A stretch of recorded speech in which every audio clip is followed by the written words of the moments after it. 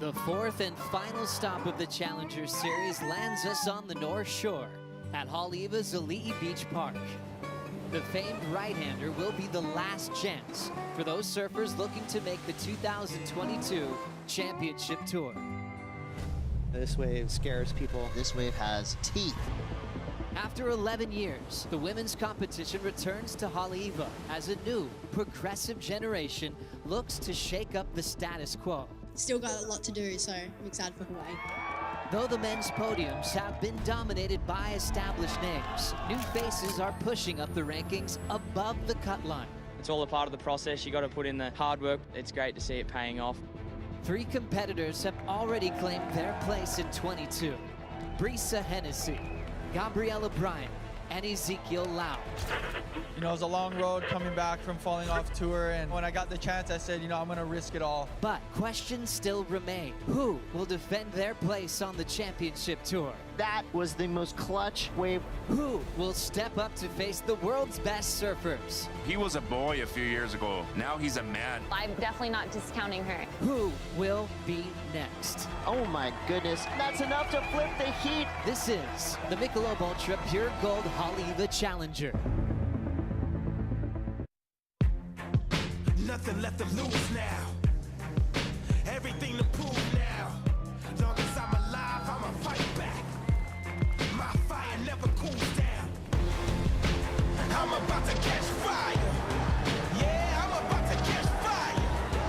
Get ready for the new me. Get ready for the new me. Try to hold me down and I go higher. Try to put me out and I go wilder. I'm a fighter, a survivor. Stand back when I catch fire. Aloha, kakahiaka, and good morning to you. Welcome to Haleiwa Town. This is a classic event with a lot on the line. The final stop of the Challenger Series early in the morning. Even felt cold this morning waking up, and we are happy to see the swell continue to pulse at this large, high-performance, big-wave venue that has hosted so many legends of the past, like Barton Lynch sitting alongside me, 88 world champ, also an 88 Haleiwa champ as well. And Shannon Hughes, you've been watching this Challenger Series so closely, and a very short season, and it's all coming down to this. How good does that feel? It's so exciting that we finally get to see who's going to be on tour next year. And also looking at everything, all the threats and big waves, all the new names that have never surfed out here before with a lot on the line, BL. I'm sure that's bringing memories to you going back to your first trip to the North Shore.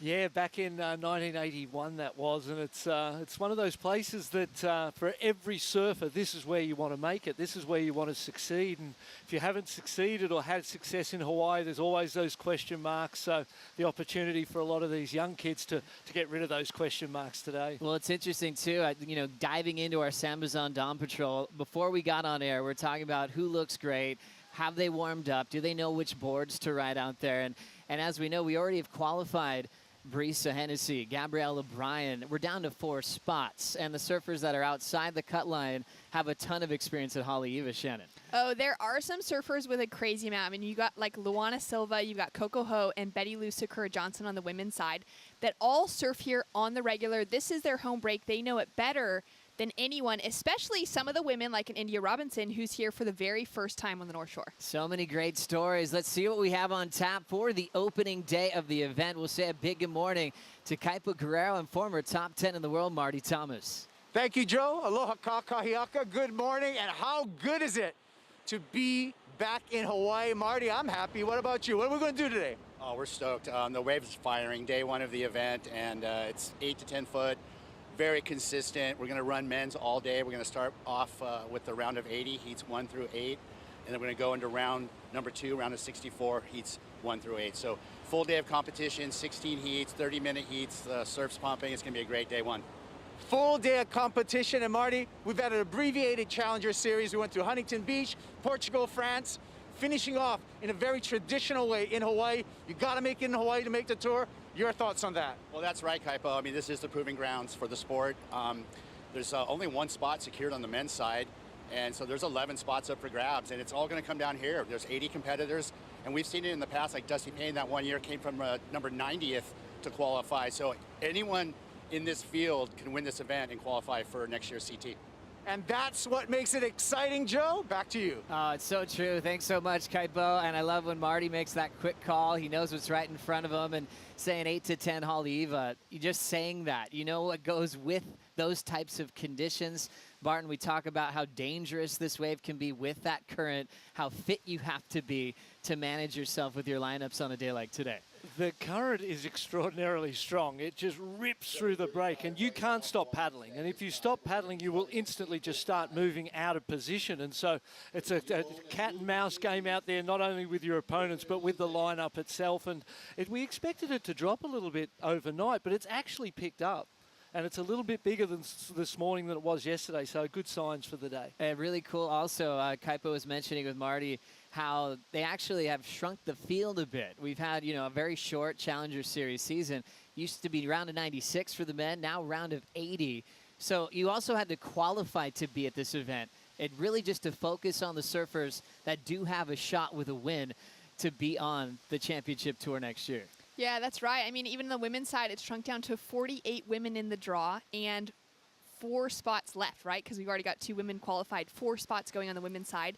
It's going to be so exciting to see, and so well done to those surfers for just making the cut to be able to be present here at Haleiwa and battle it out for that qualification spot. Well, this big high-performance venue is showing its teeth. First thing in the morning, it's going to be all for the men today. We'll take a quick break. Much more to come on the Sound is On Morning Report. We'll be right back.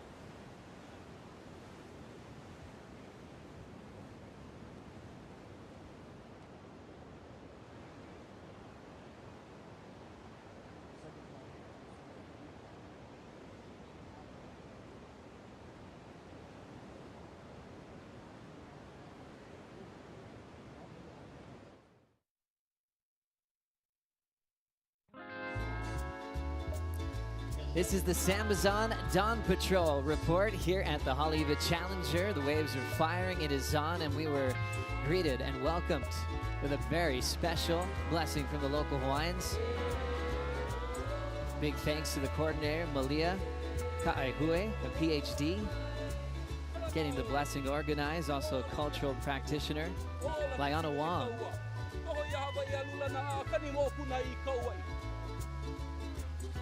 Blessing the surfers. Thankful for the waves and the protection. And it's so beautiful to experience this at every WSL venue around the world, honoring the locals, perpetuating the Hawaiian culture and the language. And it just gives you goosebumps every morning before you start a major event like this, to be greeted so well by the native Hawaiians. Joe Turpel, Barton Lynch, 88 world champion, Shannon Hughes, here on the Sambazon Dawn Patrol report.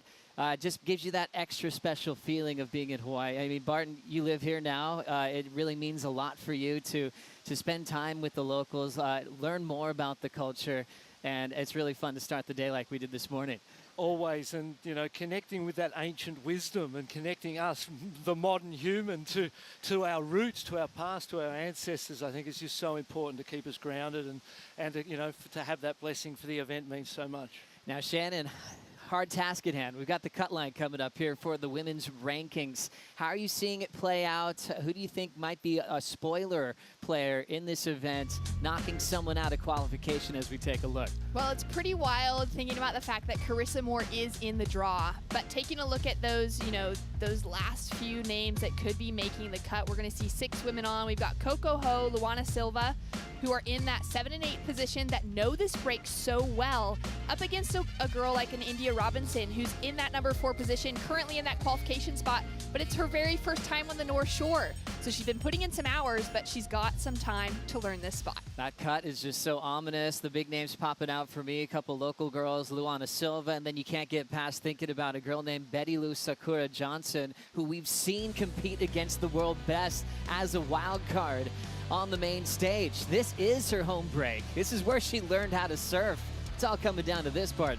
And you can see it in the aggressive surfing that she does, so powerful all the time, and just the driving calves out of the top. And you know, we talk about it all the time here in Hawaii, but local knowledge plays a bigger part here than perhaps anywhere else. And it's pretty special when you're always getting comparisons and maybe having to wear that big weight of being the next anyone, because you're yourself, but oftentimes compared to Carissa Moore. I mean, to even say that in one breath, you know, Betty Lou's handling that with a lot of maturity and staying calm in her headspace, Shannon. Oh, she really is. She's got all the grace to carry her through that. She's got the great mentorship of, you know, the locals here on the North Shore that have trained her up well to know this wave so well.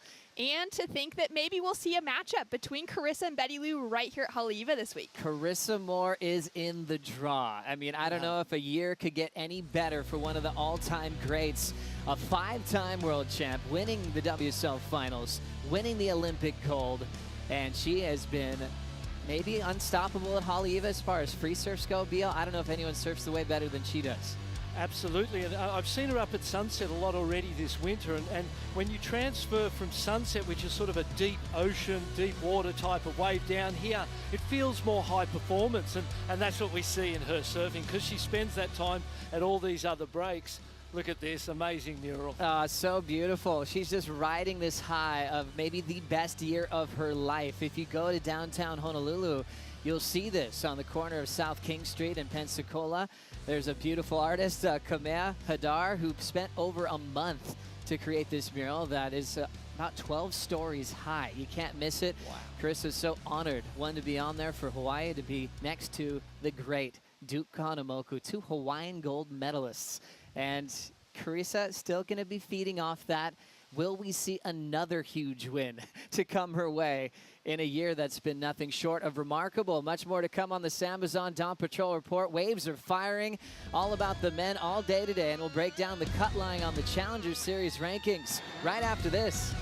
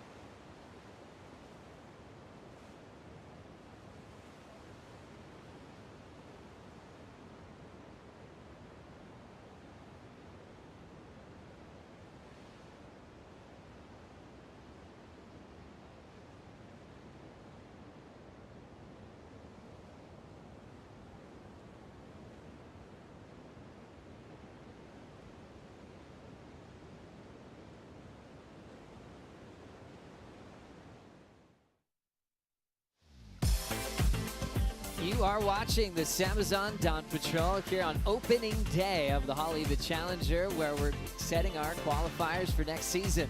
On the championship tour, remember, we already have Gabriela Bryan, Brisa Hennessy qualified, along with Ezekiel Lau, who already had a huge victory at Portugal. He's here to play spoiler once again. He still feels like he's not finished, but a lot more to talk about because it's top 12 this year to qualify. And we also made that change.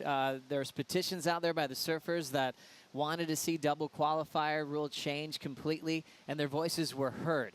Now it's going to be a bigger list of qualifiers and hopefully a bigger rookie class for next season, Barton. Probably a great decision there. Yeah, so the CT qualifiers, and you see that next to Kanoa's name there, for example, those guys double qualify, so it goes beyond there. And some great names there, Ezekiel Lau, who you said has already qualified.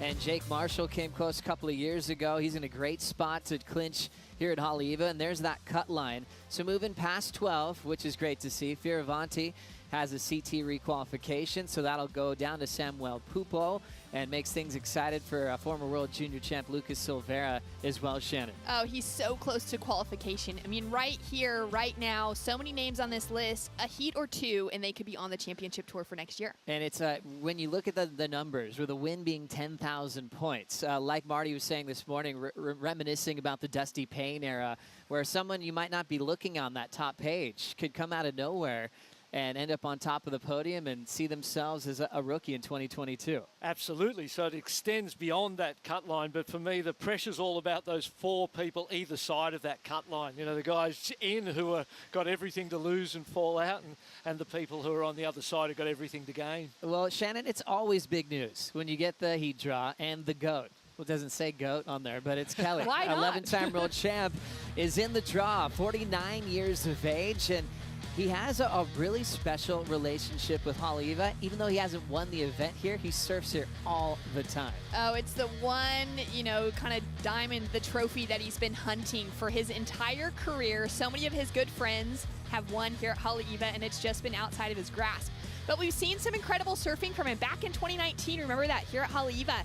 He took off prone on that wave. He was chasing a 6.5. He ended up with a 7, waiting for the score on the shoreline, and just pulled, you know, something out that we expected him to be able to do, but also there's so much pressure on in these situations. So for Kelly Slater to have that opportunity to win at Haleiwa, I'm very excited to see him in the draw. I suppose, BL, it was always a story. You mentioned before, Kelly Pipe. That was just always the focus. Yeah. But it feels like at this part of his life, it's kind of the underground favorite for a lot of his close friends to come here on a bombing swell and test boards, test equipment, test their metal when it gets nice and challenging as well. Yeah, it's always had that reputation as the place. I know as a young Australian, when we first came here, you would surf Sunset until it lost it, around that 12 to 15 foot, and then you come to Haleiwa and surf it for a while before it lost it, and then you would go to Waimea Bay. So it's been one of those places that people love to come, and that high performance nature of it, although it is super heavy, and to get caught inside out there can be a very dangerous situation, but generally speaking, it's all about hot dog, high performance surfing, and I think that's a kind of a nice thing to have on the North Shore. And always a great opportunity when Kelly's going to put the jersey on and compete against all the best in the world here in the Challenger Series. Speaking of the best, also John Florence, a local boy who got injured early in the year after winning Pipeline, had to give away the world title once again, but he's back in fine form. And Shannon, his free surfs almost scare you because he's not holding back. Well, I mean, they have to scare you. It's the 2-time world champion. He is the North Shore local. When John is in form, when he's, you know, not sitting in that injury position, if he's feeling healthy and feeling ready to surf, he is going to be the person to beat out here this week. Pretty crazy when you think back to his win 2016, just how he can get scores. One turn, one section.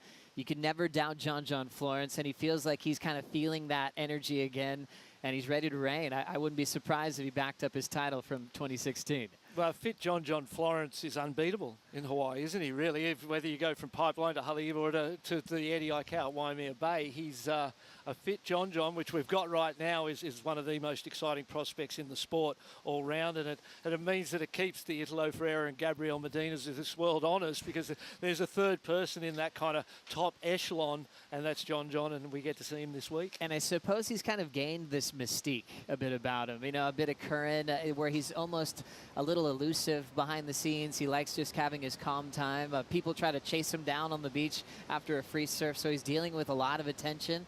But I think he's found a great balance in his life of being one of the most famous surfers in the world and also finding quiet time here at home on the North Shore, Shannon. Yeah, I feel like that really speaks to him being a Hawaiian, that humble attitude of, you know, the locals here, the respect that they show for the ocean, for their fellow surfers, for their family and their community.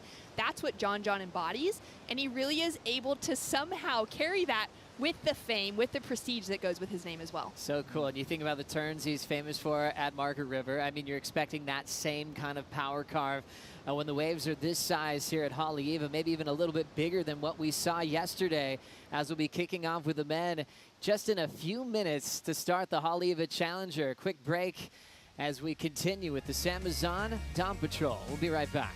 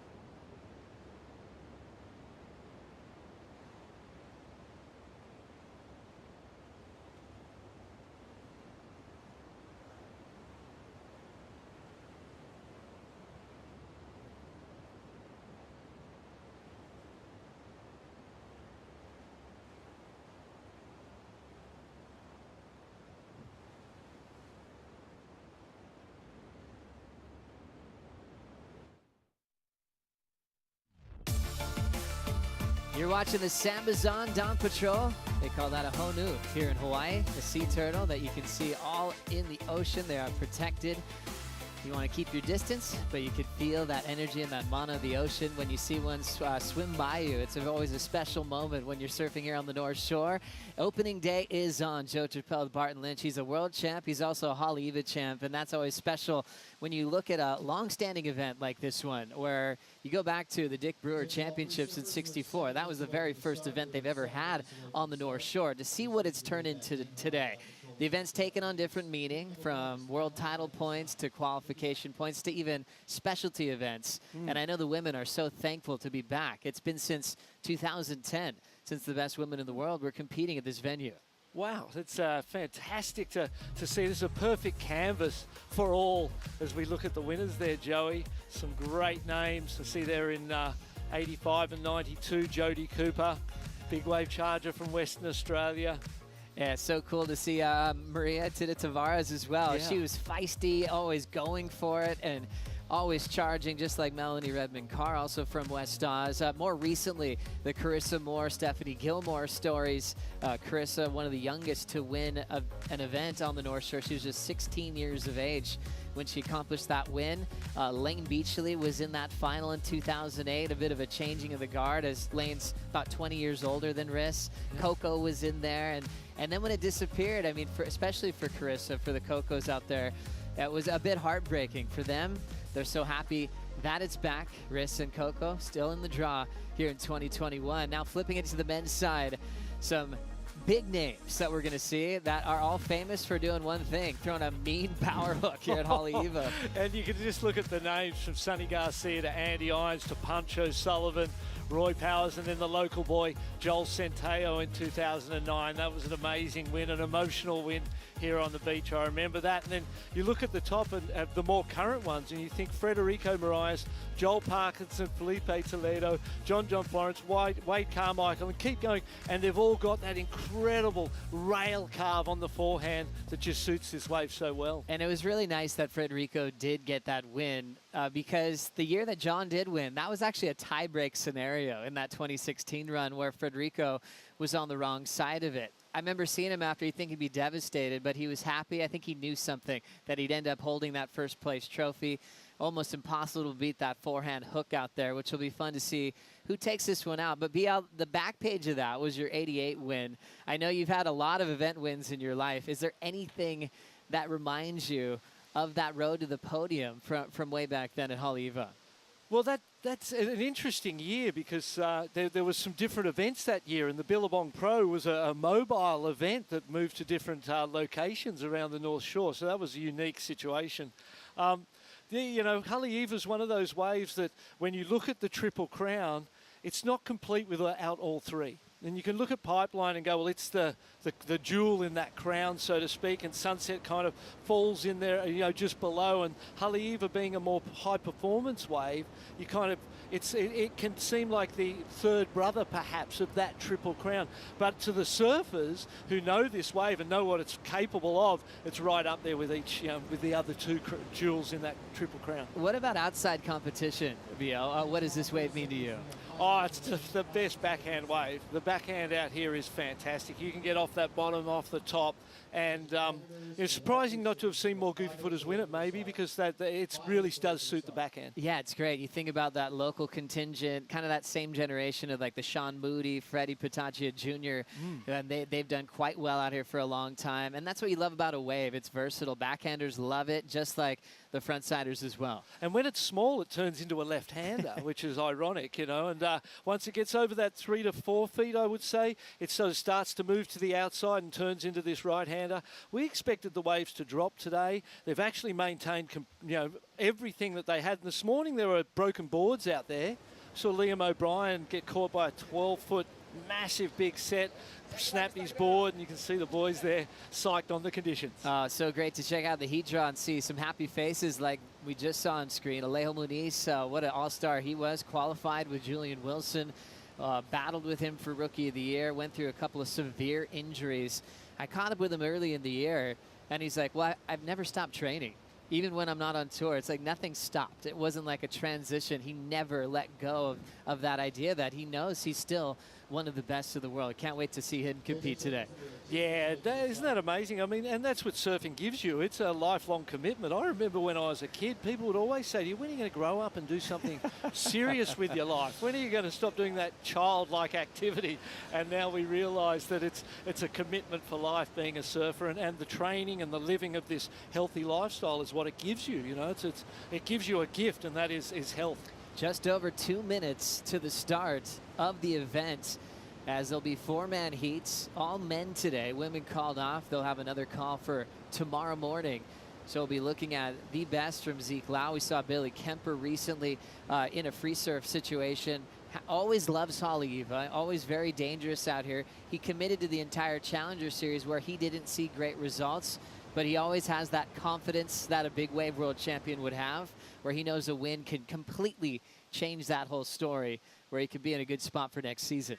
And I think, too, as a big wave world champion or a big wave surfer, you want to be known as an all-round great surfer. So that commitment and dedication to the Challenger Series, anyone who would have that door open to them would take it with both hands and go out to prove that they've got the whole package. You'd imagine if you're competing against Billy Kemper, you might have to unfollow him because his training is intimidating in itself. You see how focused he is, and it's actually incredibly inspiring to see 100% commitment to his fitness, his mental strategy, and I think he's going to be one of the danger men in this contest for sure. And you look at Kelly Slater expanding those boundaries of what we thought was possible given age, and then I have to look at Laird Hamilton talk about unfollowing someone because of what the way they exist is so intimidating.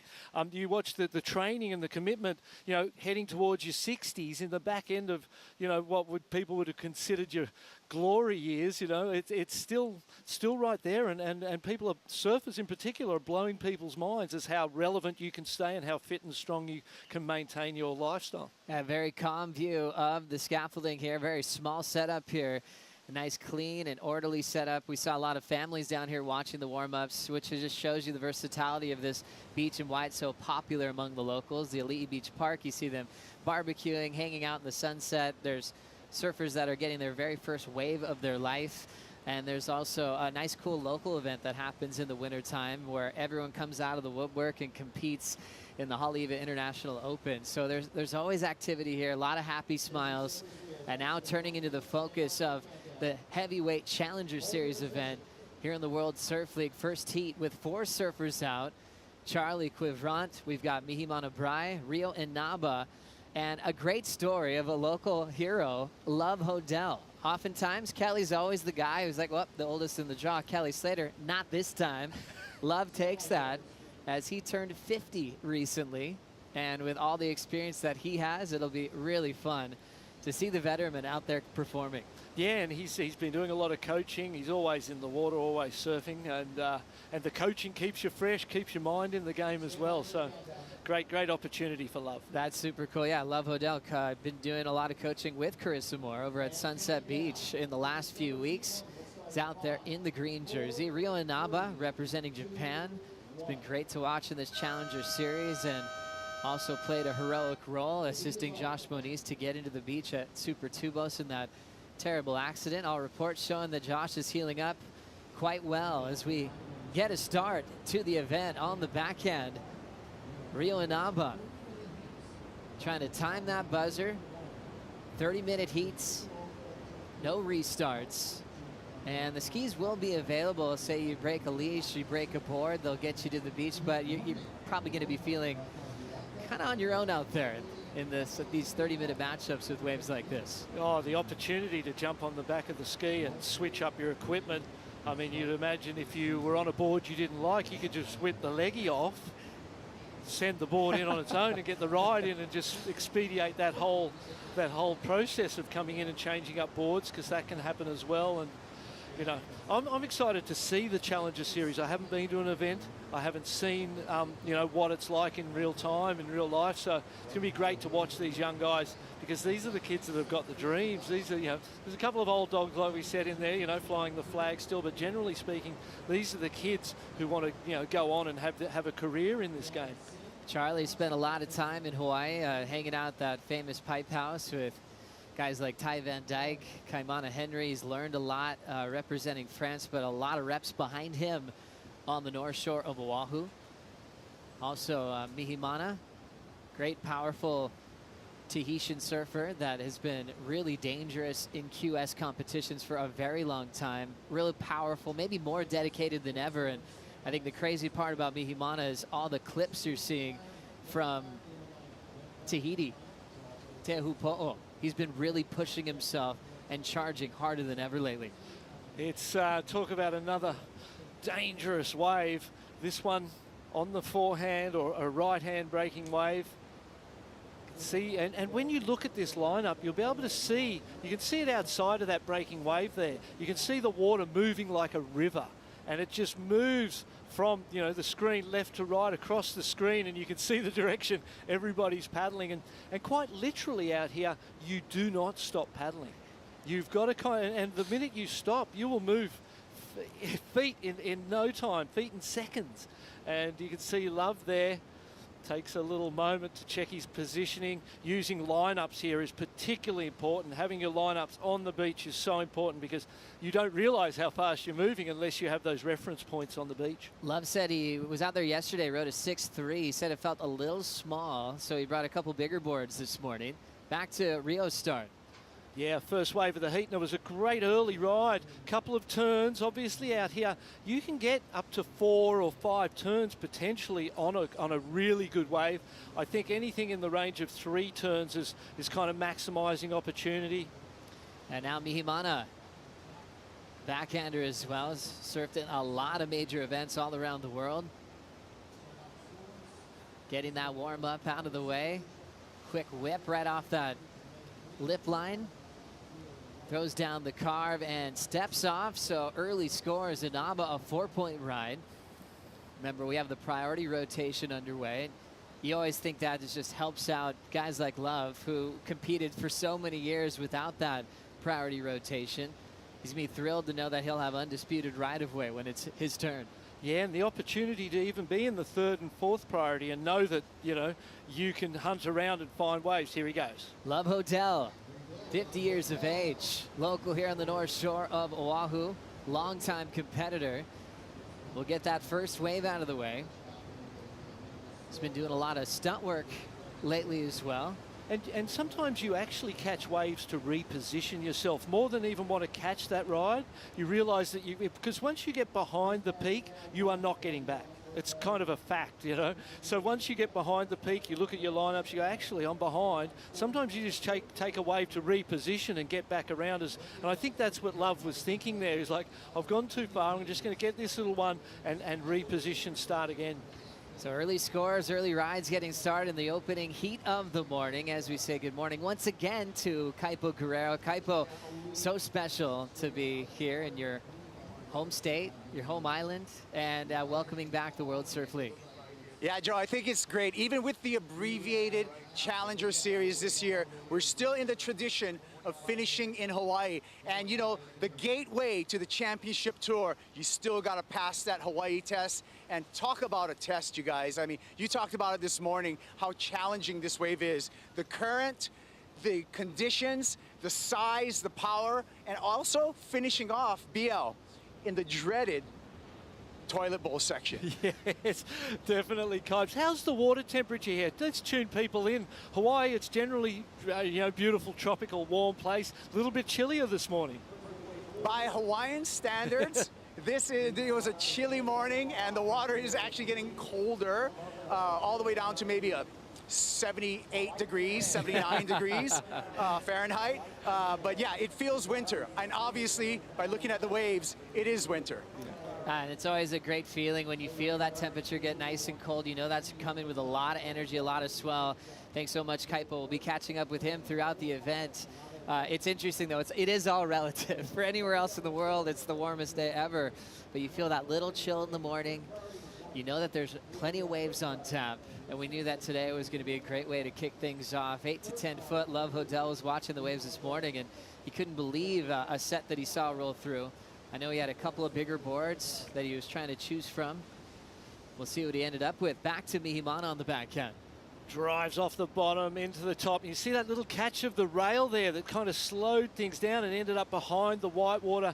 Got a 4-point, and again, it's a little bit stuck at the top there.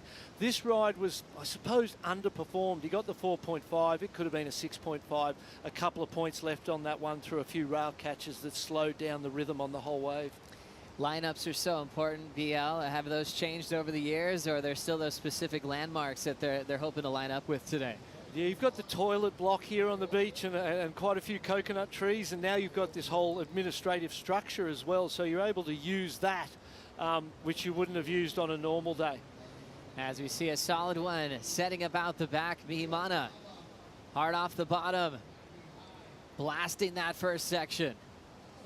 A lot of white water on the heel, so that's going to stop that wave short. 4.5 on the opener. Already had him out in front. And that'll be a solid second score just for one big move. Judges love that commitment to that solid power source and great extension vertically in the pocket there. Yeah, that first turn was great, and he's obviously down the priority roster, so he's like, you know, you're paddling back out, you go, I'll grab this one. Gets to the bottom, you can see it's double overhead at least. Beautiful first turn. And then this second one, there was an opportunity maybe to get up on that white water, and there was a lot of lip hitting that white water, so you might have, you know, come unstuck. It's going to be interesting to see that 4.5 compared to what that one turn gets. And I don't think there's going to be that much difference, because that one turn was, you know, it was a great single turn on its own. It's so great to see all the changes from over the years, not counting turns, always looking for quality and commitment. And judges will reward that. We referenced a couple of one-turn changes we've seen in Haleiwa history. We're talking about John's win in 2016. And then maybe the turn seen around the world, the Dane Reynolds hack that he threw down at Haleiwa is still called maybe one of the best turns performed, not just at Haleiwa, but in pro surfing. It was that radical. Yeah, incredible, isn't it? And I could see some scores starting to drop, and it's going to sort of talk to what we were just talking about. And I suppose it's all about quality, not quantity. And I think Rio Inaba's first wave as a 4 points to that as well. It was a 2-turn 4 compared to Minimana Bry's longer wave that he didn't really, you know, connect with. And then that one single turn has come in at a 5, better than the first wave that was, you know, 3 or 4 turns and ridden to the end. So to the point. A lot of great focus for Mihimana as you see Rio Inaba on screen representing Japan. The great changes that we've been seeing have been incredible to catch up with Travis Logie and talk about the regions, how you qualify within them, and you get great representation on the Challenger Series. Red suspended prior. Checking it now. Keanu Singh and Crosby Colapinto coming up in the next heat with Ruben Vittoria and Rio Waida. A classic kind of young gun matchup. More waves on the way. Love Hotel. Great turn off the lip line there. Looks like he's gone to a little bit bigger board. You were talking to that about how he felt the board he rode yesterday was a little small. And there's that last finishing move for Love Hotel to stay on his feet. His best score so far. And yeah, he said the 6.3, just he felt it was a bit bumpy yesterday. He was keeping an eye on these buoy readings last night while he was having his Thanksgiving dinner, and he was just saying, oh, it's going to be bigger, it's going to be bigger. So he was already picking just a couple of bigger boards out of his locker at home, and this one fitting in nicely on that wrap. Looks sensitive under the feet. You can see just little ankle movements, and the board responds immediately. And there's that final closeout turn on the infamous toilet bowl, or as the Aussies would call it, the dunny bowl. It's great to reminisce about a lot of performances. And Love was telling me last night about, you know, the Haleiwa event that they have every winter, the International Open. And he was like, yeah, a couple years ago it was 8 to 10 foot. They're trading waves, trading 8s with each other all the way to the final. And I think Jack Johnson ended up winning, but and Ross Williams added to it, saying, yeah, they're in finals together all the time. A lot of times Love getting first or second, but it's very competitive. It's all your friends that you grew up with, and you get a chance to compete and trade off waves. So I think those are the memories for Love that stood out even more than some of the bigger events that he's been involved with, is, you know, just trying to beat your best friends. I think our fellow commentator Ross Williams would most probably agree with that. I know that he does the event and has had success as well. And then not to forget the Menahuni event here, that is the longest running kids event in the world, and sort of started that whole, you know, Menahuni, Grom, Search style event for the kids. So, you know, very rich history. Rolling in now is Rio Inaba, had the 4.0 start. Snap, almost a stall coming out of that turn, and enough energy to hack that oncoming section. Not an easy maneuver to stay on your feet, and does well there. Last for Hodel, 3.33. So Inaba just catching that wave will move right back into the top 2. And still relatively quiet is Charlie as we See that turn again from Rio. Drops down, got quite straight, and then gets compressed into the turn. Watch the drift out of the top there. Got onto the rail, and the fins started drifting, and that was a great turn there, the closeout. So a two-turn combination. The first one was a 4 for a two-turn combination. This one's going to be better. You see that bit of a drift, hammering that section, so solid on that approach.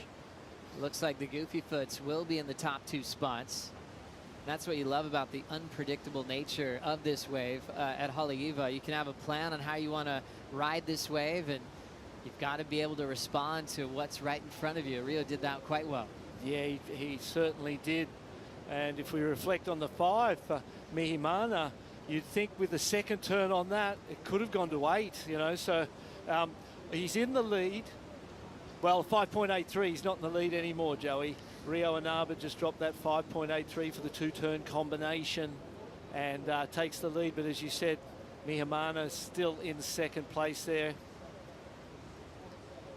But he has left a little bit on both of his rides, so good signs, you know. Yeah, it certainly is. When you think of great Tahitian performances out here, you always think of Michel Perez and what he does to this wave. Obviously, a bit of a mentor for all the surfers coming out of Tahiti, but this is the wave of the heat so far. 5.83 for Inaba. Yeah, with that drift on the first turn, nice double overhead into that closeout section, attacked it, pulled it with ease, really, looked totally controlled. And you got a feel for Charlie at this point in time in the red. He waited 10 minutes with the priority, got to the top of the priority board, and then, you know, took off on something that closed out and got a 0.5. And you feel like, you know, the heat's, you know, 16 minutes to go, so it's nearly halfway through. You haven't had a score. But if you get into a good rhythm at Haleiwa, you can pick up a few waves really quickly. And the ones that you get on the paddle back out very often can be the better ones. So you're never out of it out here. You know, 5 minutes to go, you could still get your 2 rides and claw your way back from an impossible situation. Yeah, we talk about the challenges obviously all the time, the current, lining up, being in the right spot, not getting caught inside, but there's also the joys of Haleiwa. What feels the best out here, BL? When you get those ones that come from deep and move at that beautiful pace all the way along the reef, and you get to, you know, come off the bottom into the top several times and build your momentum and rhythm across that face into that final section on the toilet bowl at the end. They're the ones that I love the most, the ones that come from deep. And then there's the ones you can pick that are a little wider on the way back out without priority, and they're the danger waves for a competitor. Great start of the morning for Rio Inaba. 5.83 and a 4-point ride. Still 15 minutes to go in the first heat of the event. We'll be right back.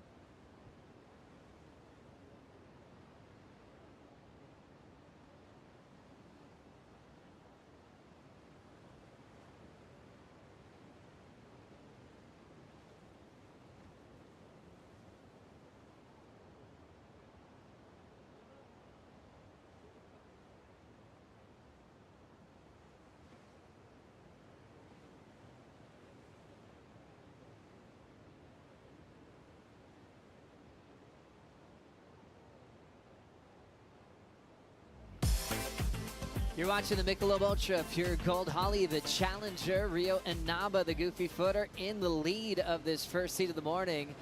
Jams that vertical snap. Great timing on the second effort. Hard off the bottom, late on the float, and a tough way to go down. Such a shallow part of the reef. Charlie locking in, but Mihimana does have priority. Well, so he Charlie didn't had to get turn out of it there. into a score, did he, Joey? Sorry, mate. But he did the block, but maybe he didn't need to do the block because it didn't look like Charlie was going to get around that section either. He was deeper than Mihimana, and Mihimana didn't make it himself. So he used the priority, but maybe didn't need to. Yeah, it's an interesting position to be in. He's been seeing Charlie, you know, not get a wave yet. Decided to use his priority to keep him off. He can do that, having the higher priority card. And when it's a blocking move, you'll drop down lower than Charlie because he was the one that got blocked. 12:50 to go. Love Hodel on a solid wave here. Big takeoff, riding some larger equipment, and he'll just have to straighten out there. So much water moving behind Hodel. 3.33 his best numbers so far. And he'll look to get back into position. Mihimana with some open face. Beautiful clean face, isn't it, Joey? Real smooth, lots of time. These are those ones that slow down and allow you to get up and down in the pocket. Nice last turn. And the goofy footers are sort of holding their lead is actually getting stronger and stronger as this heat goes by. As far as conditions are concerned, BL, typically on the North Shore of Oahu, really what you're seeing this morning with the trades and how things settle in, what are you seeing so far? Yeah, it's an interesting thing. Once the sun comes out and the wind straightens up, there's always that morning sickness, as it's called, where there's that little warble from overnight where it doesn't have the wind cleaning the ocean. Here we go, Charlie needs this one. Charlie now setting up that front side hook. Off the bottom, there's that rooftop hack again. He controls it. Working on a finish off the bottom and a clean way to close that one out. His best score so far. And great timing, 11.5 on the clock. Suffered from the block, being out of position at the start of the heat. So it's crunch time. We'll go back to Mihimana's wave. Drops in, and it looks like he's going to come straight off the bottom, but there's that section in front of him. He decides to just take his time, go around it. Looks kind of calm and relaxed at this point. Gets up into that vertical lip before it closes out. So there wasn't really a lot on that ride, was there? It gave the impression that it was great because he and Rio were just dominating the wave catching in this heat. But when you look at Charlie surfing here, driving off the bottom, he's dangerous. He could easily get himself back into this heat because there's been nothing over a 6 so far. So you look at that and you go, well, they've all had rides and I'm way behind. There's still 10 minutes, but no one's had a 6 yet. So that would give you confidence, and we see that confidence on this one. And just a nice point of difference. The Goofies have been kind of hogging the top 2. Point of difference on his forehand. He's got great flow.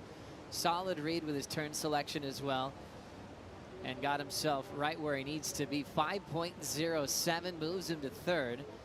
Needs a 4.43 now to advance on into the next round. To the point, you've had a terrible heat for 20 minutes and you feel like things just aren't going your way. It's only best 2 rides, so our surfers are only scored on the best 2. You can ride as many as you want, but only those 2 are going to count. And it seemed like, you know, the goofy footers had control, but all of a sudden a 4 is an easy score to get. And 4.5, you need the 4.43, so it's a 4.5 generally when the judges put those scores down. So right there now, and it's game on, and you've still got lots of time.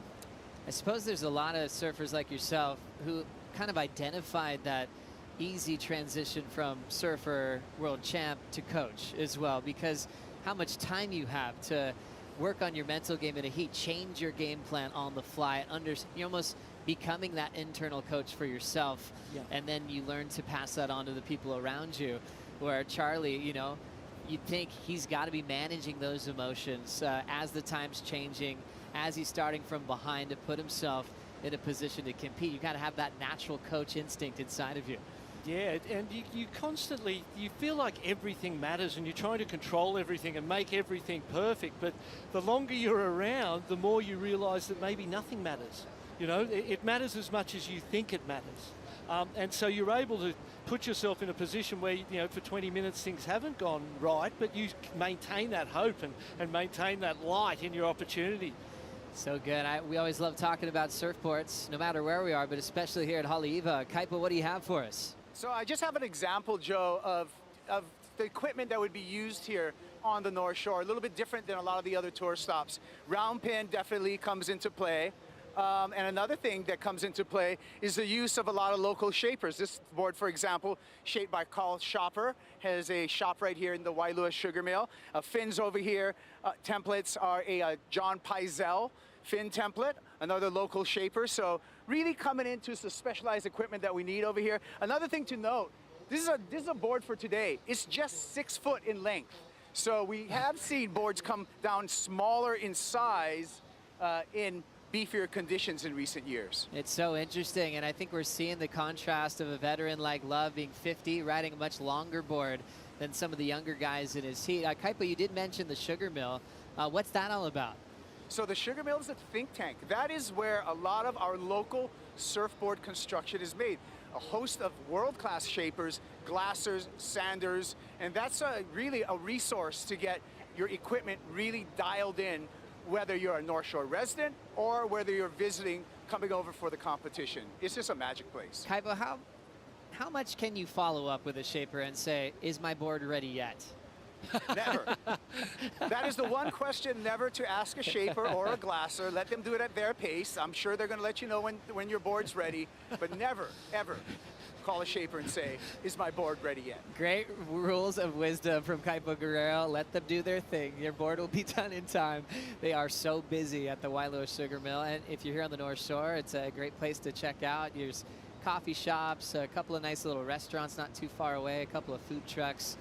Pretty close to Wailoa High School as well. And some of the best shapers in the world are building boards as we speak. Yeah, and it's just got that classic old Hawaiian feel, hasn't it? You know, it's a sort of historic place. You know, it's really got that mana. Double overhead section for Mihimana, going down on a really aggressive connection. Like you mentioned, so smooth in his just performance. But that one, ultra casual, doesn't find the landing. Still second behind Rio and Naba. Let's see what happened here. Gets up into the lip. Nice vertical attack. Oh, and then you can see that the legs got straight. That little bit of the wave scooped out underneath him, so the board lost contact with the water surface. Oh, watch out. Front side hook for Charlie. Needs a 4.43 here. Oh. Solid wrap. Looking for a third decision here. And Quivrant needs to straighten out through that toilet bowl section. You can see sometimes it offers you time to hit one last turn before it completely runs out of room. 2 clean turns, 4.43. He's getting the score. I think he's getting the score, and I think Mihimana is going to pay the price of some missed opportunity on those earlier rides. The scores, look at it. At first I thought it might be a bit small, but it's not. It's a good size wave. Nice first carve. His board looks really crisp and clean in the water, and you see it right there. Shame there wasn't one more closeout turn, because we would have seen perhaps the best wave of the heat so far. But there's a crispness and a speed to what he did on that wave that makes me feel like he's getting the score for sure. Mihimana is going to pay the price for some of those missed opportunities on those first couple of rides and find himself maybe struggling into this last 5 minutes to get a score and get back into a qualifying position. I'm really enjoying the drive that Charlie has on his waves. It looks like he's surfing with a lot of confidence. His turns are done with authority and finesse. And like you felt, as soon as you saw the wave, we will get a change. Charlie, 5.77. Moves to second. Mihimana down to third. Needs a 5.84. He dropped the high and the low, so he kept one of those 6s. Great effort for Charlie, putting himself in the top 2. All very tight, though, isn't it? Look, a 5.2 to go to the lead, and then you look at Mihimana needs a 5.84. Love's in a different position, needs a 7.51, but it's still completely doable. So anything can happen in these last 4 minutes. Now rolling in Inaba, the heat leader. A little bit smaller wave, Joe. Snap to start. Now setting up his second bottom turn. Much smaller wave. He'll just attack the whitewater, so might have felt some sort of feeling that he had to take that wave. His low score of 5.13. Will that even be close with a wave that size? I don't feel like it's going to improve on the situation, and you've given the priority away, and all of a sudden your opponents, everybody's out the back and you're on the inside, and if you don't improve, that's going to be a critical mistake. You know, you imagine that every wave you ride in theory should be better than what you've ridden before, and that's you're building momentum that way towards success. As we have another look here at Naba, or the heat leader, got his scores on much bigger waves. Yeah, twice the size, you would think. This is a much smaller wave. Well served, really lovely surfing at the start, got a little bit loose around the edges towards the end, and that was almost it might have been the fact that he realised he'd made a mistake, and towards the end the concentration on the wave and then the concern about the overall position started to come into play. All surfers with the hopes of putting up a huge result here in the round of 80. Remember, it was the round of 96 in the first 3 events of the Challenger Series. You had to qualify for the final event of the Challenger Series. All about Rio Inaba getting a quick start. Some heavy sections, attacked him well. 5.83, still the best number of the heat so far, Barton. Yeah, backed up with the 5.13, and the surfing's been great. The board looks great, and the wave selection, you know, to date, he's done everything right all the way through this one. Oh, and really copped it on the inside there. Charlie was a bit quiet through the start of the heat. A little out of position, then fell victim to the block that Mihimano was allowed to do, and then found some clear water, some aggressive, clean frontside hooks. 5.77 is high mark, seeing it in an advancing spot as we approach the 2-minute warning. Stressful times for Mihimana. For Love, it's, you know, Love's excited to be in the event, excited to have a heat, and he won't be emotionally affected by the result. It's all, he's on the gravy train. But for Mihimana, it's a long trip home without success. 1 minute 45, you could literally still get 2 waves in that amount of time. So the door's still open. Charlie gets another one though. 90 seconds remaining. First heat of the morning. Rio Waida, Keanu Singh, Crosby Colapinto, Ruben Vittoria coming up next. But all focused on the Tahitian. We'll see how Love handles priority, needing a 7.51. And Mihimana also needing that last wave. Sorry, Joe. 3rd and 4th, I'm out of touch. I haven't commentated much this year. You're on fire, BL. But 3rd and 4th in the heat are with 1st and 2nd priority. So we just need a set to come through, and they will both get an opportunity. It looks like something's coming now. Final minute. Now rolling in, Love Hotel. Growing up in Waikiki, living here on the North Shore for a very long time, throwing down an aggressive hook, hangs on. Very responsive is this bigger board.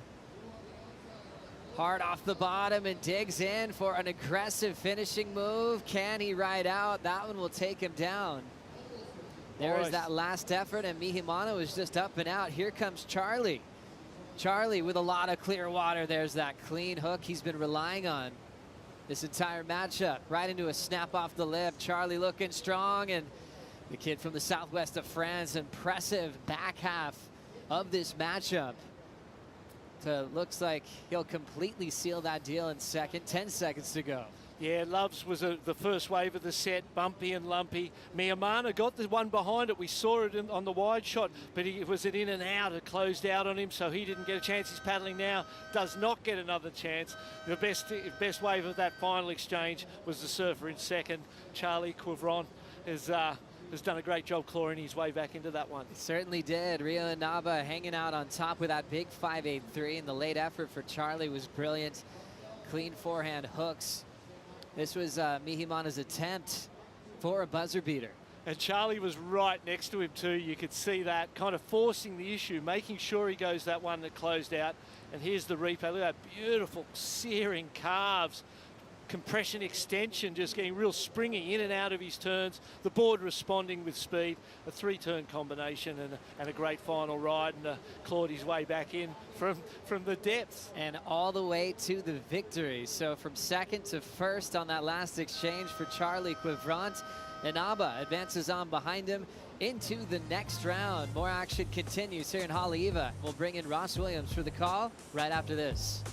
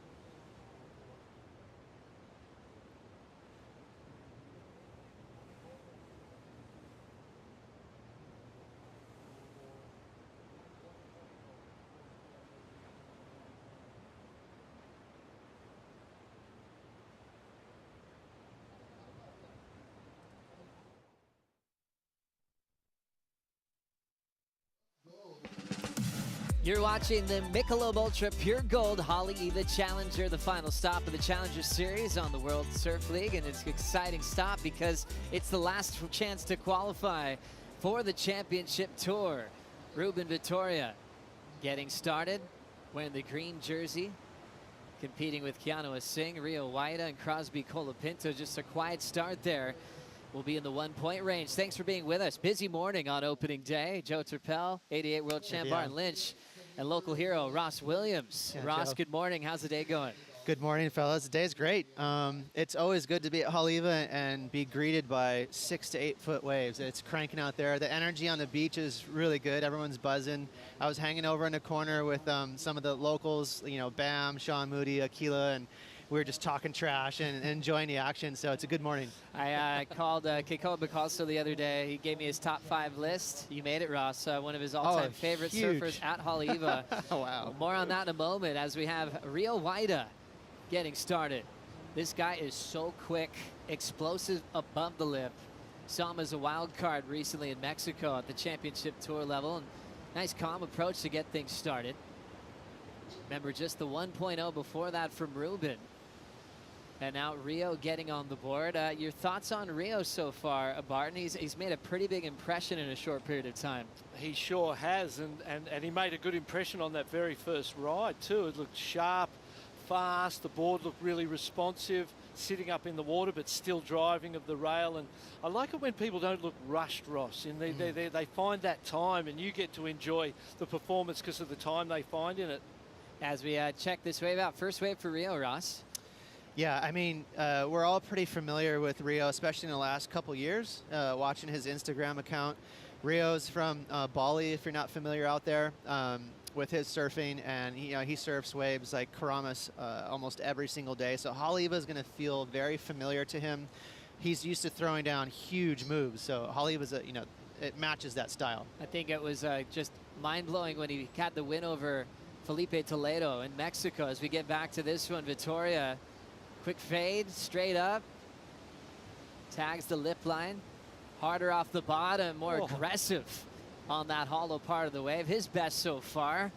Speeding in action with Cross. Colapinto using that big rail hook to his advantage. He's a big kid from San Clemente and hacking away multiple turns with a beautiful float to finish on his opening wave of the matchup part. Well, there's no doubt that that's going to look a little paddle race right now too. Priority so important. The opportunity to whoever gets to the outside of the lineup first will get that priority. Keanu Singh, CT competitor, winner of the Quicksilver Pro in France, enjoying a hollow section, and Anuboy makes it. Hard off the bottom, he will trim that thing through the inside and just continue to hack away, looking solid. He's got a great headspace, and Keanu adds his best so far. But you're showing that physicality here at Haleiwa, the paddle battle right after you've just put everything into a last wave. It doesn't stop. Got to go right into a battle for priority. Keanu right behind that now as we'll catch up to the replay. Barton, Keanu Singh here. Nice clean face, drives off the bottom, gets a beautiful snap, a little punctuation at the end, and sees a barrel section here. Travels, gets a little messy at the end. And then you get some nice finishing work, but my mind just can't get Crosby's wave out of my head. That was just so beautifully surfed. And that'll put this into a sort of lower context for the judges. If that Crosby Colapinto wave hadn't happened, you'd be looking at this wave as the best wave of the heat perhaps so far, but Crosby's was another level, I think. It's so true. Before we get to Crosby, Ruben also got involved here, Ross. Yeah, I'm just trying to familiarize myself with Ruben, but I like this angle he puts on this little snap on the end here. Really sharp right there. So, adding a little flare on the toilet bowl, which is not easy to do. There's the finish. Put a little bit more emphasis on that last maneuver as we have a moment to catch up with Charlie. We'll send it down to the beach with Kaipo. Yeah, thanks, Joe. Charlie, really all the work for you was done in the back half of that heat. Talk to us a little bit about how you had to come back at the end. Well, it was a tough start, getting that set in the head straight away without getting a wave. Kind of killed my rhythm right there, and then somehow I got back out and I was able to get those two at the end, but so much energy paddling in the current over here. It's crazy. Talk to us a little bit more about like how radical it is, how heavy it is with all the water moving out there. I know, it's crazy. All of a sudden you're like in the perfect spot where you think, and then you look back for a wave and you're like 20 meters too deep already. So it's like a lot of paddling. And then when I got this set on the head, I was like, oh no, I'm done. I have to go all the way around, and I didn't want it to lose priority, so I was paddling all the way around. And yeah, it's sketchy. Talk about opportunity, and still the dream of making the championship tour. It's not done. It's a wide open field here. Like, you win this event, you know, there's a lot of working parts, but you're right in the conversation. Yeah, I mean, I'm coming here with not much pressure. I didn't have that much of a good year, but it's pretty open for everyone, I guess, and everybody's been ripping all year, and with only 4 contests in the year, it gives a lot of opportunities for everyone. So, I don't know, no pressure, and just want to enjoy myself as much as possible, you know. Last event of the year, so gotta make it shine. Enjoy yourself, and we're gonna enjoy seeing you in the next round. Back to you, Joe. Thank you, Kaipo. Charlie will move on to the next round to surf against Connor Coffin, one of the best in the world. Also Dylan Moffitt, who we got to see as a wild card last year at North Narrabeen. Fun matchups already building that we will see the first 8 of the next round before we leave the beach today on opening day. And now let's get caught up with the wave we've been waiting for. Crosby Colapinto, Barton. Oh, the speed, and then the style, the personal interpretation, that little twitch out of the top there into drift. Beautiful lip line floater, an 8.5 Ross, and very well deserved. I mean, he just reminds me a lot of Joel Parkinson. He's got that real buttery, smooth style and technique. I know that he's very competitive with his very famous, successful brother Griff. And I'd like to throw a challenge out there. I'd even see Crosby in the last couple months has been out surfing his brother, which is a big call. Griff is gnarly, but Crosby has been on fire. You just threw that out there. I like that. Keanoa Singh now throwing down the front side hook. Been riding Tokoro's, I think, his whole life. 5.57 was his opener. Shorter ride there. Rio Waida. Set up turn. Driving off the bottom, attacks the whitewater section. So spring loaded. He'll extend the drift. Awkward section to ride out of. He'll lose that finish. Exchange continues. Already with an 8.5. Cross digs in again. Nice redirect on the car, big front side hook. Sinking those fins into the face. He has so much power and control. Loses that little layback finish. This guy looks inspired, fired up, making a lot of great decisions. And he's still a young man. He did have some reps as a wild card, you know, this past season. Made the trip on that WSL charter flight, got a little experience just handling nerves on the big stage, and doesn't look like he's shown any of them at the moment, Barton. Well, you know, there's one place consolidated. He's winning this heat, no doubt about it. I would put that out there already, even with 19 minutes and 50 seconds on the clock. That 8.5 coupled with that surfing. And the thing that has allowed the surfing is the wave selection. He's been on those beautiful second waves of the set, Ross. Yeah, and those are, you can see all the wrinkles in the lineup on your screen right now. The first wave has a lot of that, so you're getting chatter, you don't have a lot of control.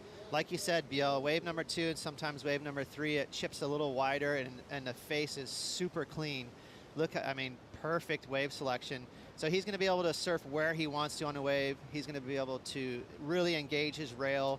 That's sort of his bread and butter anyways, isn't it, guys? I mean, he is so good on the rail. And it's crazy, all the different change-ups with variety he can throw down when you're moving that quickly. And there he goes up and down.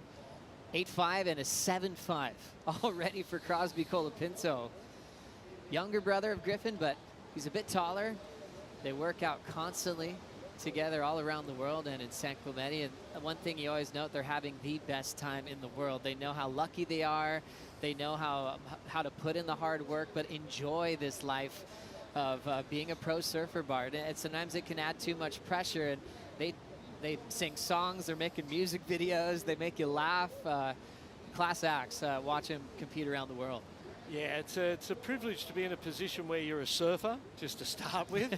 Here we go, Keanu in second place, and you got a 5.57 on that tube ride, Joey. Yeah, solid one there. Keanu Singh spending time in San Clemente and spending time in the barrel out here at Haleiwa.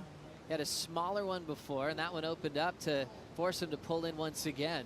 Waida on the way behind him.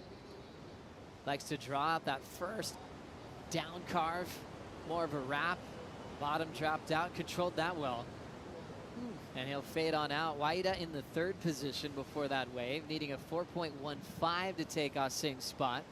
Colapinto way out in front, comboing the entire field. And now Ruben in that position, needing a 5.42. We've seen Keanu in those positions where he's had to pull in a couple of times. Ross, talk about the barrel here at Haleiwa, how it can factor into a big score.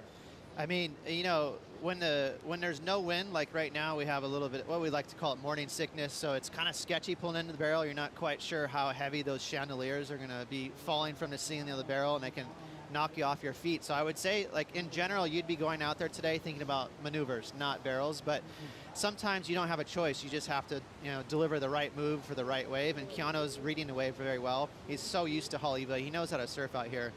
He's definitely the favorite in this heat in terms of the lineup. You know, he knows where to sit. So, you know, but I'm sure Keanu wants to get on the board with big moves. It's interesting how dangerous that end section can be. Ross, you had a pretty scary injury just even recently, a couple of years ago on that toilet bowl section. Your face looks amazing, but you definitely had to I don't know about that. go to the emergency room. What happened there, and why is that so dangerous? There's so many gnarly stories about the toilet bowl. I'm sure, Biel, you have a bunch of your own. I remember one of the craziest stories I've heard when I was a kid. Richard Schmidt, I don't know if you guys remember this name, from the 80s, legendary surfer from Santa Cruz. He ducked over a wave at the toilet bowl, which you guys know how shallow it is there, and literally scraped off the skin of all his fingers just from duck diving a wave on the toilet bowl. You know, taking a dip right here, you can imagine then just all your skin getting chafed off your knuckles. So yeah, the toilet bowl is super shallow. It's sketchy. The heavy thing for these guys is they have to hit it. You know, you're competing, you got a jersey on, you got to deliver.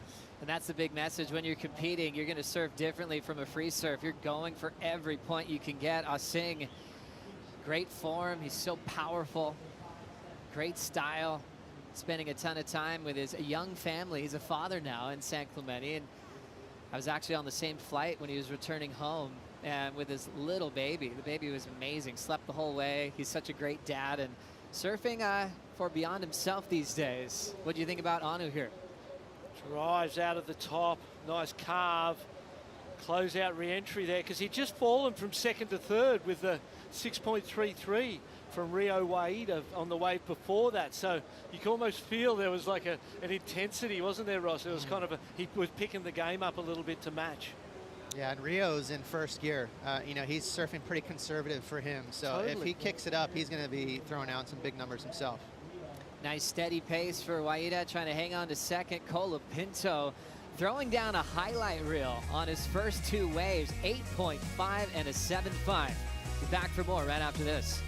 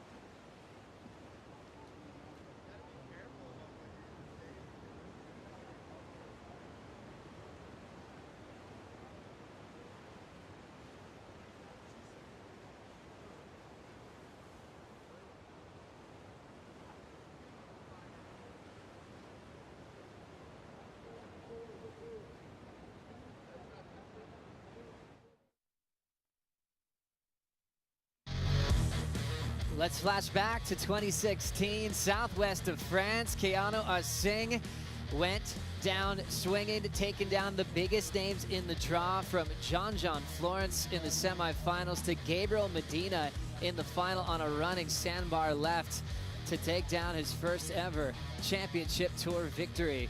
So powerful. It was he honored Andy Irons on stage for all that Andy had done in France, winning multiple CTs, and it is a day that he will never forget. So great to flash back on those big memories. The hard part about the rest of that season was Keanu did fall off the tour, hurt his foot the very next day, warming up for Super Tubos, lost in the first round, and he's been on the hunt for a spot back ever since. Here comes Keanu now. Last score didn't move up into the top 2. Now needs a 5.77, hangs on to that first turn. Draws one off the top, awkward section. Standing tall in the kick out. 5.77, are you feeling that one there, Bart? Oh, it's a good question, Joey.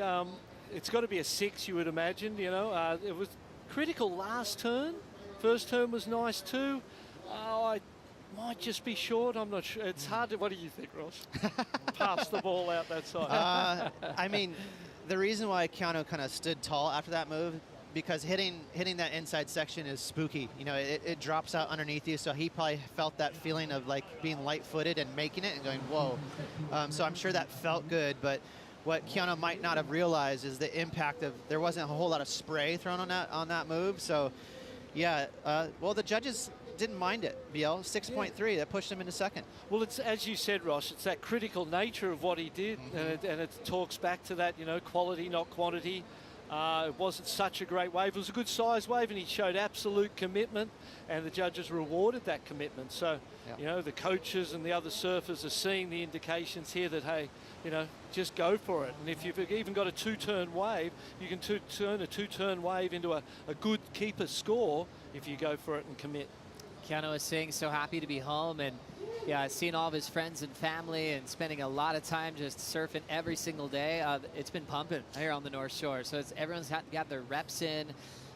He's finding all of his favorite boards that he loves to use here in Hawaii. So Keanu's in a really happy place. It's such a different part of his chapter of life of building his family, but also never let going of his dream of being back on the top 34. His strengths seem to be, you know, the heart of a warrior, you know, a guy who never gives up, who's always putting in time, working hard behind the scenes, and we'll see how his game plan changes. 4th priority in 2nd position now with 11 minutes to go, Barton. And great shot of our surfers paddling in the river. That is the Haleiwa lineup. And Rio Wade has got the priority. In that river, right, with one of your good friends, Ross Clark-Jones. That river has flushed people out the backside of this wave many, many times. And one day in particular, we were here watching. We'd come from sunset. It got, you know, too big. We were here, and it got 15 plus. And we all came in. I remember sitting on the bench here, and Ian Cairns was sitting there, and we were all watching, and Ross stayed out. Ross Clark-Jones, this is the great big wave rider, an absolute madman. And he paddled in that river 15 to 18 feet out of control for an hour and a half. And we all sat and watched because we were like, we've got to see what happens here. And in the end, even he got flushed out the back and had to come around and in through the harbour. So it happens to the very best of them, or the very best of us. And there seems to be a big difference of when this place is approachable or rideable by people that want to test themselves, and then when it gets out of control. Ross, is there a fine line there of when you've got to move on from this wave when it's too big? Yeah, once it gets, and this is not a scientific term, you know how people measure waves in Hawaii, it's pretty tricky, right? But 12 to 15 Hawaiian size, which is, I don't know what that means on a face, maybe 25-foot faces, but yeah, there is a threshold there where it starts actually breaking in the middle. There's the Paradises and Avalanche, which breaks way out to sea, like what is that, a half a mile out, and in between it'll start connecting, and that's when you know, okay, it's over. Haleiwa is officially too big. But the current is always there, even on a 4 to 5 foot day, like half this size, the current's still there. It's the treadmill, you know, you gotta pay to play. It's interesting, Ross. I know you're doing a lot of coaching. Can you coach these surfers to not get caught inside throughout their run here in Haleiwa, or is it inevitable? Is it something you just will have to go through at some point? It really depends on the day. You know, if the wave today is pretty challenging. This morning there's a lot of size, so you're gonna have to play a little bit of cat and mouse. Here's some toe surfers out at Paradises. That's that wave way out the back there, and they're on foils too. But yeah, you know, to answer your question, Joey, you have to put yourself in the zone to potentially get clipped by, say, the freak set of the morning. That's happened a couple times. I think we heard Charlie, the first winner of the heat, he got clipped, and you know, he basically had a 15-minute heat. So that's Haleiwa. Yeah, not how he wanted to start, but he definitely recovered well. Charlie won the last heat, the first heat of the event, and advanced on with Rio Inaba And now we've got Crosby, Colapinto, Keanu Singh in the top 2 spots. And so Rio Waida with priority needs a 5.58. You mentioned how he seems like he's in a low gear, kind of going through the paces at the moment, Barton. Do you think that was his strategy? Is that how he was kind of warming up to see how the judges would play to his performance? Why would you start off in a lower gear on a day like today? Yeah, I don't know that you would or should. And perhaps it was, sometimes the board may force you into a more conservative approach if you're on a smaller board and it's not feeling that you can drive that rail with confidence. But there was definitely some points left by Rio Waida on those couple of, on his scoring rides even. They were a little bit soft out of the top, Ross, weren't they? There wasn't that punctuation and that aggression in there that we know the judges love. I mean, we're used to watching Rio produce highlight after highlight, when he releases clips online. So yeah, we're all waiting to see what he's gonna throw down. He a lot of people come to Hawaii and they ride pretty big step ups, and sometimes it can be a mistake for someone like Rio. If he was paddling out at Kramis and it's the same size, he's probably gonna ride a shortboard just because he's so confident and comfortable. And then you go to a different country, a different spot that's notorious for being scary and powerful, and they overthink it. So right now, I think Rio's overthinking it just a little bit. As we look at it, big opportunity for the surfer from Bali. Rio Waida looking a little bit more serious here, snapping it quickly out the back. He's had to race this section. Will it be worth it? Layback hack incomplete. And gathering all that speed, Barton, and needing something major. Yeah, and he knew it. He understood. You could see that as a smart young competitor, he knew he'd left some points on those other waves and that the judges were responding to the high performance commitment. And he went for it on that one. It was exactly what he had to do. As you said it early, Joey, the energy was better, but unfortunately didn't complete it. Heat recap, all about Crosby Colapinto owning this ride. Excellent score, 8.5 on his very first wave. Carves to tail releases with a lot of speed, power, and flow, and then backed it up with a 7.5 on his very next wave, Ross. Yeah, I'm in love with Crosby surfing. I just think it's so smooth, and he combines it with radical flair, too. Saw him kick the fins out just a little bit on that first wave on the 8.5, so Crosby, definitely thrown down this morning at Haleiwa, showing what can be done out here. And the fight of Keanu Singh had a couple of chances to get the score, came just under. This score came over, 5.77, and put him into the top 2. Yeah, all because of the commitment on that last turn, that little free fall drop out of the lip. Couple of nice big committed turns. The 6.33 matches Rio Waida's 6.33, so it's a battle of the backup waves for these guys at this point. That's right. So instead, 6.33, 5.57 for us Singh in second. Waida needs the 5.58. Vittoria has been a bit out of those rotations. High score, 3.73 as we hit the 5-minute mark. So we're getting a nice balance of former C tiers. We even had, Love Hodel in the first heat. We've got Aritz Aramburu we saw in the locker room checking out the conditions. He's been a warrior on tour for a very long time, all with the goal of qualifying for the championship tour once again in 2022. Women called off for the day, so we'll have another day to anticipate their return to this venue. Been over a decade since they were in the jersey at this venue. Ross, I know you coach a lot of the women as well. That's got to be a pretty exciting factor. They've got an event here once again. It's insane. Yeah, they're all frothing. And I think today, a lot of them were anticipating to suit up and go surf, and then they got called off last minute. Maybe they'll surf tomorrow. So a lot of butterflies, stirring in all their stomachs, and they're, looking at 8-foot Haleiwa, just getting kind of amped up. But a lot of these girls rip out here, so it's going to be cool to see them in the mix. Barton, we talk about Haleiwa being a high-performance, big wave venue. We always say high performance when we talk about lowers, in San Clemente, but a high-performance, big wave venue with consequence and everything that goes on with it is a pretty rare combination where you can get a powerful turn that can get 8s or better, or a huge air like we've seen in the past over that end section. Back to this one with Ruben on an important ride. 3:40 on the clock. Needs an 8.17. Not going to find it there. No, sure is not. And it seems in this heat that first and fourth have kind of been in that position, and the real battles between second and third. And it is a real battle. You know, Crosby's had those 2 rides and he's sitting with the priority, and we haven't seen him do much since because you don't need to. And to improve on those scores, it's going to take an extraordinary wave. So he's waiting for that type of wave to give himself the chance to improve. And almost when those lulls happen and the time ticks by and you don't ride a wave, it feels good. It's interesting as the Haleiwa champion has evolved, you know, from your era winning this event, Barton, to what we see today. What makes a young Haleiwa champ? What does that surfer look like in 2021? It's a good question. I think that surfer looks like someone who can drive the rail in a big forehand or backhand hack, but generally speaking, modern times, that forehand hack that has variety in them, can do 3 or 4 of them down the line that all look different, but they've all got that punctuation, that intensity and aggression in them that we've seen from Crosby in this heat, and that's kind of what that modern day warrior looks like out here. It's cool how champions evolve, and with surfing growing so quickly and what's progressive, what that means, that always changes. The wave doesn't change. It's still just as powerful and exciting as it always was back in the day. But now when you look at an approach like Crosby, you're seeing something kind of futuristic on what you can do on a wave like this. Yeah, Crosby's an interesting surfer because he has everything. You know, some surfers are known for doing big airs or one specific move, but Crosby has the whole package. He's a very smooth, stylish surfer, and he can also do big airs and do big kind of loose tail slides. So he's the kind of guy that you could see in a top 5 on a CT, honestly. I think he's got a ton of talent. And that was why I kind of was talking a little trash earlier, trying to light a fire between him and his brother, because it'd be cool to see those guys together on tour battling.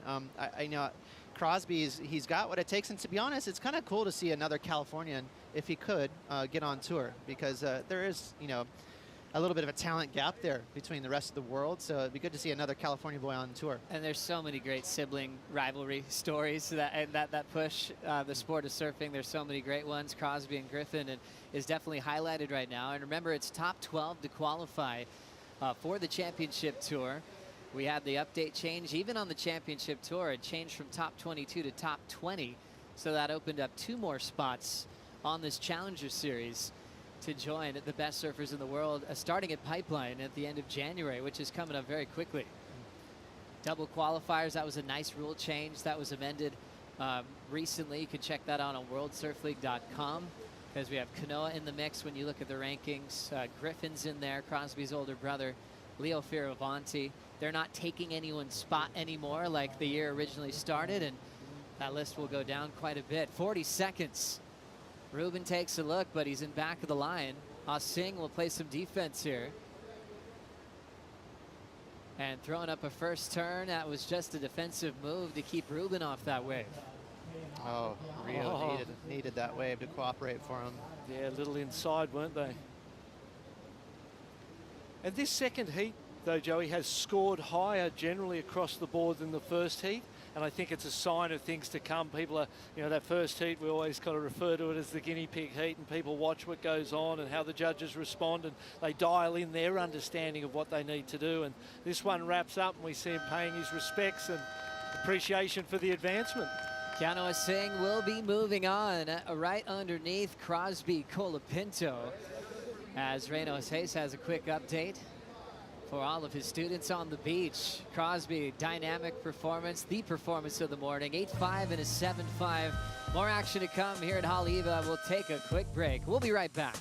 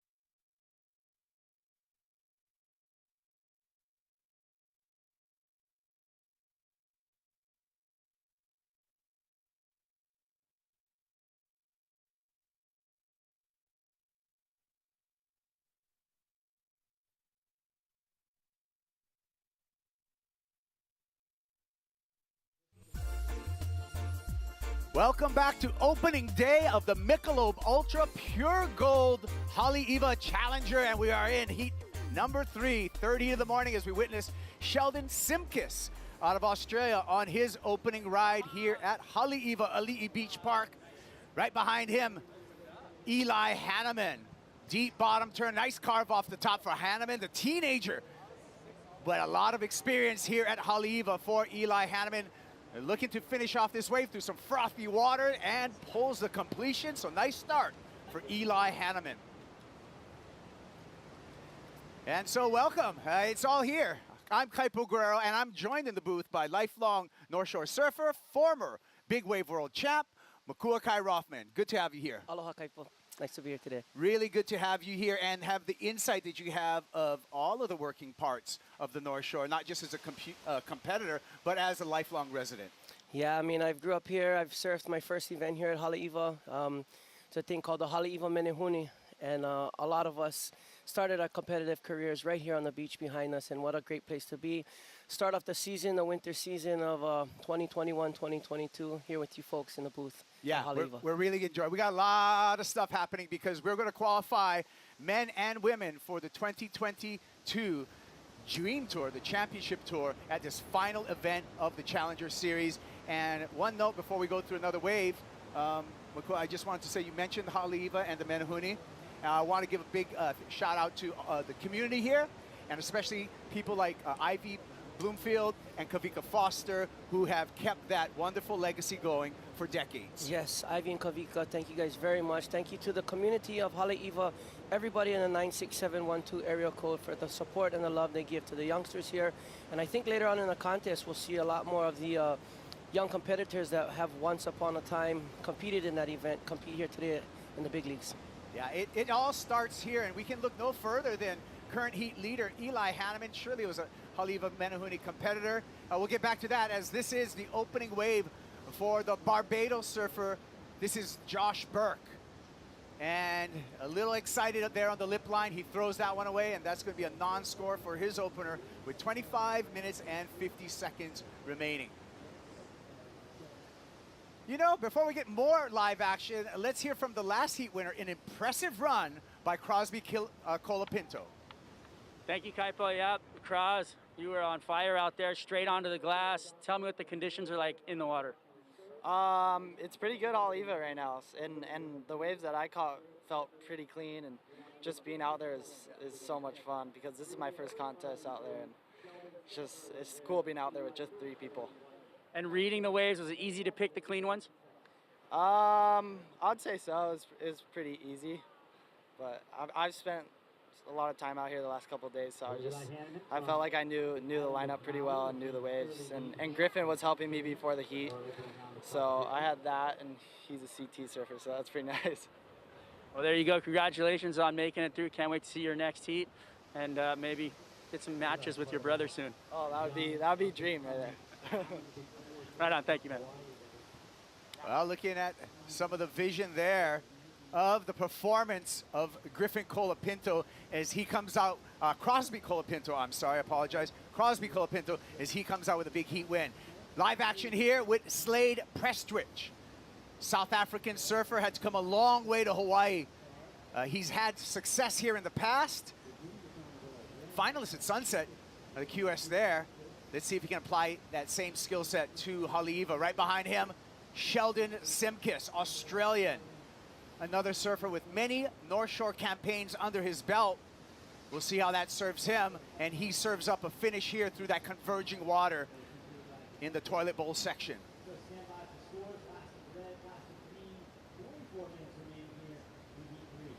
Makua, that toilet bowl section, some troubled water on the inside there to finish off your ride. Yeah, definitely. Looks like these guys are a little bit, haven't really found a big open face turn out the back. Looking like they're finding their wax in this heat. There's 23 minutes to go.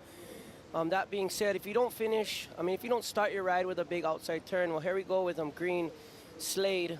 Not bad off the top to start. A little bit bumpy. Haleiwa is real tricky because it looks like the section's gonna be a certain spot and it's not. So if you don't spend a lot of time out here, you can get caught waiting for the section, and it looks like he got caught waiting in the middle of that wave right there. And as you can see at the toilet bowl, it gets a little funky. Here we go with Sheldon. He's unfortunately missed that first section. Comes into a nice, beautiful swooping turn and lining up the toilet bowl section here. You see that? It's a real shallow reef right there. So it's almost, the reef is almost sticking out. There's a real shallow shelf. It goes from deep to deep. So it gets real fun. You gotta time it perfectly and really know where you're going in the toilet bowl to get a good finish on these waves. And here we go, back to live action. Second wave of 4, Slade Prestrick.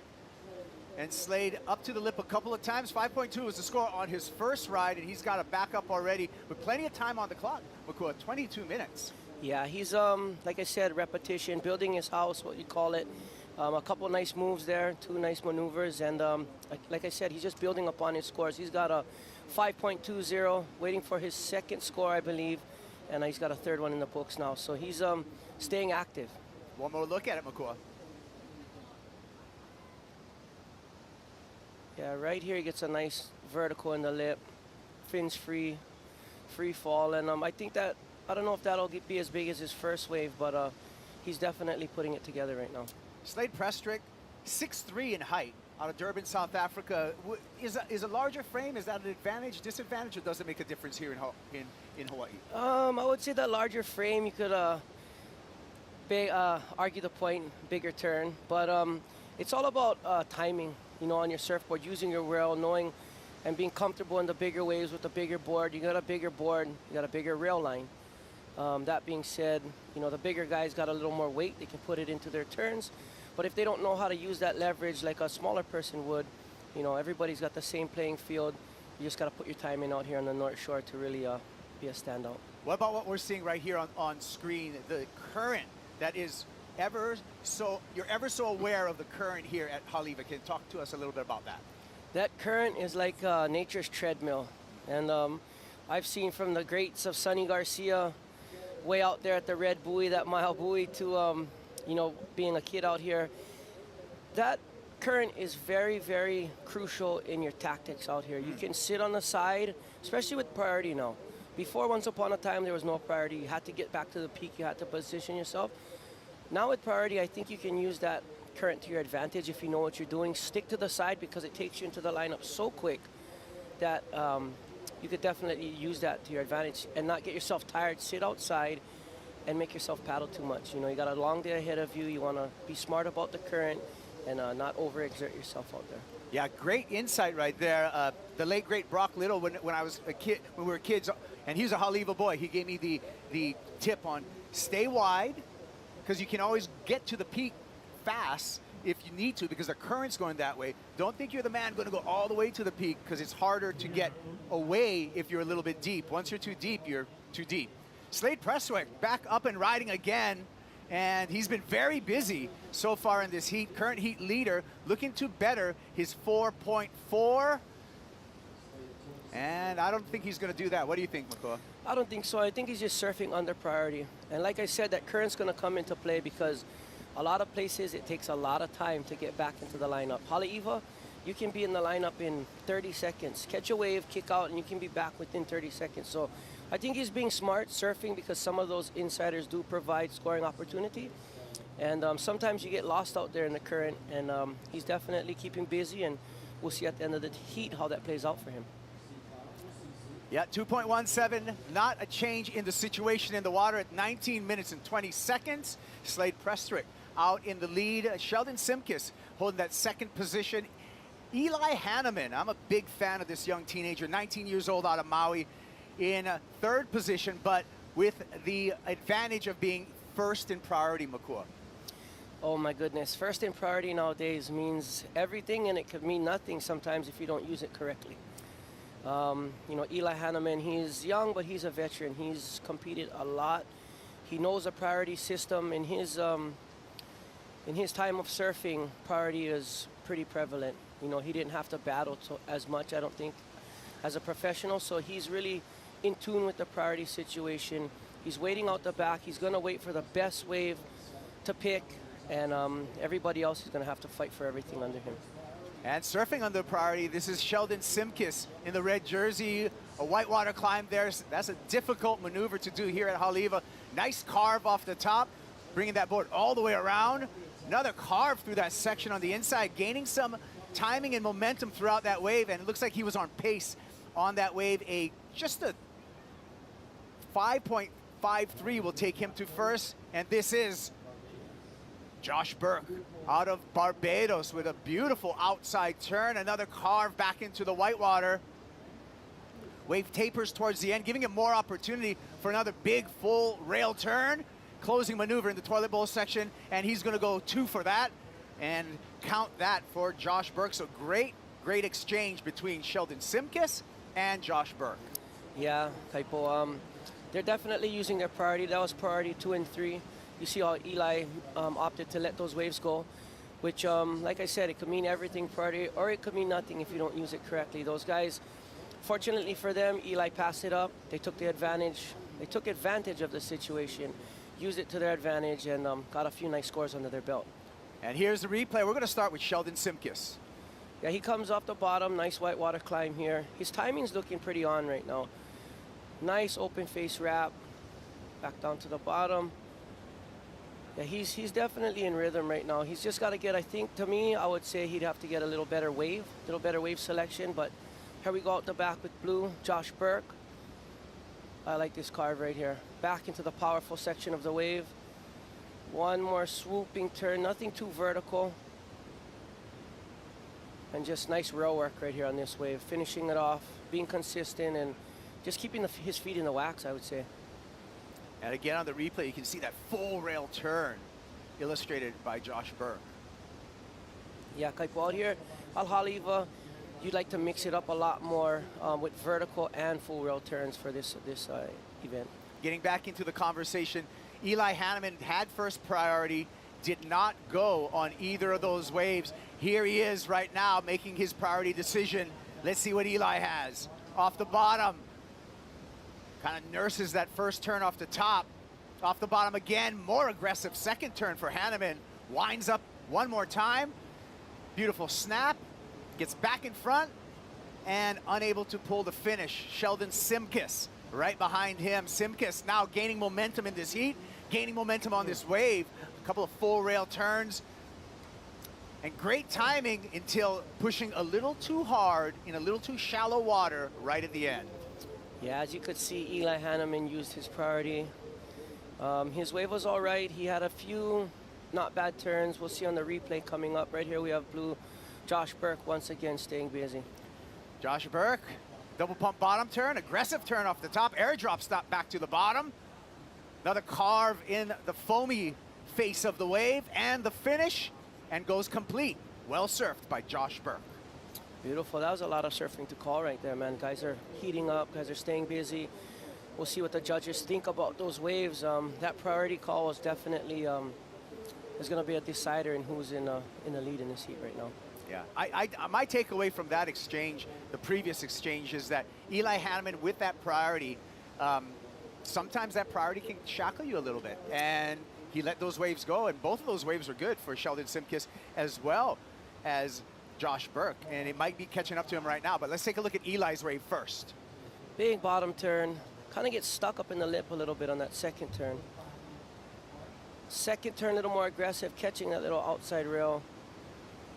Nice wrap on the bowl here, and I think that was just a little bit of frustration you could see there on that last turn. Let's look at Sheldon Simkis. These guys haven't been in rhythm, you know. Nice turn off the top. He keeps it back in the powerful section of the wave. Shows right here on that big open face turn, and he just gets a little excited in the bowl here, and that chunky section, he loses his fins. We got Josh Burke up and riding on this one. I like this turn, nice and vertical, up in the lip, free falling down.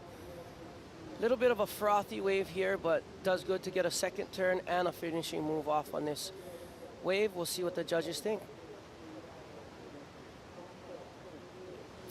And we're back live. Situation in the water. Sheldon Simkis in first place. Josh Burke now in a second and advancing position. We're going to take a break, but we'll be back with more action here from Haleiwa. Stick around. Don't go anywhere. Day one.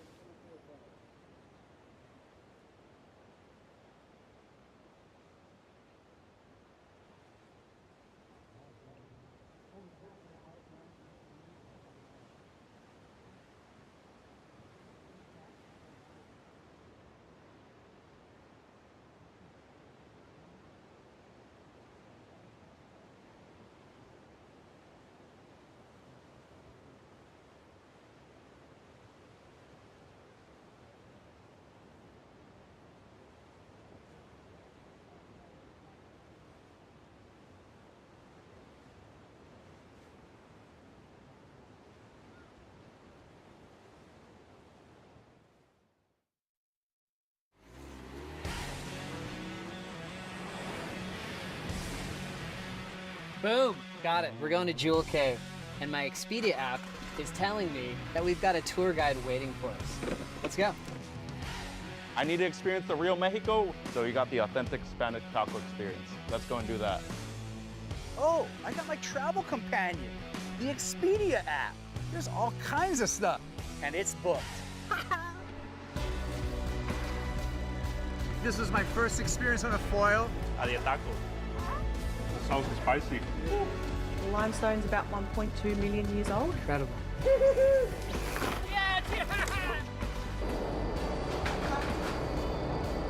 After this adventure, they're gonna call me the Flying Hawaiian. I'm starving. Good thing Expedia's got my back. We got a wine tour with a big dinner waiting for us. Let's go. Jason, that was a whole lot of fun. You're welcome to come anytime. Find us on the Expedia app. I'll be back.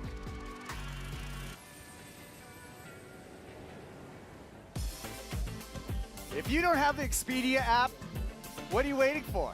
Load it on your mobile device. Anywhere you go in the world, you can check it out and you can find some fun stuff to do, and you'll get all of Expedia's help to do that. And we're having fun here, Kaipogoro, along with Makua Kai Rothman. Opening day of the Challenger Series here at Haleiwa, and this is the conclusion. And we're going to decide, Makua, the women, 6 women, and the 12 men that are going to join the 2022 Championship Tour. Wow, beautiful, Kaipo. You know, Hawaii's always a place where those careers are decided. So what better fitting place than Haleiwa to do it?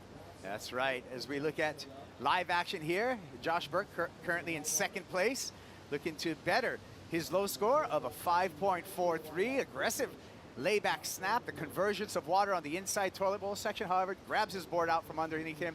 And to your point, Makua, we're going to see people celebrating in the parking lot here at Haleiwa Ali'i Beach Park at the end of this event. And we're also going to see some frustration and maybe even some tears, because this is where it's all going to happen as far as qualifying for that dream tour. Yeah, well, people are putting their heart and soul into this surfing right now, and this is their livelihood. This is everything they ever dreamed of. Dreams will be made and dreams will be broken, just like in any other sport. So it's all going to go down right here, the Challenger Series Haleiwa. This is true, as we're watching a replay of some great surfing by Joshua Burke from Barbados. He just got away from him right at the end there.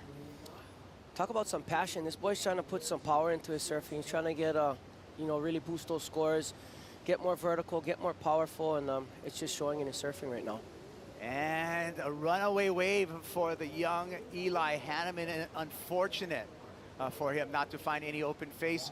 All that's going to happen for Eli in that situation is he's just going to have more time running down the clock. But Makua, how long is it going to take Eli to get back out into the lineup, talking about the clock? I don't think it's going to take that long. We got 9 minutes left on the clock. He should be out there in the next minute or so. It doesn't look like the sets are at the peak yet. Like I said, that current's going to come into play. He'll probably get sucked out the toilet bowl. He made it far enough to the end of that wave to where he can get out and get back into the lineup and back into the swing of things. What's your favorite thing about Haleiwa? My favorite thing about Haleiwa? Man, there's a lot of great things about this wave. It's one of the best waves on planet Earth. Yeah. You can rip it on a big board. And you know, like when I was a kid, we'd see everybody, you know, the past surfers, they'd ride a lot bigger board than the guys are riding today. If you look at the equipment today, real snappy. Some people are opting to use very small boards, as in the past, the Wildland Challenge, Wildland Contest, whatever it may be. A lot bigger boards, 6.8, 7.0 and stuff like that. So you see the performance of the surfing really changing with the equipment out here. And Haleiwa, one thing I like about Haleiwa, it gives you the option to ride a bigger board, or you can get fancy and ride the smaller board. I like that, and I like your throwback to that Wildland Challenge. Tom Curran winning that event, I believe, and I think he was riding a 7.2 Morris Cole design at that time. So you can see how much that equipment has changed. Equipment has kind of changed all over the world, but in Hawaii, big boards still matter, and they're still relevant. Yes, definitely. Hawaii is the powerful place. It's where you make your name in surfing. Even the great Kelly Slater, once upon a time, you know, he was doubted. And he came to Hawaii and he did his thing and he proved that he was the greatest in the world. And one of the events he had to do it at, right here in Haleiwa.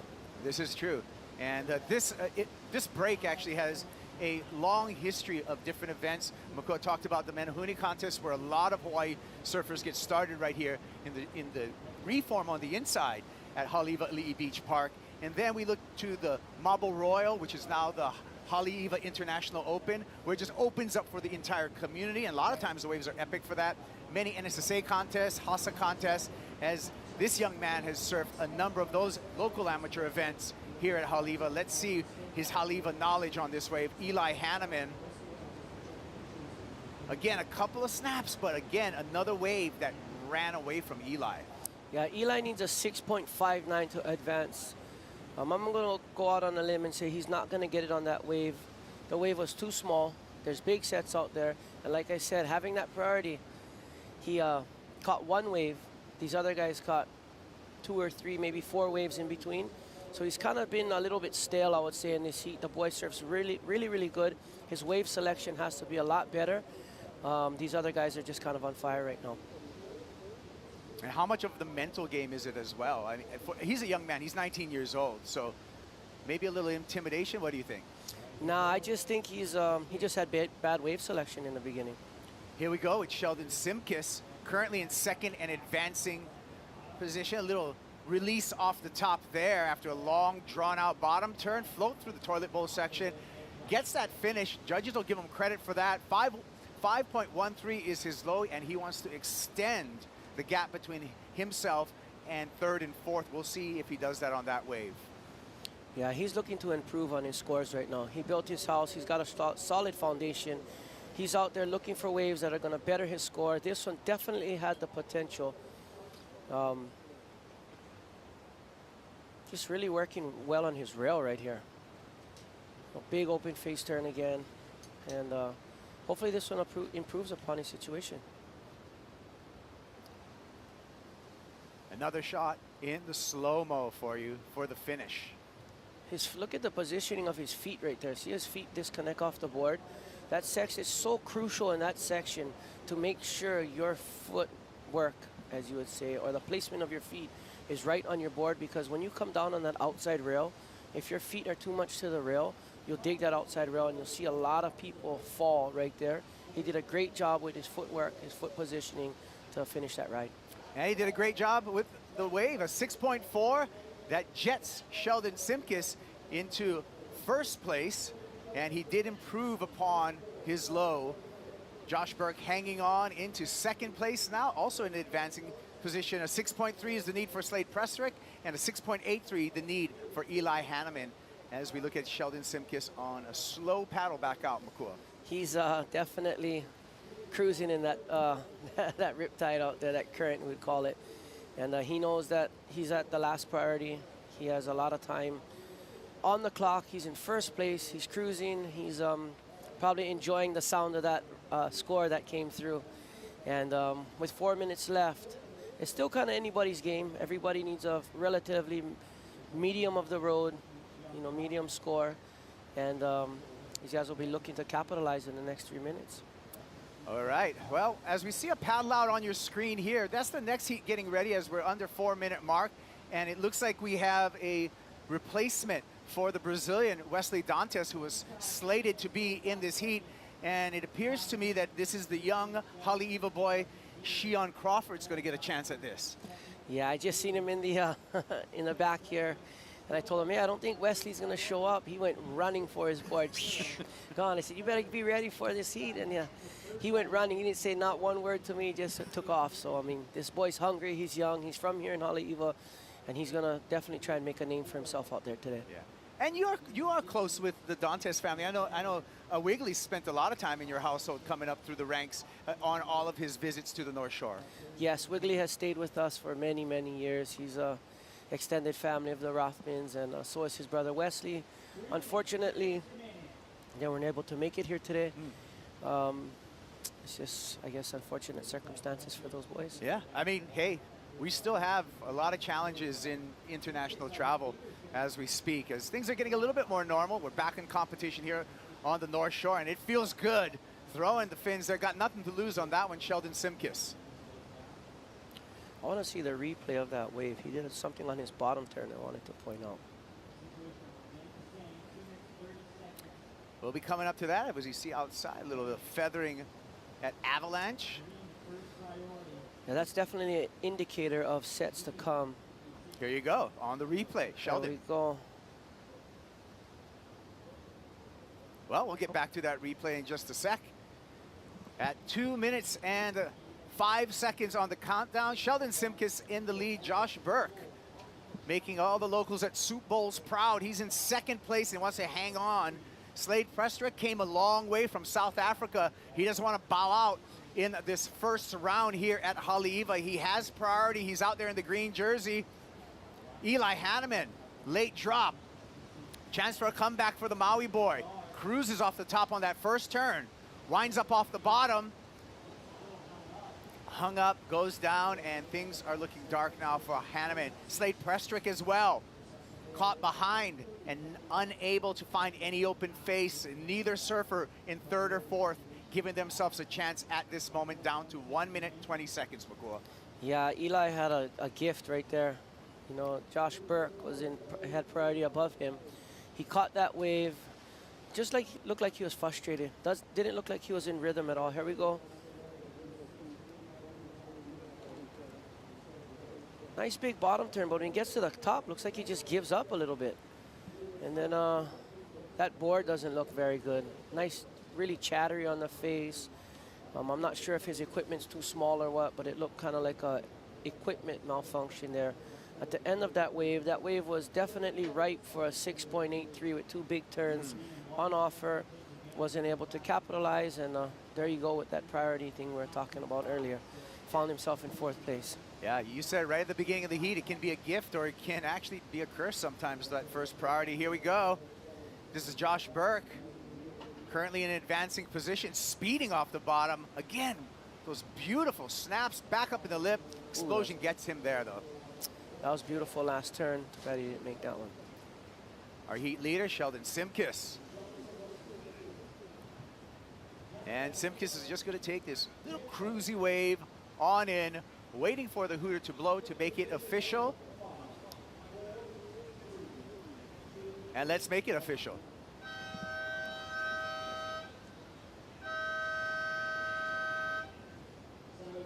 Waiting for those final scores to come in, probably not factoring scores, but we will see Sheldon Simkis as well as Josh Burke advance into the next round. We're going to advance into a little break, but we'll be right back. More action from Haleiwa coming your way.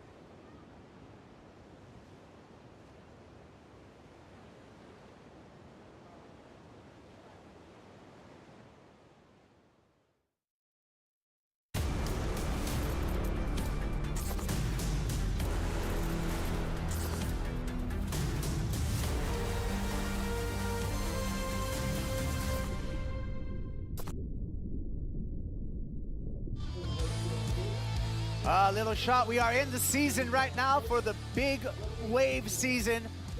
On the WSL, we're going to have a paddling event at Jaws. We got the tow event over in Nazaré. We have that waiting period all the way till March 31st. So lots of action, lots of content coming your way at WorldSurfLeague.com. We're back to live action here at Haleiwa as we watch the veteran in this heat, Aritz Aranburu. Unfortunately, saw a lobster or something on the bottom there and thought he'd take a dive. I'm Kaipo Guerrero, joined by Makua Kai Rothman on the call here. Heat number 4 of the day, opening day here at the Michelob Ultra Pure Gold Haleiwa Challenger. Good morning, everyone, and welcome to Haleiwa. So Haleiwa is was actually the name of this town, and the meaning? The House of the Eva Bird. The House of the Eva Bird. So Hale, yeah, home or house, and Eva is the bird here. That I think the English name for Eva is like a frigate. Frigate, yes. Yeah. Yes. And Eva birds have actually like a kind of a nasty reputation because they are the thieves of the ocean. Eva birds are not waterproof. So how do Eva birds get their fish? They steal them from the other fish. They steal them from the other birds. Yeah, it's amazing. Like we could get, I don't want to get too, nature out over here, but it is amazing because the Eva bird will bully the other birds that have caught the fish already, and they'll take that fish right from the smaller bird's claws. Yeah, the Eva bird is a special bird. There's a lot of meanings to that bird.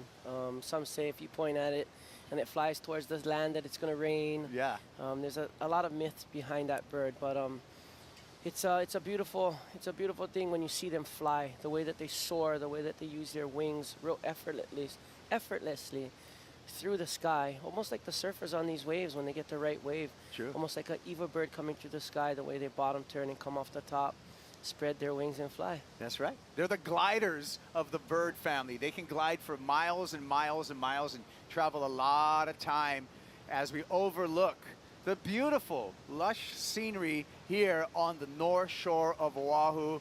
And it is just a field of dreams when you look at waves. So many waves here, so much ocean energy. And it looks like we've got a set coming through here, and it's going to be Rafael Teixeira on the backhand. The Brazilian. Sharp turn off the top. Nice bottom turn. Settles for a carve there to set up the inside section. Looking for a closer. And stays on. A pretty good ride on that wave.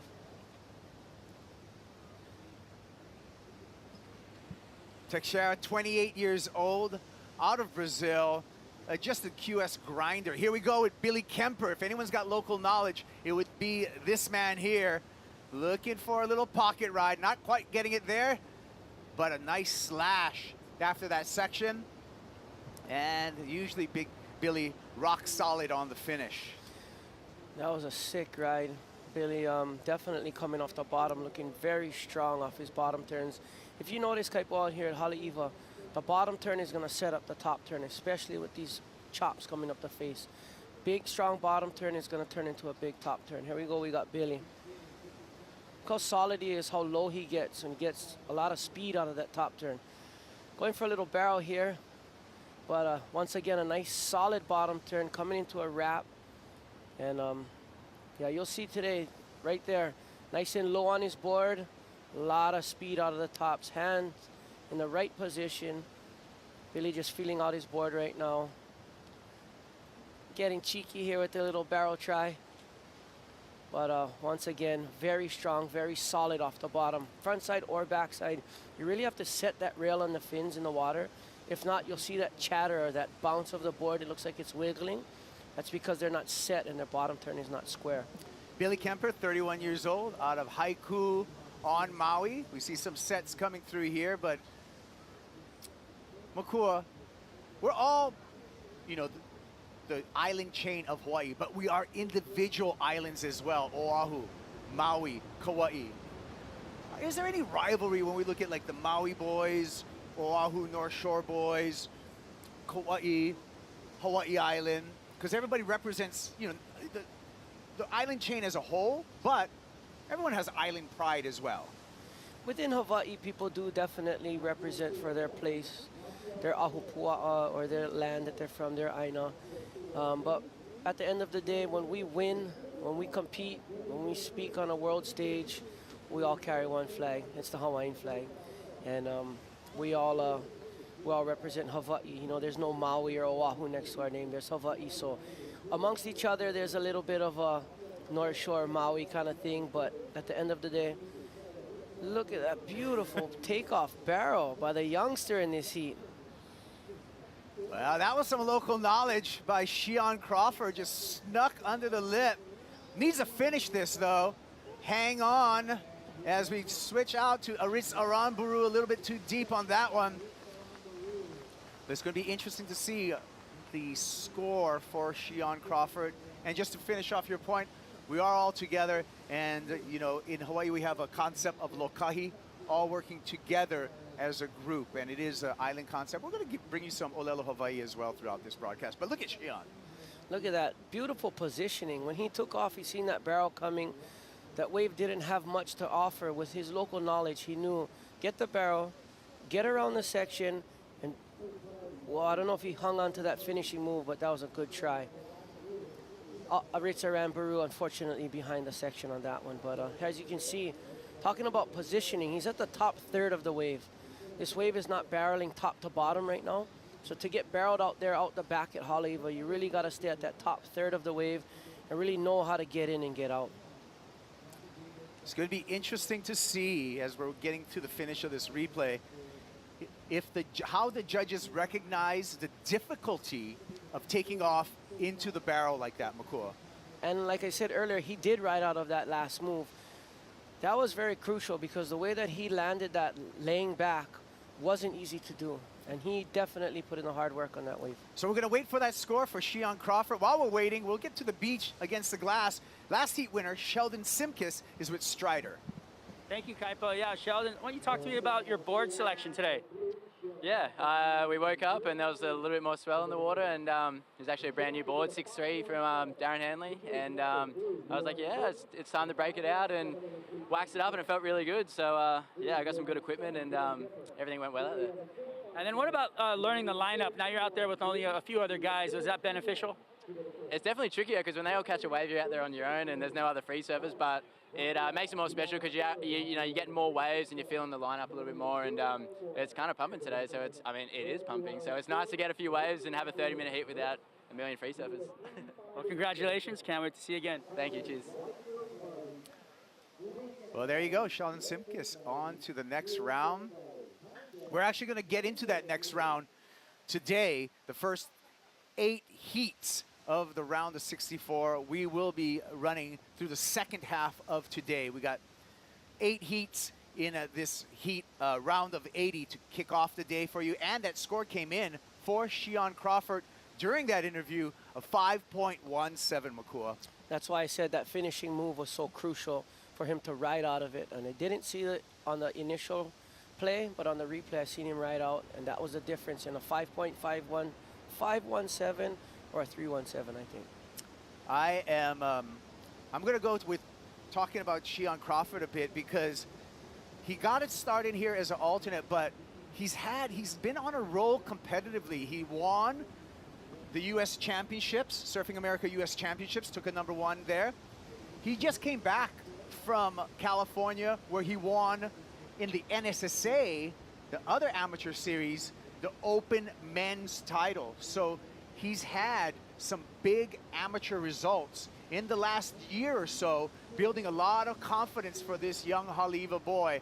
And I'm just watching him really blossom into a world-class surfer, Makua. Yeah, those young NSSA, you know, those days, the Open Men is really the stepping stone to become a professional surfer. You know, you win the Open Men's, Fred Patachia, you know, the likes of some of the greatest surfers that ever surfed these places, they've won those events, they've won those divisions, and now he's here at Haleiwa on a roll, on a hot one, coming off a fresh national title into his first, I would say, first big pro appearance. True. And looks like he's handling it well, currently in first place with a 5.17 to 3.6. Still plenty of time on the clock, however.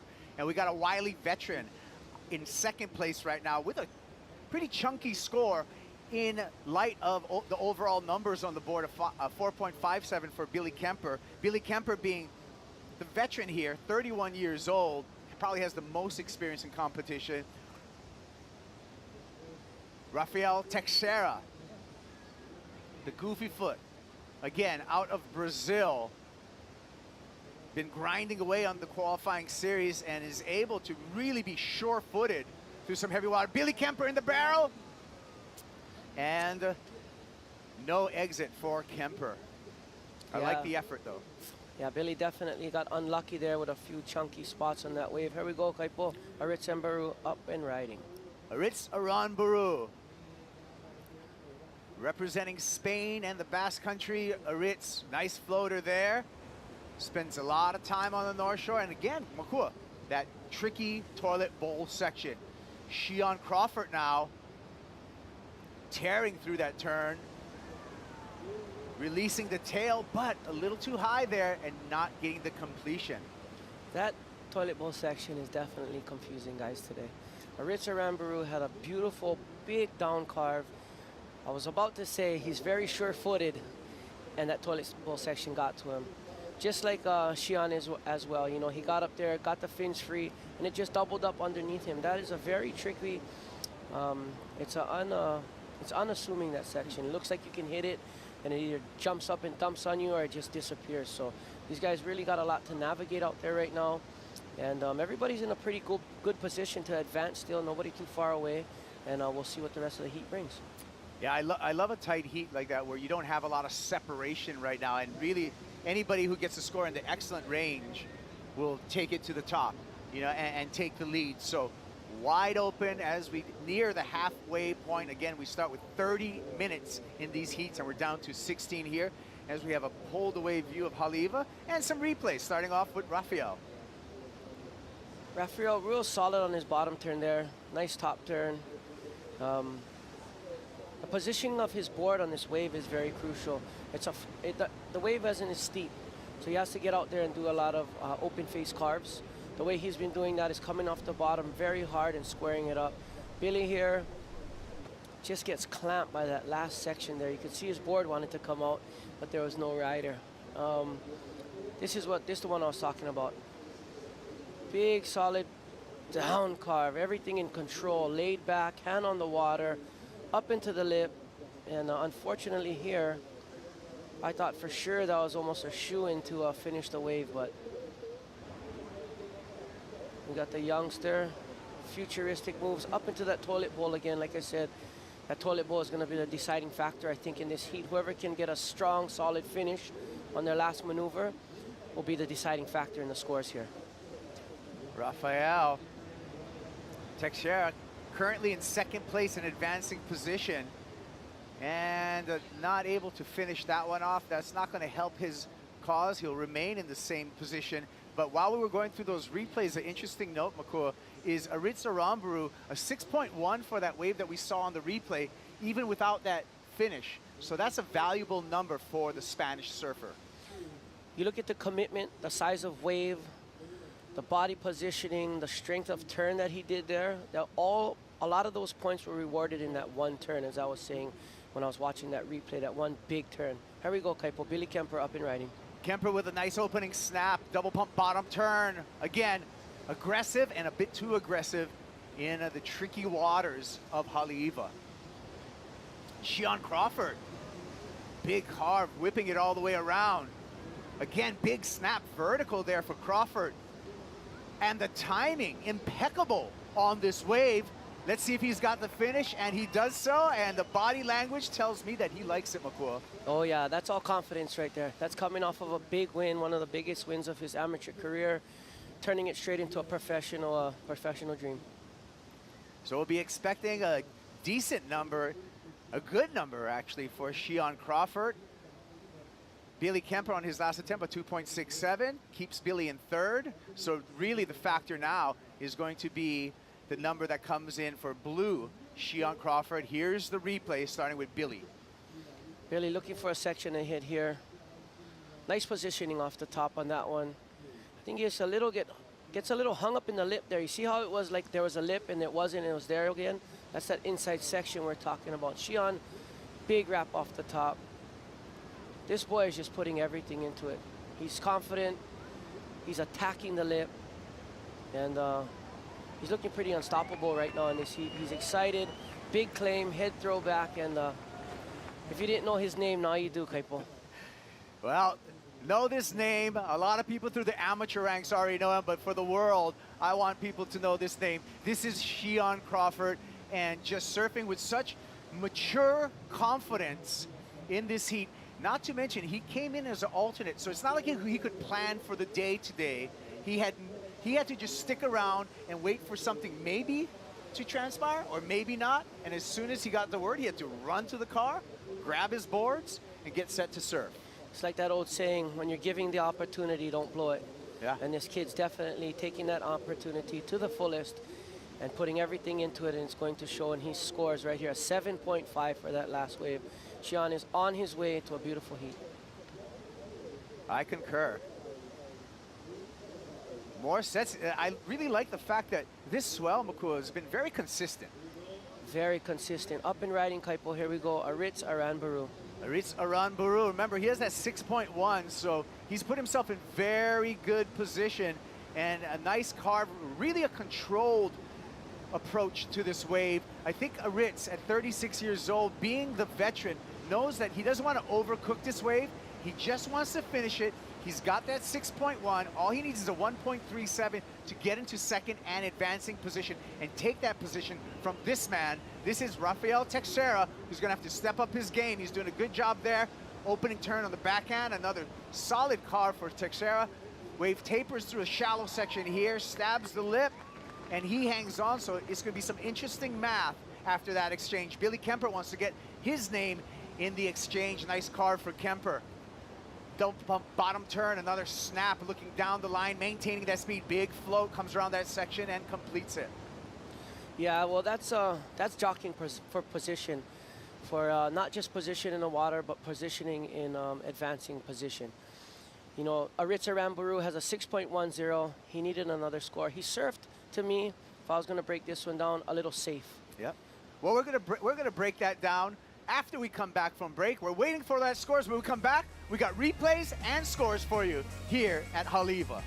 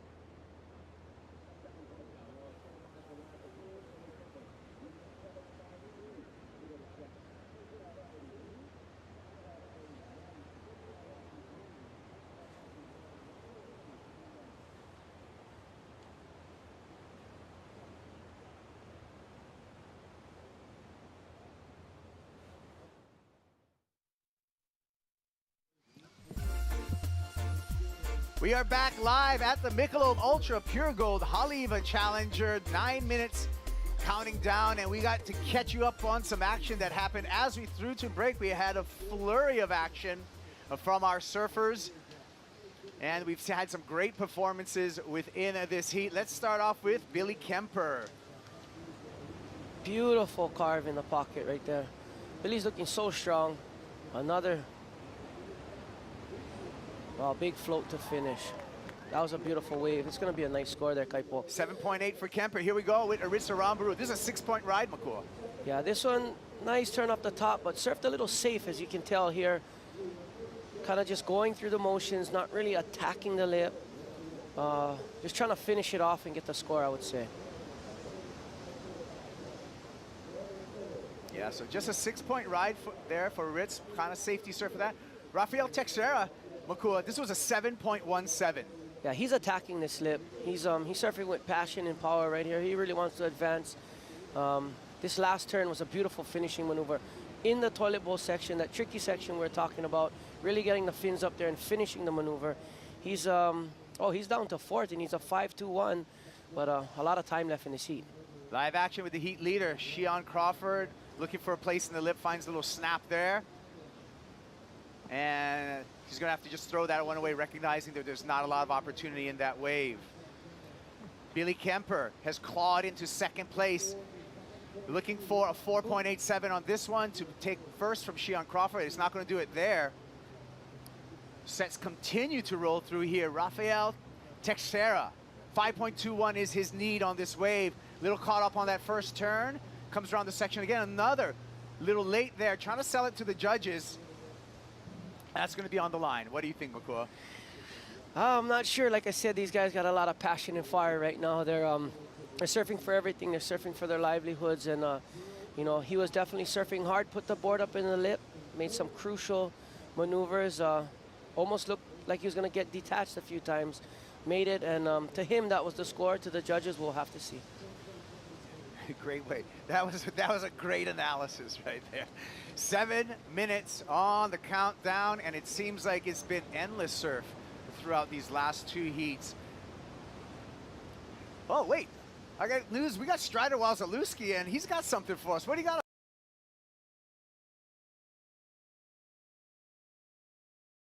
Thinking about what it looks like underneath the toilet bowl out there over my shoulder. It's so shallow out there. It's probably only a few feet deep when those waves are coming, and they're cracking right over it, and then the guys are doing maneuvers right onto that reef, and we saw some guys actually get taken out there. I think Ross Williams had a face into that reef, so it's definitely dangerous over there. Makua, what's it like on that inside bowl? That inside bowl is definitely shallow. It's way shallower than a few feet deep. It's knee deep, it's ankle deep at times, and it's very sharp. I've seen a lot of carnage on that reef, and these surfers are doing a very good job at navigating that shallow reef section. Buddy, you know what? I'm ready to get out there and do a couple floaters, but I think I'll leave it to the guys. I'm ready for a couple hits, but not hits on that inside bowl. All right, well, thank you, Strider. And next time we'll get Strider barefoot on that little rocky, sharp section and get a real illustration of the sharpness of that toilet bowl section. Yeah, maybe we could get him out there in his jersey announcing from the channel, and maybe he could get a couple of dives under the water and then take us up close and personal to the toilet bowl section. We got 5 minutes and 30 on the clock, hot heat on hand, and what do you think, Kaipo? What do you think's coming up next? What I think coming up next is I'm watching the mental fortitude that's going to have to be utilized by a youngster, Shion Crawford, because he's in the lead right now. He's got to hang on. He's got 5 minutes remaining. He came in as an alternate. He's got to be savvy and really be steady in this final 5 minutes, because you got veterans like Billy Kemper's ready to take his spot, Arisa Aranburu's ready to take his spot, Rafael Teixeira right here. 5.21 puts Teixeira into second place, and he's been surfing outstanding on his backhand, but that wave just not giving him enough opportunity. Yeah, I see all these scores, they're high scores, all in the same ballpark. It's all going to come down to, you know, like you said, the mental fortitude, the ability to wait or not to wait, and get that backup score to elevate yourself in the top two positions here. And we see the wave right now by Billy Kemper in the green jersey. That is a signal to our on-site announcers that he wants to update. He wants to know his priority. He wants to know his scores. He wants to know what he needs to get into first place. And he also wants to know how much time is on the clock. Yeah, he also wants to know his positioning. Is he in first? Is he in second? Like you said, the scores, the time. That's the international sign of a surfer that definitely wants to know what's going on in the heat. Because you're out there, there's wind blowing. You know, there could be water in your ears, whatever it may be. You're underwater duck diving a wave when they're giving the position or the update. You came up, you didn't hear it, you wave your hands in the air, automatically the beach announcer will give you the position and those scores. That's right. So when you have a jersey on, waving your hands in the air is an update. When you see surfers without jerseys on and they're waving their hands in the air, that means help. Yeah, definitely. This is an event. We have the best on hand, the Hawaiian Water Patrol. As you can see their tent down there down the beach. Terry Ahui and the great team that he has put together. Like I said, we have the best lifesavers in the world here. I truly do believe we do have the best lifeguards, the best water patrol, and certainly some of the best PWC drivers you will find anywhere, because it's a lifestyle here. There's a lot of skis out in the water. I mean, we'll get back to that conversation as we look at Aritz Aramburu. This is a very important wave for Aritz. The big under the lip snap there, carves a layback and draws out that turn. Floater for the finish. He needs a 6.28. Billy Kemper wants to make that number a little bit larger, but unfortunately, foot comes off the tail pad there for Kemper, so it's all going to weigh in on the score for Aritz Aramburu. Shion Crawford, our heat leader, and a little disjointed on the opening section of this wave, and you can see once you're out of rhythm, it just catches up to you. Yeah, that wave for Aritz Aramburu is huge, Kaipo. I mean, the judges have their work cut out for them. You had Billy Kemper right behind him trying to better his score as well. He knew that Aritz needed a wave. He didn't know what Aritz did on it. Unfortunately, Billy came unglued on that wave. Shion is just going for his little victory lap, and we will see what happens with that crucial wave for Aritz Aramburu. Again, to remind you, you can see it on the scoreboard in that last column, the furthest to the right column, a 6.28. That is the need for Aritz Aramburu to advance, and here's another look at this wave. Yeah. Real patient, off the bottom, big attack in the lip right there. Nice wrapping carve. He's going through the motions, Kaipo. He definitely wants the score. I'm not sure. It's going to be very close. He surfed that wave as good as he could. Billy Kemper just with a little uncharacteristic mistake here. You know, Billy is the powerhouse here on the North Shore. He's shown it every year. He's four-time Jaws big wave champion. And there you go, Aritz Aramburu with a 6.83. Got the score with a minute left. Yep, just to give you an update, Aramburu rockets to first place. Shion Crawford drops down to second and advancing position. We're under a minute remaining. Billy Kemper now in third place and really in danger of elimination in this opening heat. This is where priority comes into play. Billy has priority. He needs what's he need? He needs a 4.87, which isn't the biggest score. Billy's definitely capable with 30 seconds. If a wave comes in, it's Billy's. Keep your eyes glued to the TV, ladies and gentlemen. There's either going to be fireworks or disappointment coming up here shortly. Now we're down to 20 seconds. Billy's looking at his watch, and sometimes it's all about the ocean. We have some bumps formulating on the horizon. Will they get here in time? We're down to 10 seconds. This next wave, he's got to pull the trigger on this next wave. Let's go, Billy. Unfortunately, it doesn't look like Billy's going to get this wave in time. Beautiful surfing by Aritz Aramburu and Shihan Crawford. The boy coming off his national title win. Kaipo, thanks for having me today, and we'll pass it on. Well, we're going to have more of Makua Rothman throughout the day, part of our commentary team. And a big victory for Aritz Aramburu and the teenager out of the North Shore, Shion Crawford. The story continues here at Haleiwa, and we'll be back with another heat right after this short break.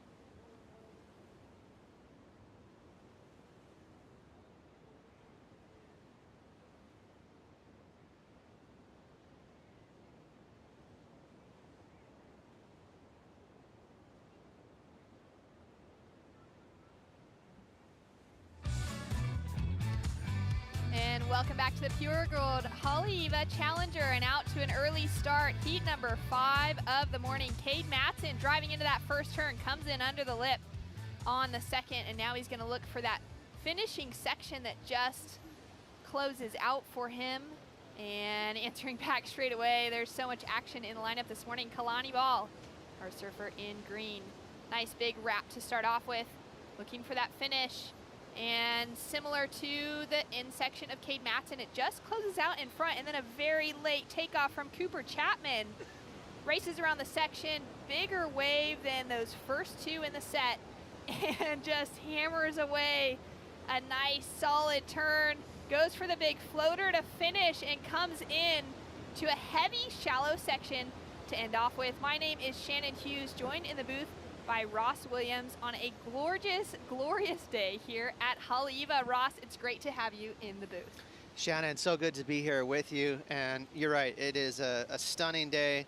This is a typical winter's day, if you can believe it or not. If you're tuning in from around the world, maybe you're tuning in from somewhere that's a little bit cold or cloudy, but this is a normal winter's day here in Hawaii. So we're super fortunate to be here and calling the action with you, Shannon. It's fun.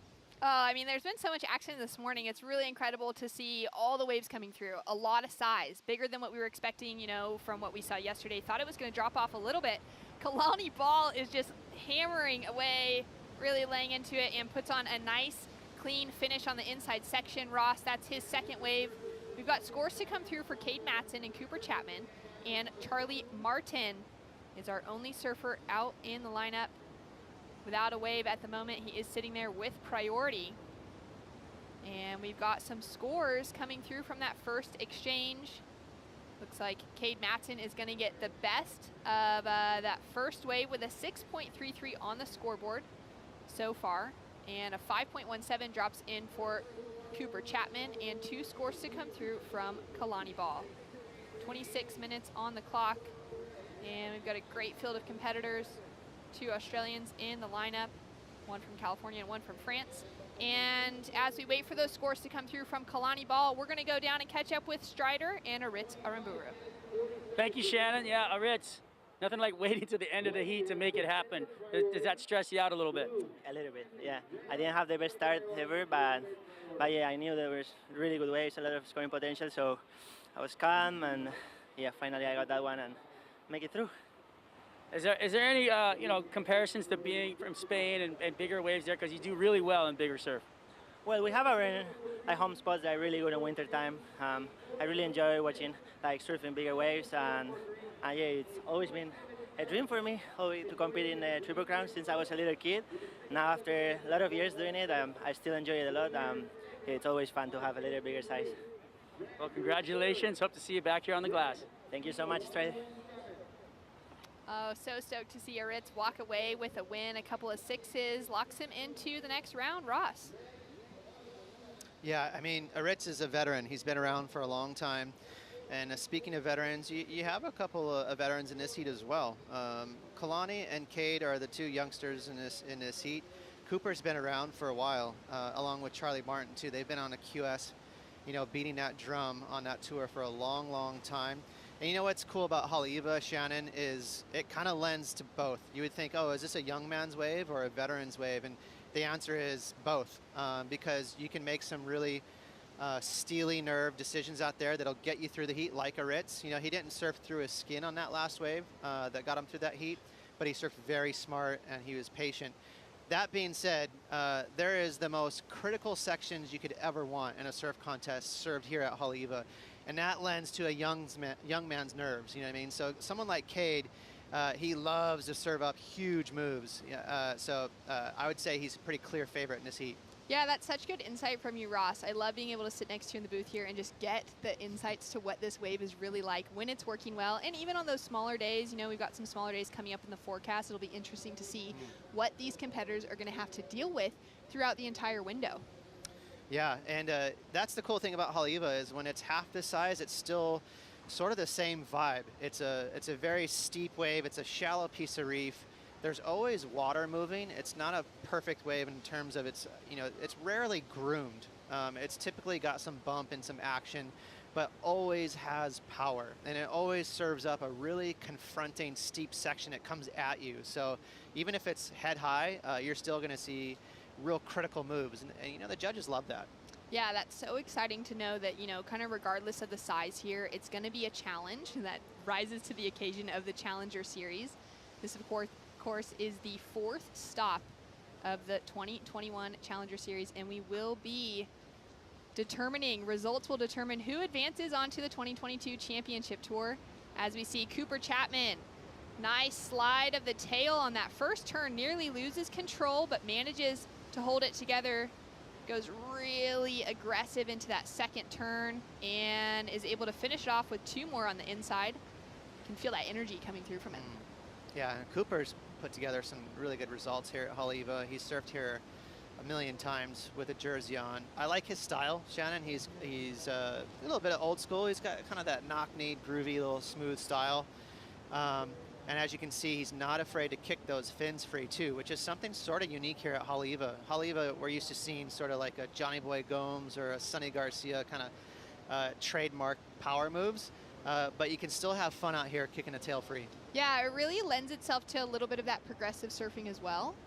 I like seeing that Cooper's just, you know, putting it all out there on the tail, on the finish. We're still waiting for that score to come through. We do have scores that came through for Kalani Ball. He opened up with a 4.6 and then backed it up with a 6.77 to put himself into the lead at the moment. Of course, another score to come through for Cooper Chapman and Charlie Martin, sitting there with no scores on the board at the moment, but sitting with priority and being patient as we can see that little set rolling through. Ross, like you mentioned, it's not the cleanest canvas. Is that due to the wind? Is it due to, you know, that amount of swell that's in the water, even the tides this morning, to why it's got that little bit of bump on the face? Kind of all of the above, but the main culprit is the current. There's sort of a giant channel, really deep. It's an extreme channel just to the left of your screen in between us and that surf spot called Avalanche. And the water is forced to go between these 2 surf spots. And that's what creates that trademark treadmill type of current there, where it's by far the strongest current you're going to deal with on tour. So it really is a test of endurance out here. It's not just performance. You're paddling the entire heat just to stay in one place, Shannon. And let's have a look at this last one from Cooper. Watch the style. Very loose, very casual. Again, watch his lower body. His legs are always really involved in his surfing. Some surfers are pretty stoic and stiff and sturdy, you know, like Adriano de Souza, who's never falls because he's got that sturdy stance. And then you'll have someone like Cooper, who's the opposite. He's always using those knees and looking pretty groovy. We got Charlie Martin up and riding on his first wave, the 31-year-old from Guadeloupe in French Polynesia. Drives in under the lip, nice and vertical, and then a bigger wrap as he comes through into the toilet bowl section. And he's looking for that strong finish. So much dedication to ride out of that one. That was cool. Little handprint finish there for Charlie. He's been around for a long time. He's been knocking on the door. He's been very close over the years, qualifying for the championship tour. It's never broken through. I don't think he's doing that great this year, but again, you want to finish solid so that you have that ranking so he can get in these events next year. Absolutely. His best result so far in the Challenger Series was a 25th place finish in Portugal. Similar results across the board for each of these 4 surfers in the lineup. Of course, we're in the first round. The surfers sitting higher in the draw, higher in those seedings, are already seeded through to the second round. So for each of these surfers, they're kind of sitting with those results in that 17th, maybe that 25th place finish so far. Aside from Cade Matson, who walked away with a 9th place finish at the US Open in Huntington Beach. Yeah, so that's a pretty big result, and it's explosive. There's only 4 of these Challenger Series events, so you got to get hot quick. And here we go, Cade Matson on the call, driving into that first turn. Nice drawn out bottom turn, finds the little lip. And this wave continues to open up for him through to the inside. Mistimes the finishing turn. He's looking to put that backup score on. Beautiful rail work from Kalani Ball from Stanwell Park in New South Wales, just south of Sydney, driving into those turns. That was an incredibly powerful wave, and Kalani matched it. It's got the crowd happy. It's a competitors area, everyone watching. Big old peanut gallery there. And again, we're talking about some of the surfers like to get a little more aggressive and go above the lip, maybe even do an air. We could see an air today, even though the waves are pretty big, but certainly some fin-free surfing. And then you'll see what Kalani Ball just relied on there, just pure rail surfing, very smooth, a little bit repetitive if I'm going to be critical, but very smooth. Yeah, great insight from that as we take another look at it here. Watch him lay back on those heels. Watch his heel side rail. He is just going to gouge through that smooth face too. This is all about wave selection. Again, we're talking about all the bump, not on that wave there. Very smooth wave, and that allowed him to dig that rail in a little deeper, cut through his speed. That's so fun right there. He's just using sort of that centrifugal force, letting gravity do all the work and leaning on those heels. A lot of spray. Not the biggest moves you've ever seen, but solid. And up and riding once again, Charlie Martin. He's dropped a 6 for his previous wave. And beautiful slash right on that big open face, and then finishes it off on the inside. You can really see that attacking mentality coming through in Charlie's surfing. Yeah, and a little more intent, I'll say, like a just slightly better redirection from him. So, you know, that's more difficult. At Haleiwa, it's such a fast wave, it forces you to surf horizontal, and you're always just sort of climbing and chasing down the line. So if you can redirect your board anywhere near towards the whitewash, you know you're surfing with a little more intent and being slightly more critical. Right there, you can see he directed the nose towards the beach a bit. So just that pivot, that little pivot right there. Again, not a huge move, but you can see the difference in those two sort of approaches. The last one from Kalani Ball, and there's a little more pivot on that tail block from Charlie Martin. Another very stylish surfer too, Shannon. All these surfers in the water right now, a display of style. Yeah, really incredible surfing from Charlie Martin. Scores to come through. It might just better his 6.0, and there it is, a 6.27. But Kalani Ball, well, the judges absolutely loved his last wave. Ross, it drops through as an 8.5. Right. And, you know, nothing against Kalani, but that was an easy 8.5. You know, he definitely didn't risk too much there. It was nothing too critical.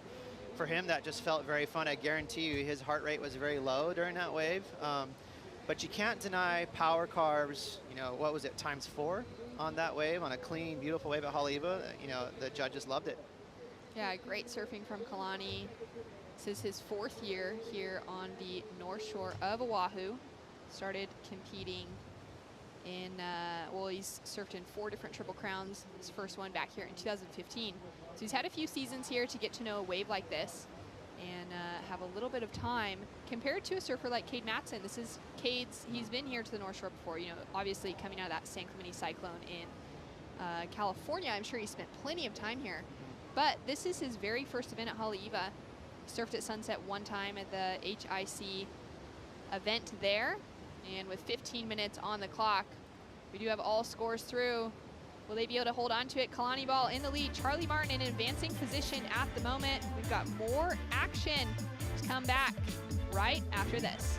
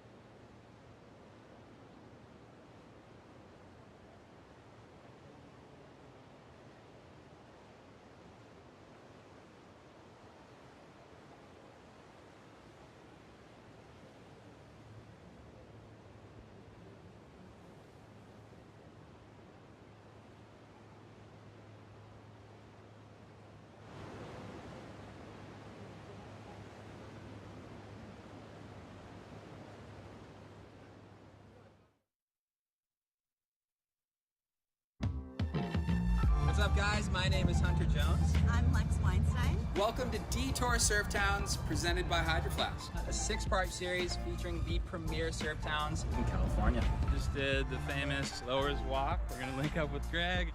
The saltiest local award is someone who's on it every day, a local at their beach, and to give them some well-earned credit. I rank this one pretty high. Really? Oh yeah, this is like top tier for me. I love that about this town. A lot of the guys I grew up surfing with are still out there surfing.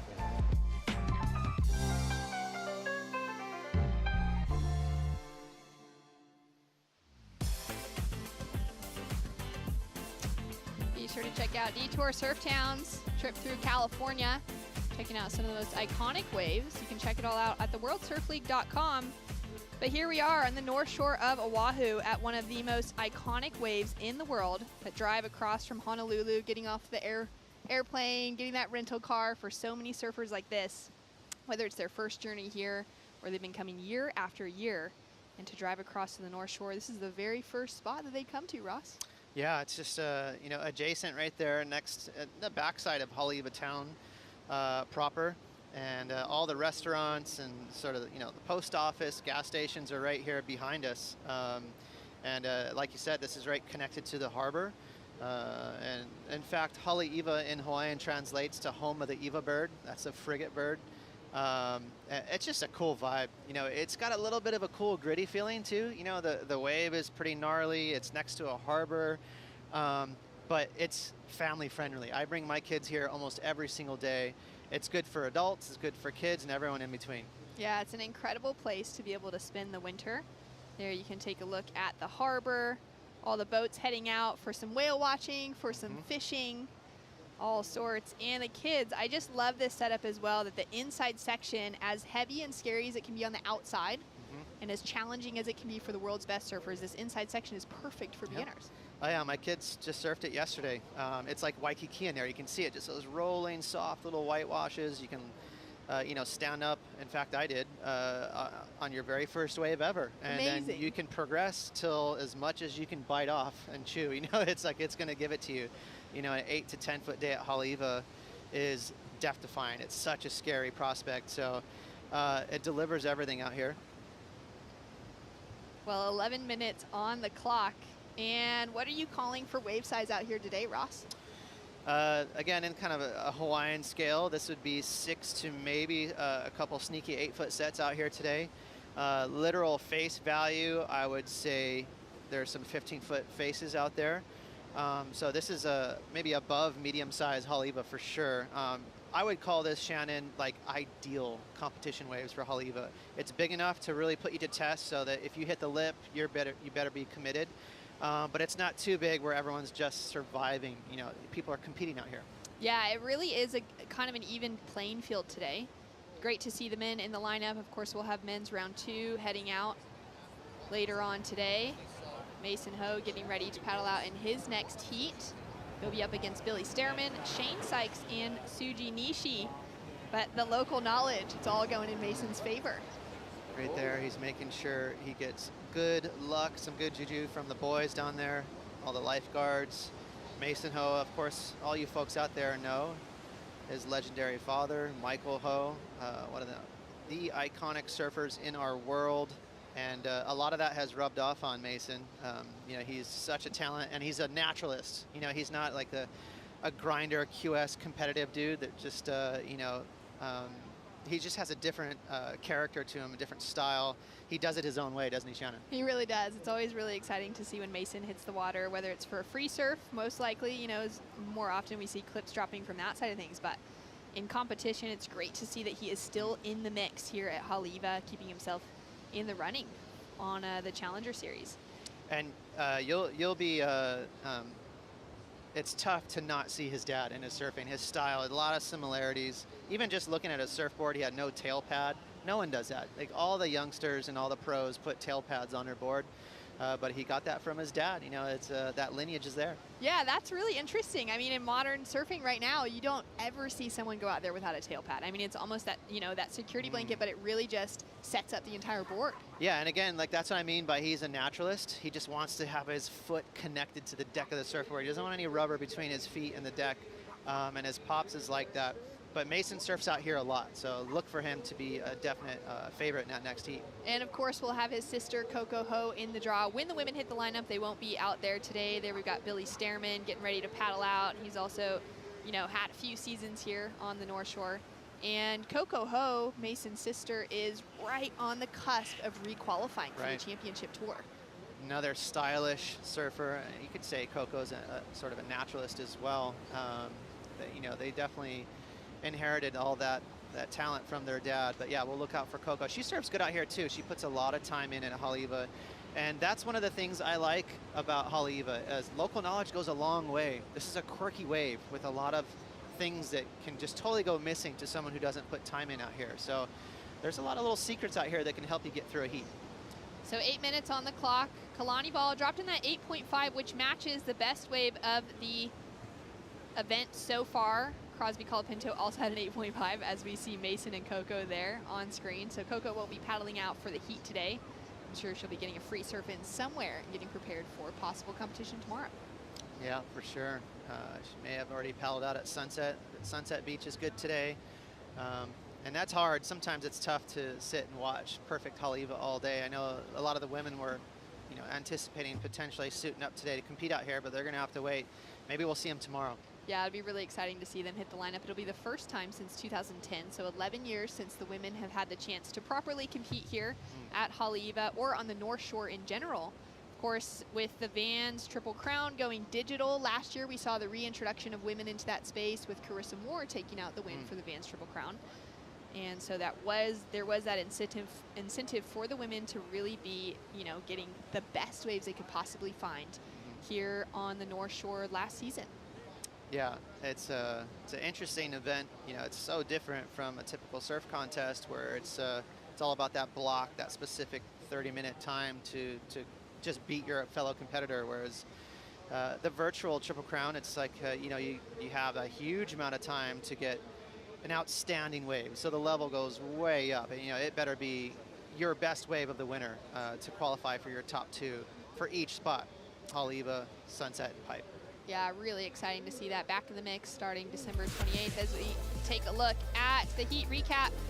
Kalani Ball is just, you know, sitting in a really significant lead now with a 15.27 heat total. Wow, just a display of flow there. Seamless surfing from Kalani, very impressive, 8.5. So, you know, matching that wave we saw from Crosby a little bit earlier this morning. And I love the way Charlie Martin surfs. He's still like in second gear right here. If he gets one of those waves that Kalani got, I would look for him to match that 8.5. Again, I like the way he's cutting just a little bit of a steeper line. Here's Kalani's backup score, Shannon, 6.7. Again, very smooth surfer. Yeah, really drawing such an incredible line through this wave. Like you mentioned, so smooth, just connecting, no downtime between those turns. And now Charlie Martin up and riding on his forehand once again, drives up nice and vertical. That wave seemed to have a little bit more of a slopey face to it. And then he just gets taken down by the whitewater. And then answering back, Cooper Chapman is requiring a score. He's sitting in 4th position, and there's a lot of spray off the top of that one. He's chasing a 5.84. Nice wrap, and you can just see him eyeing down the end section of this wave as he looks for that little finish, and he'll tag the end. So scores to come through. Cooper Chapman chasing a 5.84. Charlie Martin dropped in just a 3.47 for that last wave, so it's not going to factor into his top 2. He's currently sitting in 2nd. And then Cade Matson is sitting in 3rd position with priority. A bomb comes through for the San Clemente local.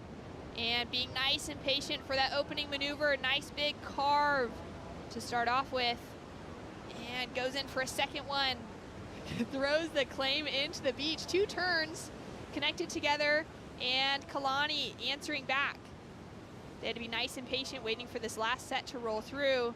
And now Kalani is looking to improve on that 6.77. Does some nice redirections with this one. And again, puts on a smooth finish. Ross, what an exchange. Well, you know, Kalani is in the right rotation. When it's his turn, priority's up for him. You know, that 4th or 3rd or 4th wave of the set is right there for him. So he's been in a good rhythm in this heat. What does that mean? It just means typically he's when you catch a wave that's deeper in a set, like that 3rd or 4th wave, it's smoother, it's glassier, and Kalani's been in that rotation. So a stroke of luck, but I will say, Shannon, he's been capitalizing. He's been throwing down some very smooth, powerful turns. And there's that turn we've been seeing, but watch the redirection here, slightly different. So I think he's picking up on the fact that he needs to mix up just slightly. And he's going to put this wave to bed right here, just the clean hit on the inside toilet bowl. Is it going to better his 6.7? It's probably just. It might be a 7. Cade is an explosive surfer, so I was kind of waiting with bated breath for him to put down a serious highlight in this wave. But you can see a little more bump, just a couple snaps there, but you know, the judges liked it. That critical section that he finished with, I think got the bulk of those points there, 7.13. So that pushes Cade into second place. And let's see, Shannon Cooper needed, before he just needed a 5.9, I got pushed up to a 7. Maybe just slightly too smooth, a little too casual. I wanted to see something slightly more explosive for him to get into that 7-point range. Yeah, possibly surfing to that 5-point wave that he was requiring beforehand. Before that requirement jumped up to the 7. So last of Cooper jumps in at a 5.13. It doesn't factor into his top 2. Cade Matson dropped that 7.13, as you said, Ross, which is enough to move him into an advancing position up into second, and now puts the pressure onto Charlie Martin, who's down into third, sitting with priority, but he's now chasing a big score of a 7.19. And Kalani Ball does better his overall with a 7.5 for that last wave to put him up to a 16-point heat total. Things are just going so smooth for Kalani, not just his style, but everything. The wave selection. I mean, this is how you draw up a heat. It's perfect, you know. So right now he's really enjoying himself. The opposite for Charlie. Even though Charlie, good news for him, he has priority, but that's a stressful decision right now to pull the trigger. Cade Matson up and riding, looking to improve that scoreline and put even more pressure on Charlie Martin. Beautiful surfing, goes for a big critical floater and manages to put another turn on the finish. Charlie Martin answering back. Nice big turn to start off with. Digs that rail in on the second one, comes in under the lip with a hard drop. He lands it, and he is really feeling good after that wave. It's got like the old UFC MMA Totally. war cry right there at the end of that wave. Shannon, I'm interested to see if he did a big move on the outside. If he did, we're looking at a big score there from Charlie. All right, interesting time. Scores to come through for Cade Matson and Charlie Martin, sitting in second and third place position. Of course, only our top 2 surfers will be advancing through into the next round. Bottom 2 will be eliminated. And scores to come through now for Charlie Martin. Let's take a look at that outside section. Okay, a little bit of bump, but let's see if he can do something explosive and a nice layback snap. So 2 right there. Not crazy, but not definitely solid. The end section right there provided a more of a critical toilet bowl section. That's the traditional kind of gnarly, confrontational, spooky section on the inside, and Charlie delivered a nice hit to float. So, you know, that could easily match, in my opinion, Kalani's 7.5, and that could give him a score. But we're also waiting for a score to drop from Cade, so he could up the ante there. All right, so Charlie Martin at the moment chasing a 7.19, but scores are in for Cade Matson. It's a 7.53, which increases the requirement on Charlie Martin up into the 8s. Taking another look at Cade's 7.53. Little tail slide, nice carve there, a lot of power in that second turn, and then a huge floater with a lot of commitment. And Cade actually served up a 4th move, so I'm guessing his score might come in slightly higher than Charlie's. Actually, I'm wrong. Look at that. Score dropped for Charlie. Charlie drops through as an 8.07, but he was chasing an 8.53 to take the advancing position. That is a heartbreaking moment for Charlie Martin. Gets an excellent score, and it's still just shy of his requirement to advance through. Very close. What a tight finish. Kalani Ball, Cade Matson advancing into the next round. Charlie Martin, Cooper Chapman out of the draw. We'll be right back after this.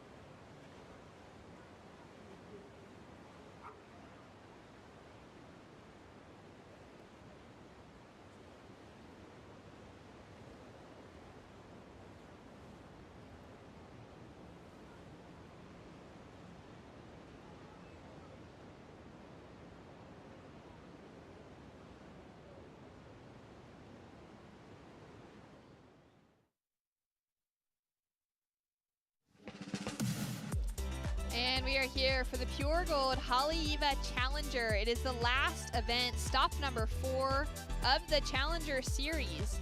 And by the end of the week, the end of the swell possibly, we will know who is qualified for the 2022 Championship Tour. 12 men will be taking a seat for next year, 6 women.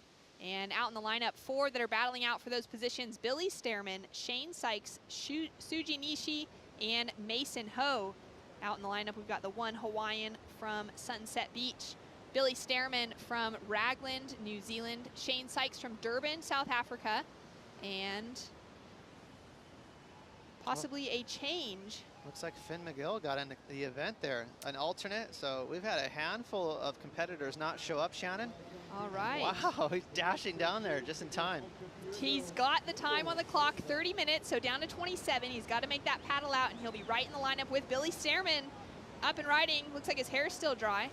And putting together a couple of nice turns, smaller looking wave, but some great sections. Beautiful wrap coming through to the inside for Billy. And just puts on a clean finish. He'll be right out to backline in just a moment. All right, that was good surfing there from Billy. I like the way he surfs. He's really sharp and whippy. There's a lot of speed involved with his surfing.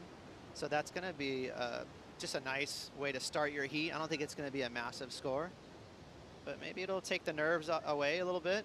Just knowing, hey, I banked a score, probably mid-range, Shannon. And right here, watch the speed through that little crack of a snap right there. Another one, very whippy, just a little bit of fins releasing. So again, a smaller wave and just some decent turns, but no real mistakes. So I think mid-range is looking like it was going to be there for Billy. Yeah, that wave looked like such a fun start for Billy, just to be able to kind of unleash, open up a little bit. He drops in a 5.0, sets himself up with a solid score to build from for the rest of the heat. So he is out in the lineup against Shane Sykes, Mason Ho, and we have had a change with Suji Nishi pulling out of the draw. Finn McGill getting the call up just moments ago to throw on that jersey and race out into the lineup. So Finn still probably working his way to backline. We'll be very excited to be getting an opportunity to surf here. And we've just seen an incredible display of stylish surfing from the south of Sydney surfer. Kalani Ball is down there with Strider Wasilewski. Take it away, Strider. Thank you, Shannon. Yeah, Kalani, absolute magic out there, that power surfing. You've had some opportunities out here, but you're saying that you finally got the canvas to do the work. Yeah, I've done this event a few times, and it's been small most of the first rounds that I've been in, and I've been on the left, so it was just epic to get out there in those conditions and yeah, do some good rail work, and stoked to get through that one. You're riding a mayhem out there. It's a sabotage, I believe. There's a lot of work going to picking your board. Yeah, for sure. I got all these ones shaped in California, and they're kind of based off a few of Griffin's boards, and yeah, they're working really well, so thanks to Matt and Lost Surfboards and Lost Australia as well, because they've been helping me out for a while now, so stoked the board's working. Super solid surfing. Can't wait to see some more of it. You know, Haleiwa at size is all about power, and you matched it, so nice work. Yeah, thanks. Stoked. All right. We'll see you in the next round. So excited to see Kalani Ball walk away with a solid win and equal to the highest heat total of the day so far. Crosby Colapinto walked away with the exact same scoreline, actually, an 8.5 and a 7.5, so both 16-point heat totals, and those are the numbers to beat now for the rest of the field. That's right, and you can see the relief too. You know, it's kind of a bummer when you go travel across the world and you know, you're anticipating perfect Haleiwa when you're in this event, and sometimes there's just no swell in the window and they have to go surf 3-foot windy, very difficult lefts, and that's what Kalani was mentioning. So he felt like I just so much relief being able to have a crack at 6 to 8 foot Haleiwa. Up and riding, Finn McGill just found out that he's in the draw, races out and gets this nice opening wave. Nice little crack to start off with, gets a little bit more of a wrap on his second turn, and that wave just goes soft on him for the finish. You can see Finn on a bit of a step up there on a smaller wave, so just getting a little stuck on that last tiny turn. But Finn, a lot of energy, you know, probably just freaking out, just showed up at the parking lot and got in the contest. He hit the water with 27 minutes left, so he had to sacrifice a few minutes, which is a crazy prospect, you know, you want to be in the channel when that horn blows, and he had to run down the beach. You know, his heart must have been going a million miles an hour. So right here, he's just trying to shake the nerves off. Speed hack into another little snap. It's probably going to be like a 3.5 or a 4, I'm guessing. But again, you know, he was literally in his car 10 minutes ago. Yeah, that is a wild thought as we see Billy Stearman opening up on his second wave. Gets that first big maneuver, throws some spray on Finn McGill as he paddles past. Comes up into the lip on that last section, and then with so much speed coming down the line, Mason Ho, beautiful carve, goes a little more vertical on that second one and just flies through the finish. Little foam climb, and he'll be out of it. And then Shane Sykes with a massive big down carve to start off with on his first turn. And just looking so sharp. Great wave selection from the North Durban surfer from Salt Rock. And you'll be feeling good with that one. I like that ride from Shane Sykes. You know, at Haleiwa, the wave is pushing you down the line naturally, so it's really, like we were saying earlier, it's tough to redirect. But that sit-down little hack he did in the middle of that wave is one way to do it. It's a power turn, you can bank it, you know the judges are going to like it, and it also gets done really quick. So it's a power move without wasting a whole lot of time. Yeah, able to kind of keep that speed and momentum moving forward for him. Exactly, and you have to at Haleiwa. I mean, if you get too lazy and you know, and don't match the speed of Haleiwa, you're going to get left behind. So you got to be pretty crafty out here to mix it up. Yeah, is that one of the defining factors? I mean, the dividing factors more so between those surfers that are newer to Haleiwa and maybe not understanding the pace of the wave and actually how fast it can get away with you? Because looking at it now, it looks like almost a little bit slower. But I imagine in the water it feels very different as we see Finn McGill unleashing that local power and driving in, just unable to hold the nerves together on that second turn. Yeah, you can see Finn just catching that inside rail, got a little stuck on that step up. So we'll see if he can figure it out. You know, we got to give him a little bit of time to warm up here. You know, he's just trying to reel in his adrenaline and figure out his surfboard. So we'll see if he can step on that tail and pivot a little more. Very smooth, as you said, Shannon, a down carve there. And there's that sit-down hack. I love that thing. Just a little redirect there, but he made it powerful by really sitting down on his heels and throwing some spray.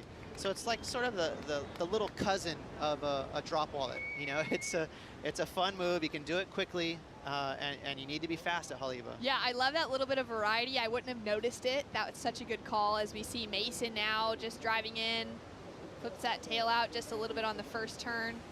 Nice big bottom to top turn combination. And you can really see him just eyeing off that next section. That front rail just digs in. And he'll go down. So scores coming through. Billy Stearman again, he dropped in that 5.0 to start off with, a 3.83 for his backup score. Finn McGill starts out with a 4.0. We're waiting for the second score now to drop in from the 2017 World Junior Champ. It's great to see that Finn has been able to get himself in the mix here, as we have been expecting such great things from him since winning that illustrious World Junior Champ title. And then now Mason Ho with some scores coming through. Mason has jumped up into the lead with a 6.17 and a 3.17, and Finn has backed his 4 with just a 2.57. So still waiting for probably the best score, we'd say, Shane Sykes. You know, judges got their work cut out for him today, Shannon, because there is a million waves coming through.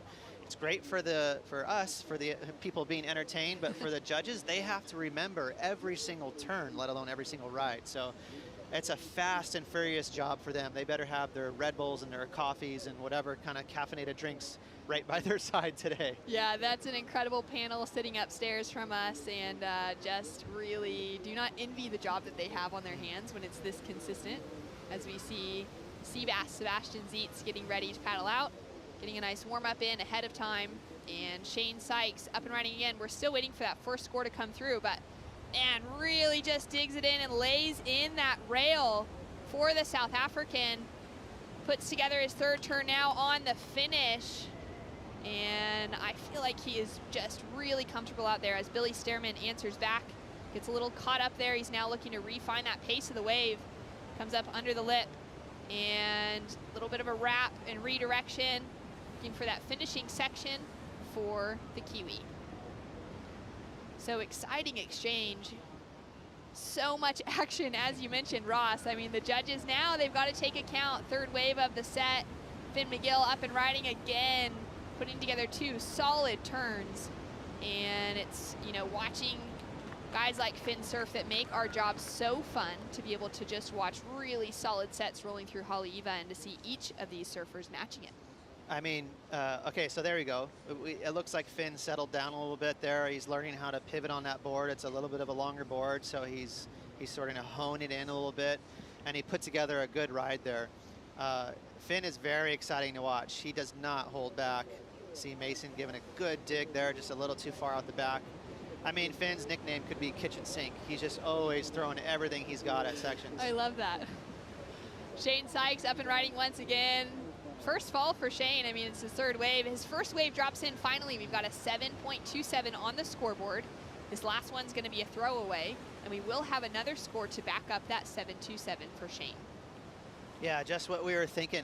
It felt like the best score so far in this heat, and the judges agreed. So Shane Sykes off to a great start, and he's got, actually his second wave has not dropped yet, so he'll have a little backup score there. You know, it was so stressful for Finn to run down to the beach and be like, oh my gosh, I'm in the event, but 30-minute heat, look at that, Shannon. There's still 17 minutes left in this heat. There's so much consistency today. You can get your, you know, 2 8s in 5 minutes out here. So we'll see if he can settle down. Mason Ho up and riding, just eyeing down the line. That wave is just getting away from him, and he's unable to catch up with it. That was a solid size set, Ross. Yeah, and you know, I think Mason was a little out the back. You know, this current rips. It pulls you deeper and deeper up the point of the lineup out there. So Mason, you know, sometimes you just catch a wave to get back in rotation, go back to the channel and press the reset button. We saw Mason paddle for a wave and miss it. So I think that's what that was all about.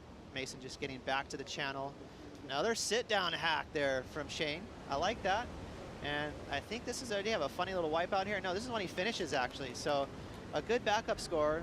And Shane, you know, he knows he has that 7.27. So he's in backupville. 16 minutes on the clock, and a 6.57 drops in for last of Shane Sykes, jumps him up into the lead over Billy Stearman. And he's sitting with a pretty significant lead in that heat total as well over the rest of the field. We've got all 4 surfers just looking for that positioning in the lineup as we take another look at last of Finn McGill. So again, this score has not dropped yet. Judges making sure they get everything right. 3 maneuvers on this wave. That was a big, powerful snap here. Here's the toilet bowl section. It's super shallow, really hollow, and Finn tags it clean. So I think the judges are going to eat that one up. Yeah, I really like that call from you, Ross, that he's just finally relaxed, right? He got those first couple waves kind of out of his system, and now he's able to just pulling air right surf. there. Okay, I got this. So scores are in a 7.23 for last of Finn McGill, jumps him up into second, and he's sitting with priority. 15 minutes on the clock. More action, more sets, more swell to arrive here at Haleiwa right after this.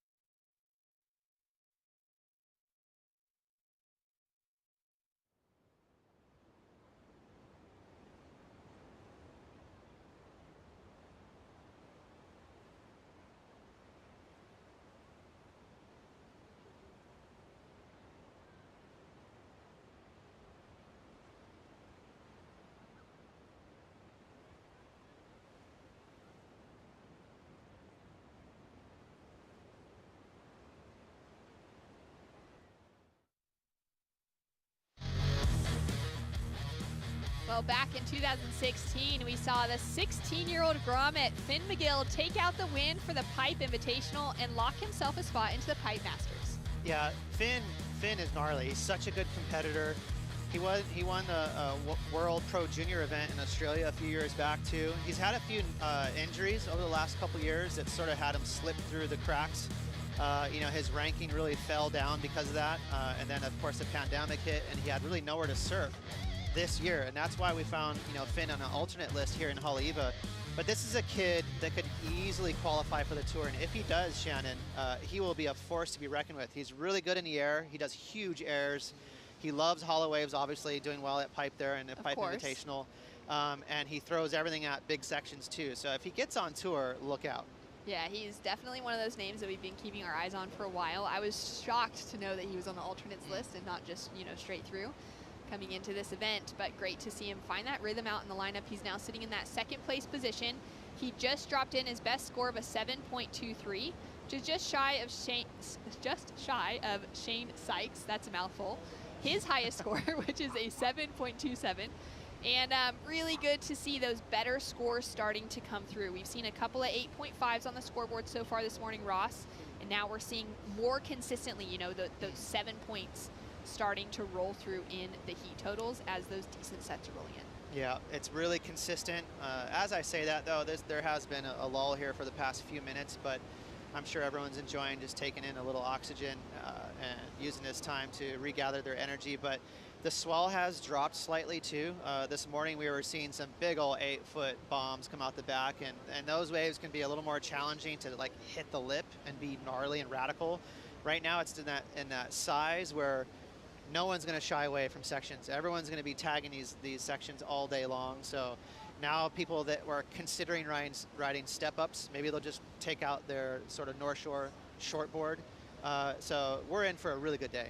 Yeah, really exciting, you know, knowing that it can still be so good and so contestable even as that swell is dropping off. And we'll see some great scores starting to roll through. Shane Sykes out in the lead, Finn McGill in second. Billy Stearman, the Olympian, qualified for the Olympics back in 2019 for New Zealand and had an incredible performance there in Japan earlier this year. He is one of those names that has been around on the qualifying series for so long, Ross. He's been, you know, so close to getting his name onto the championship tour before and made the big call to continue on this year, you know, later in life, but to really give it another solid shot at getting onto the championship tour.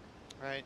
And, you know, you could say that about a handful of surfers. There's a lot of journeymen out there that are just always on a cusp, but it's so tough to finish in that top 12. It really does come down to a little bit of luck. Everyone needs a little bit of luck combined with talent, of course, combined with being very organized, making sure all your surfboards are perfect, making sure you get to these venues with all the practice you need. You know, a lot of these surfers nowadays have a team with them, whether it's a coach or a family member, and it takes a lot of money. So it's not easy to qualify for the World Tour. You know, it's a lot of effort and time. Yeah, it's pretty wild, you know, even thinking of some of those crew that have that good sponsorship behind them. They've got that financial backing to be able to have that team, to travel on the road with those people that make them feel like they're at home even when they're not. And then surfers like Billy, who's out here on his own, his wife is back at home in New Zealand. It's just too expensive and too much of, you know, too much on the line for both of them to be able to do this together and to be away from home for that long. And so for Billy, this is really just, you know, so significant for him to be here once again and putting it all on the line. And then Mason Ho in the draw right now, he's sitting in that 4th place position. He's one of those surfers that's, you know, had that opportunity to compete on the championship tour out at Pipe, have some of those moments, but to see his name back in the draw and fighting back for that possible qualification is really exciting.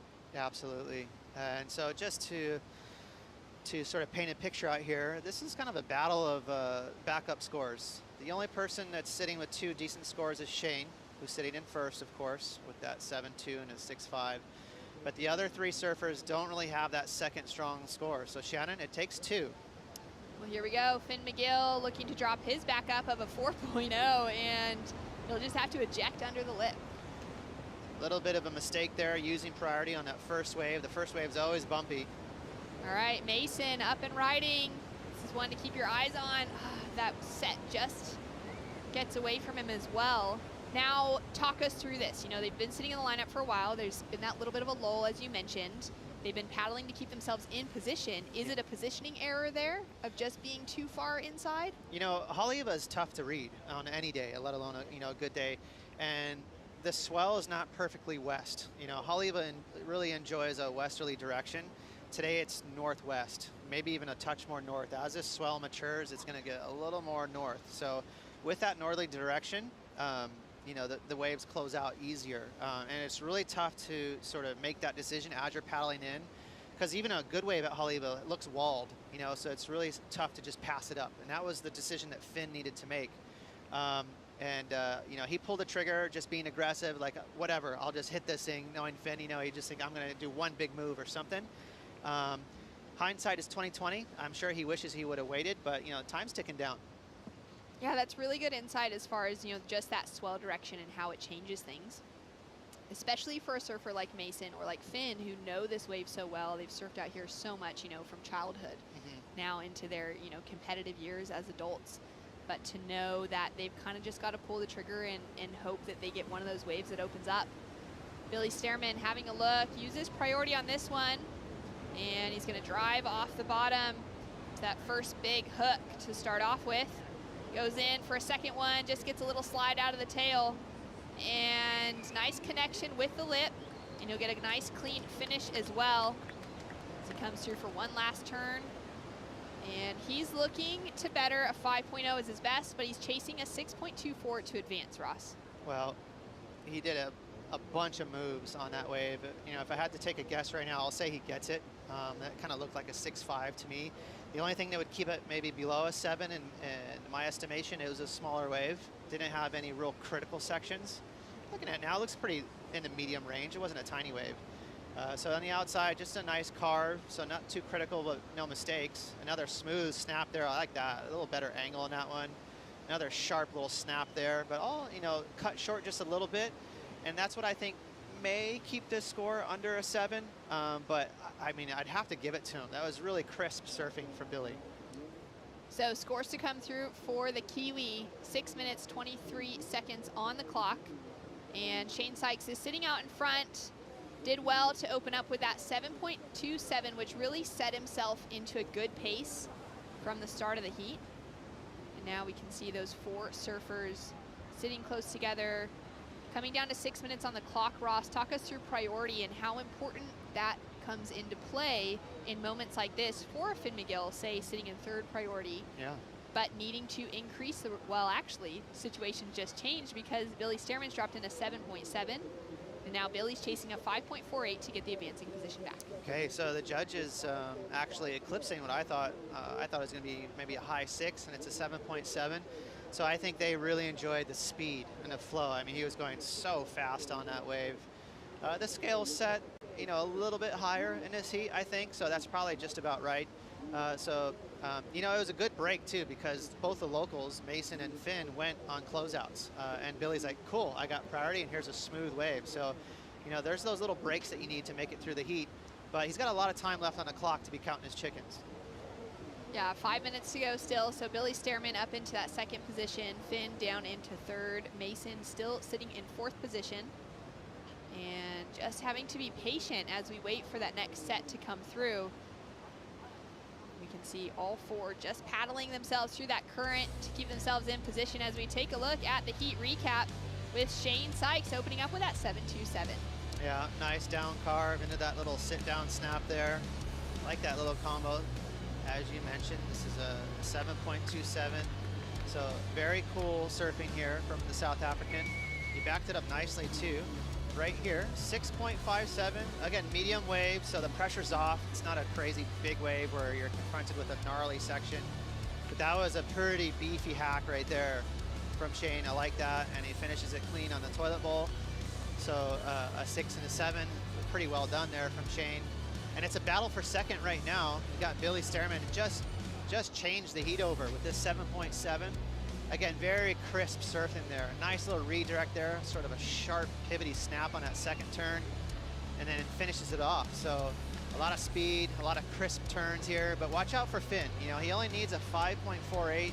Again, good old kitchen sink Finn. You know, if he gets a medium wave to bigger and doesn't fall, you know, he's capable of dropping a 9 right now. Yeah, it's absolutely possible as we see Ian Govea getting ready to paddle out.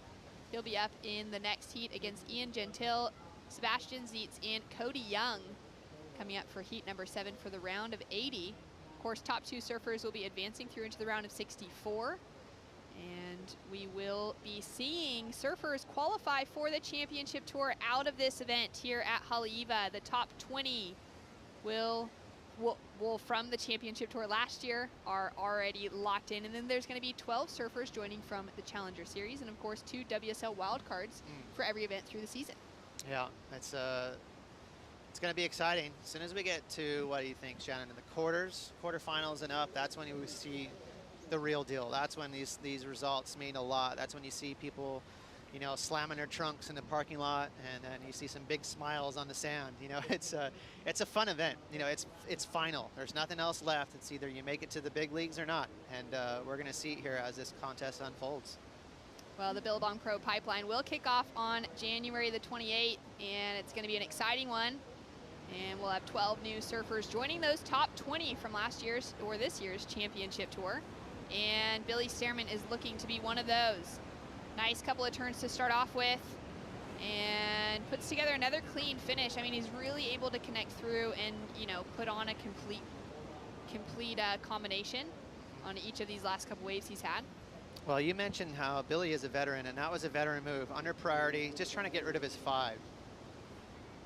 Shane Sykes, nice opening gouge. Looks for that second one.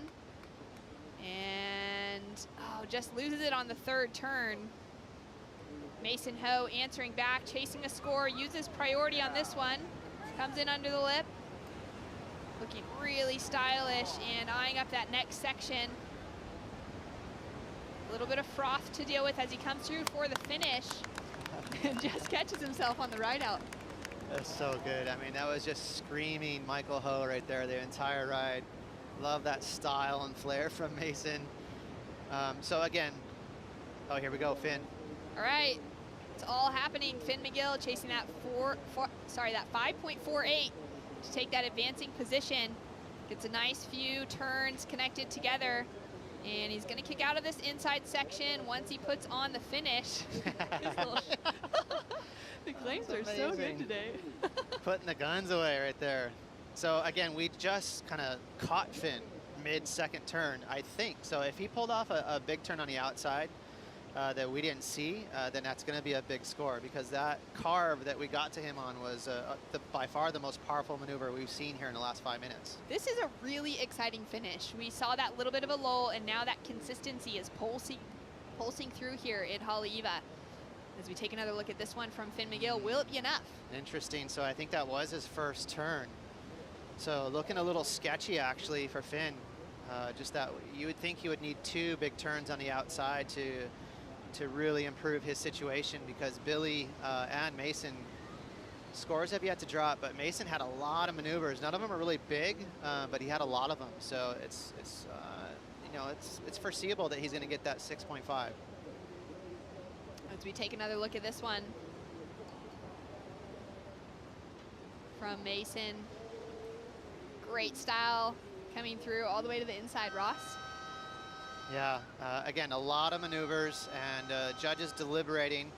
Billy, wily veteran, did up the ante a little bit with that backup of 5.7, pushed it just a little higher, and it was just a little too much there. So smart surfing there from Billy, and well-deserved there. So scores through last of Mason Ho. A 5.4 is not enough to get him into that advancing position. We're now waiting for the score for last of white, Finn McGill. Remember, he was in the parking lot, found out that he was gonna get that call up to run out of the heat just moments before. Paddled out with 27 minutes on the clock and surfed so well. Gets a score, but it's just not enough to bump him up into second. A 5.53 keeps him in 3rd position. And that is a sad loss for Finn, but an incredible performance from Shane Sykes early out the gates. Billy Stearman as well, advancing through into the men's round of 64. More action, heat number 7, coming up right after this.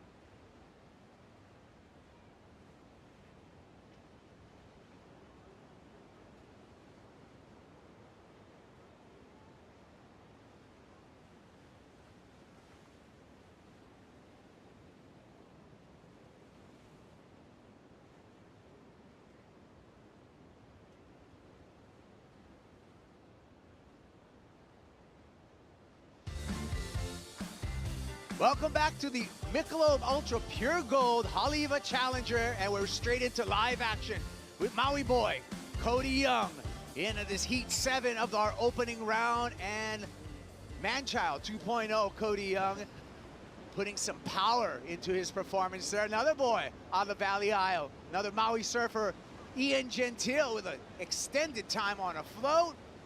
Big snap there for Gentile. Another lip glide, and looking like he's got a ton of control for the finish, Ian Gentile. Nice opening ride for Ian. The goofy foot out of Brazil. Second generation pro surfer in the way of Ian Gouveia. Gouveia with a sharp backhand and impeccable timing on that finish. Wow, that was a way to open up this round.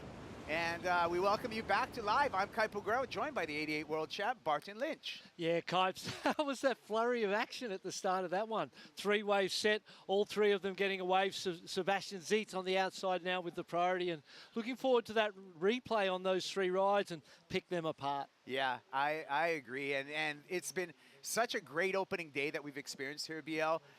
Really consistent waves, great performances, and a variety of different characters and surfers that for all of our fans to really enjoy. This is the final challenger of the series, and the end goal, making it to the 2022 Championship Tour. This guy's tasted the Championship Tour for many years.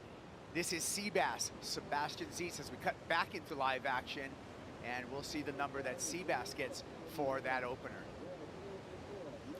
Looks like we already got some numbers on the board, Barton, and looks like out of that opening exchange, Ian Gentile coming out on top of the 6.9. Yeah, it stayed open longer than most of the other rides. He got more quantity, but the quality was obviously there as well. A 5.93 for Ian Gouveia, and then a 5.17 for Cody Young. So all in that ballpark, but as you said, Ian Gentile will be stoked on getting that early advantage. As we look at Sebastian Zietz, he's a former winner here at Haleiwa. He took out that big win in 2012. He also won the Triple Crown that same year. Here's a replay of Seabass. Coming from really deep on that one, super deep, but made it around the section. Waves a little bit smaller here, gets his second snap in, waiting for the inside float, pulls that off, lands it cleanly, and all 4 surfers showing that they're all in form, and they're all able to capitalize on that opening exchange of 4.57 for Seabass. And a view here, BL, of the treadmill of Haleiwa Li'i Beach Park, as you can see the surfers constantly paddling out there. Yeah, we've got the trade winds are picking up now, and you can see that beautiful offshore breeze, not too strong, but you know, without that rip current running through, it would be grooming the lineup. But so much water coming across the channel from Avalanche, and then making its way out to sea, and it rips through this break, and it's impossible to stay in one place. You can't stop paddling really for any amount of time. As we see a little look on the inside here, Kaipo. Seabass, Sebastian Zietz, and an aggressive turn unfortunately catches a rail, goes down. Right behind him, here's our heat leader, Ian Gentile. Snapping that KT surfboard off the top.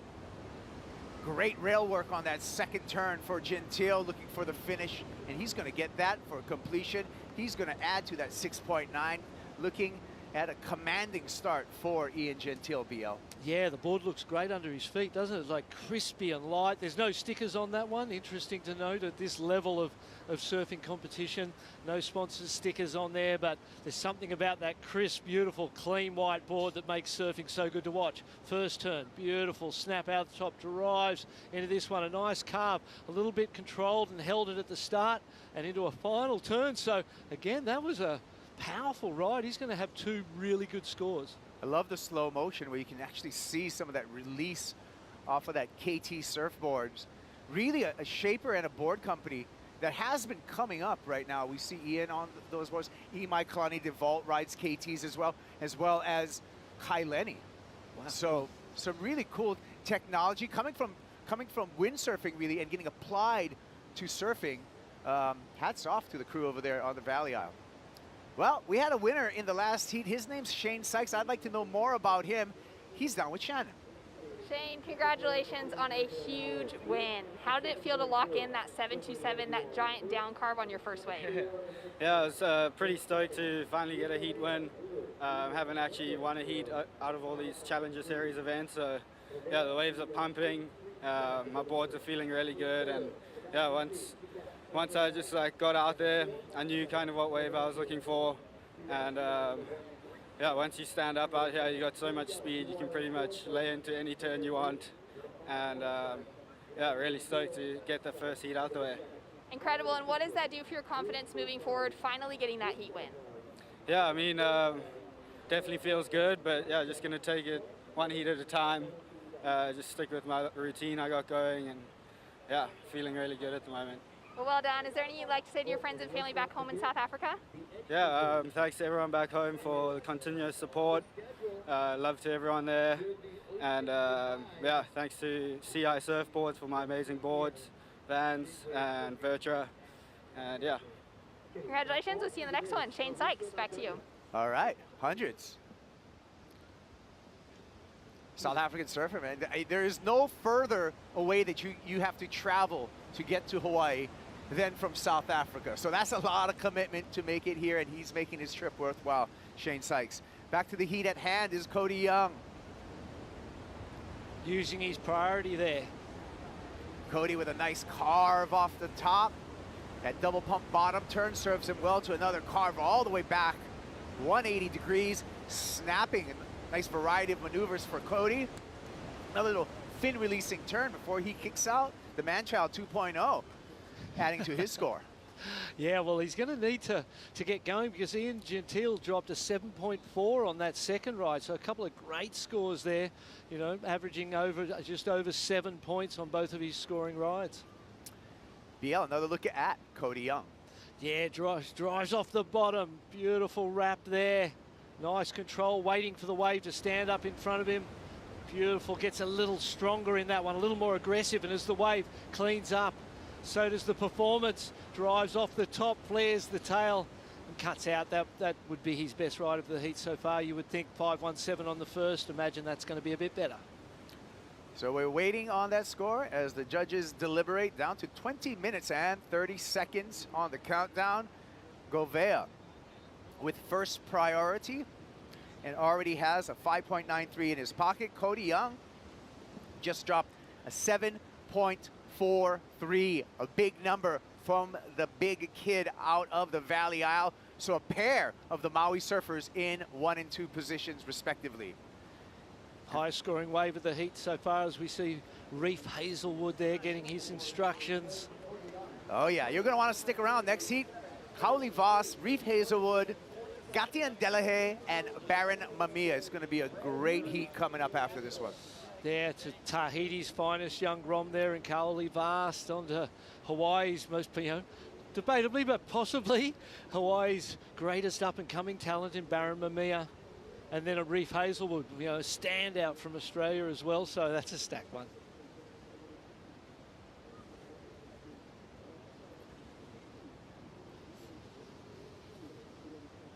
Well, we're gonna wait for and see if we got another set coming through here, but remember, it's Black Friday. Get your shopping going, and you can do that at the WSLstore.com, where we have a holiday sale. All the gear from the Haleiwa Challenger event, all the merchandise is available there. Also, if you buy a jersey at the WSL store, we're throwing in a free WSL Hydro Flask. We got holiday specials right now. WSLstore.com for all of your holiday sales. And there's some of the beautiful graphics that you will find on the merch at that site. Get your shopping done early. You can watch the world's best surfers and check off that Christmas list right here at the World Surf League. And with the Hydro Flask, you can do something for the environment, eliminate your single-use plastics. I've had, and I know you have as well, we've been using them for years and years now, and I often think about how much waste I've saved just by using that. It's quite incredible the impact that simple thing of using a water bottle can make. I use my Hydro Flask on the daily, and it keeps my hot and my cold. I put some ice cubes in there, and that stays chilly for at least 12 hours. Yeah, all day. All day. All right, 18 minutes on the countdown, and the Paramaui boys still out in the lead. Ian Gentile followed by Cody Young. Ian Gouveia already kind of backed up into a little bit of a corner. He's a 6.68, and Sebastian Zietz, the veteran of this heat, looking for an 8.03, and the sets have shown back up, BL. Here we go, red Ian Gentile just turning. Here we go. Let's see what Ian's got. Nice bottom turn, aggressive right to the lip there. Big snap with an extra release on the end. Looking sharp. Ian Gentile and tries to save the finish. Unable to do that, but he did some damage on the back end. The Ian Gouveia. Oh, and you could tell hung up a little bit there, and a little beating by Haleiwa. When that set came through, Ian Gentile was in third priority, and so first and second priority both let him have that wave, wanting the second and third wave, because ordinarily those second and third waves are the cleaner faces and have been the better waves all morning. And we see there that Ian Gouveia had the priority, Sebastian had the second priority, and both of those guys, their waves and their decisions to catch those waves didn't work out for them, because those waves closed out, both of them, and so even in third priority, Ian Gentile will get the better of that exchange. Another look at it, starting with Gentile. Drops in, drives into that lip, and you can see all the bump and the lump on the face because it's the first wave of the set. Massive commitment into that turn. The third was a little softer because he could see that section coming at him, and he got up on top of it and drifted it beautifully. And if he would have landed that, that could have even gone higher than what he had already. And this just happened, this ride for Cody Young, and that was just a quick in and out for Cody. So the standings remain the same. We're suspecting that Ian Gentile will remain in the lead. Will he distance himself from the pack further upon improving that scoreline? Probably not. No, that perhaps the fall at the end, you know, with the completion at the end, there was some sort of radical moments where you were like, oh, we might fall on the second turn, for example, and he pulled it back together. So had you on the edge of your seat, and with the completion, I imagine the score would have went through the roof, but it actually still did. It's a 7.77, so that radical edge that we were talking about was something that the judges appreciated. Lucky score for Ian Gentile, that 7.77. Even without the finish, Gentile was able to improve upon his scoreline, so it looks like, you know, the prodigious surfer of Ian Gentile coming through in this heat. Gentile, at one time, Andy Irons called him, you know, the best 12-year-old surfer in the world. I remember Volcom Ads saying that this kid would protect the 20-whatever world champion. So he was a child prodigy. He's been around a long time. He's had the ups and downs of a career in surfing and what that presents, and showing all that experience here today. Ian Gouveia, nice hook to start. The lip glide through that section, well timed, and has to force that one, but no problem for the stocky, goofy foot out of Brazil. Second generation pro surfer in the way of Ian Gouveia. Yeah, his father, Fabio Gouveia, was one of the greats out of that country and one of the first Brazilians to come along and really capture the world's attention with their style and their technique. And you can see his son's got it here. The judges love these sorts of ways where you go one turn, connect directly into the next turn, directly into the next turn, and there's no downtime, there's no sort of waiting. Hold on. Well, the Gentile show continues. Ian just, again, tearing apart this wave. And even with a little mistiming in that tricky toilet bowl section, no problem. Sebastian Zietz, again, aggressive turn, but catches a rail. Yeah, the indications for Seabass are good because he's not on the best waves and he realizes he has to go for it. This looks like a beauty. How's that first turn for Cody Young? How is this heat for action? Cody onto the inside. Oh, got a little ugly there and just managed to squeak out, keep it clean, keep it controlled.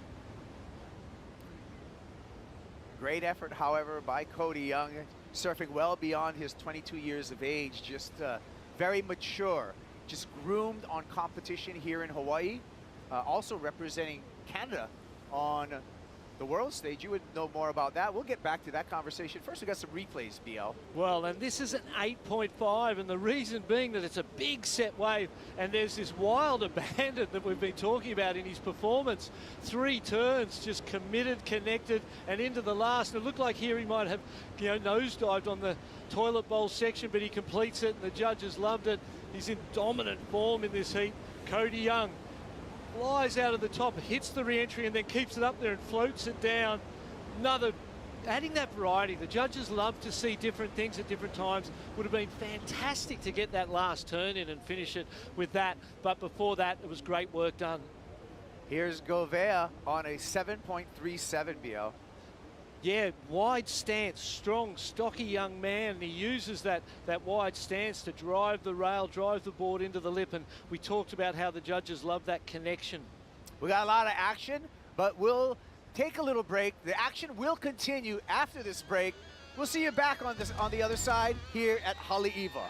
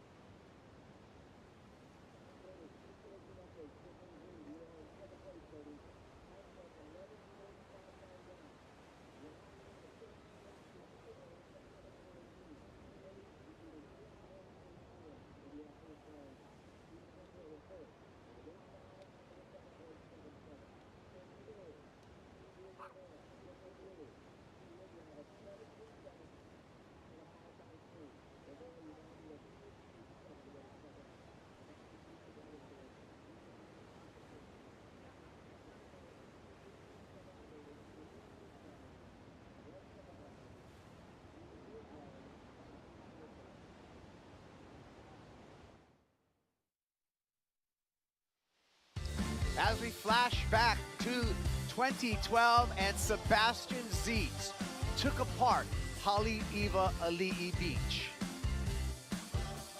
This performance was a tipping point in this young surfer from Kauai's career. Outstanding surfing led to a win here, as well as a Triple Crown win and a start on the championship tour. And let's take a look at some of our past winners. Last winner out here, BL, Frederico Moraes. We can always remember retirement year for Joel Parkinson. Went out with a bang here. And I wish we could take this list all the way back to 1988, where...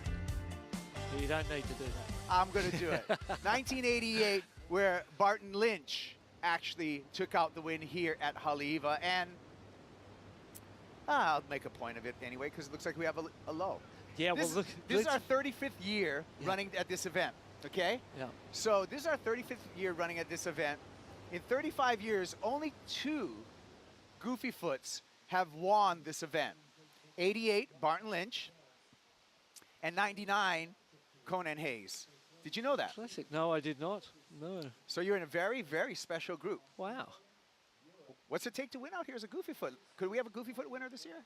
Yeah, it's I imagine, I think this is a great wave for the Goofy Footers, and it surprises me to hear that, because for the backhand hooks, I think it's one of those waves you've got to pick the right pace of wave for the backhand. If it's kind of too fast and you can't get up and down, and you don't get the scores you need. And the natural footers have got a little more speed out of the get-go, and they find that time in the wave face. But I think that there's a Goofy right there who could do that. Reef Hazelwood warming up the hips. See, there you go. That's Reef Hazelwood. He's going to channel his inner Conan Hayes and Barton Lynch combination. And let's see if he can find those paced waves as he comes out in heat number 8. That's the next heat. Let's talk about our heat leader, Ian Gentile. When you look at the scores, and you imagine that when you've ridden a couple of waves, any wave that you catch that scores less than what you've already got in the bank is a mistake. Right. And so you're constantly trying to improve what you've already created. And he started with the 6.9, went to the 7.4, got his 2-wave total, went to the 7.77, and then went to the 8.5. and really has surfed the perfect heat besides the incompletion on an inside one. And everything he has done has just kept heading him in the right direction and applying pressure to his opponents. And it's been a dominant display to this point. Yeah, and there you see the unabridged numbers, the highlighted top 2 for each surfer, but you can see Ian Gentile steadily improving on his performance throughout this heat. And you can also see that 16.27 two-wave total, we consider that an excellent heat. Yeah, anytime you're scoring averages of 8s or above, you're in a very good place, and you're very rarely going to lose when you're scoring at in that range. So really good to see. I mean, we've had a great opening day. Just the first day of the waiting period here for the Pure Gold Haleiwa Challenger. We have the waiting period extending all the way through December 7th, but it's really nice to see, BL, that we've been front-loaded with some swell. Yeah, it doesn't look like we'll have to wait too long. Most probably have waves here tomorrow and have the opportunity to run tomorrow. Sunday will be interesting, but then that swell fills in again, and Monday, Tuesday could be on again, so it could be sort of the first 4 of the 5 days may see us running and have a winner, or 2 winners, actually. We're going to have a men's winner, a women's winner, and then we will be able to announce the top 6 ladies moving on to the championship tour for 2022, and the top 12 men who will join that 2022 championship tour, in which we're going to kick off right here in Hawaii at the Pipeline, and that's going to start January 29th. So we got plenty of action. So we're all going to kick it off at the Billabong Pro Pipeline, again, January 29th. We'll move on to Sunset and then make our trek over to Portugal. But the next season of the Dream Tour, the Championship Tour, looks great. And there's the dates at the bottom of your screen, so put it on your calendar. But we got a lot of surfing to get through right now in November at Haleiwa. Having this event, typically this event happens at the beginning of November in the Triple Crown. Moving this schedule and having it happen later in November has really been an advantage to us, in that later in the season we get more west swells, we get more just energy in the ocean, and that equals, you know, the outstanding surf that we've seen so far. Ian Gouveia currently in 3rd, needs a 6.87, and he's going to go down on that one. You could see the disaster coming as he got to the lip late there. Oh, that was dangerous. They're those ones, if your board gets sent back up at you by that reverberating whitewater, you could you definitely break something or hurt something. We're going to see it on the replay. He's late to the party anyway, but he still gets it up there. Hasn't managed. Look at this. As that whitewater's coming back up to him, that can push your board back up to you and buckle those knees and create all sorts of problems for you. But this young man, he's strong, muscular young fella, so he looked fine. Here's our heat leader, Ian Gentile. Again, wonderful rail work, aggressive snap, another big tail throwing snap, all kinds of spray coming off the rail. Little funky bouncy section on the inside, but no problem.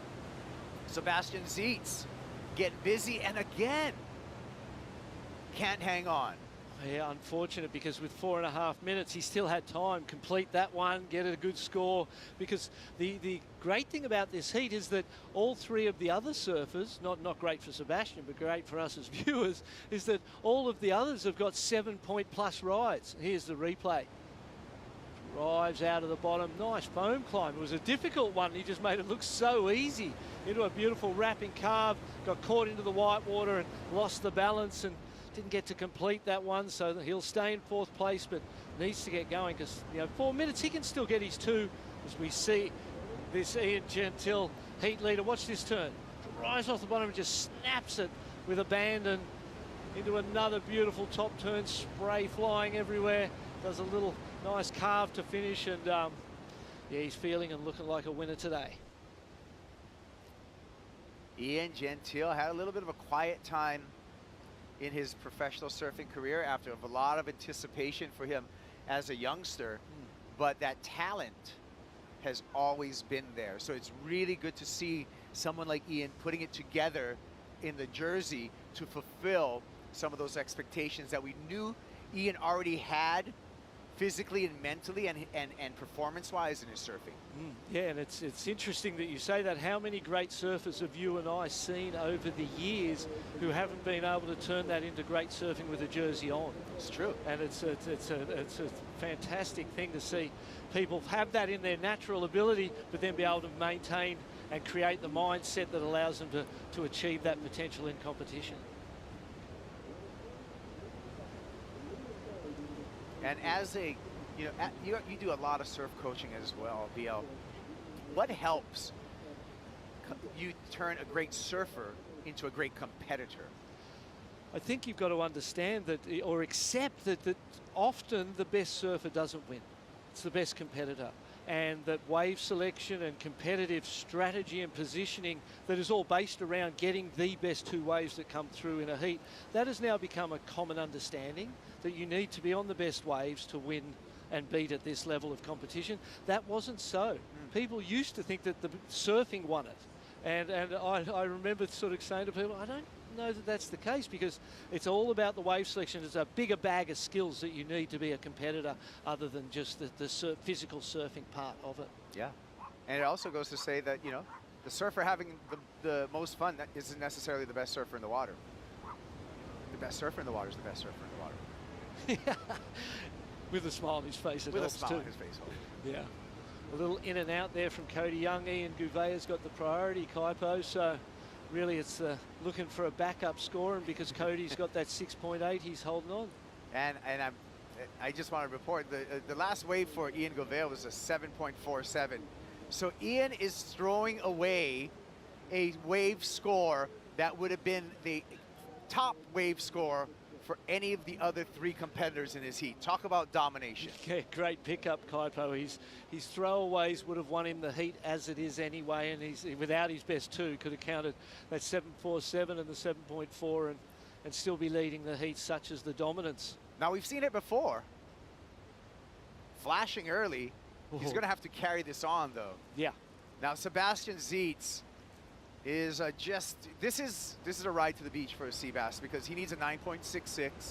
This wave is not going to offer him a 9.66, and it's going to be unfortunate for Sebastian Zietz. And I'm actually calling that, as a former event winner here at Haleiwa, a big upset. Yeah, absolutely, a big upset. And when you're competing a lot, you create rhythm, and you're in that mode of competing. Things are easier. When you don't compete much, and then you sort of pull on a jersey here and there and go to do it, being, you know, fit but being match fit are two different things. Well, he's still stoked. I mean, he's going to go home to the wife, the kids, family life. We got holidays. We got plenty of surf on the forecast. The surfing is not going to stop for Sebastian Zietz. Ian Gouvea in third place. Important wave for him, and that's not going to do it. He needed a 6.87.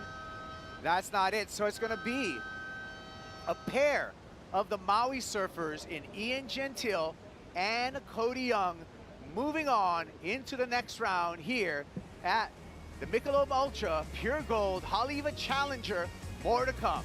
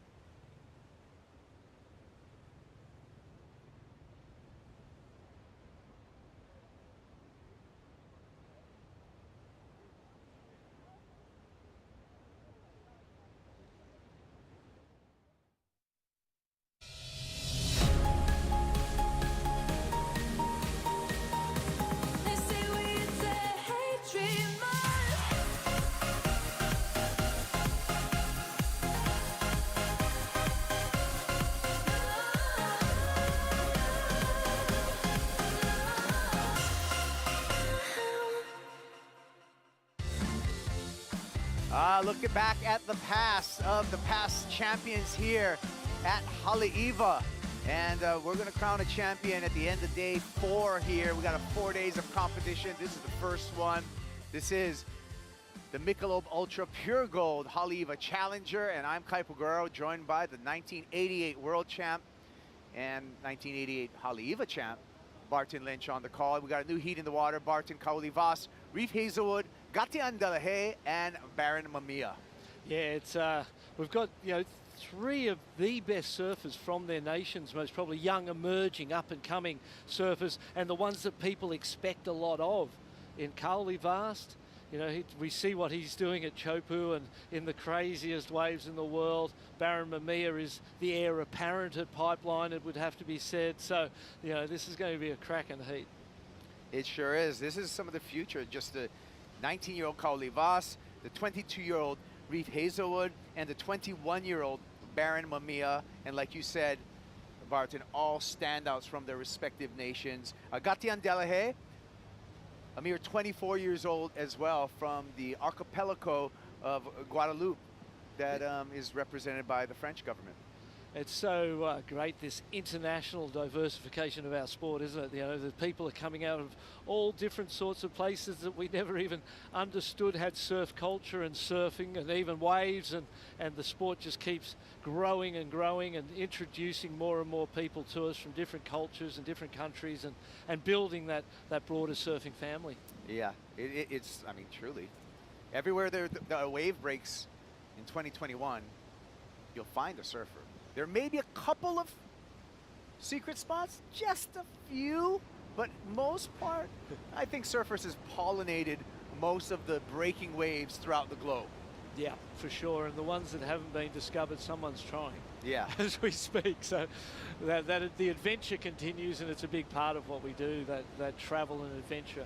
Hey, Ian Gentile came in hot. I want to hear from him. He's with Shannon. Ian, that was an incredible performance. I mean, you were dropping scores that everyone else is looking for because your heat total was already so high. How did it feel to walk away with such a solid victory?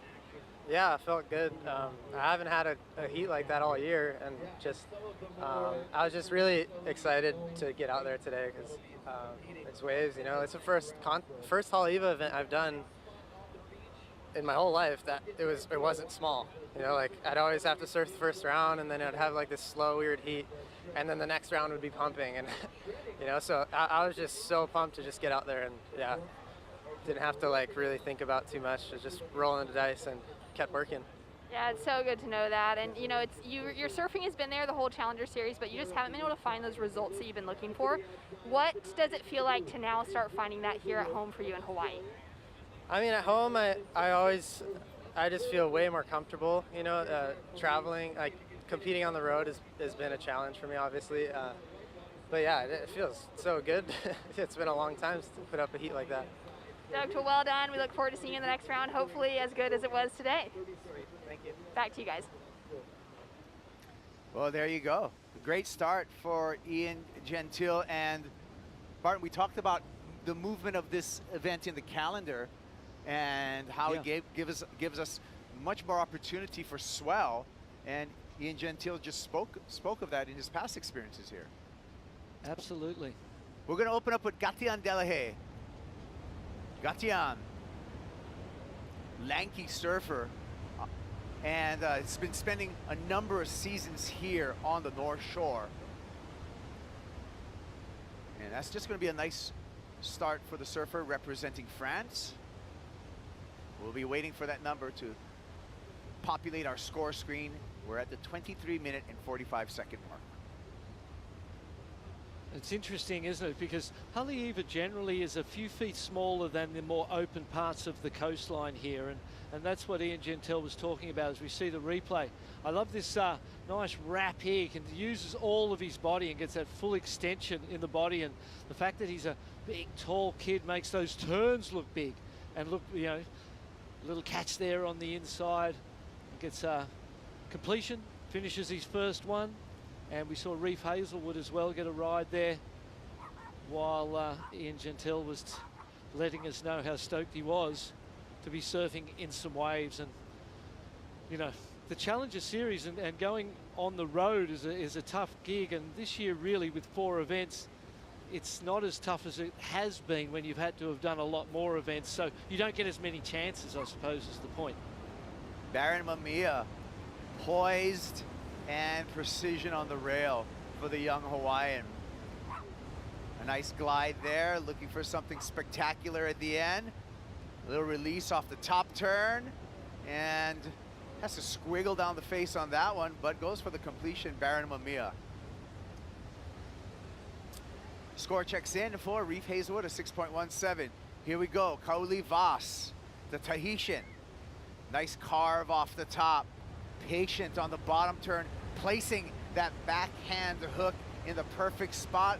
Little caught behind, gets up into the front, and another tail throw on the backhand. So great surfed waves, a lot of patience, and waiting to time himself on that wave for Kauli Vas.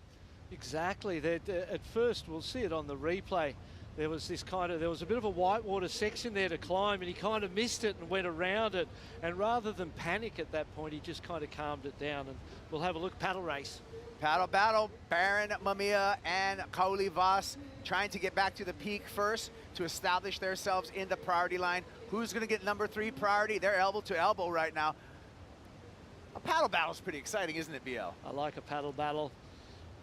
Simple things in life, but look, it's still going at it. And that's where the training and the work that you do to prepare yourself for those moments comes into play.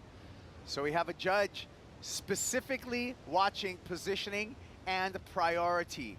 And that judge just deemed that Baron Mamiya made it out to the peak first, so he's got 3rd priority, Kauli Vas with 4th priority. 4-point ride, Kipes for Gatien, Delahaye. And I feel like Barons and Cowleys will both be above that. So do you think on a paddle battle like that, it's also a mind game, like, hey, I beat you back, I beat you back out to the peak? Not just priority, but it actually shows some type of like alpha dominance on your fellow competitor? Yeah, I do. I think it's, you know, there's like, you don't want to give an edge or an inch anywhere, and if you give the, you know, you go to 4th priority instead of 3rd, that can make a big difference at a point in the heat. So, you know, you want to just keep piling the advantages in your favor rather than surrender them at any point, and even just to push your opponent and make sure he knows that you're challenging him for that is an important In part. a way, it's a small loss, so there is a sports psychology, there is a little bit of an advantage. Did you used to do anything to get into fellow competitors' heads?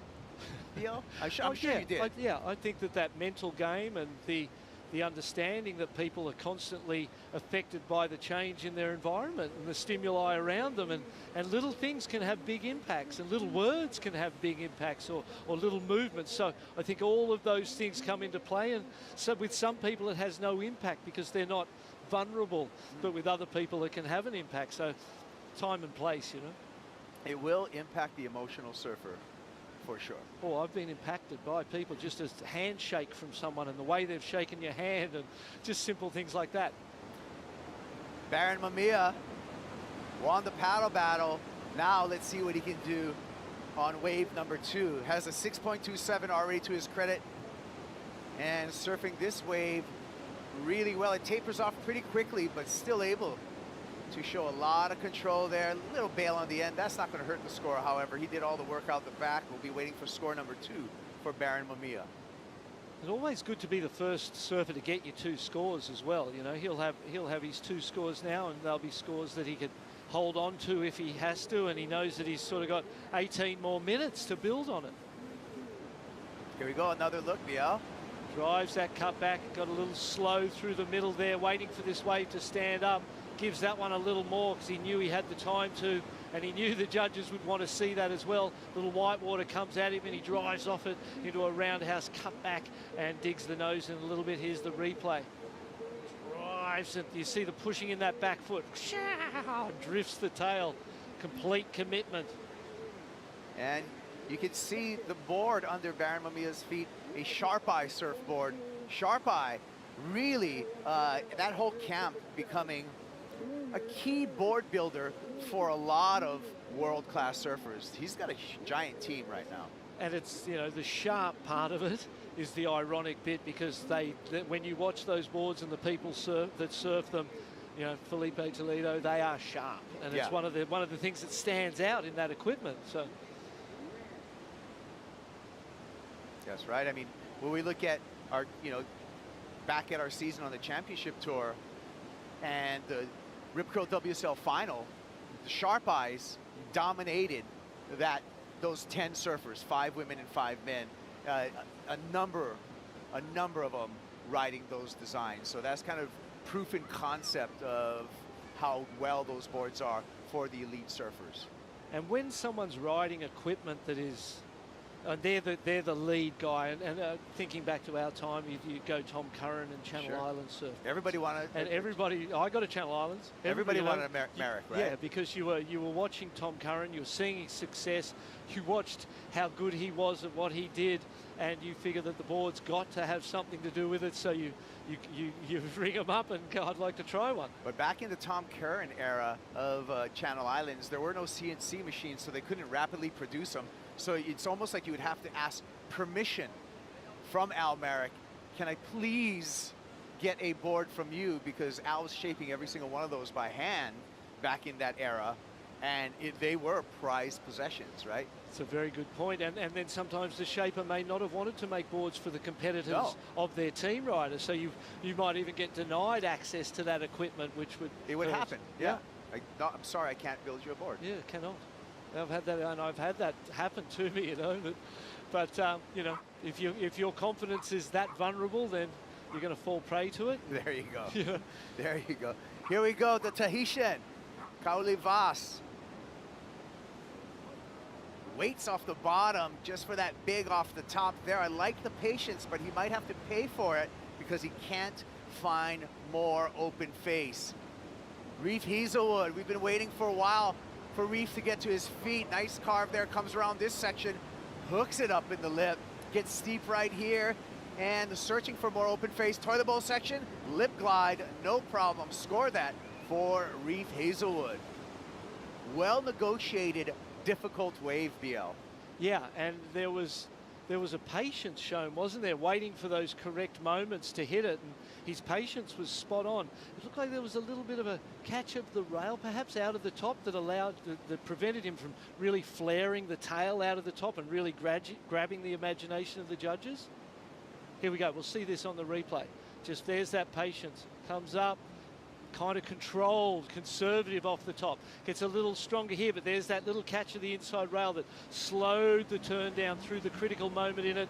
Fortunately, he had enough time to get around that section, get the last float, complete it, and it'll be a second great score for him that'll put him in a strong position. Carly gets caught behind on this one.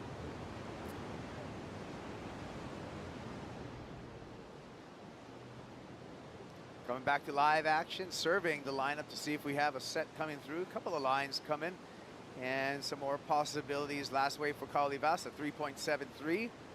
And still waiting upon second wave of Reef Hazelwood to drop a score to set the situation in the heat. Nearly halfway through this heat. While we wait for that score, we're going to take a break. We'll be back in beautiful Hawaii, back to the Michelob Ultra Pure Gold Challenger here at Haleiwa on the return.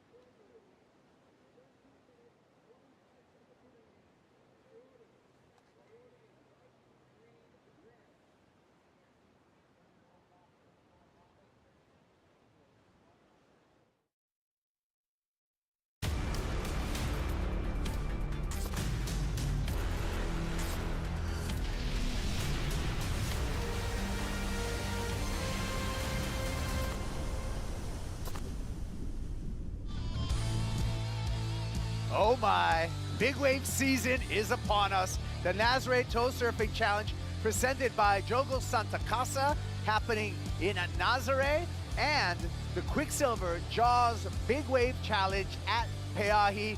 We're in the season right now, and that season extends all the way through March 31st, 2022. So when those double extra large swells happen, we're gonna see if we get the green light, BL, and there's gonna be a lot of excitement. So many entertaining things happen at the World Surf League. Those waves are just terrifying. How's the color of the water and the size of them, and there's chop and bump on the faces of those waves, the size of waves that most people ride. So certainly is big wave season, and that tow event's going to be certainly one of the most exciting events we'll see. And then you go to Jaws and paddling in on waves that we never imagined you'd be able to paddle in on. It wasn't so long ago that it was a tow wave itself, and now it's a paddle wave. So, and I remember they had the paddle wave at Nazare, the paddle event at Nazare. I called a couple of those Jamie events. Mitchell. Yeah, they were absolutely terrifying to watch. My those gosh. guys. Yeah, it was amazing. terrifying to watch our co-commentator Peter Mel.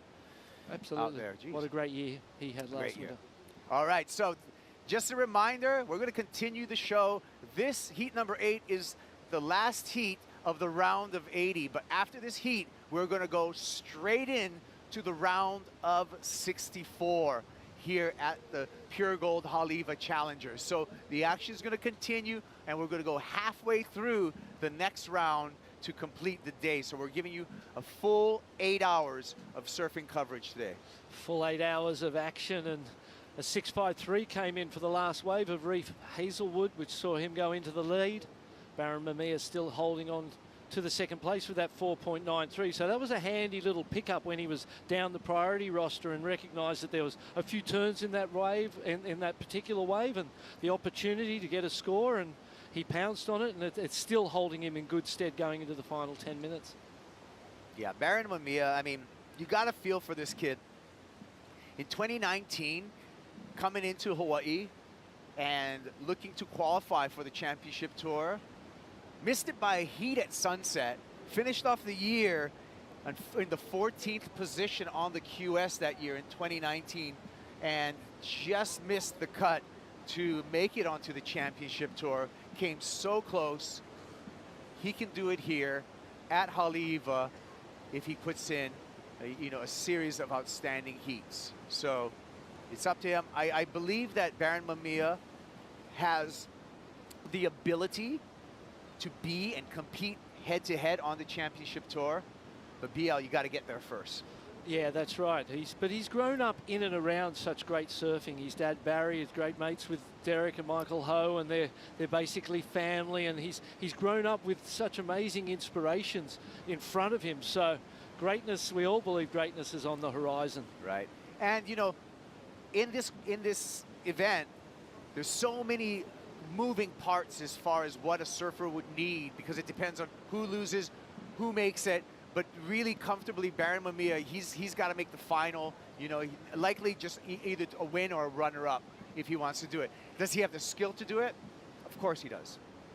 So, and that's just one of the really exciting stories that are playing out here. Yeah, and there are so many at this level, isn't it? Because these are the hot new breed, generally speaking, who want those positions on the World Championship Tour.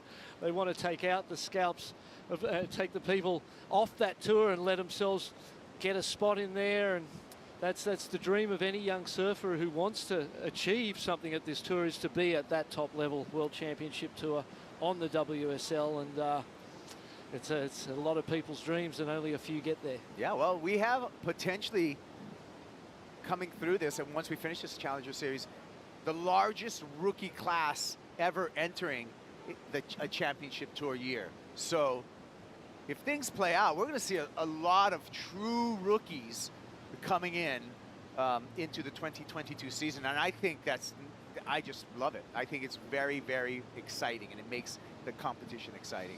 I remember, when you reflect on your own career, when you're a rookie and you're coming through and you're looking at your heroes, and you get the opportunity to surf against them, and perhaps you win, perhaps you lose. it is one of the greatest times in a surfer's career, because you're just full steam ahead going for the gold. You're not protecting anything. You know, when you get there and you're established, you start to protect certain things, and it has an impact on the way you feel. But this young man, Kaoli Vast. Kaoli Vast with a clean first turn, keeping the rails clean for turn number 2, sitting on that bottom turn and just hooking off the top.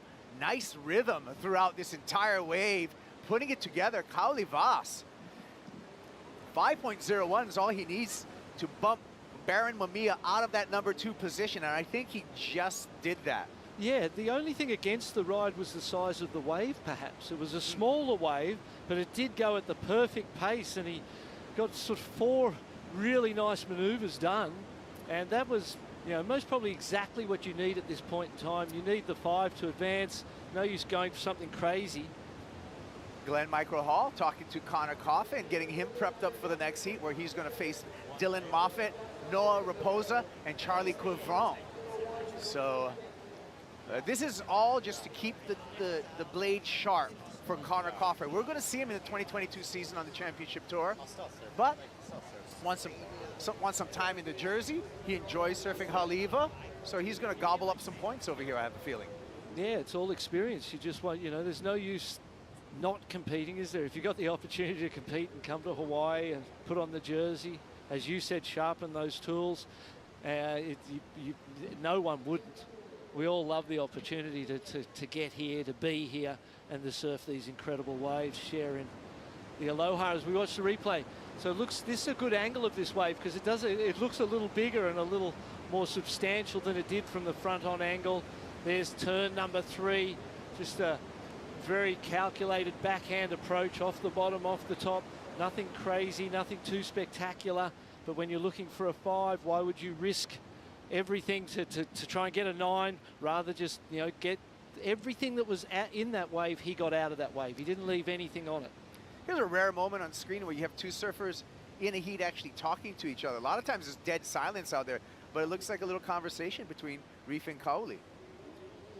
And Kaoli is going to get that number. By how much, I can't tell you right now, but we will have a situation change, and it pivots to Kaoli Vast going to second, a 6.47. So the 2 Goofy Foots out in the lead, Reef Hazelwood in first, Kaoli Vast moving up the ladder into second place and advancing position. I think he was saying, do you reckon you got the score? You think it's you and me, first and second? Should we use that priority and shut this one down with 5 minutes to go? I like it. Martin Lynch, not just a former world champ, but also an expert lip reader. We're down to the 5-minute mark, but BL, we know how many times have we seen heats just completely flip in the final 5 minutes. Absolutely, and you look at a 6.24 for Kaoli to go to first, a 6.41 for Barron to go into qualification. The only person who's quite a way out and needs an extraordinarily good score, the 8.67, is Gatian Delahaye. So the other Barron's right there, and it's, you know, the 6 is so easy for him. Hey, let's check out our heat recap with the best wave so far in this heat, starting off, BL, with Reef Hazelwood. Nice big set, clean on the face. Got that nice first turn in, another second snap out of the lip, and gets to finish it up down the inside. And you can see that patience. He knows he needs to get urgent about it, but he doesn't want to rush it and be there at the wrong time, and he managed that perfectly. And Reef, again, with a solid backhand out here, really matching the pace at Haleiwa, and that patience to place his turns paying off. 3 turn rides each time. Every turn was perfectly timed. I think he's still got more, though. We know this kid's got incredible flair. Kaoli Vast also with great tempo on the backhand, BL. But they're the waves you want to find out here. You want to find the ones that go at a pace that allow you to get up and down in them. There's some freight trainers, but they feel great to ride, but if you're just racing and you're not getting turns in, you don't get the scores you need. And that's how we got here to the 3-minute and 20-second mark with Reef Hazelwood and Kaoli Vast out in the top 2 position. And our third and fourth place have got the first and second priority. So they're in the position they need. They've got the advantage they need with that priority. They need Mother Nature to cooperate, and that's one of those things with surfing. If the waves don't come, it doesn't matter whether you've got priority or how great you are, you don't get the chance. So it really, there's that element of nature influencing it, and you being in the right place at the right time. But the first step is to have the priority and have the control of the lineup. And just staying within the moment, what do you tell competitors, or you did yourself as a competitor, BL, to really stay focused? Because you're going to have to pull the trigger when the opportunity comes up right now. Just breathe. Breathe. You know, you've got to get to that point where you can control the chatter between your ears and silence that a little bit and allow yourself to be able to see what's going on out there in the ocean and in ways feel what's going on out there in the ocean, because our connection to the ocean is it's a very, you know, it's a deep thing, it's a primal thing, and I honestly believe you can feel your way around a lineup better than you can think your way around a lineup. And so a lot of the times I think for surfers of this level and with this experience, it's really, it's about not trying and about keeping things calm and keeping that slate clear of any clutter so that you can see and interpret what's happening with that clarity you need. Under the 2-minute warning at this point, and you can see our trade winds have kicked up here a bit. Side offshore blowing at Haleiwa Li'i Beach, and you can see in the background there Pua'ena Point, both an indicator and a headland that will actually block some of the swell here at Haleiwa Li'i Beach. So really this particular wave is a wave that is very dependent upon swell angle. Yeah, when those west swells come and they hit that inside off the bathrooms, the toilet block there, and they run all the way. We've just seen amazing waves out here over the years. Yeah, we used to call it bathhouse rice. So I don't know if they still call that. Yeah, but yeah. We used to call it too. And I suppose it's got everything in it, this wave, hasn't it? It's got the performance, it's got the tube, and then it's got the intimidation on its day as well. Great couple of turns by the Tahitian.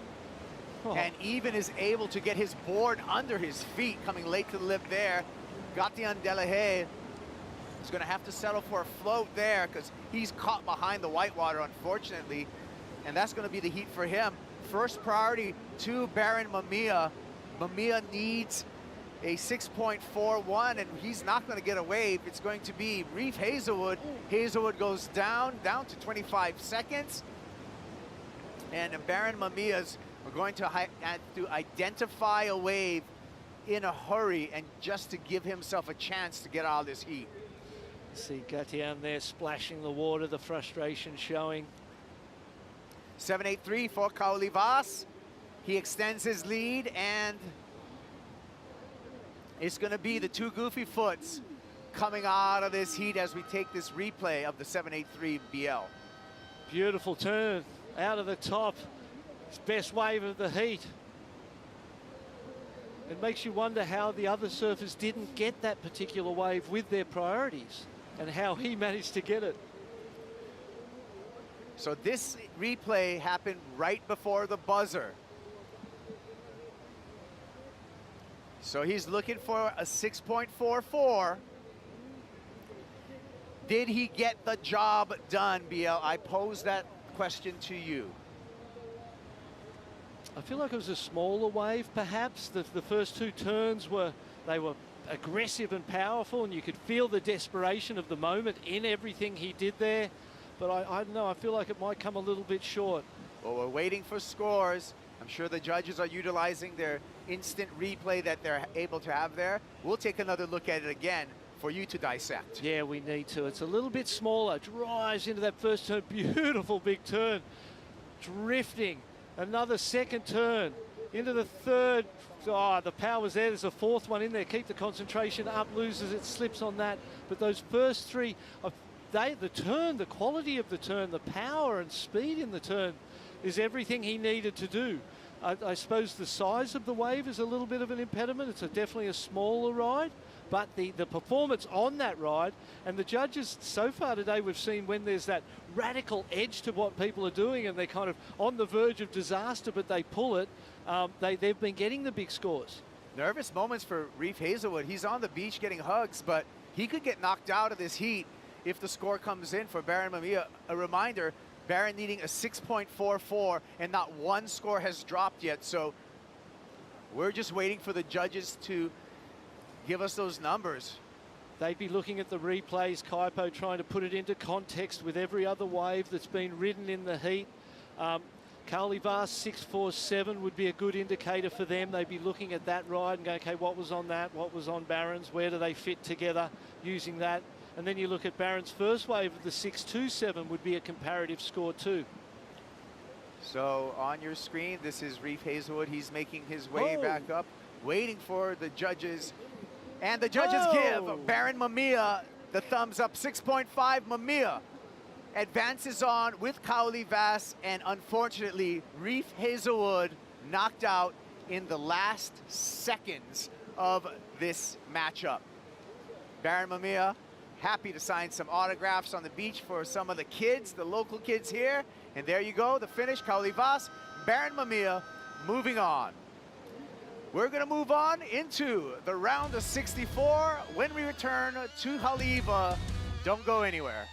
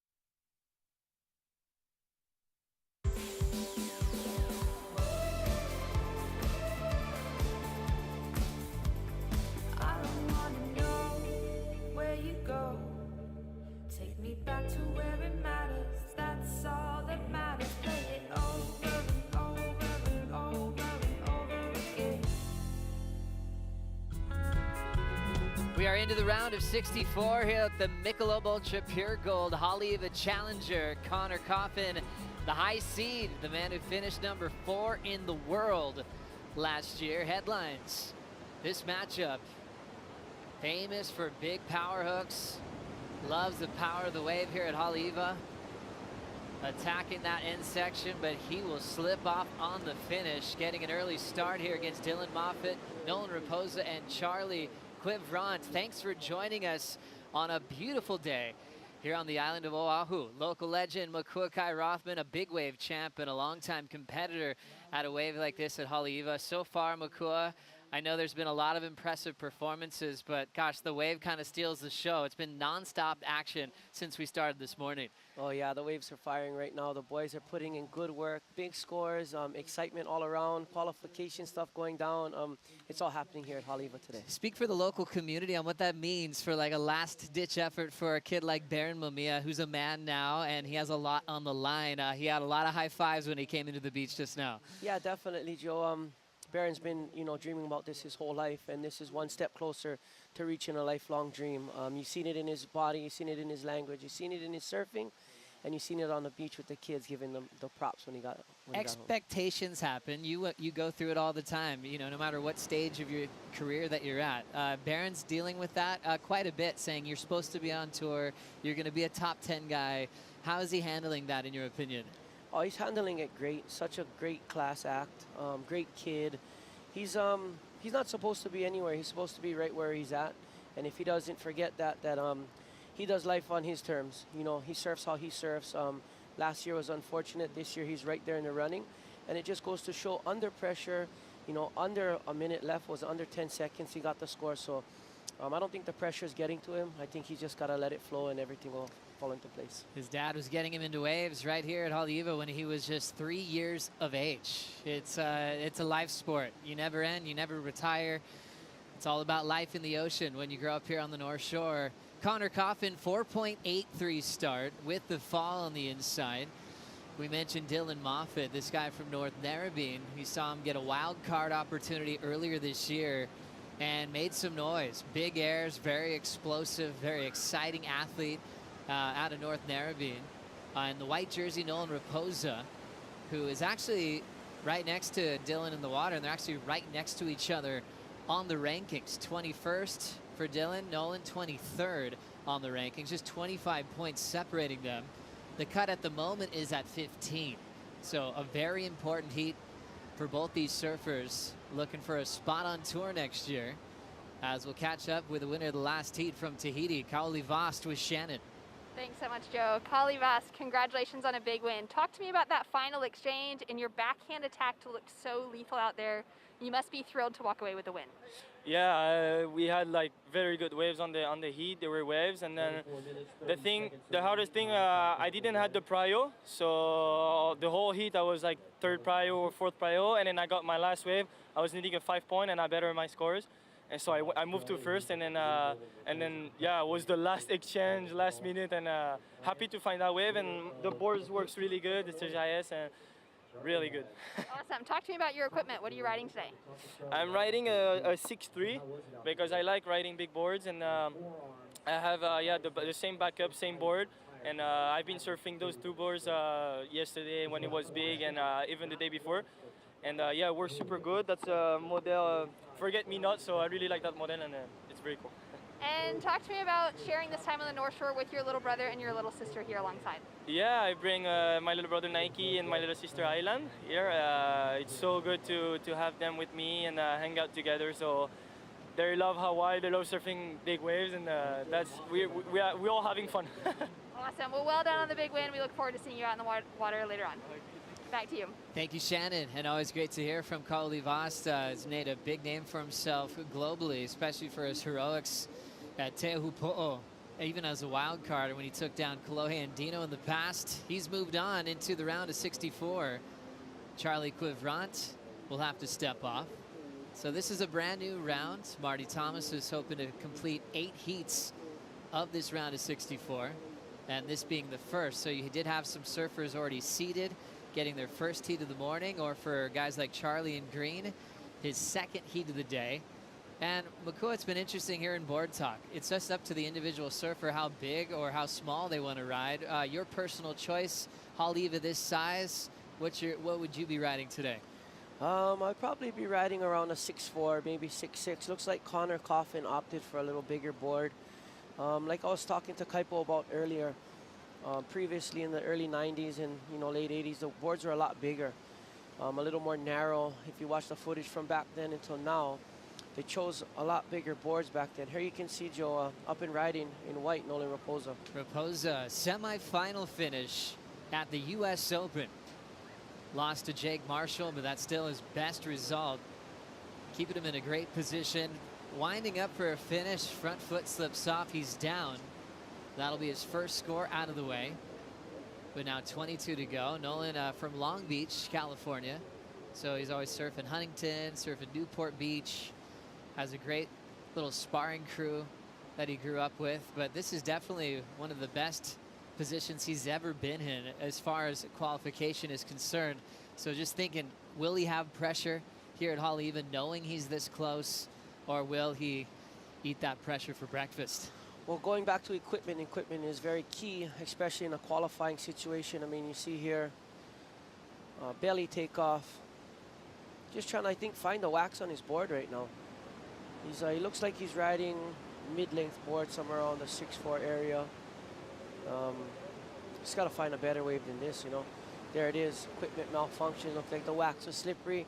But like going back to the bigger, shorter boards, you know, it's just, I think the equipment changes with the times. And back then that was the equipment of the time, the longer, bigger board, more paddle. And now it's all about more high performance, you know, really critical maneuvers in the lip. And I think with a shorter board, you can get away with that a lot easier, especially in the inside section where it sucks out. The longer board, the nose tends to catch. And the shorter boards is easier to pop out into the flats and kind of air down the face. It was interesting. I just talked to Keanu was saying, and then also Crosby Colapinto. Crosby a lot taller than Keanu, but Crosby actually rode a smaller board. It's just up to what they see out there, how they want to perform. And Keanu said he will trim down in his next heat. He just wanted to make sure he caught his waves, wasn't out of position. As we get back to live action from North Narrabeen, Dylan Moffitt. Nice clean wrapping cut back. Patience and a little bobble off the bottom. He'll reset here. Throws a little stylish cutty in the pocket, and he's out of there. Tough bobble there. That's a disruption of flow.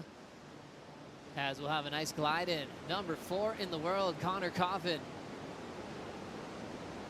Former champ at Sunset Beach. Lays down that rail again. There's the wrap. Goes down another cut back. Hollow section. An awkward fall for Connor. The exchange continues. Just a quick look for Raposa. And that's that unpredictable nature of a ride at Haleiwa. You see them in control, and then they're starting to lose water on that toilet bowl section. And a quick ride, wipe out there for Connor. He's on those boards from JS Industries. I know you spent a lot of time on those too, McCoy, and it looks like he's found a nice, healthy relationship with Jason. Oh, yeah, well, I think today patience is the word. You see him really waiting for that section, not rushing through those bumps. It's really choppy out there. He's really setting his feet, getting up there, finishing the turns. And this is what I was talking about earlier, that little longer board, a little harder to fit in right in that section at the end. But just like, here you go, Dylan Moffitt. It's all about patience. He gets up there. He gets a little bit hung up right here, a little bobble. I think he tried to turn a little bit too early and his fins weren't set. The thing about surfing a wave that's really bumpy, if you don't really time it and put your board in the right position, you will hit those chops and it will affect your surfing, as we can see. Action continues. Charlie Quivrant, heat win this morning. Basically surfed just the back end of the heat because he got caught inside. But did a great job to recover it. He'll just climb that end section and step off. 0.8 before that, so he's just getting started here in the first heat of the round of 64. Last-ditch effort to save himself in the round of 80. Local boy Baron Mamiya moving on to the next round. Baron is with Shannon. Well, a true buzzer beater, Baron Mamiya. Congratulations for getting the advancing position. What did it feel like having to surf to your best potential to get that wave at the finish? Yeah, you know, yeah, it was like 11 minutes left and I was waiting for a wave and I was like, oh, there has to be a wave that is going to come in. And then those first two came in, and then Carly got the one good one, and then Gatien got the other one, and then I was like, oh no, and there's 20 seconds left. Luckily that wave came in, and I just was like, hey, I just have to rip it. It's kind of a small insider, so I just surfed my best, and yeah, I was super stoked to get the score. Awesome, and what's that feeling like when you come in, you know, after you've had the wave, but you don't know if it's going to meet that requirement? What's it like standing on the sand? Yeah, I mean, you know, I was trying to like, you know, just be calm or whatever. There's nothing I could do then, so I was just kind of like, oh, whatever happens, happens, you know, and I'm stoked to get the score, and yeah, stoked to go on to the next round. Well, congratulations, we're stoked for you, and we'll see you out there tomorrow. Back to you. Nice work, Shannon, with the interview and also tracking down Baron. He was already getting to the parking lot to move on to the next round. We see the late hit there on the backhand. Raposa goes down quickly on that oncoming section. There's this idea of trying to keep your game face on, stay nice, cool, calm, and collected, and you can tell Baron always stays right in that zone, even keeled, as he knows there's a long road to make that final heat of the event. Yeah, he has the professional mentality. You know, he has he's every time he competes, he keeps a cool head, and here you see Connor Coffin up and riding on a beautiful wave zone. Clean front side arc for Connor. Tacking it off the top, hard off the bottom. The Bowley section that took him out on his wave before. Looks like he rides out with control. Now Dylan Moffitt kind of snapping that floater section. just decided to get out of there as it shut down quickly. He'll stay in that third spot. Connor, though, looks like he'll be improving on his lead. Yeah, that was a beautiful wave, beautiful turns, and I'll kind of break it down on the replay when it comes back. I'm talking about the patience and where to put your board on a wave. As we take off with Connor once again. So here he goes, nice and smooth, big wrap off the top, a lot of power and speed and flow off of that turn. Just kind of making it to the end of the wave here, and the finishing move, that was the spot right there. Very crucial to get that longer board out into the flats and not ride the wall down, but kind of pop his fins out, get disconnected from the wall, land, and complete that right for a beautiful score. So Connor waiting for that number, and we'll watch Nolan Raposa set up the backhand. There's that foot slipping off. We've seen that now a couple of times at the start of this heat. Yeah, I don't know, maybe his wax is a little stale or something, I'm not sure. You know, it's a big stage. People get jitters when it comes down to, you know, your 21st or 22nd on tour. You have a chance to qualify. There's a lot of pressure, and your wax can feel really slippery at those moments. It's interesting how pressure can amount. For you, Makua, were you a type of competitor that felt more comfortable at home, or was it felt like you had to protect something at home? Did it feel like it brought out the best in you when you competed in Hawaii? It wasn't just Hawaii. I just think that for myself personally, every time I had pressure, I did better. The camera came on, whatever it was, I just rose to the occasion, and I guess I got lucky. You know, my nerves were ones that could handle pressure, and you know, it just goes to show sometimes you can and sometimes you can't. But hopefully these guys can dig back. 14 minutes and 30 seconds left, Joe. That's a lot of time to calm your nerves, regroup, get back out there and get a good score. There's some surfers that sometimes say they do their best surfing in a heat. When everyone's watching, they need to feel it. You know, they'll go for a free surf. They don't have any pressure. There's no outcome of getting knocked out of an event, and that competitive side can build a healthy fire to do their best surfing when it matters the most. Where sometimes you have another story where they just want to go free surfing because that's where they're comfortable. They're not worried about scores and playing the whole game. So the people can kind of marry the both together, surf a heat like you're free surfing with your friends, and bring that intensity to be sharp competitively and ultimately make best decisions to be on the best waves of a heat. Connor's really done quite well to improve over the last few years, and now number 4 in the world. The big name from the CT still out in front in this heat with 13:30 still to go. The round of 64 continues after this.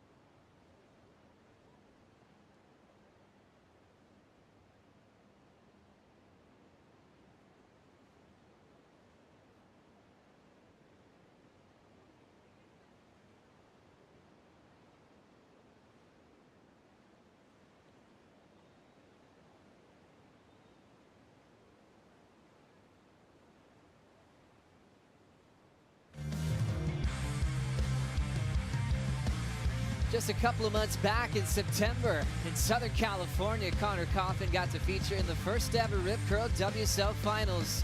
Came in as the 4th seed, beat Morgan Siblick, and really pushed Felipe Toledo in the next match. Toledo came back, did the full road where he went down to finish his best spot he's ever done in his career. Pressure like we've never seen at the Rip Curl WSL Finals, Makua. Yeah, Connor surfed amazing. I mean, look at your screen here. He's fired up, he's ready for the game, and he's bringing all that fire back here to the North Shore. Charlie Quivrant now in the 2nd position with his last 2 scores locking in. We've seen him do this twice today where he builds his momentum throughout a heat and gets better and better. He spent a long time just traveling out here to the North Shore. He's from the southwest of France, and now Nolan Raposa catches a rail. The struggles continue for the Californian. Yeah, he's definitely got to think about his equipment he's riding right now. Moffitt, wrapping turn, super clean. Nice easy pace. Good flow. There's the white water. Let's see if he'll get a decent section to work with. He'll slap that thing shut, stays on his board. His best wave so far. Yeah, that was a beautiful finishing maneuver right there in a tricky spot. As you can see on your screen, Zeke Lau warming up, ready to do some damage out here, I would imagine. What a year it's been for Zeke Lau, winning the Ultimate Surfer, winning an event at Ericeira in Portugal, already clinching his spot for next year on the championship tour. Doesn't need the wild cards from his Ultimate Surfer win. And I think that's exactly how he wanted this season to play out. He's coming in here with no loss of making the tour, but he still feels like it's not over yet. Well, it's never over in a competitor's mind, you know. Just because just because he made the tour doesn't mean he's gonna let his guard down. You know, he doesn't need that wild card. He's bringing those wins, that fire from the Ultimate Surfer here to Haleiwa. And Joe, you better be ready. I think this boy is gonna show us some fireworks. So cool to see how Zeke has evolved from a boy to a man to now a warrior on tour. How have you seen him grow up? I know you've had front row seats to his career. Yeah, I've watched that boy come up from, you know, the junior rankings, from the Menahunis to the junior rankings, and he always was a standout, not just in his surfing, but his class act as a human being. You know, now as a grown man, you know, a representative of Hawaii, very well spoken. This boy's got it all, and I think he has a very, very bright future on the WCT tour. 9:40 on the clock here. Zeke coming up next, representing the CT as he's back. Connor Coffin representing one of the top seeds in the world. Deep stats on your screen there. CT career event finals for Connor Coffin. He's made a couple of major finals. One was historic because he beat Jordy Smith 2016 in Portugal. That ended up clinching John's world title back in 2016. Very close to a major event win. Then he finaled at Narrabeen earlier this season. Nolan Raposa stepping off. And now Connor Coffin. Big carving turn. Drives through another big top turn wrap with power. Floats off the top. Packaging it together well. Nice signature finish. Getting there nice and early. Sometimes when you got your stats coming on screen powered by Hydro Flask, it just keeps that positive energy going. Connor maybe turning in one of his better waves of the matchup, Makua. Yeah, he's definitely setting his feet, being patient, putting the board exactly where the board needs to be for him to execute those major maneuvers. Real clean decisions, famous for that classic arc, but he also has that element of surprise where he'll release the fins on demand. I love the power that he can really flex out here at Haleiwa. 717, 5.47 in his top two at the moment. And I always am really impressed with how Connor carries himself. He's like, when people start doubting him or, you know, call him an outside shot, he just takes it in stride. I almost feel like that helps him feel more comfortable, and he gets to kind of change what people think. And I think this year he accomplished a lot and really grew as a competitor as well. What do you think on this one? I mean, I just think he was calculated. You know, the first turn was all right. The second one, put it right up there, arms out, legs bent, head looking the right direction, and just really flowing with this wave, Joe. Super patient, signature finish. I mean, what else can you say about that wave but Connor ripped it to pieces? Classic showcase of power. Loves hanging out with guys like Fanning, Angel, Parkinson, a couple of his heroes. Turned into a couple of his best friends. Charlie Couvrant, the southwest of France, still in second. Smooth on those S-turns in the pocket. Waves trimming in size, then you can anticipate the final maneuver. Still building on his score line. 5.67 and a 5.5 at the moment in his top two. And those top two spots haven't really changed yet, except for one big number for Moffitt, 6.10. He's starting to knock on the door. Moffitt growing up in North Narrabeen, and he was able to go to a sports-focused high school, which was kind of a really cool opportunity when you have a huge future. Australia's always focused on their athletes and trying to back them to achieve their goals. So he actually missed his graduation because he had to compete in Japan, and they were supporting him in that decision. It was just really cool to see certain areas of the world just going, okay, you've got a future. We'll support that and rearrange your schedule for you. Still was able to graduate, and look where he is today. Yeah, well, it's really good to see those schools really putting and implementing surfing into their programs. You know, it's a worldwide sport. The Olympics have shown that, and for him to be in a school, to be backed by his peers and his teachers and everybody else involved is a great thing to see. What was your reaction watching the Olympics and seeing it all go down for the first time for surfing? My reaction was wow, because there was actually waves. I was surprised. I didn't think that time of year in Japan would have waves, and the ocean delivered. It's amazing what the ocean can do, and what surfing means to the world. What surfing can, things it can heal, people that it can bring together. It was so amazing to see waves, a beautifully run event. I mean, obviously Carissa Moore, a Hawaiian gold medalist. Come on now, she's coming up in this event later on as well. Yeah, that was a special thing to watch, the first inaugural surfing Olympic event. Really special. What a crazy year for the entire world, and to see so many big moments for the WSL finals, for the Olympics for the first time, this new Challenger Series that's taking light, and actually puts a bigger spotlight on those top qualifiers, which is really going to be fun to see. The schedule next year for this Challenger Series includes Snapper Rocks, includes Hossiger, which was a CT venue for years. I think the conversation was, let's get great waves, world-class waves on that high qualifying series. And Haleiwa included as the finale. It's unbelievable. Watching Dylan Moffitt falling on his finish. Only needed a 5.07. That fall is going to cost him there. Raposa not looking too connected to his feet on that wild closeout re-entry. Big wipeout, completely committed to try to land in the flats there. These guys are putting it all on the line, Joe. I mean, Dylan Moffitt, you know, beautiful turn into that big free fall from the sky. I mean, you can't really tell what's going to happen sometimes on that, you know, especially when your equipment's been not working so well. Nolan off that, look at that. He's totally airborne, fins free, all of his fins out, tail first, and looks like his wax. There's something about what he's doing is getting to his head. The wax is getting slippery. Well, he's one of the high seeds now that we're focusing on in this round. And you know how close that he is to moving ahead the cut line. And it's really unfortunate to see him slipping on his first few rides, going for broke there. He's probably feeling he just needs something big to go his way. Now 3:40 to go. He'll be in the back of the order for priority. He's in a tough situation now. Yeah, lucky for him, there is time, and the score needed is a middle of the road score, 6.5, which we just seen Baron Mamiya get, you know, in under 10 seconds. And like you said, the pressure's on, you know, the turkey's in the oven, you know. It's time to go, and hopefully in the next 3 minutes. What about you? How was dinner last night? Oh, dinner was amazing. I went to a friend of mine's house, Tanawai, and we had a bunch of the stunt boys there. The boys came over for some Aquaman 2 filming, and they're all there. So we, on the side, you know, another thing that I do is I do stunts for the movies, and it was nice to enjoy Thanksgiving with all of our stunt ohana.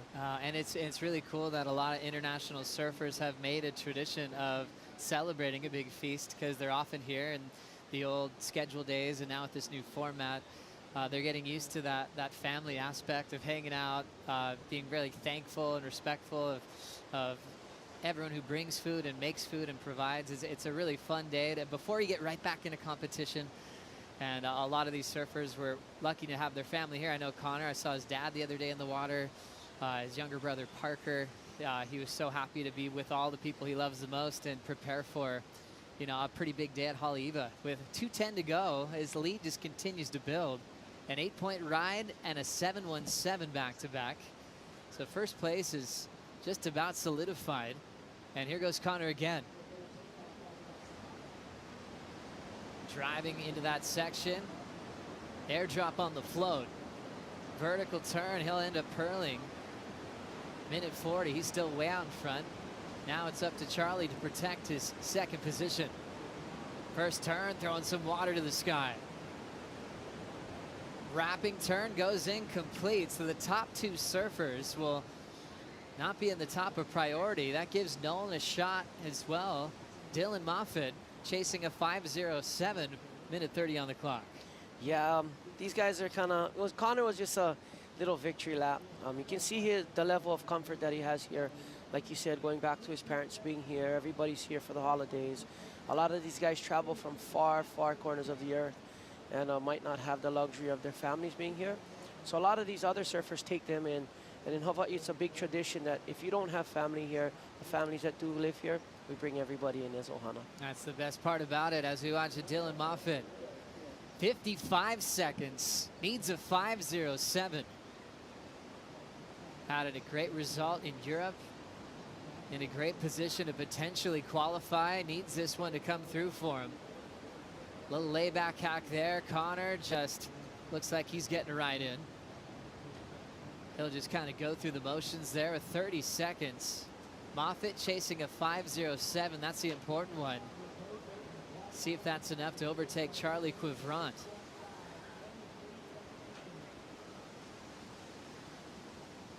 Connor looking comfortable. Nice polished performance there. Kept building. 8.717. Looked unfazed the whole time about his lead. But second was much more competitive. And when Charlie went down, that opened the door for Dylan to have one more shot. He did ride a wave. We'll see what the judges think. Yeah, it was a beautiful wave. You know, the judges are going to have their work cut out for them, definitely. It was another buzzer beater. And, you know, he surfed wonderfully. He's in second place and hopefully just protecting his lead. There goes Dylan. There's the fin drift. Did you like that start? That was beautiful. Fins free, always attacking the lip. And the wave kind of peters off here, you know. Does a nice, beautiful layback hack to finish. But Joe, like I said, he's in third place. Needs a 5.07. We'll see. That's going to be very, very close. That first fins free, definitely put it up there. Oh, it's not going to be the score. 4.47. Last score for Dylan, not enough. And that will end his run here in the Challenger Series. A tough blow from the talented surfer from North Narrabeen will go down. Charlie Quivrant moves on with Connor Coffin. And the round of 64 continues here at Haleiwa. We'll be right back.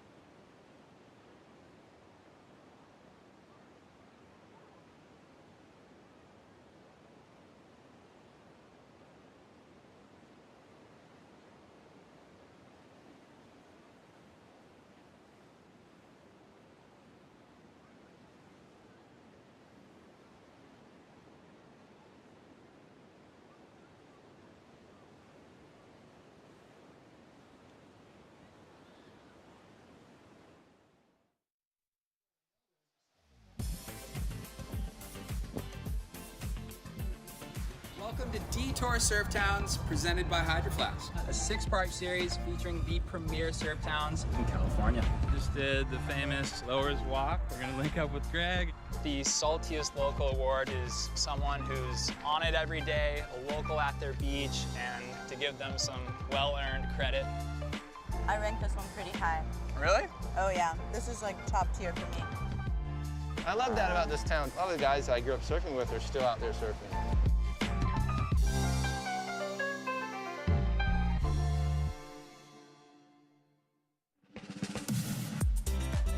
You guys can check out Detour Surf Towns on worldsurfleague.com as we're into heat number 2 of the round of 64. During the break, we had some action. Derek DeVries got involved here from Umhlanga near Ballito in South Africa. 5.17 on his start. Also Makua, we had Jake Marshall get involved here. Yeah, these guys are ripping, man. I mean, Greg had a beautiful wave. Nice vertical off the lip. Those bottom turns are very crucial to get your board squared up to hit that lip, and Jake Marshall is no stranger to a straight up turn, that's for sure. Solid start there. Also, Rio Inaba, we saw him advance out of the round of 80 this morning. So his second lap in the lineup begins now here in heat number 2, and they're all joined by Zeke Lau, the powerful force that will return to the top 34 at the start of 2022, kicking off at Pipeline and then right into Sunset Beach, just playing to his strengths as a multiple Sunset champ. Live action, Beric de Vries. Nice clean wrapping turn. Already has the 517. Throwdowns the carb again. Still with plenty of speed to burn. Cool looking layback finish. Here comes Zeke.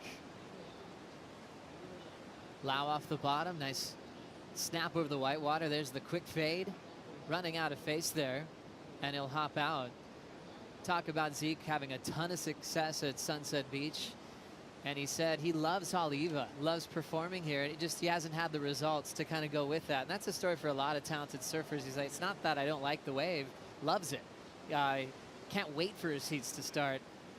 And he just said it just has to all come together. So even though he's clinched, I feel like he has that little box he still wants to check. He wants to podium out here. He wants to win this event before he officially returns to the top 34. Well, any event that you enter, Joe, you want to win. And Zeke Lau has that fire. You know, like you said, a lot of success at Sunset. I mean, you know, World Cup champion, you name it, he's done it there. And there's a little chip on his shoulder, I think, out here in Haleiwa. He hasn't won yet. He has the talent, he has that fire, he has everything coming into this event. And it's just now up to him to put it all together. Going back to this start, did you like this wave? This wave was a nice opener, beautiful top turn there. I like this straight up the whitewater. Wave kind of ran out of steam. So Zeke's going to look to get back out the back and better that score for sure. Zeke recently in the past season made a switch to Coro surfboards. He's been loving how they felt. Brought him to victory in Portugal, where he's done well in the past. Portugal and Ericeira, big chunky powerful right where he just could be patient and attack sections as they went down the line. But he also had some very heroic efforts to win. You can see how badly he wanted. I saw him do an air reverse on the rocks. He was actually standing up on the rocks, had to get his board, and then he just flexed to the panel and let out a roar. It was such a meaningful wave, I think, for a fan to watch. For me, just watching Zeke, I just could tell it still feels like he's at the beginning. His hunger is just still thriving. There's no sight of any finish line for Zeke. He has a lot he still wants to accomplish in this game. Nice searing, wrapping cutback for Lau.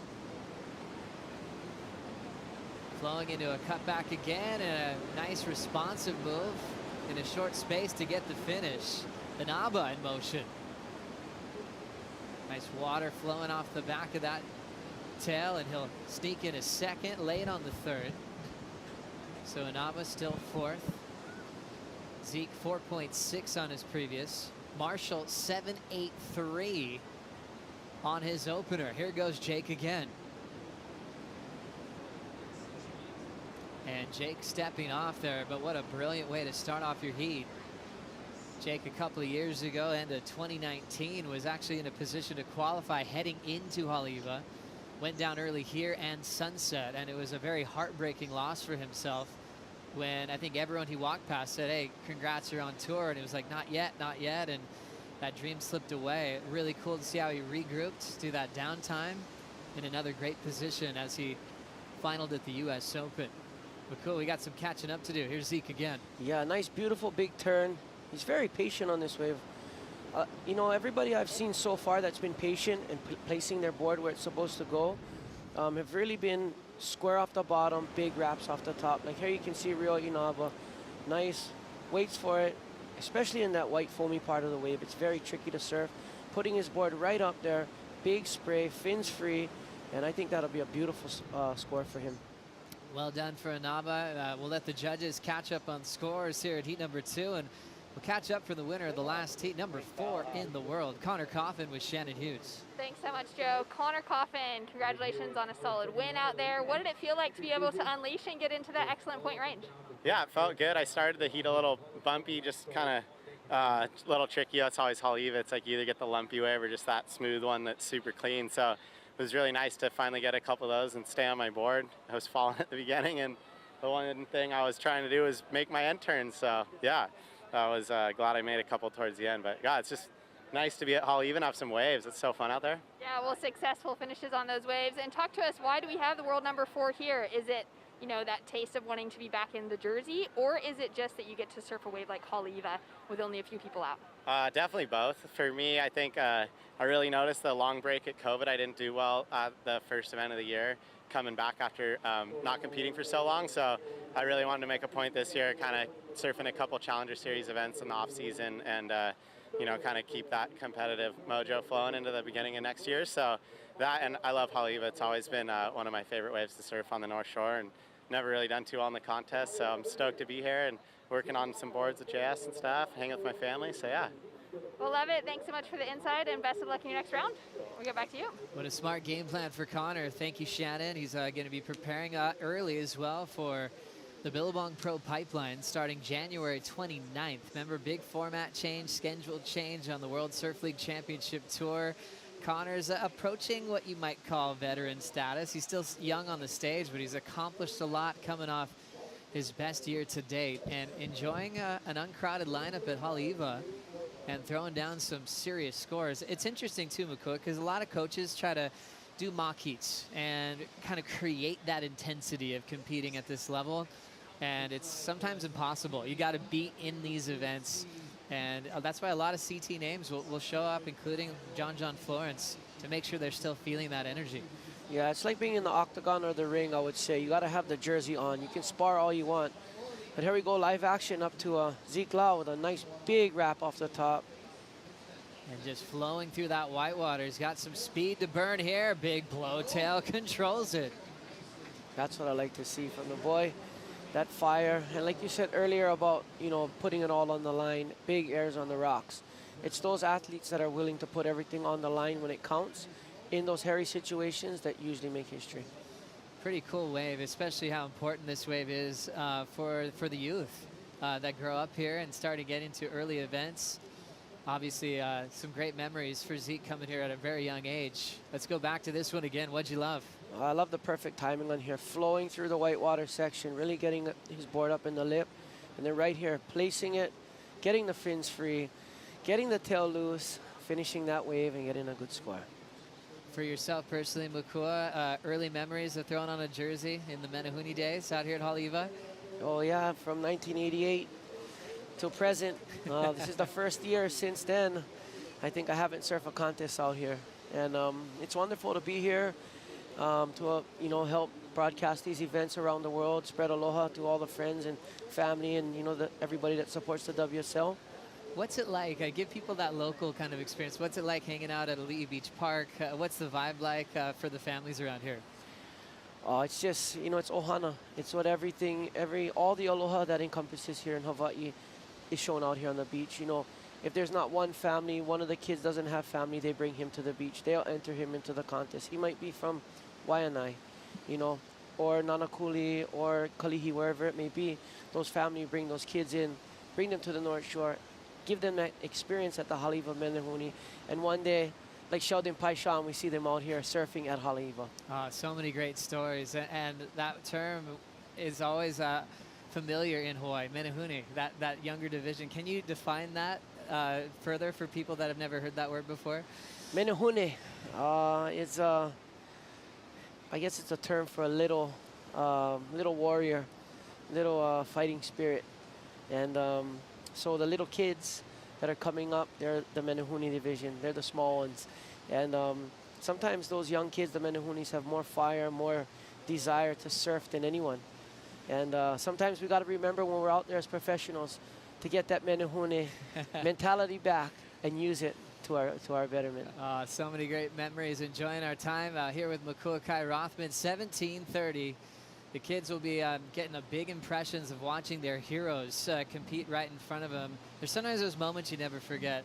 For me, I remember being in the crowd when Pancho Sullivan won and how special that was for the North Shore. As we get back into live action, Jake Marshall from Encinitas putting together Some fine turns and exploding on the finish. His bottom turns are looking lethal. His flow is spot on. 7.83 was his start. That should put him way out in front with 17 on the clock. Yeah, you can just see by his body language kicking out. He's feeling it. We've seen it, and this boy's putting it all to the test. His board's in the perfect position. His feet's right in the spot. The scores are going to show on the screen. So cool for Jake to be on such a roll. Had a nice family dinner yesterday. His mom, Hillary, put a nice post on Instagram saying how thankful she is to be with her boys. There's Jake, there's Nick, there's Connor. They all surf amazing, and they're all rooting on Jake to qualify for the tour. Up and out is Inaba. Still has that 7.27. So very interesting heat when you look at keepers from Jake, Rio, Zeke, all in that 7 range. Jake has another big one heading his way as we'll watch it again. Yeah, I mean, he's just in total control right here, off the bottom, off the top. You know, sometimes you got to keep it basic, and then you got to go for the attack. And right here, putting it all on the line, total commitment. And you can see, like I said, as he kicks out, he felt it. He knows what he needed to do, and he got it done. 9-point ride for Jake Marshall. 7.83 as a backup. He is fired up. Finished in the final at the U.S. Open to kick off this qualification campaign, and he is not stopping yet. A 9-point ride. You can see how the judges reacted there. They dropped the high and the low. Haven't seen a lot of those thrown down today. One of the best combined heat totals we've seen so far on the opening day here at Haleiwa. Yeah, these boys are fired up. They're leaving nothing on, you know, no stone unturned. It's qualification time. These heats are very, very important for each and every one of them. And if you're not ready to leave it all out there in the water, then you might as well not paddle out. I'm pretty impressed with how Jake's handled himself this year, and even the downtime of having that feeling of being maybe one heat win away from qualifying. Then the world stops, event stops, so you have to carry that even longer. There's so many stories where someone's a heat win away and you never see him again. It's just too devastating. It takes your spirit down, and he's able to have some quiet time to build up that warrior effort, and he's in such a great position now to qualify. Marshall, 9 and a 7.83, setting Haleiwa on fire. We'll continue with more action in the round of 64 right after this break.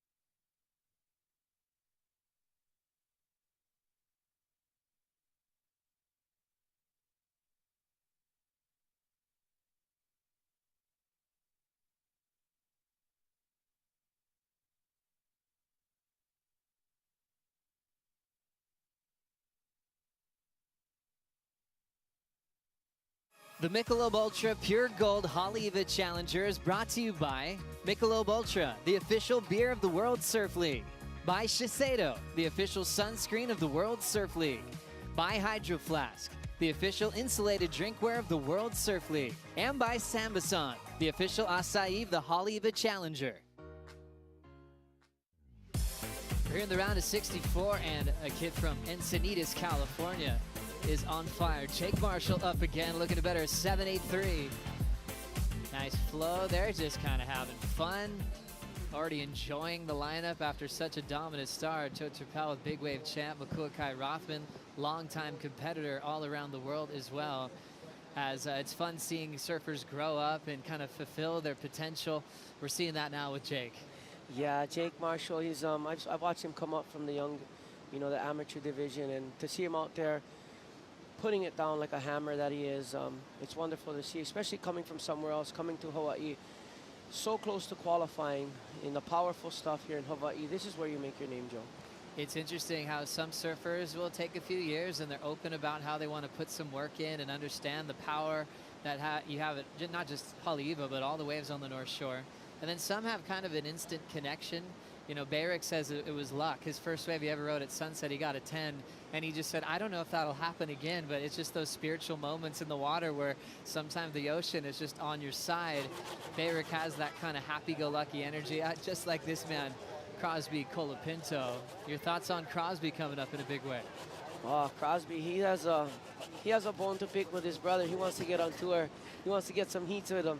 But this guy right here you mentioned earlier, Beric de Vries, he had a solid opening wave and putting some pretty groovy laybacks together right there. That wave he had at Sunset, Joe, that was a 12, definitely. People are talking about how amazing it was, how it was hard to compare it to a lot of waves at Sunset Beach. And Beric was thrilled to be inside one of the bigger barrels that we've seen in a very long time. Layback hammer, one of the signature moves of Zeke Lau. Quick vertical whip as he'll pass Inaba and step off. Marshall's turn. Nice searing cutty under the lip, and he'll just let go of that one. So he's kind of had a couple of little just looks at waves since that 9 kind of went through. Almost feels like he's kind of relaxed a little bit with 10:45 to go. Yeah, there he is, kind of just going through the motions. Zeke Lau really put his board to the test on that last one. Nice, beautiful carves, straight up into the lip a couple times. And you could see by these surfers' postures, Joe, I'm not sure you folks at home, if you watch at the end of a wave, and you watch the surfer stand up straight, kind of puff up his chest, he might not throw his hands up in the air, but this is more of a silent claim. We as surfers can see that. So if you guys folks at home watch that, watch at the end of this wave. But beautiful off the bottom, you know, off the lip hard. Taking his time, being patient, nice wrapping layback in the lip. Beautiful straight up, fins free, and there it is. What? Standing there going, that felt great for me. What about you? And we've seen Zeke do this, matching the power of Haleiwa with that layback hack. Inaba also got involved here. And you go off the bottom, smash up, a little bit hung up into the lip. Looks like he's just a little bit late on his turns. You know, as for the other competitors, they're up there.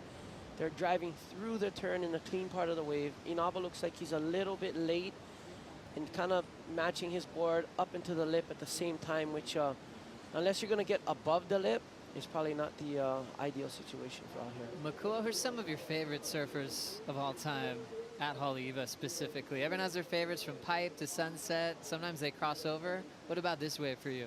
Of course, the Terraquinas and Kaipo Hakias.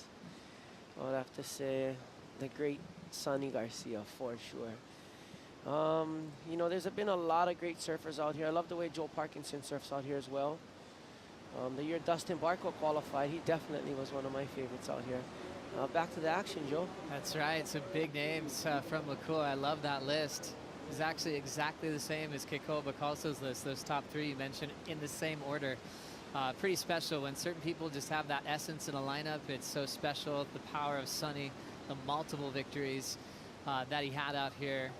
It was so special. Also Kerry being a mentor for so many people, even with their lineup markers for decades. As we look at last of Beric. That was a big fins-free roof climb. Right back in there. Like I said, a little bit late on the draw. We'll see how that score comes in, but that first one, very committed, very critical, and up in the air. Running after some clear water, Jake Marshall. Beautiful sweeping turn. I like that down carve to straight up. That was beautiful. Finishing it off with a beautiful fins-free attack. And yeah, that's how you want to finish off a wave for sure. So Marshall has done well in events in Portugal in the past. Did much better at Huntington to keep his seed where it is today in a qualification position. Last score for Zeke Lau locks in at a 7-2-3, so he's right behind Marshall. Inaba now needs basically a 7 to advance, and Beric needs an 8-3-3.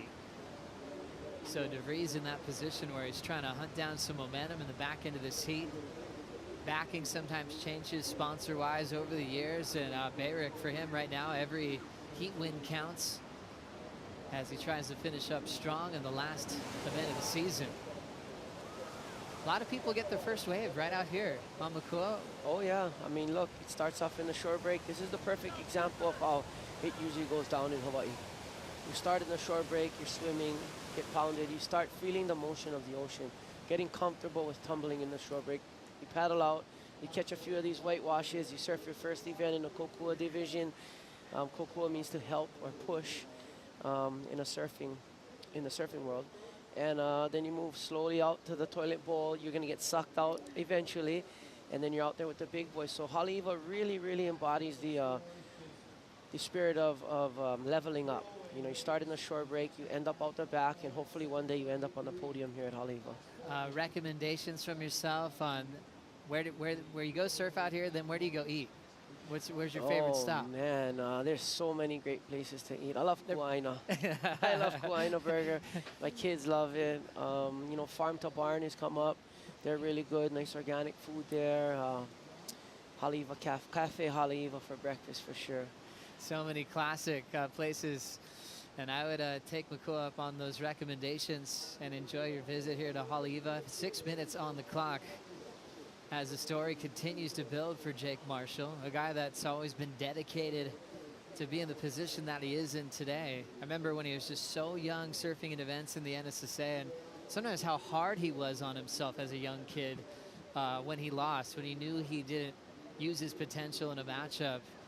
He'd have to take a breath and just use that energy in the next event. He always was able to pick himself back up as we see that carve to start. Smaller wave here. So even though he's got a solid lead, he just chooses to stay active. That's not going to change his total, but he's enjoying his time in the lineup. Yeah, it might not change his total, but he's definitely staying active, keeping loose, trying different maneuvers in different parts of the wave on a smaller wave, so that if he does get a set, I think he's going to lay into the next one he takes off on. Let's have another look here. 9 and a 7.83. We know that's not going to change, but his technique is incredible. Watch this layback right here. Fully bearing the rail, fins coming out. I mean, this guy's just putting that board to the test. I wonder what he's riding, because it looks very, very good on his feet. Yeah, he recently jumped on sharp eyes as we look at little fin throw attempt for Zeke. 7.23 and a 7.03. The ultimate surfer winning in a very close decision over Koa Smith at the surf ranch. Back to the start of this wave. Wow. He lit that thing up, Joe. Right in the critical position of the wave. Oh, another beautiful open face turn.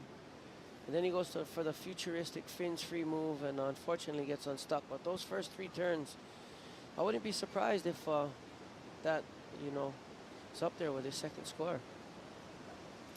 Well, we know it's holidays time. We come off Thanksgiving. You start thinking about Christmas. You can get your shopping done. We've got a holiday sale going on right now on WSLstore.com as we see Inaba going off the roof of that first section, fitting in a sneaky little snap down the line, but he's definitely hoping for a 7.47. Marshall up again. Been the most active in this heat. 8 waves now ridden, but hasn't changed his total since he dropped the 9 on wave number 3. You know, they say the guy doing the best is usually the guy having the most fun. He looks like he's having the most fun out there, Joe. I mean, he's just staying active. He's at the bottom of the priority right now, so why not catch a few waves? Just keep that momentum going into tomorrow. Such a smart way to live your life. Enjoy the moment. You put in all that hard work. If big scores come your way, don't forget to smile and remember how much you love riding waves. That's the best thing you could do. Marshall enjoying that right now. 16.83 combined total. Zeke Lau did improve on his last 3 straight 7+ rides for Lau. His last wave, the best on his score line. And we'll see Beirik de Vries opening up with that front side hook. Needs an 8.8 to advance. Kind of a little cutback. Stalls out on the end of that turn, runs out a wave. Tough one for Beirik, 2:25 to go. coming from such a wave-rich region north of Durban there, a place that you yourself went to compete for those big QS events in Bolito. And that's where Beric got so talented. There's waves everywhere you look on that coastline. Yeah, that South African coastline is special. I mean, there are waves everywhere. The people are great. The food is amazing. I mean, South Africa is definitely a special place in the surfing world. Beric trying to make use of a minute 50 on the clock, and it's going to be tough without priority. Zeke is so aware of the game and how it's played. He's not afraid to get right into your space with or without priority. Just to change up the energy. 7-5 and a 7-2-3 as he's right behind Jake. This is probably one of the toughest heats to advance in. And yeah, Jake and Zeke chatting it up right now. Yeah, that's a good position to be in 1 and 2, and a strong 1 and 2. And you got to remember, there's only 4 people out there, so why not catch as many waves as you can? You don't get the Haleiwa lineup to yourself with a few other guys. And I know it's a competition, but you know, sometimes when you're up in that 1 and 2 spot, there are strategies, you know, especially when there's priority or whatever it may be. You go this one, I go that one. I know because I've been in there. And here goes Zeke. Oh, no. I think Rio Inaba's looking at this one, Joe. Now down to 52 seconds. Yeah, it's interesting. All different strategies for preparing. Jake and Zeke know they're not surfing in a heat again today. So they might make use of just trying different types of turns, feeling out their equipment a bit more, trying different things. So that was really cool to see how Jake didn't really just decide to sit still with priority and drop anchor. He wanted to keep moving. And he's just taking notes for the next round. We'll keep you posted on the qualification run for all these competitors. Zeke, remember, already officially clinched. That was the big announcement. On the women's side, Brisa Hennessy, Gabriella Bryan, already getting their spots in. But Jake's waiting for someone to tap him on the shoulder to see when he will be officially on board for the championship tour next year. Last effort for Beric. Frontside float, but he will run out of room.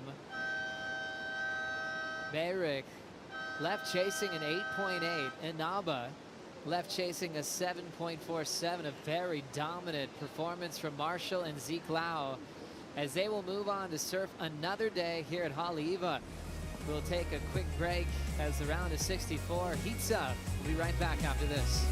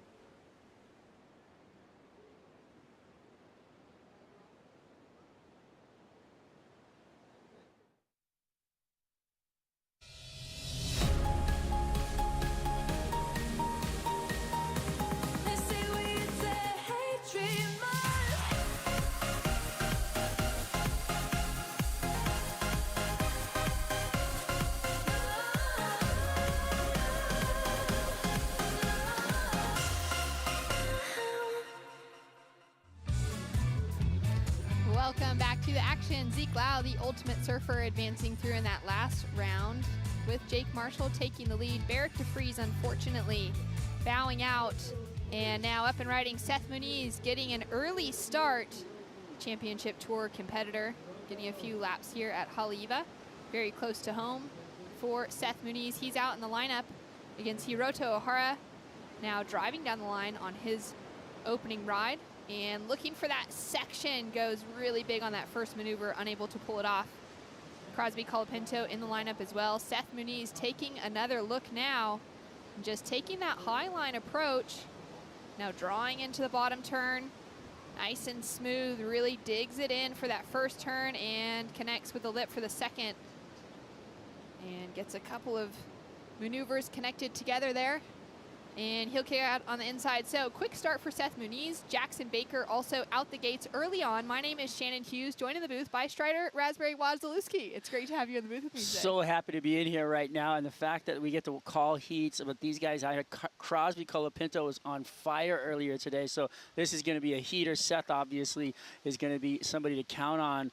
Jackson Baker, he's just a bricklayer. He just throws down big carbs, and you know Hiroto always surprises us. So you know this is a very challenging place to surf. There's so much current, so much happening up the face, and so when you go to do your turn, you have to be so sharp and precise and quick and strong through your turn. Well, here we go. Hiroto Ohara just gets a little bit too feisty on the tail for that first one, Strider. Yeah, you watch these guys as they attack the lip. They have to be really sure-footed. Well, here we go. Crosby. Similar. I mean, it seems like, you know, no one can find that rhythm on this opening exchange. Aside from Seth Muniz, he did drop in a 4.83 for his highest wave. Aside from that, it's just under the 2-point mark across the board. Trying to really analyze your playing field before you get there. So as you can see, he hit that lip just a little late, and so it put him off guard, and then you know it threw him out over into the flats, and he tried to get his body back over his board but couldn't quite do it. Caught the outside rail, went down. What's happening there is that you're coming off the bottom, and as you come off the bottom, you have to predict where that lip line is going to, you know, lurch up at you, and you have to be kind of playing a game of the Force. It's like a Star Wars movie out there, and things are going to be coming at you, and you really do have to like see it coming before it hits you and really get up into that position over your board as it's happening, right on the mark, or else that's going to happen right there. Well, one surfer who was able to get it all right on the mark, Jake Marshall, took out a solid heat total, 16.83. Takes him through with a big win. He's down there with Kaipo. Thank you, Shannon. Yeah, big heat total, 16.83. That included a 9-point ride. Talk to me about that. Oh, that was awesome. You know, I mean, that's kind of exactly what I wanted to do out there. I got just a nice set wave with 3 turns, and just looking for those major maneuvers and like linking your turns together out there seems to be the key with all the rip current and the bump in the wave today. So yeah, I was stoked to just get a couple good waves that lined up for me. Really important heat for you, Jake. Now you're in the round of 32. Looks like you're improving. You came into Hawaii number 3 in the rankings on the Challenger Series. You're on the cusp of qualification. Your feelings on that? Yeah, I mean, a couple years ago, I was right in a pretty similar position, so I kind of had a bad heat out here during that event, and I think I learned a lot from that, you know, and yeah, I'm just feel really excited, you know. I want to get a good result here regardless of where I'm at in the Challenger Series. I put a lot of time into this wave, so it's somewhere I've always wanted to go and get a good result, so I'm just trying to focus on the event and try to just keep making heats and do my best here and see what happens, but I feel really confident out here, and yeah, regardless of the rankings, I want to put in a good performance. Shannon, I see a very focused and confident Jake Marshall moving into the next round. Well, I couldn't agree more, Kaipo. Thanks so much for that great interview with Jake Marshall and that insight, Strider, to what's going on in Jake's head. He's been in this position before. He's been right there, and it got away from him. Now he's got to readjust coming into Haleiwa this year. Well, I think it's just a good mental note to see where he's putting his headspace and not trying to focus on, you know, this big prize in the sky. Just one foot after the other, stay where he's at, look right in front of him. You know, don't get too far out there in front of yourself because you can get a little too discombobulated in your head. Jackson Baker, he's also right there looking to qualify, and he comes in for a big second hit under the lip. Connects through for a third finish, and you can really see that aggressive mentality, and then that swooping carve to start off with for Crosby Colapinto. Textbook surfing on those first 2 maneuvers. Goes in vertical on the finish. That was incredibly impressive surfing, Strider. It was. We'll watch the replays and we'll go through it. but finding that section to do those turns in, and that, you know, does his body fit it better? What is it really? So, you know, look at this, off the bottom, comes into the corner, finds a beautiful, clean surface to put the rail in. He does it again, just perfectly sweeping back into the wave, and then finishes on the inside up into the lip, slamming away. So just solid fundamental surfing. This is Baker, who also does the same, but look at the face of the wave. It's not as smooth, so he's just trying to find a section to get those turns in. It looks like a little bit harder of a wave to surf, so he's not able to open up as much as he wants, and he's a little behind it on his timing. But he did attack the lip line, which was solid surfing, and that's what the judges want to see. You know, the flow of a wave does matter. It does kind of come into your overall score, is how you connect each and every turn as the waves come through, and each section comes through, and then that's where your score is going to come out at the end. With the way that we saw Colapinto ride that wave, I said, gosh, you know, he's been surfing so good. And Matt Biolas, his shaper, over text this morning said, hey, yeah, but it's a good wave for him. It suits him and his structure. So maybe he's got a little advantage there. Hiroto Ohara now taking the late drop. And eyeing up, oh, that first section just gets the better of him. That was heavy. Just a lip to the chest. Here we go. Seth Muniz now answering back. He dropped in a 6.0 for his last wave. Nice kind of setup turn for that first one, and then unleashes a little bit more on that second turn and really puts the power in. Now looking for that finish. And there we go. Rock solid right there from Seth. That was fun to watch. And he had to search out that part of the wave where he could put his board on rail. And you saw him the first time, oh, that's kind of it. And then the second turn, you could see him really enjoying what he got to lay into. So right there, he got a little setup turn, but then he's eyeballing this section. He comes into it, finds it underneath all that lip line and spray and rapid coming up the face right there. He still dug a rail a little bit, but that's kind of typical for out here where there's so many lumps and bumps on the wave face from the current running out through it. So really impressive surfing, strong surfing, you know, very authoritative on the turn. Very solid surfing from Seth Muniz, and John Florence just checking his phone, having a little peek at the athletes area up there.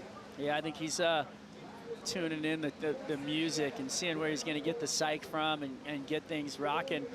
Been watching a lot of clips from, you know, this man so far this year, and it has just been out of control how powerful and technical he's been surfing, and I would love to see it out here at Haleiwa. Yeah, really excited. John Florence will be coming up in heat number 5. We're currently in heat number 3, the round of 64. We ran through men's round of 80 this morning on the start, called off women for the day, and we're going to probably get about halfway through the men's round of 64.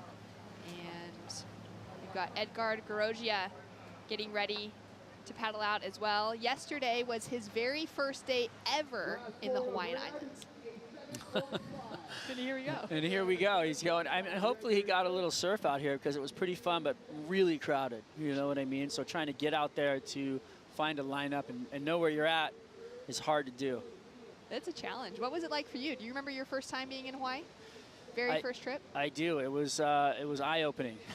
A lot of power. You know, your everything is bigger, but smaller. It's the most bizarre thing, but like you show up to the North Shore and you go to, say, Pipeline, and you know there's Pipeline back door and off the wall, all within about 100 yards. You feel like, you know, and you thought of them as different, you know, spots spread out along the North Shore. So it was smaller in that sense, but then the waves and the energy and how much strength you were dealing with was so much bigger than you could ever imagine.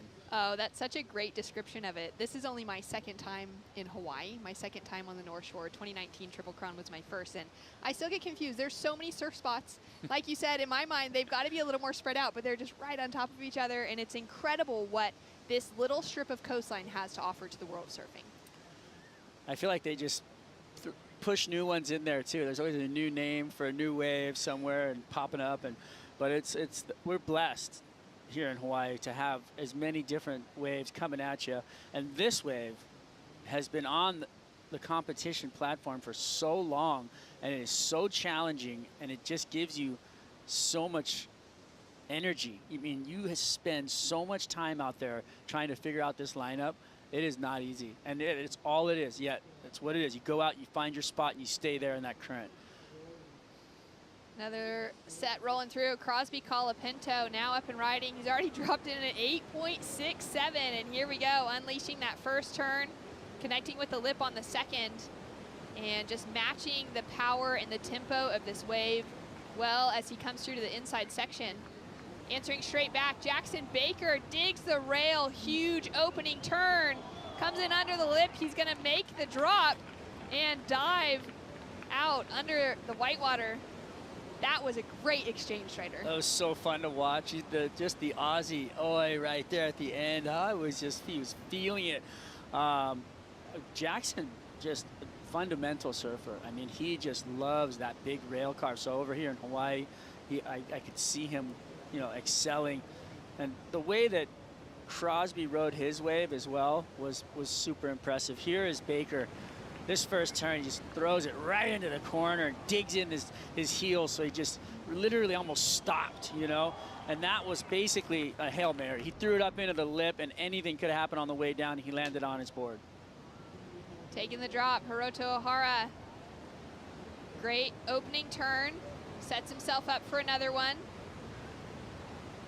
And eyeing off this next section, gets some variety thrown into that in section, similar 2 turns to start off with. He got a lot of work done on that wave, but it just seemed like he was a little off to begin.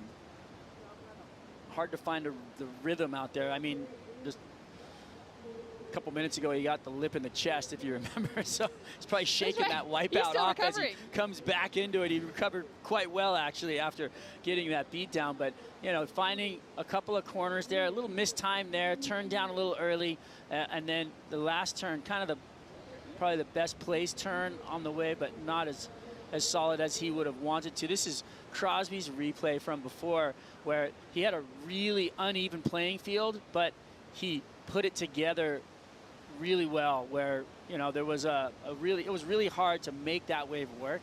So I was impressed with the linkage that he put together on that wave. Well, Crosby is currently sitting in the lead. He's got an 8.67 and a 7.33.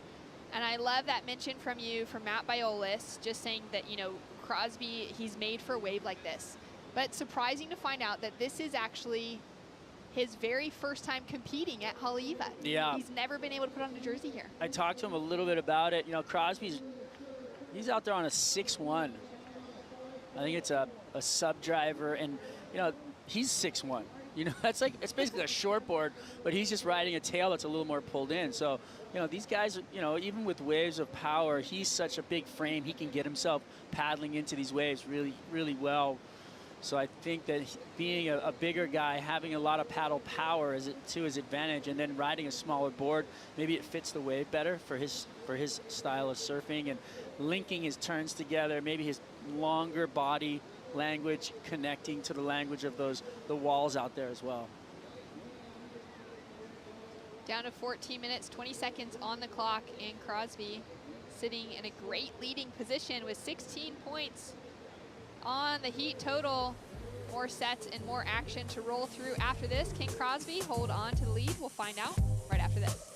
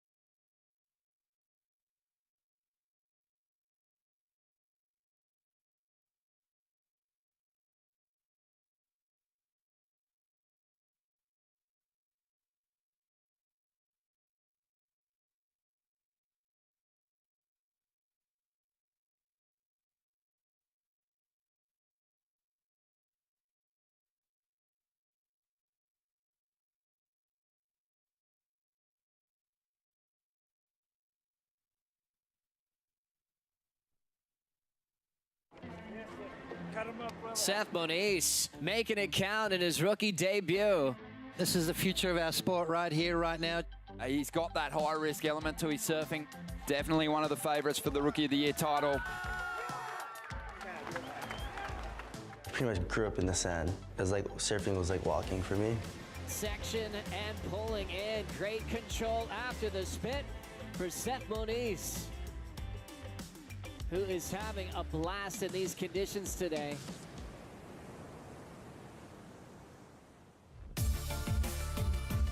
Well, Seth Moniz, he's had that opportunity to surf the world's most perfect waves on the Dream Tour.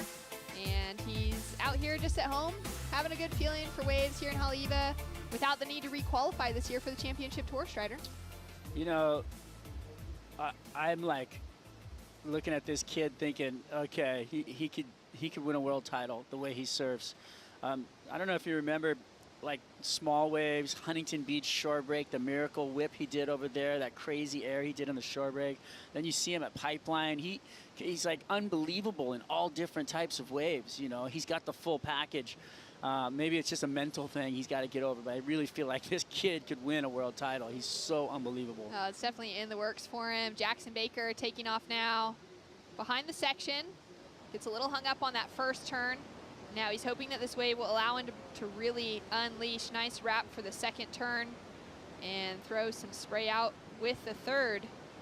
Jackson Baker spent 2020 working as a delivery driver before being able to come back to competition in 2021 and get himself onto the Challenger Series out of his results in the Australian Tour. Make ends meet. I wasn't kidding when I said he lays bricks. That guy's, he's probably been a brickie before, you know. This guy is a fundamental worker, and he's out there doing that right now. There you go. Hiroto Ohara driving down the line, up into the lip, and just comes undone. Little body surf barrel at the end, though. A little bonus. Still got the cover up. Won't count towards his major scores, but that was unfortunate too. He looked like he was on his way to a solid score. He looked like he had a good rhythm off the top. Maybe got a little too far over the front of his board. Caught the rail looking down the line. Jackson Baker's score, you know, he's going to come in. I would have liked to see him attack his wave a little more. I feel like he had that curse of, okay, I got an 8. Let's just finish a good wave. But when you start to think about just getting it done, you really back off the pedal. And when you do that, the ball never goes where you want to hit it. When you back off of your swing, it always kind of comes up short or goes a little left or a little right. You got to go straight through it. And I think that he could have attacked that wave a little bit better, a little more, you know, just giving it a little more of what he had, and he would have got a better score. So I think he's probably thinking about that right now. He's got a lot on his mind. He's sitting in that position to qualify at the moment. He's just above the cut line, sitting at number 13. Jackson Baker at the moment, though, he's chasing a 5.4 to get that advancing position back within this heat. And this is where it really matters. You know, each surfer, we got 2 surfers that are going to be advancing through into the next round. And they really need to keep it together in order to keep qualification in the works for themselves, as we see Keanu Asing running down the beach. Also looking to requalify for the championship tour after having a few years of experience on that side of things. I was there for his win in France. It was so beautiful. Took down Gabriel Medina on a left. It was like the impossible made possible. It was so fun to watch. That is absolutely wild. Such a good memory for Keanu and his friends and family to hold on to, as well as we take a look at the Men's Challenger Series, the tour leaderboard. There on it at number 13 is Jackson Baker, and that cut line does drop down below the 12 because there is now double qualifiers back in the mix. Yep. And that's a great move by the WSL, listening to those athletes and just reopening that conversation and allowing that cut line to drop down. Yeah, it's probably down around 15. It's everything's going to change. You know, we don't know exactly what's going to happen because there's so many different scenarios that run with all these surfers having an opportunity to take a win, to get those points, to get themselves into that qualification side of things. But can you just, you're on that edge and you're just thinking about it. I like what Jake said. He's trying to just stay at Haleiwa, just surf Haleiwa, and have himself a good contest. Got to keep the mind in the right place. Well, 8 minutes on the clock. So Crosby Colapinto is currently sitting in the lead. To set the scene, he's got an 8.67 and a 7.33. Seth Muniz is sitting in second with priority.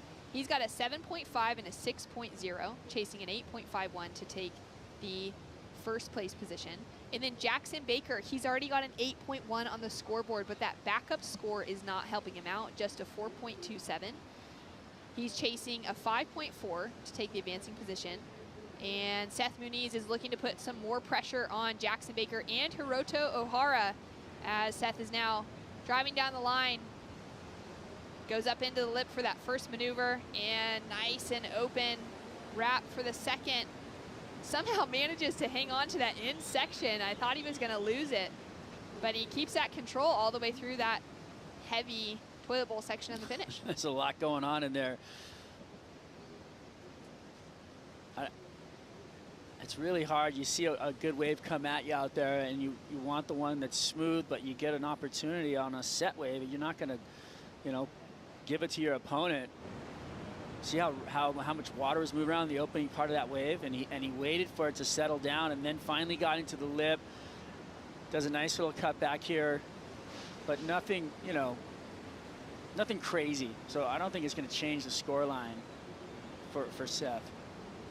Not maybe going to be enough to put that pressure on. There it is, a 6.0, so evenly matched with his bottom score at the moment, the 2019 Rookie of the Year from the Championship Tour. Out there amongst three surfers that are really hungry to take out some heats here at Haleiwa. And it is a beautiful day down at the beach as we take a look at the heat recap with Crosby Colapinto just absolutely dominating. I mean, finding time in the lip line out here is really hard to do, and he's got it. I mean, he found those carves out the back and then a lip line slam on the inside, but just the way that he just weightlessly came through those turns were beautiful. Seth trying to match it. I think this was the turn that he finds underneath all that white water, but finds a nice piece of face there to turn on and comes to the corner. Little layback snap, caught a rail, but regained composure and finishes really strong, really smooth on the inside. And this is Crosby's second scoring ride, where it was really hard to ride, but he put it together really well. So he ended up going from turn to turn. And while he was in the lip, he made it look smooth. And that's a hard thing to do out there on a wave with that much jumble. Yeah, really smooth surfing from Crosby as he's up and running again. He's just really able to unleash. Nice top turn to start off with. Stays in that top third of the wave. Wraps in with a similar turn for the second. Now he's eyeing up that finishing section. Gets that tail loose as well. Exposes the fins, but loses control on the finish. Hard to hang on the inside toilet bowl right there where the water converges. There's so much happening as it just piles over itself. To finish your turn and be out in front of that is the goal, because if you finish your turn and run into that, 99% of the time you're gonna get taken out. Now, how shallow does it get? You know, we're talking low tide, rocks exposed?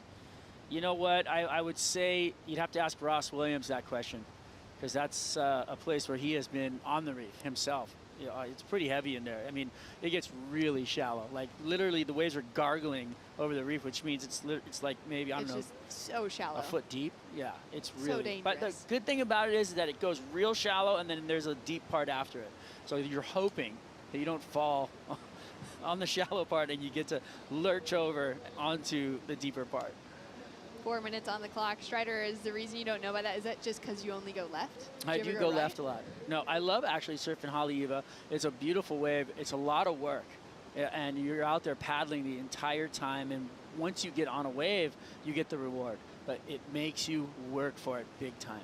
Well, these surfers have been working so hard to make it to this level, especially to make the cut line within the Challenger Series. 80 men made the cut out of the 96 that have been competing through California, Portugal, and France to make it here to Hawaii, to Haleiwa, for that opportunity to take those last spots into the 2022 Championship Tour. And they are ready to go. And this is the last event. It's the last event. This is it. It's crazy. It's so amazing to watch this, because this is literally their last song. Their last opportunity. And if it goes well, you know, they're gonna bring it home. But the agony of defeat at this point, after you work so hard all year long, I mean, I see guys and they're just still at it. They're still grinding away, trying to make that main stage. 2 minutes, 45 seconds on the clock. Jackson Baker is chasing a score to take the advancing position. He's looking for a 5.40 to advance. Hiroto Ohara sitting in 4th position.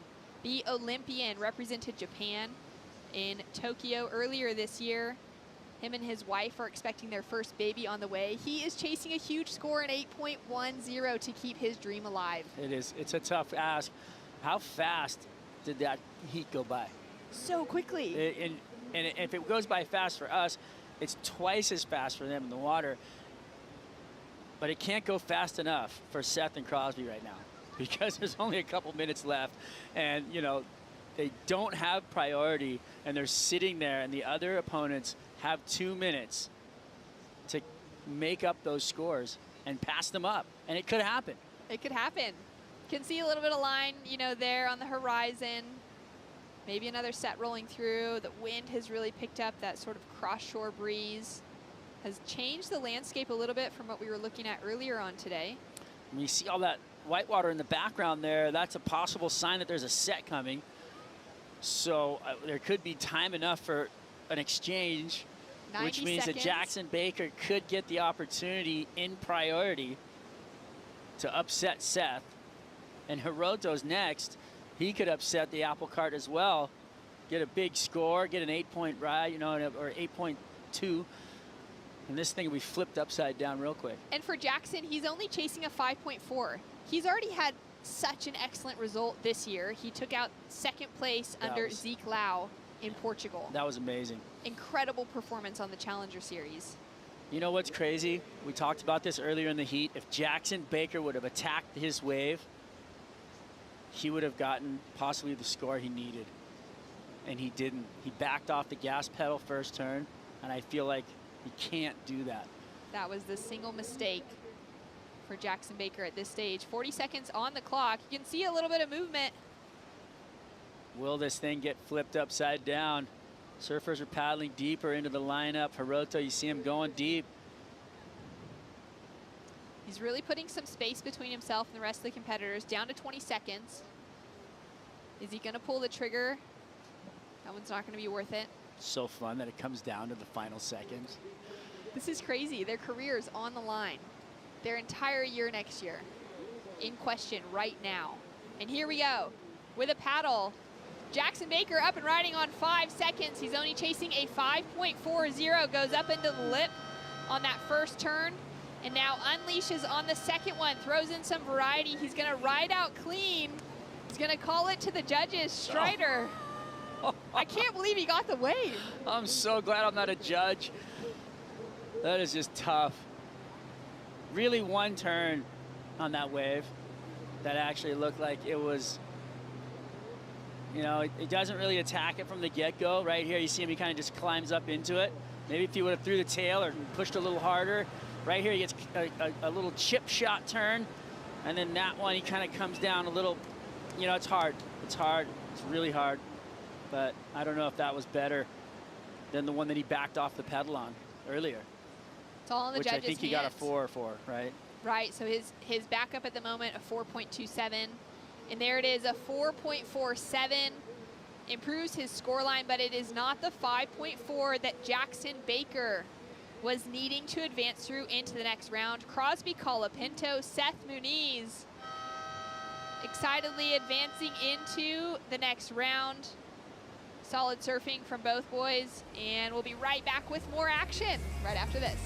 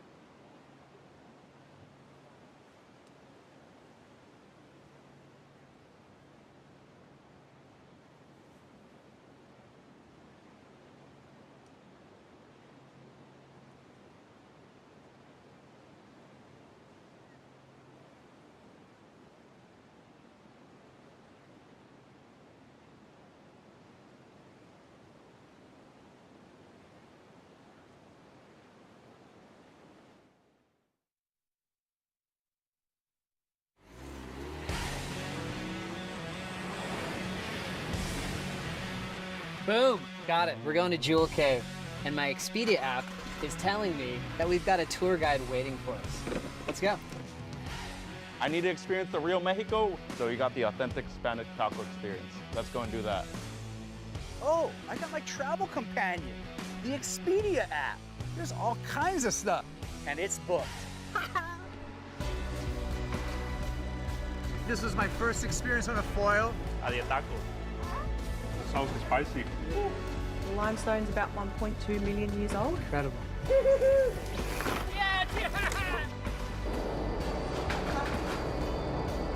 After this adventure, they're gonna call me the Flying Hawaiian. I'm starving. Good thing Expedia's got my back. We got a wine tour with a big dinner waiting for us. Let's go. Jason, that was a whole lot of fun. You're welcome to come anytime. You can find us on the Expedia app. I'll be back.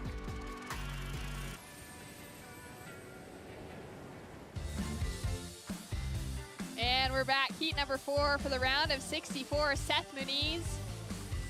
Some fans down on the shoreline excited to get some autographs, some photos from two great surfers in Seth and Crosby Colapinto, taking out those advancing positions into the next round.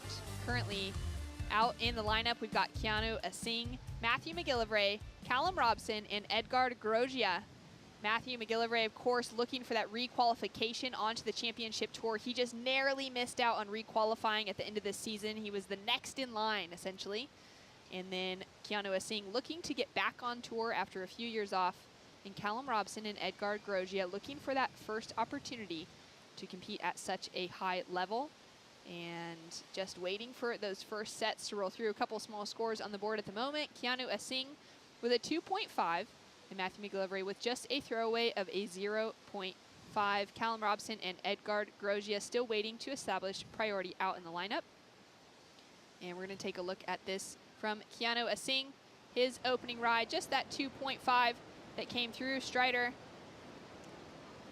well, if he would have pulled off that last maneuver there, we could have been, into the mid-range at least, Ross. He actually attacked that first lip line and really threw it all at it. It looked like a medium-sized wave, and I feel like sometimes those medium ones have a nice wall.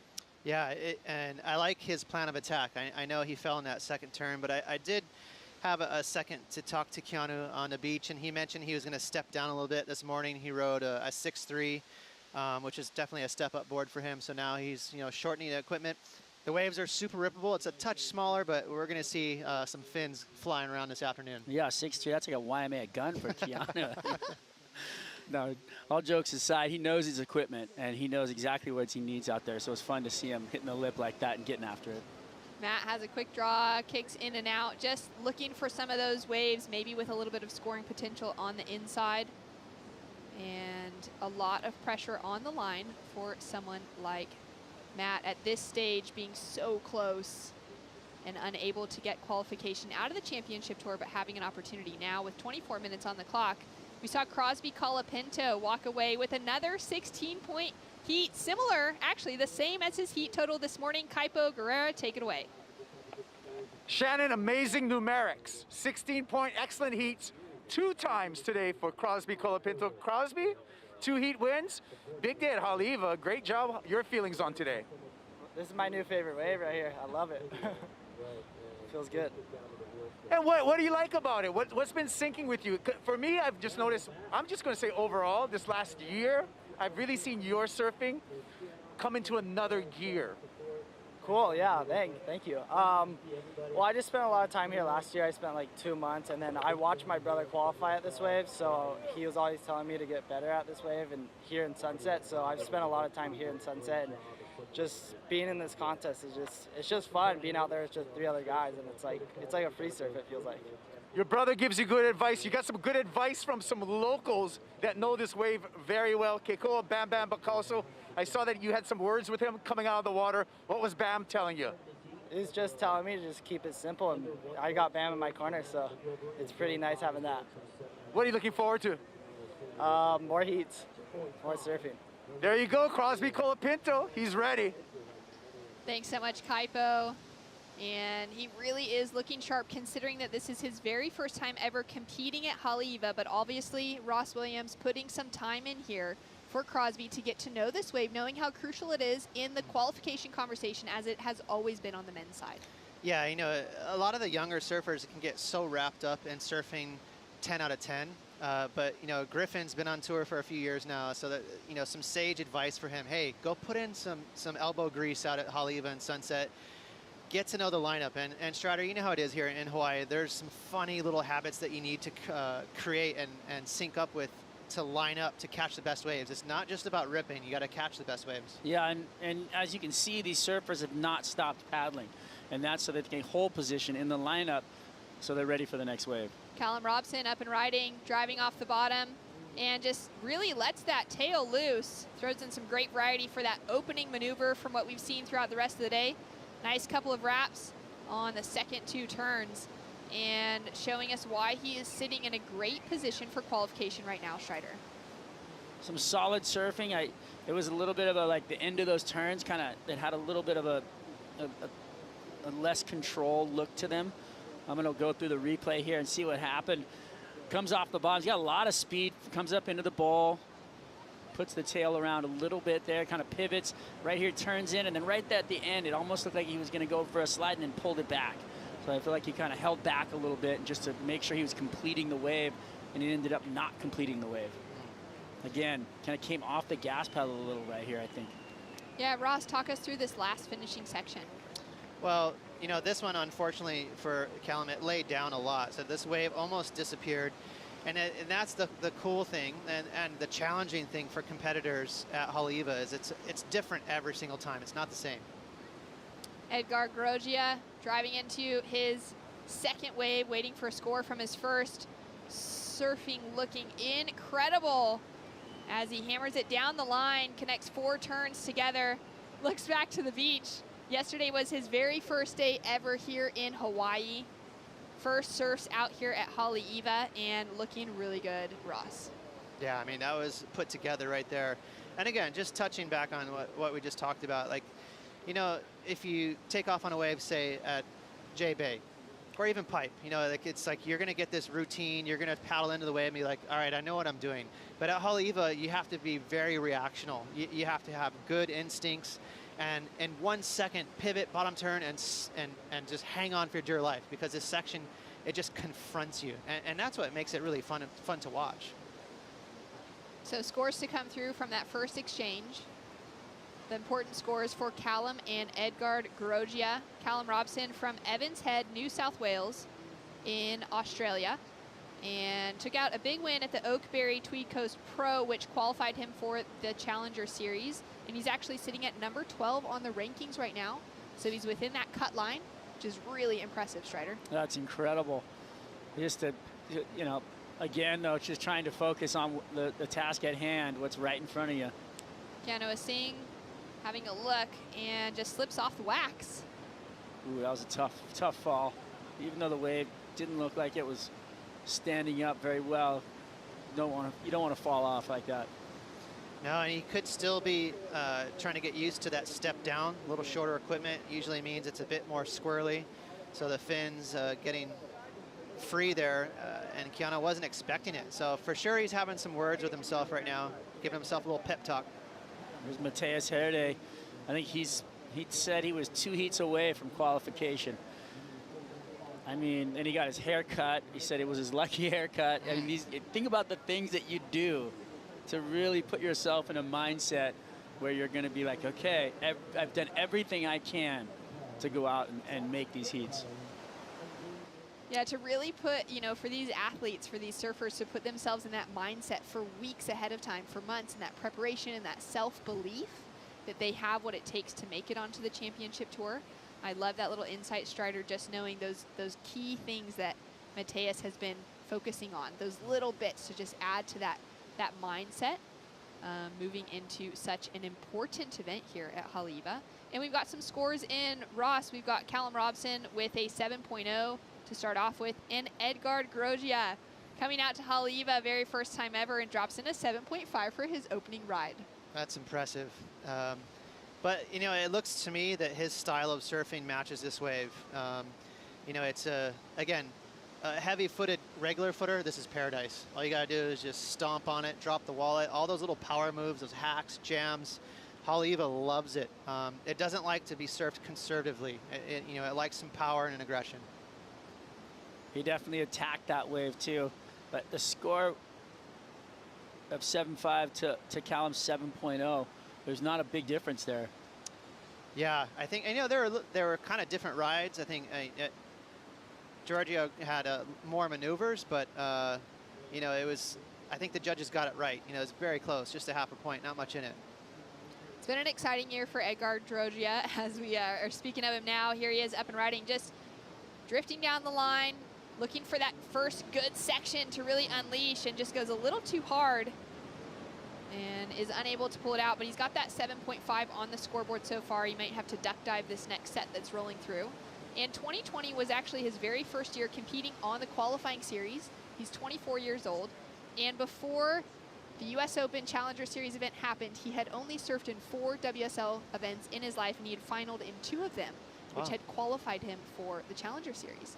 Coming out of Sao Paulo in Brazil, and great to have a new name, as well as some of the most well-known names within surfing, and a John Florence coming up in the next heat, Strider. Yeah, John, I've been watching a lot of surfing. There's not many people turning as hard as he is at this point in the game right now. Matthew McGillivray goes up into the lip, little floater to start off with, and has a nice section for that second turn. He's been a little bit, well, he's had a couple small waves, but nothing to really count so far. Callum Robson going crazy on those first couple maneuvers, connecting through with another one. Nice section opening up and bowling up for him in front, and he's able to match that in section really well, Ross.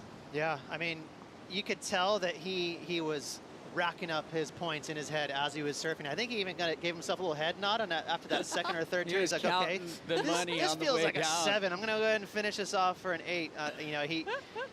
He almost let off the gas a little bit there on those last couple turns, but it was a well-surfed wave. Yeah, I like that wave. I thought he did well off the right. I like it when surfers attack the first section with everything, and I feel like he did that. I feel like he came at it strong right away, and I think that the judges love it too, when you really come strong right in the beginning of a wave. Edgard in white now up and riding, looking for that first big section. Nice bit of rail engagement on the first turn, and goes up into the lip, looking for a couple more turns. Nice big wrap through to the inside section, and he just loses control after connecting a few good turns on the outside. There's so many waves in this swell, these heats, it's so fun to watch all of this. So consistent. Keanu Asing finding another piece of it. Goes up into the lip, and now he's looking for that wave to open for him. Knows this wave really well, being from the island of Oahu. He'll kick out as well. Just a couple small scores though. Ross, what's it gonna take for Keanu and for Matthew to really start getting themselves in the mix here and matching some of those scores like the 7s that have been dropped from the other 2? I think, they're in different mindsets. For Keanu, he had a couple weird falls. So for him, he's giving himself the pep talk. He's just trying to settle himself down. Everyone has the same strategy. They want a pair of 7s or a pair of 8s, and the waves are going to give you the opportunity. This wave right here, Keanu kind of connecting the dots. Nice snap, another sort of placement turn right there. And then he just sort of kicks out. So I feel like for sure Keanu's still in that realm in his headspace. Like, I need to get going here.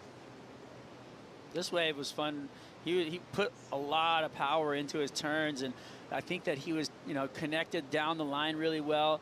If he would have been able to finish the last turn on this wave, I feel like he would have been a higher score, but, still not bad.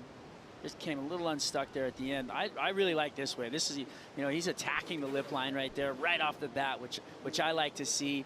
Put some weight into the turn there, and then, right here is where you kind of had the head bob, Ross, where he's like, all right, that's a 6.5 at least, So I feel like he started building into it and then almost like backed off a little on the end of it, like you said. And Ross, your thoughts on this one from Matt? Yeah, a floater. You're going to see a lot of floaters at Haleiwa, but they're necessary. It's an evil necessity because you have to go down the line. So you don't have the luxury of sort of choosing moves at Haleiwa. Haleiwa tells you what to do. It's not going to be a big score for Matthew, but I do like the way Matthew surfs out here. He's a small guy, but he's got a heavy foot. He's had great results out here in the past. Back in 2019 on his road to qualifying for the championship tour, he actually walked away in the finals. He came away with a 3rd place finish behind Federico Moraes and Leonardo Fioravanti the last time that we ran this event. So he's got that, you know, that opportunity to kind of remember a moment like that. What's that like, Ross, you know, for a surfer coming away from a spot or maybe returning to a spot, right, for Matt, now returning to Haleiwa. He made the finals last time. I think confidence is everything. You guys know that. And it doesn't matter if you're a John or some rookie 16-year-old kid that we've never heard of. They all flare up on confidence, whether it's a good board, whether it's a good memory from a spot they know that they can rip. When an athlete is just, you know, riding high on knowing that they're going to surf really well, it's all about that confidence. And it can go the other way around too. If you dig a couple rails, instantly you're in a tank. You're like, oh my God, you know, I'm not surfing that good. And you start looking at the crowd and you feel the nerves. So everyone's a little sensitive. So interesting to think of those mindsets for athletes arriving, for surfers arriving at the shores. 12 minutes on the clock, and Callum Robson sitting in the lead because he's dropped in a 7.93 to back up his 7.00 as we've got a set approaching. Will anyone be in position for it? Currently sitting with priority is our surfer in red, Matt McGillivray, chasing a 5.21 to take that advancing position. And at the moment, we can't see anybody within the whitewater. And it looks like they've just been cleaned up by the outside set, Strider. Yeah, you know, there are lineups, okay, and there's places to sit, and you really have to stick to your guns with that. And having priority in heats and knowing where you are on the pecking order, it all lends to you making sure you know where you are in the lineup. And for everybody to get caught inside like that it should not happen. You know, they should be able to understand where they're at. And I'm sure, Ross, you've got a point that you pick on the beach probably, and a point that you pick to triangulate across the bay there, or, you know, one way or the other, to where you know exactly where you're at all times in the lineup. Especially for free surfing, but it does kind of go out the window a little bit when you're competing and you're in 4th priority. Your lineup gets, you know, not as picky, we'll just say that. All right, we got another set and an opportunity for Callum Robson under 2nd priority, takes off late. Nice little wrap back into that critical section of the wave, trying to keep himself right in the pocket for that 2nd turn, and goes heavy over the falls. And Matt McGillivray with priority, driving into a beautiful looking bowl, digs that rail deep, comes in so late on the finish, it just eats him alive, Strider. That was an almost amazing 2-turn combo. Edgard answering back, what a great exchange. And just a little down carve there to start off with. Goes up into the lip. Really frothy section to navigate, and he'll ride out clean. He's looking to replace a 3.70 as his backup score right now to his 7.5. He's probably going to do that. But just let's get back to McGillivray. How fun it was to watch his turn. He came out in that big gouge and then almost pulled it out. And if he would have not caught the rail and had the flow to get back up into the lip again, he would have definitely done it. Well, we've got some scores to come through, but we'll wait for those to be arriving. More action scores to arrive right after this.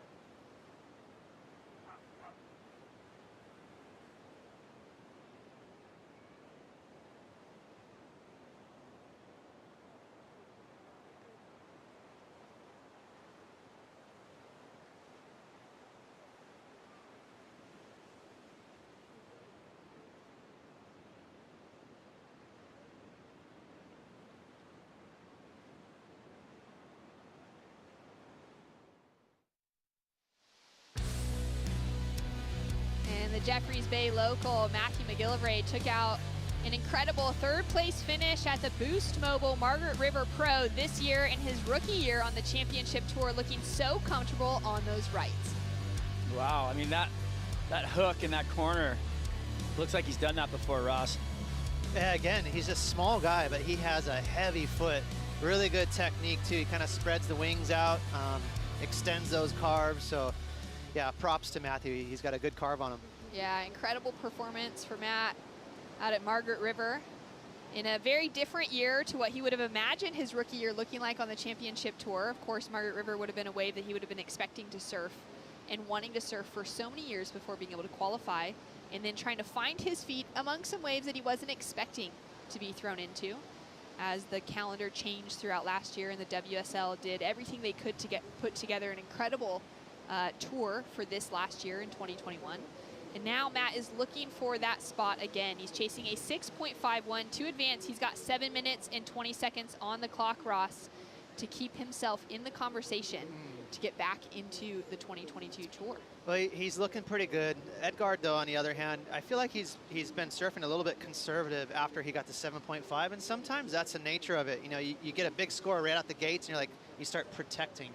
That 5, I feel like he could have surfed up to at least a 6.5, and he was a little bit just kind of ticking the boxes. So you never know. That could come back to bite him because he got Matthew on his heels, and we just saw, you know, what he can do on an open face. So look out for him. And he got a 5.33, if it looks like, for, you know, or 5.93 for one turn, basically. You know, that's a big score. So if he would have completed that second turn, yeah, that's right. It's going excellent. Sure. Now, Ross, can you explain that, you know, what you just said as far as Edgard being able to surf that 5 up to a 6.5? What does that mean? Well, I feel like he was just a little bit conservative. So the judges want to see put down a critical move on a critical section.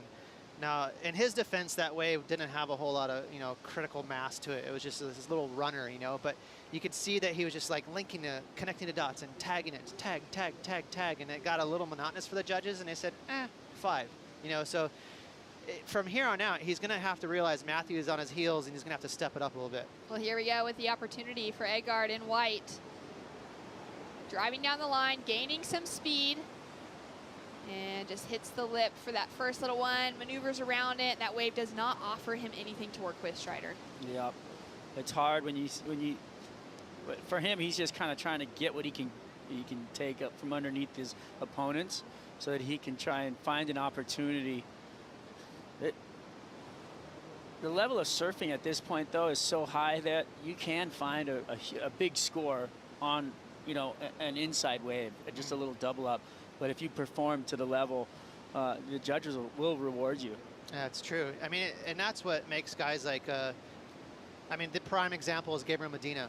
You know, he'll take off on a little inside closeout wave under priority, like you said, Strider, and do the air of the event. And the competitor's like, what just happened? Yeah. I was out here controlling the heat with priority, and where did you get that? So, yeah, that's the mentality. All right, Matt McGillivray up and riding. Driving into this nice right-hander, feeling comfortable and looking good in those first 2 turns. Throws in a little bit of variety with the tail on that finish. And he's chasing that 6.51. I think he's going to get it. I think it was a solid wave. Waited, found it. He's going to put Edgar on his heels, I think. I mean, look, he's attacking the lip line. He snaps it off the top right there. You know, he's up into the lip again. You know, really finding speed out of a lip line like that. Finishes strong. You know, I feel like he was very poised. You know, Matthew, this is not his first event, right? He's not a veteran, but he's been around the block. So I think he surfed to a 6.5. I agree with you, Strider. I think he'll get it. Edgard unleashing. He's looking to increase that 5.0. All right. Goes big on that finishing turn. Unable to ride out of it. And scores now to lock in for last of white, which won't factor into those top scores, but then the last of red, Matthew McGillivray, that's the question mark. He's chasing that 6.51 to take the advancing position away from Edgard Grosjean. And as you mentioned, you know, Matthew's got that experience here. He finaled back here just in 2019, a couple years ago. And again, Haleiwa dictates how you surf, and that wave for Matthew was not easy. It was a fast one, and it was kind of cupped out. So he had to do these running little snaps. You know, he didn't have the luxury of slowing it down and doing a big old hack. So I felt like he really maximized a pretty tricky wave. Yeah, it is really, like you said, hard to adapt and attack, and he did well with that wave and finishing on the inside. And there's the score, Shannon. A 7.33 for Matt McGillivray. Jumps him up into second position and now puts Edgar down into third, chasing a 5.83. And Keanu Singh with a giant requirement of a 9.10 as we take a look at the spread from the judges. Now, it's going to be a little tough for Keanu to get 2 waves. You know, he can get a 9 on a wave, but in the rhythm that he's in, I feel like he's going to need 2. Yeah.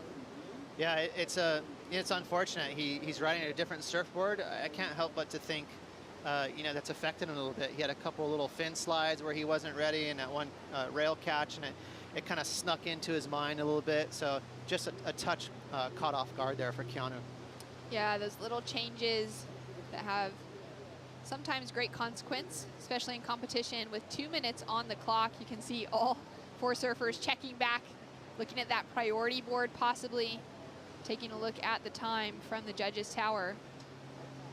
Callum Robson has really dominated this heat. He got out to an early start. He is sitting above that cut line right now for Championship Tour qualification at number 12. And Edgar Drogia with one more opportunity. Driving off the bottom. Great opening snap. Throws a lot of spray. Goes up into the lip on the second.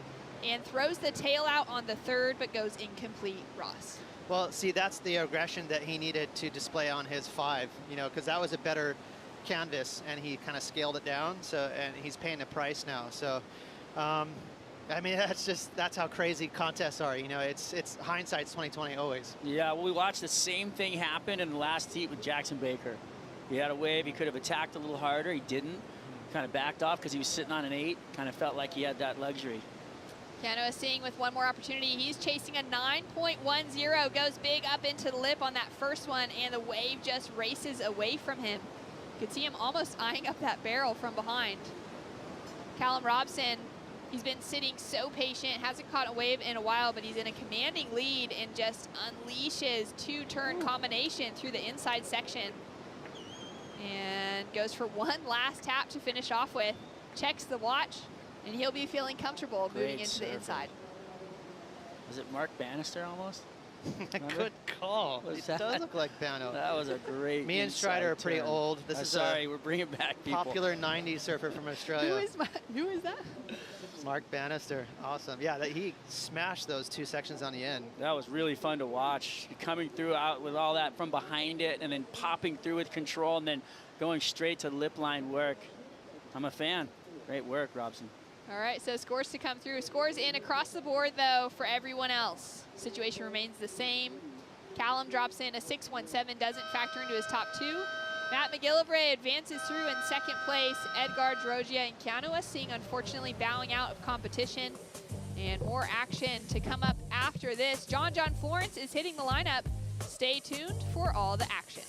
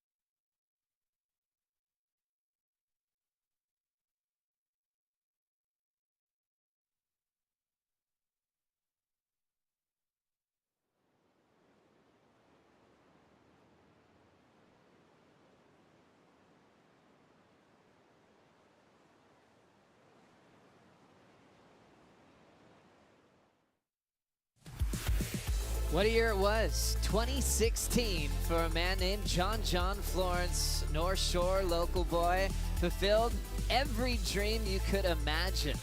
Winning the Eddie Aikau in gigantic conditions when it was closing out the bay, winning Brazil, winning Portugal, winning his first world title, and also coming back home to Hawaii, seeing signs with his name on it everywhere, all over the skate park, all down Camp Highway. Ended up winning here at Haleiwa as he smiled his way through heat. It looks like he was just breathing and winning, and he ended up taking out yet another victory. 2016 will go down in history as the year of John Florence, official takeover of the world. Here he is again, Joe Turpel with 88 world champ Barton Lynch for the call. Much anticipated event seeing John's return. As we know, Barton, he suffered that injury in competition at Margaret River earlier this season. Kind of focused on the Olympics, and now we're starting to see the comeback really come into life. Yeah, I'm so excited to be here and a part of this heat, and to get to see John in the jersey again. And we said it earlier, a fit John Florence, particularly here in Hawaii, is the best surfer in the world. I think so many people would kind of have that opinion, and in that footage from 2016, you can see exactly why. He's got some talent with him as well. Just a quick up and down for Mateus Herdy, who made the semifinals in Mexico as a wild card, beating Italo Ferreira, a world champ. That was a big heat. Beat Griffin Colapinto, spoiled his hopes for a shot at the WSL finals as we see him go up and down here. Yeah, a little mistiming on the floater. Wasn't much of a wave really in the end. It was one of those ones that maybe you just decide to go to get surfing and to sort the priority roster out. Interesting to see that amongst everyone in the lineup, John was able to find that first wave, and you saw him kind of paddle through the crowd, and they kind of separated as he took control of that opening moment, and shows the experience and the respect that he has from his competitors. When John paddles by you in the ocean, you are aware of the waterman that he is. Such a great paddler. He actually paddled the channel with his good friend Kona Johnson a couple of years back.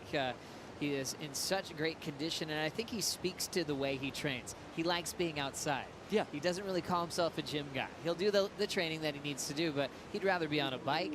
He'd rather be paddling in the ocean to stay fit, to be able to compete at a high level. Sailing his boat around the islands and just being on the sea, and you can see that connection he has with the ocean. It's so evident whenever he paddles out. He's just so connected, and it's just great to see him back and in such top form. It's so cool. You'll be sitting on the beach relaxing, and you'll just see a figure just standing in the middle of the ocean, and you're like, oh, they're foiling. Yeah. They're starting up at Turtle Bay, going downwind with his brothers and all of his best friends, and I suppose just keeping that relationship so solid. You imagine even sailing, that craft in itself, learning about the winds and the changes of the currents. That's all got to help really contribute to the way you surf as well. Absolutely. It makes me think of Jamie Mitchell, and the paddling of the channel and that relationship that he has with the ocean. And I think of Trevor Hendy, the great Ironman, going back, and he used to have this relationship with the ocean where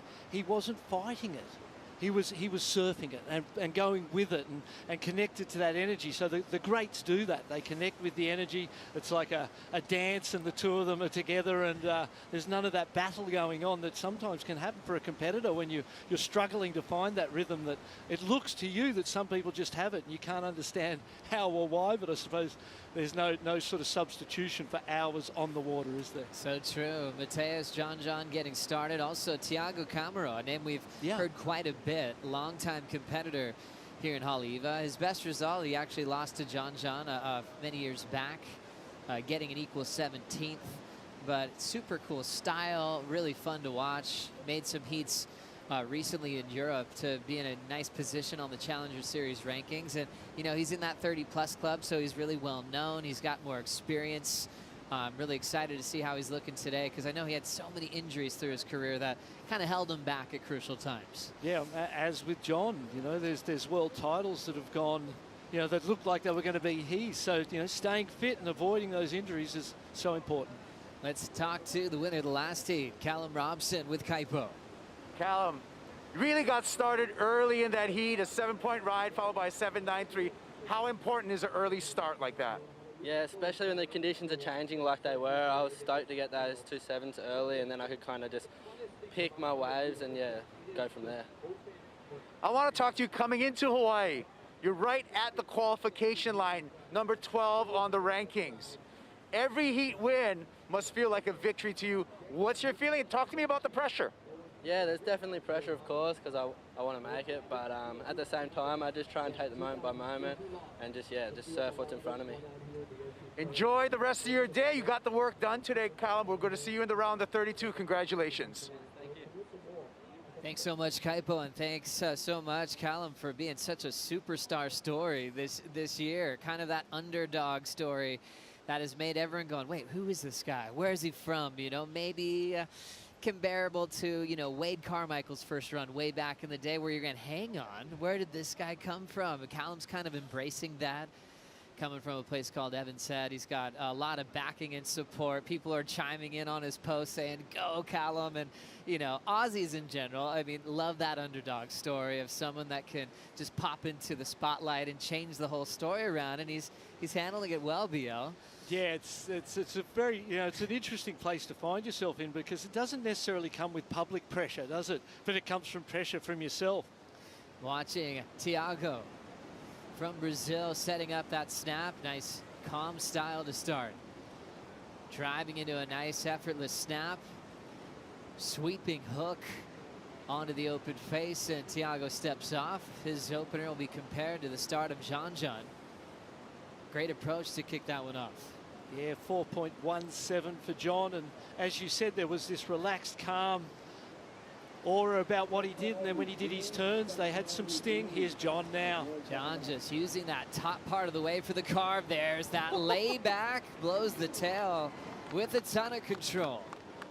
Solid section there for Sheldon Simkis. Oh, beautiful top turn carve. Nice float in transition. Sheldon lays it down, and will get a little caught up on the rebound from the roundhouse, and a bigger wave setting up for Mateus. Mateus pin drops quickly, little deep there, and steps off. And scores coming through for Sheldon, picking off beautiful waves, already into his second surf of the day. And we see Sheldon at all the major World Tour events. I saw him get some crazy waves in Mexico when the CT was going on. Coming from the Gold Coast of Australia, I see him on the best days at Snapper Rocks. So it makes sense that he's fit and ready here at Haleiwa. Back to John BL. Yeah, this is like a video part. Nice round cutback. He realizes this wave doesn't have much to offer, but he had heaps to give it, and just threw that big layback snap right there in the pocket. Let's watch the replay. Look at the back arm. Buries the back arm in the wave. Lifts the front arm to let the body rotate and come around. It's going to be interesting to see how the judges feel about that. The wave itself was a 4. Wasn't a 3 or a 4. Like, it was a pretty average sort of wave. This wave, on the other hand, was a much better wave, and that first turn felt so good into the floater. And then this big wrap on the inside, as you said, a nice option. Shame it didn't kind of cleanly come off the whitewater and come out of that. There was a little bit of downtime there, but interesting to compare those two and see where the judges' scores come in on that exchange. Round of 64, heat 5, really getting exciting. Mateus thinking about a ride here. Thiago will make a move. 4.5 start for the Brazilian. Set up with that first carve on the open face, laying that rail a little bit harder on the second effort. Attacking that lip once more time and staying nice and composed. Scores dropping for his backup and also John's second scoring ride. And this one will continue. Mateus. Nice arcing turn. Picked up a semi-final finish in France to really skyrocket up the ranks.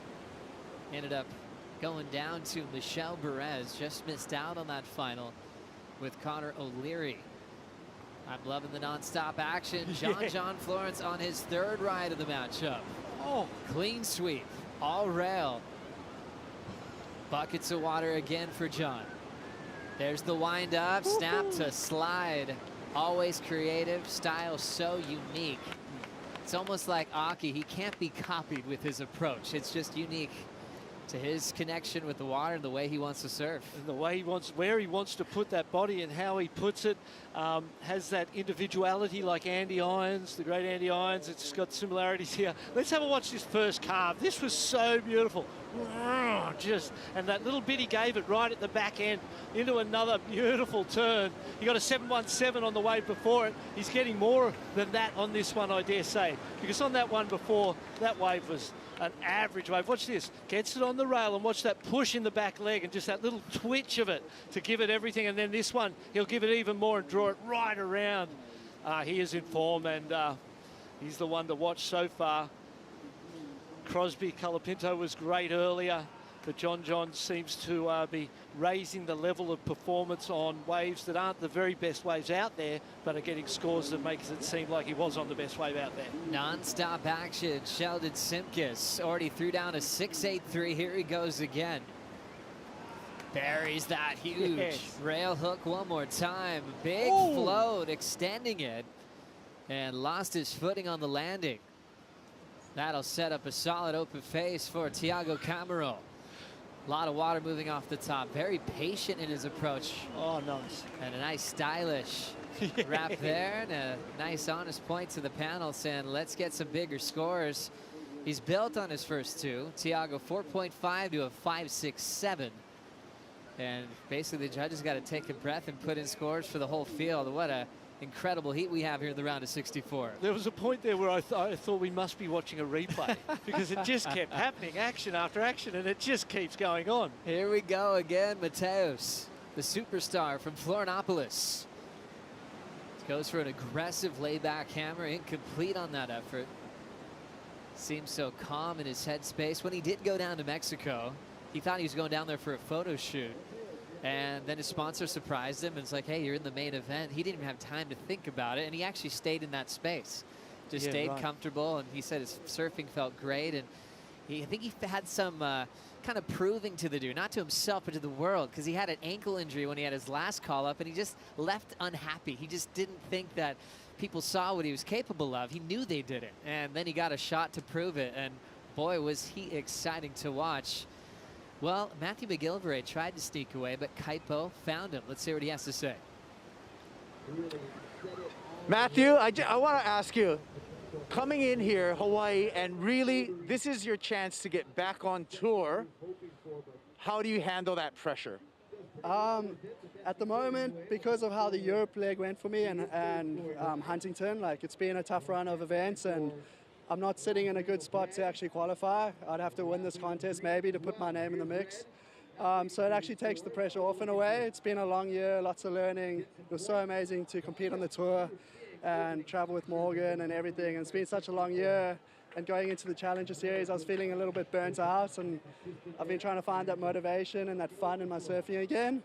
And so it's always good coming back to Hawaii, which is where it all started for me back in 2019. And yeah, it's good to surf some nice, big, powerful waves and have fun with the people I'm staying with.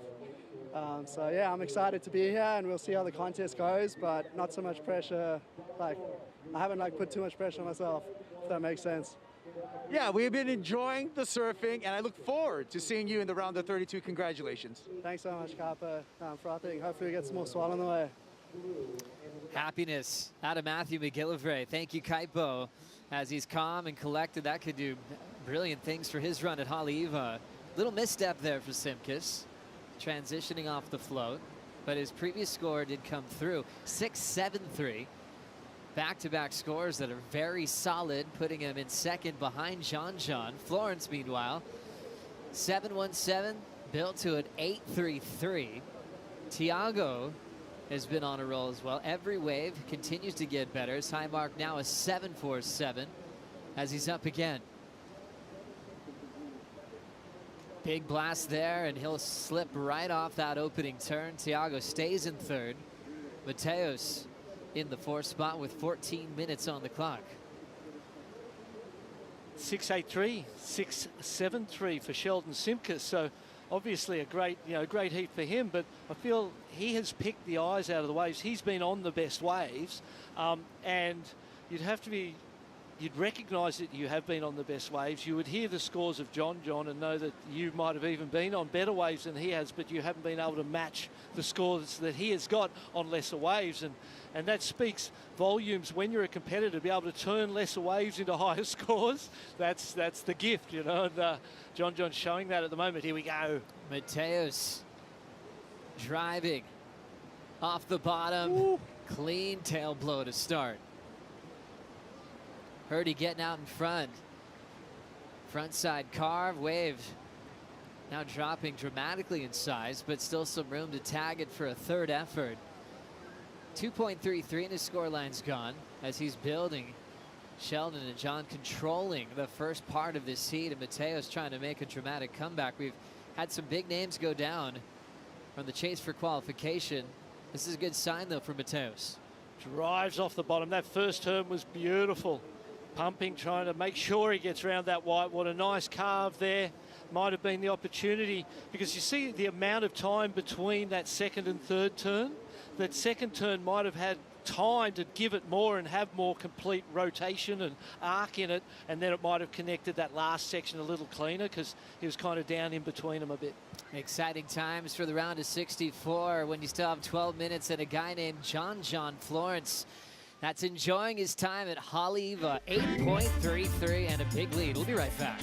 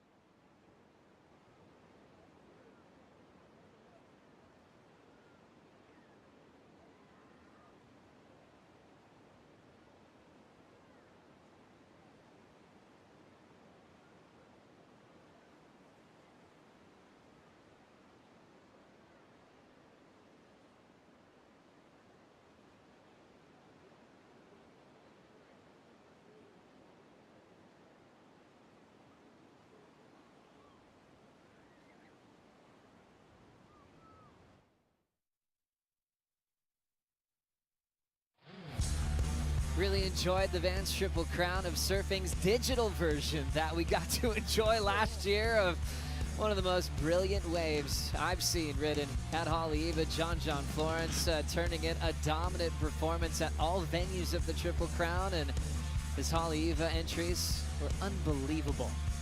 All of them. All of his all entries of them, were unbelievable. Just so much power in that wave, and he looks so calm. I think it just keeps contributing to the greatness of John. You know, it's not like you just attach him to pipe and that's where all of his highlights come. It's every single wave he surfs. He's setting the benchmark on what's possible in big open face, powerful turns. I don't know if anyone does it better in the world than John. Just the use of the rail, isn't it? And the way the body suits everything, the way it all comes together is you know, yeah, like you said, it's quite possibly the best surfing we've ever seen. You know, we've seen incredible surfing, but every generation gets better. The main improvements, I suppose, generally speaking, have been in the air. And so people can take to the air and do that, which we know John can. Whether people can stay on the rail and stay on the wave face and match what he has there, that's debatable. Well, John already one of the most decorated surfers when it comes to the Vans Triple Crown of Surfing, and the waiting period will open December 21st, and it goes to January 21st to get the entries in. It's also, you know, it's still evolved as this digital video submission. So we got John live again here. Looking to better a 717, that famous layback dagger. He'll recover from the first move. Big blowtail reverse in transition. Just to change up the flow. There's a nice quiet little stomp on the end section. Starting to have some fun, BL. Look out. Watch out. Yeah, so that whether that improves on the 717 will be interesting. Be good to see the replay of that and dissect it a little bit. But again, all the signs for John are good. I loved how he came out of that. He came out of the air. He's on that white watery face. We'll see it. We'll get to it in a second. John's first turn. What'd you think, BL? It kind of caught a bit of a rail, didn't he? It was a little bit mistimed. He goes to the air here. What I like is this part right here. Look at the determination and that energy and the kind of, you're at the end of that thing, you're thinking, well, it might be over, but he had that determination to get one last turn, and he knew how important that was. That's Nice. that classic footwork where that front foot's almost on the tip of his board. Give it to me, one more. Got it. Just that effort to get down the line. I just love how unpredictable he can be. A solid one setting up for the Australian, Sheldon Simkus. Kind of has to just place it through the whitewater. Opens up more with a front side hook. His low score is 6.73. And that one a bit sticky there, so he'll just try to get out of there. But hanging on to the second spot well. Nice controlled takeoff for Thiago. There's that casual off the top that he has. Makes it look so effortless.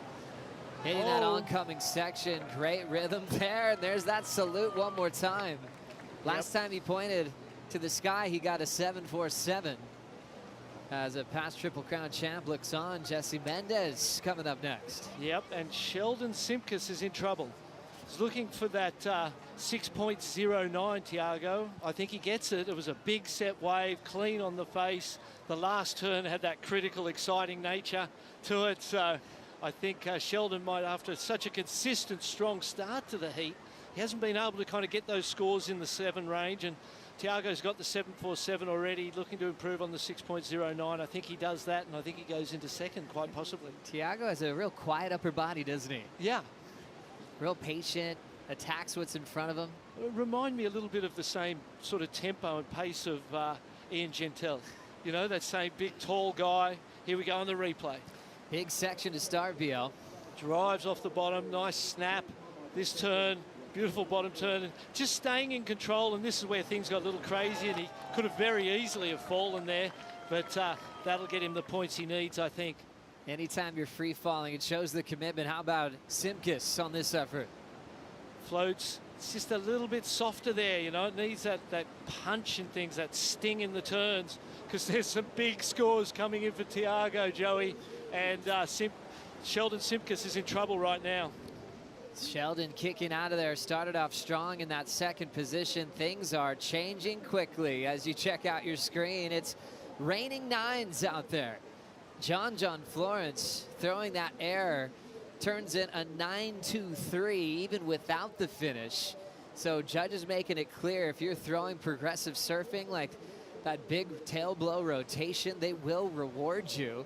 Thiago just under. Totally different type of surfing to get those scores, and Thiago turns in a 9.17. John first, Thiago second, Sheldon sent to third. Yeah, I saw that coming, but not to the degree that it came. Both of those scores up into the 9s kind of surprises me. But what we're learning today, and the indications are, again, that the quantity does not match the quality, and the commitment and that sort of on the edge, that abandon and that point of sort of reckless abandon where you know, that's what they want to see. They want to see you throw it all out there. Cool to see the Aussie camp. Dylan Moffitt, the all-star for North Narrabeen. You can see Jacob Wilcox in the background, and the guy sitting in the chair, one of my favorites to watch. Formerly on the World Tour, longtime competitor and local boy at Haleiwa, Keikoa Bakalso. Hard off the bottom and throwing some water to the sky. Lofty float. Thiago Camero almost shuts it down. Now with some speed and some intent to get back in the top 2. Simkus. Snap to slide. He'll throw that one away. 4:40 on the clock here in heat number 5. Mateos a little out of the mix as he sits with priority, chasing a 9.71 now. We always knew the John factor was going to be radical. And look at that point total already. John's up again. Off the bottom, there's that tail high reverse to kick off this wave. Hacks it right on front of him. Winding up again, blow tail finish. 3 different turns and explosive out of the gates. Mateus wants to get in this high performance mix. You can tell he's almost over amping to join this air show with John. You can see the pressure in Matthias and Sheldon's performance there, where they're stepping. They stepped it up on those first turns, and then that pushing too hard sort of cost them on the second turns. But if they don't go for it, they're not in it anyway. So you may as well just put it all out there, and if you fall, you fall. It's better to fall than not try at all. And it's interesting, because that was Hurdy's game plan in Mexico. He did airs to start every heat he had in Mexico. How's John here? Just waiting for the moment. Gets the air, lands way out from the lip. Nice spin into a late re-entry there.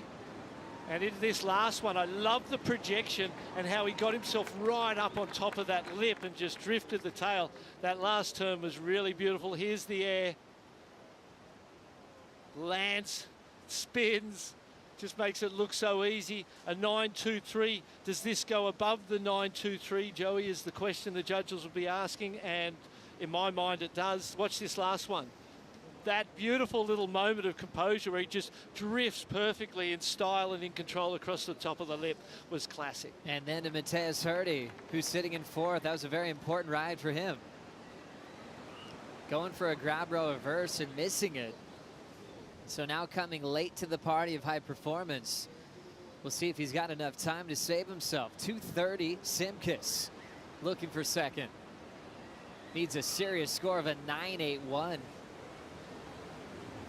Driving through that section, and no chance of pulling that one off, and it is non-stop at Haleiwa. Camaro. Quick check there on the lip line. Extended bottom turn, lay back. He'll slip straight off into the toilet bowl. And now we're down to 2:10 on the clock. Scores coming through for the last of John. It's actually a touch under his wave before. 9.07. We'll dive in more to the story of John with the deep stats powered by Hydro Flask. 8 career championship tour wins. The more recent one, the most famous one, we'll ask him throughout his career if it's the most coveted win for him. Finally taking out the Pipe Masters trophy to kick off the season, world #1. First win of his life on the CT was back in Brazil at Barra da Tijuca in a final over Joe Parkinson when he went on to win Rookie of the Year. Minute 25, this is Thiago. 9.14 will get him close to John. That's going to be not changing a thing. Florence throwing down a move that only he pulls down, that aggressive wrap in the pocket. He'll just casually launch one into the shallow end. Down to the final minute. It's almost like on that wave there, you can kind of feel John going, actually, I don't need to do anything more. What am I on this wave for? Let's call it a day, get in.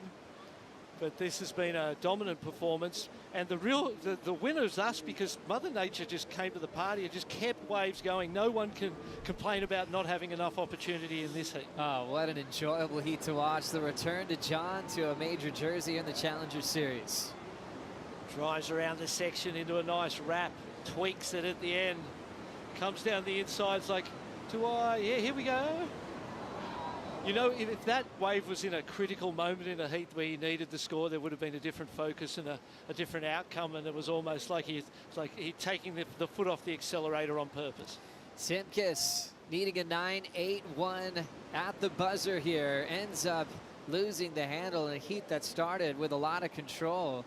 6.83, 6.73. Things were looking great for Sheldon. And then the 9 started coming through from John and Thiago. And Florence, what a great welcome back to the jersey here. He'll just get barreled on his way through as he's looking for another major win. A crowd favorite, one of the most popular surfers in the world. That's a great reason why. Yeah, man, putting smiles on people's faces, mate, more importantly. And he's here to win. You can see that. Pressure's not on for John, and with no pressure on, the performance just goes through the roof. That's right. Heat number 5 comes to a close. Heat 6 will hit the lineup with a former event champ leading this one, and Wade Carmichael back for more right after this.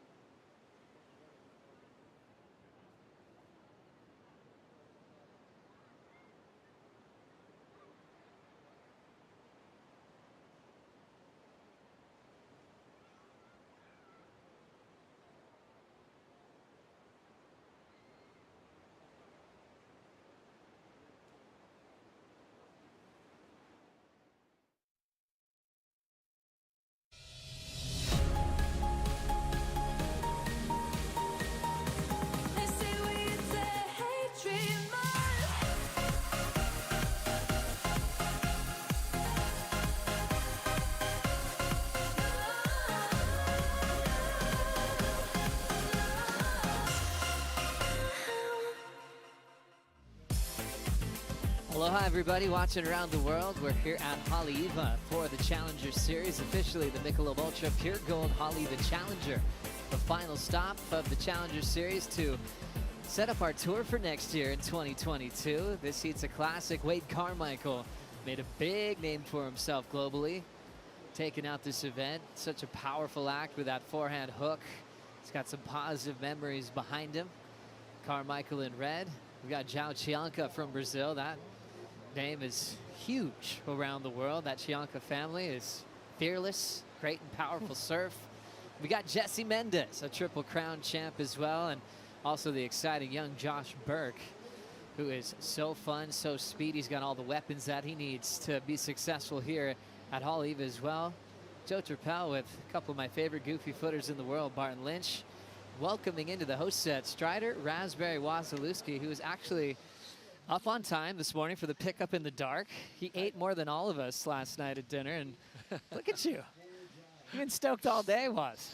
Well, you eat enough, you're going to keep going all day, you know? Yeah, no, energized. actually, an amazing Thanksgiving dinner with my buddy Mark Dominique. He fried a turkey, and we had a great evening with all the boys and my sons and all his friends and, you know, the family. And it's just a beautiful thing. It's a great time to be with family and enjoy them for, you know, those moments. And that's what it's all about. Yeah, pretty cool to see all the international surfers kind of having those big dinners last night, focused on the major event, but also taking advantage of being here in Hawaii, learning what that aloha spirit is all about, and being welcomed into a lot of families. Once that happens, you're always welcome back year after year, BL.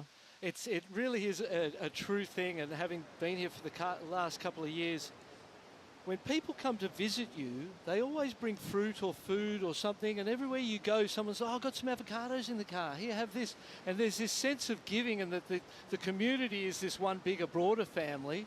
And that's really been a wonderful thing for me to experience, you know, that aloha, ohana, that whole connection of community and the giving between each other, and that bigger, broader community is, it's a real lovely thing to be a part of. Oh, it's such a great thing to experience and then carry with you in your travels around the world.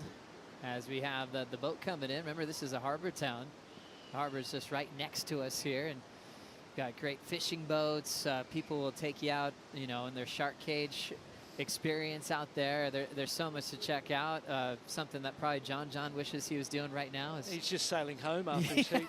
I'm pretty sure he just sailed home in his heat. I mean, that was just ridiculous. So, you know, definitely a waterman in the air. I guess, well, he's not on this boat yet because we've got him downstairs. John is with Kaipo.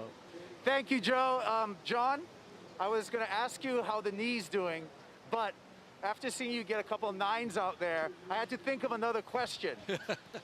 So, how are you feeling? Feeling good, super good. The knee feels awesome, and yeah, it feels good to be back in the jersey again. So what is your motivation being here? Is it just to get reps back in the jersey? Is it to take out another title at Haleiwa? Oh, it's such a prestigious event.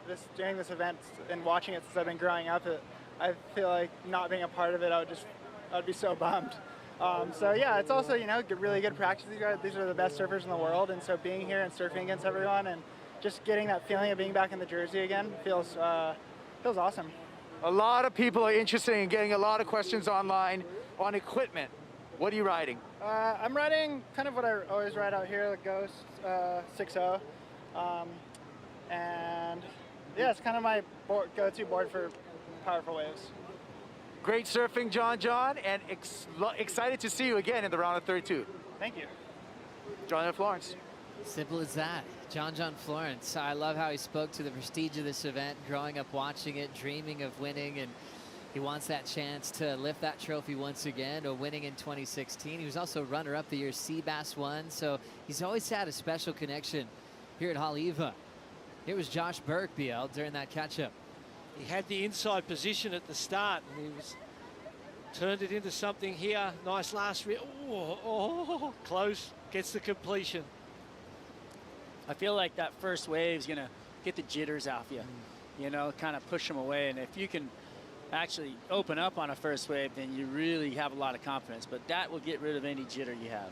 And what about the amount of waves we saw in John's heat? Was the most waves we've seen all day in terms of consistency of sets. And this one, you know, you watch that heat and you'd be thinking, oh, it's going to keep pumping or it's going to go flat. It's going to have a breather after that. It feels like that's kind of what's going on right ebb now. and flow of Mother Nature. Just knew she was going to just have a little bit of a chill. Yeah. It's interesting. What is their responsibility now when Haleiwa is quiet in between sets on a pumping swell with the current involved? What do you need to be doing at this moment, BL? Well, you've just got to be patient. You've got to figure that they're going to come. At some point, you only need 2 of them, and you may as well just wait. It's the paddle game. Your arms are going to be burning. You're just going to be consistently paddling, but they are going to come, and you've just got to be patient. Sit the lulls out. Your opponents go waves as Josh Burke did, and they get a 3-6-7. You don't care. Like, great, get as many 3-6-7s as you want.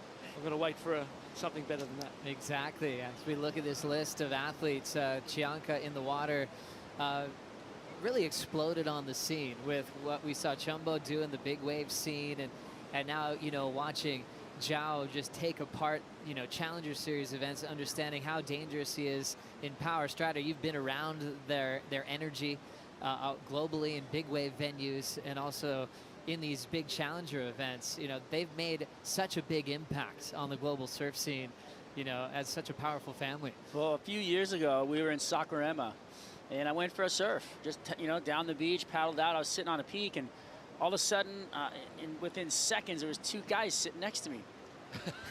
And he was right next to me. All of a sudden, Joao was right. I was like, what are you? He was like really close to me, and I was like, hi. And he was excited to see me. And, hey, what's up? You know, and all this stuff. And then I saw him catch a wave, and he just ripped this thing to pieces. I mean, there wasn't anything left of the wave, and I go, wow, that he's going to do something someday. And here he is, you know, just right here in the mix for qualification. And it makes so much sense. Saquarema, a spot on tour next year. You've got to survive the midseason cut and make it there. And Saquarema is a place where they have so much swell, sometimes too much swell. I've been there before where they've actually had to move the finals day because it was just not surfable for a couple of days. It was so big and solid. So it makes sense that the Chiancas would understand power, be prepared for Hawaii class acts, which is great to see. A moment ago, you saw the setup for qualifying. Top 20 on the championship tour to requalify this year. It used to be 22, but that opens up top 12 to come out of this Challenger Series. And then also the adjustment of regional tours, really increasing the emphasis on being able to get to the Challenger Series from your home turf. So you could actually save money on flights, qualify from where you live, and then you can qualify for this prestigious series that we have underway right now, BL. Yeah, by using your regional ratings and points and not having to spend the money of global travel. And so it's an accommodating system.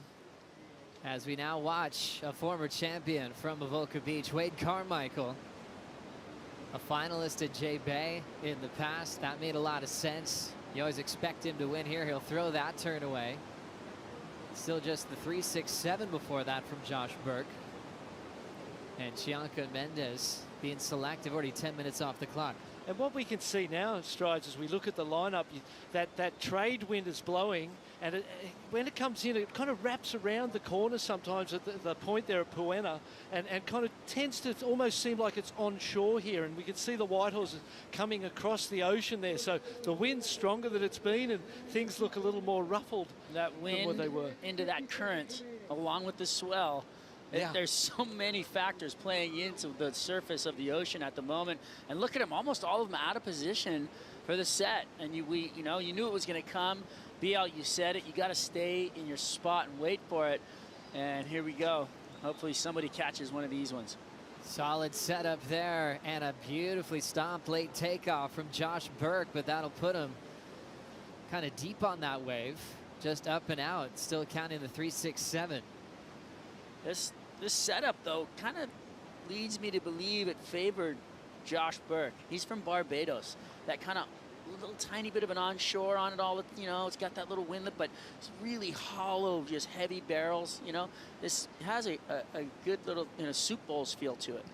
Soup Bowls has some crazy clips. Obviously, famously, one of Kelly Slater's favorite places to surf.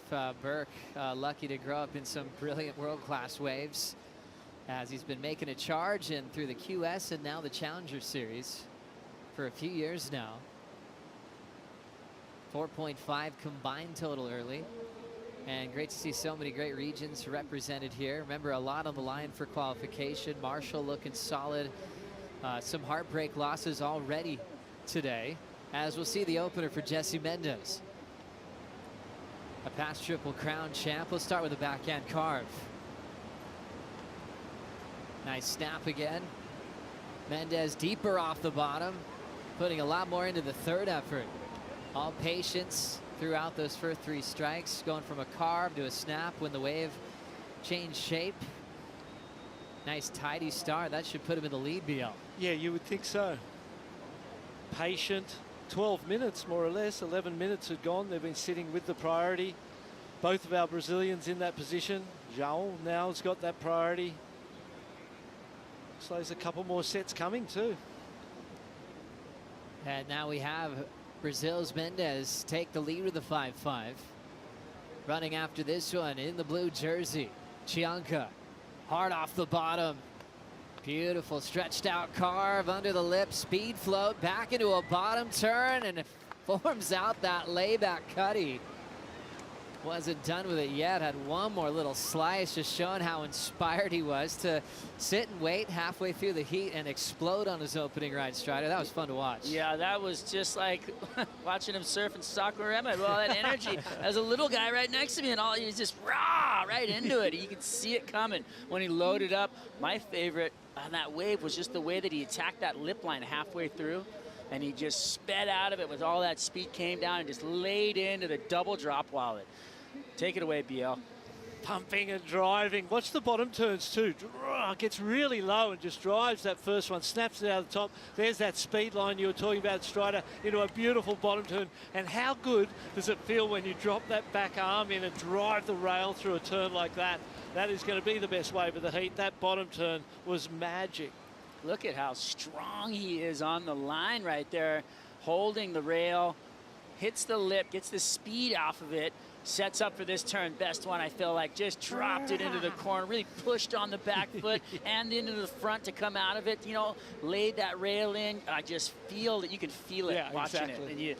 And I guess they say only a surfer knows the feeling, but I feel like you could get the feeling from watching that one. Showing that power with that layback just gave me such a fanning feel. That was so cool to watch. Jack Robinson now preparing for the next heat. He'll have Lucas Silveira, Jacob Wilcox, and Aritz Aramburu. Jacob Wilcox and Jack are from the same part of the world in West Oz. They push each other to the limits, basically like a brother duo. And Jacob, the goofy foot version of Jack. And they end up having the same heat together. That's going to be a classic. And you put Aritz and Lucas in there, and it's a stacked heat, isn't it? It's one of the the stronger complete heats of the round. Jack Robinson, though, one of my favourite surfers. I love the way that kid approaches his job. You know, it's all business, and you know it means more than anything to him to win. He's here to win. You know, so other people, you don't maybe get that feeling. They're happy to be a part of it, to have the chance to surf in that. But some people just aren't happy with that. They want more like these little grommets. Oh, so stoked. Throwing shakas for the whole world to see. Haleiwa sees more grommets than anywhere in the world surfing here. I mean, this is the most user-friendly spot. I mean, there's just so many of them on the inside every day. It's amazing. And then they're watching their heroes compete. That's where they want to be one day. Doing what Chianca's doing right now. There's that wrap again, just furious on every effort. 6.83 was his opener. Put him right into first. And that's a second scoring ride. Yeah, I feel like that was a little low, perhaps. I felt like, you know, in context of the 5-5 even, you know, that wave was by far the best wave of the heat so far, and the surfing couldn't have been any better, really. Yeah, good point. Separations are what the judges are always doing. They have their 5-5 for Mendez. They decide was Joao, how much better was Joao's wave in comparison. Ended up at a 6.83. One judge had a 2-point spread, 7-5.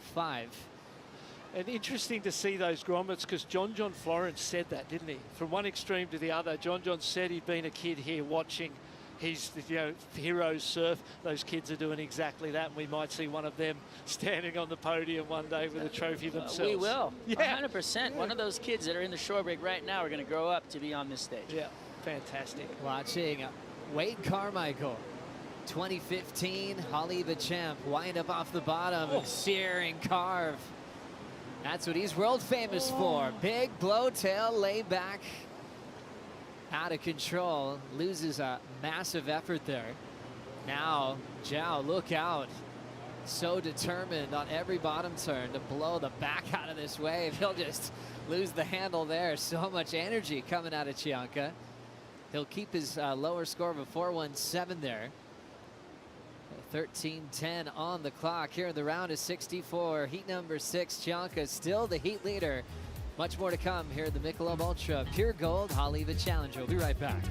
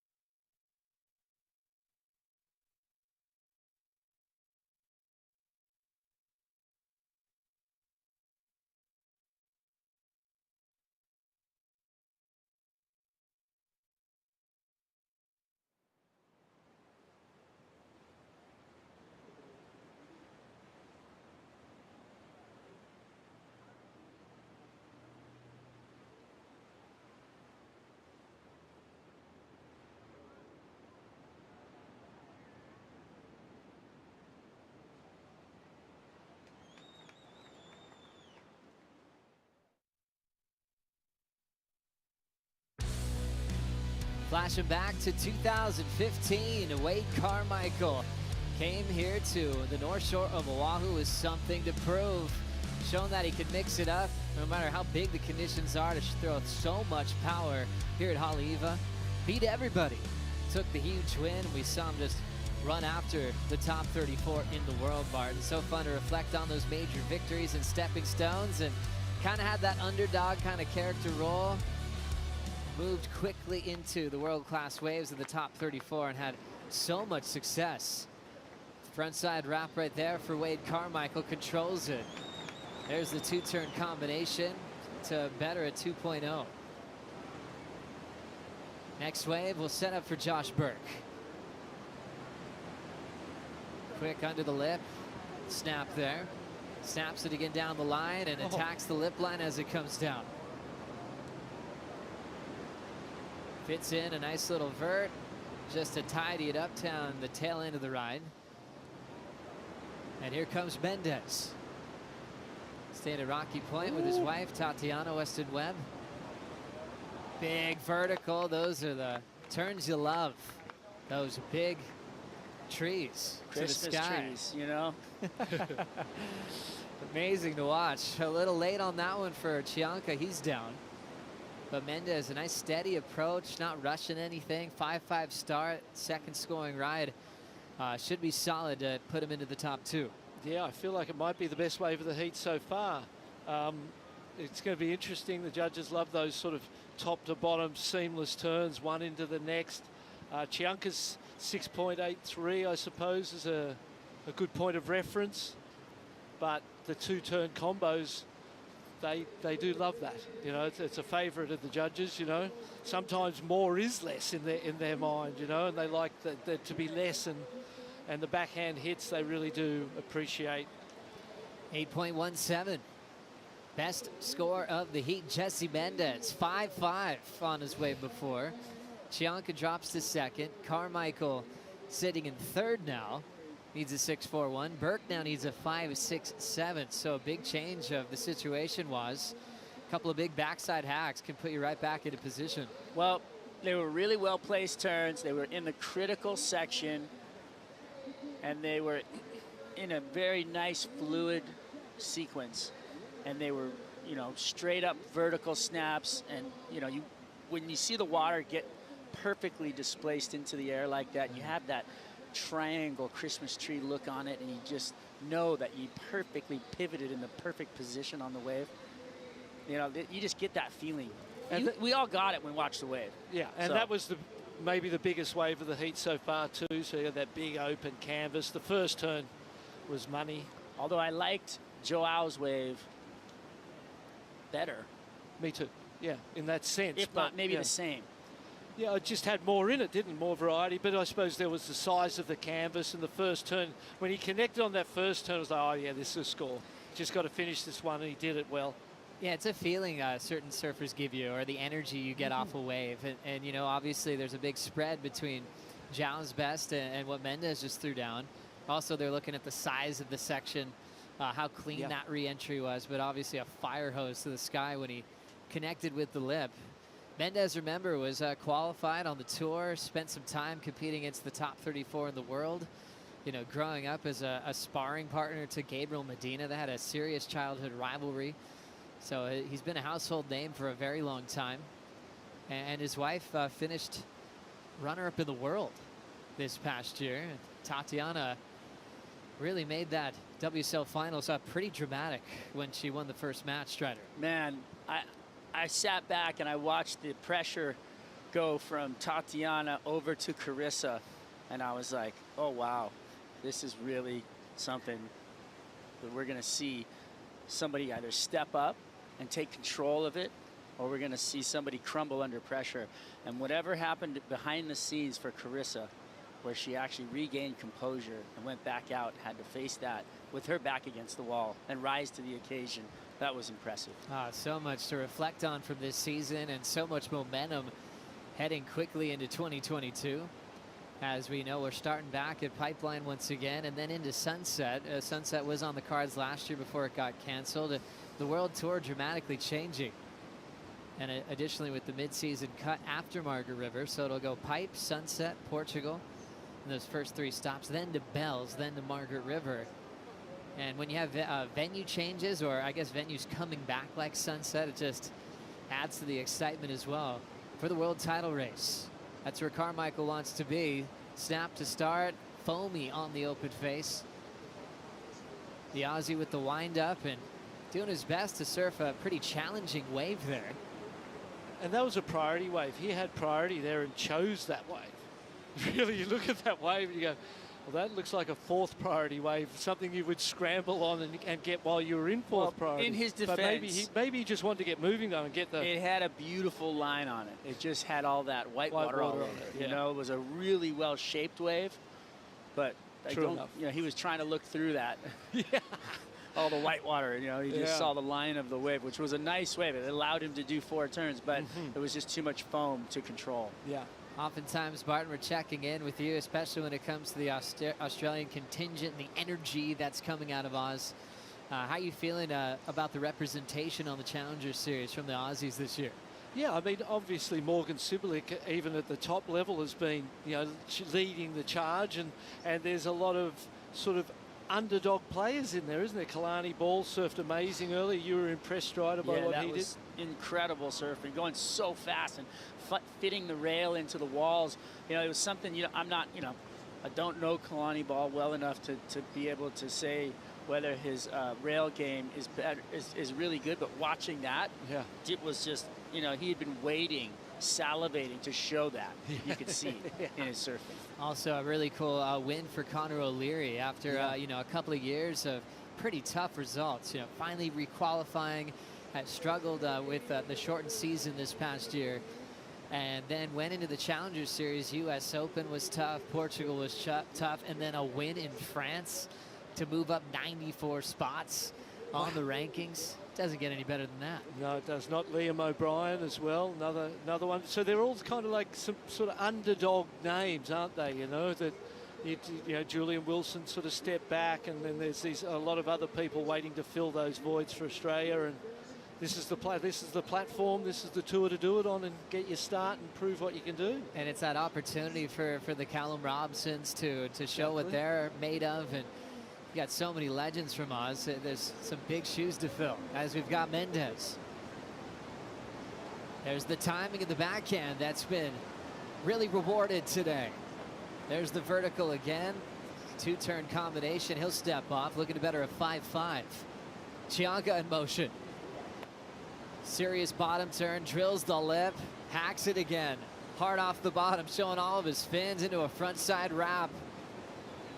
And the surfer from Sakurama closes out another fun ride. Almost feel like He's going to over-rotate on those bottom turns. He's pushing so hard, but he's in total control as he springs off the bottom into some aggressive forehand hooks, BL. Yeah, and you can see how shallow it is there in the toilet bowl. You could just literally a few inches below your board there, and yeah, that drive on the bottom turn is beautiful. And there was just a couple of those off the tops, and maybe that's what the judges saw as well, where it's not kind of getting any arc out of the top. It's just kind of tagging the lip and then coming back down. And maybe, you know, with Wade and people out there who are getting lots of arc out of the top, they've just watched John Florence go crazy. They expect that, not only out of the bottom, but out of the top as well. Well, the bottom turn were some of the best turns on his waves. Yeah. He was doing those kind of turns on the lip line, he would have been getting 9s.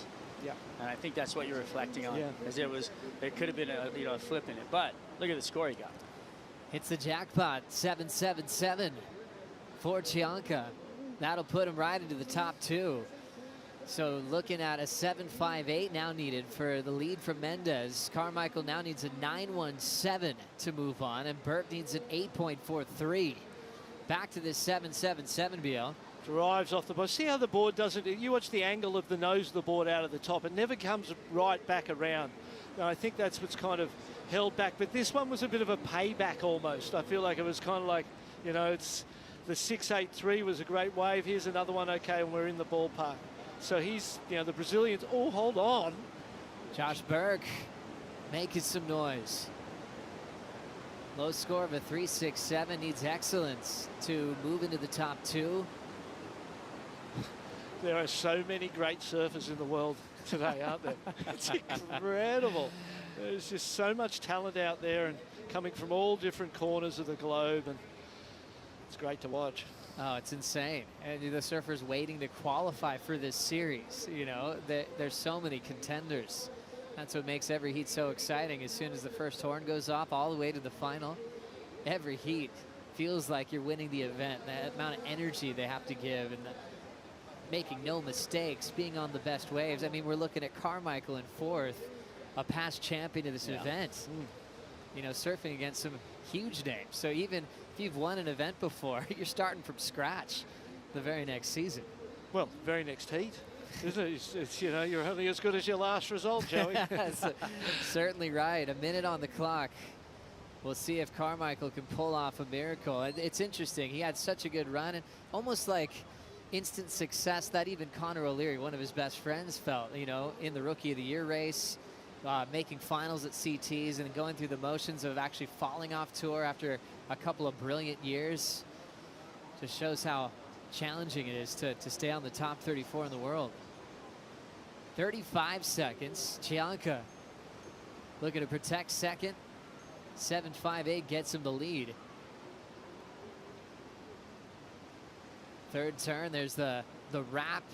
Swings it right off the lips, running out of wave, but still turning. He'll just take this one in with 15 seconds as the 2 Brazilians hanging on to the top 2 spots. Heat leader Jesse Mendez. Loving that backhand today. Second turn, brilliant. Real vertical, perfect timing. He'll fall on the 3rd effort. That was a pleasure.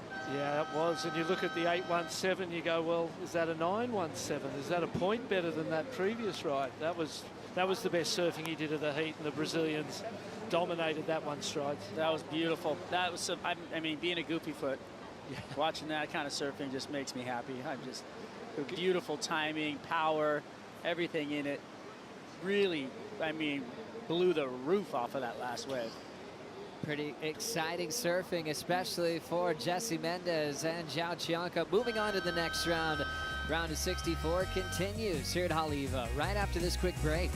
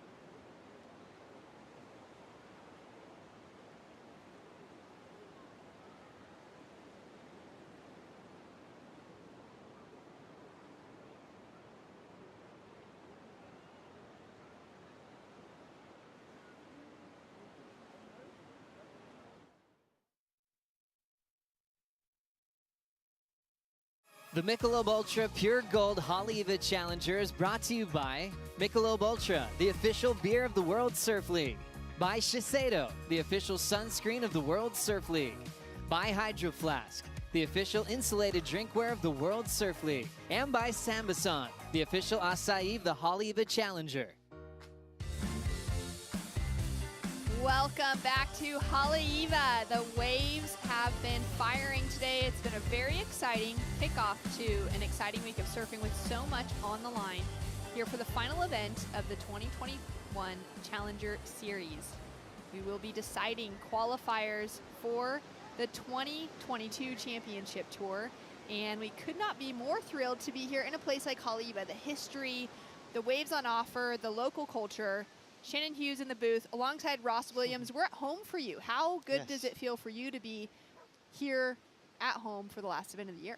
Oh, it feels good. You know, it's good to have competition back here. You know, it's been a minute here. We've all been dealing with the pandemic, and for this event, everyone feels like that breath of fresh air to see the boys ripping out there, the girls hopefully tomorrow.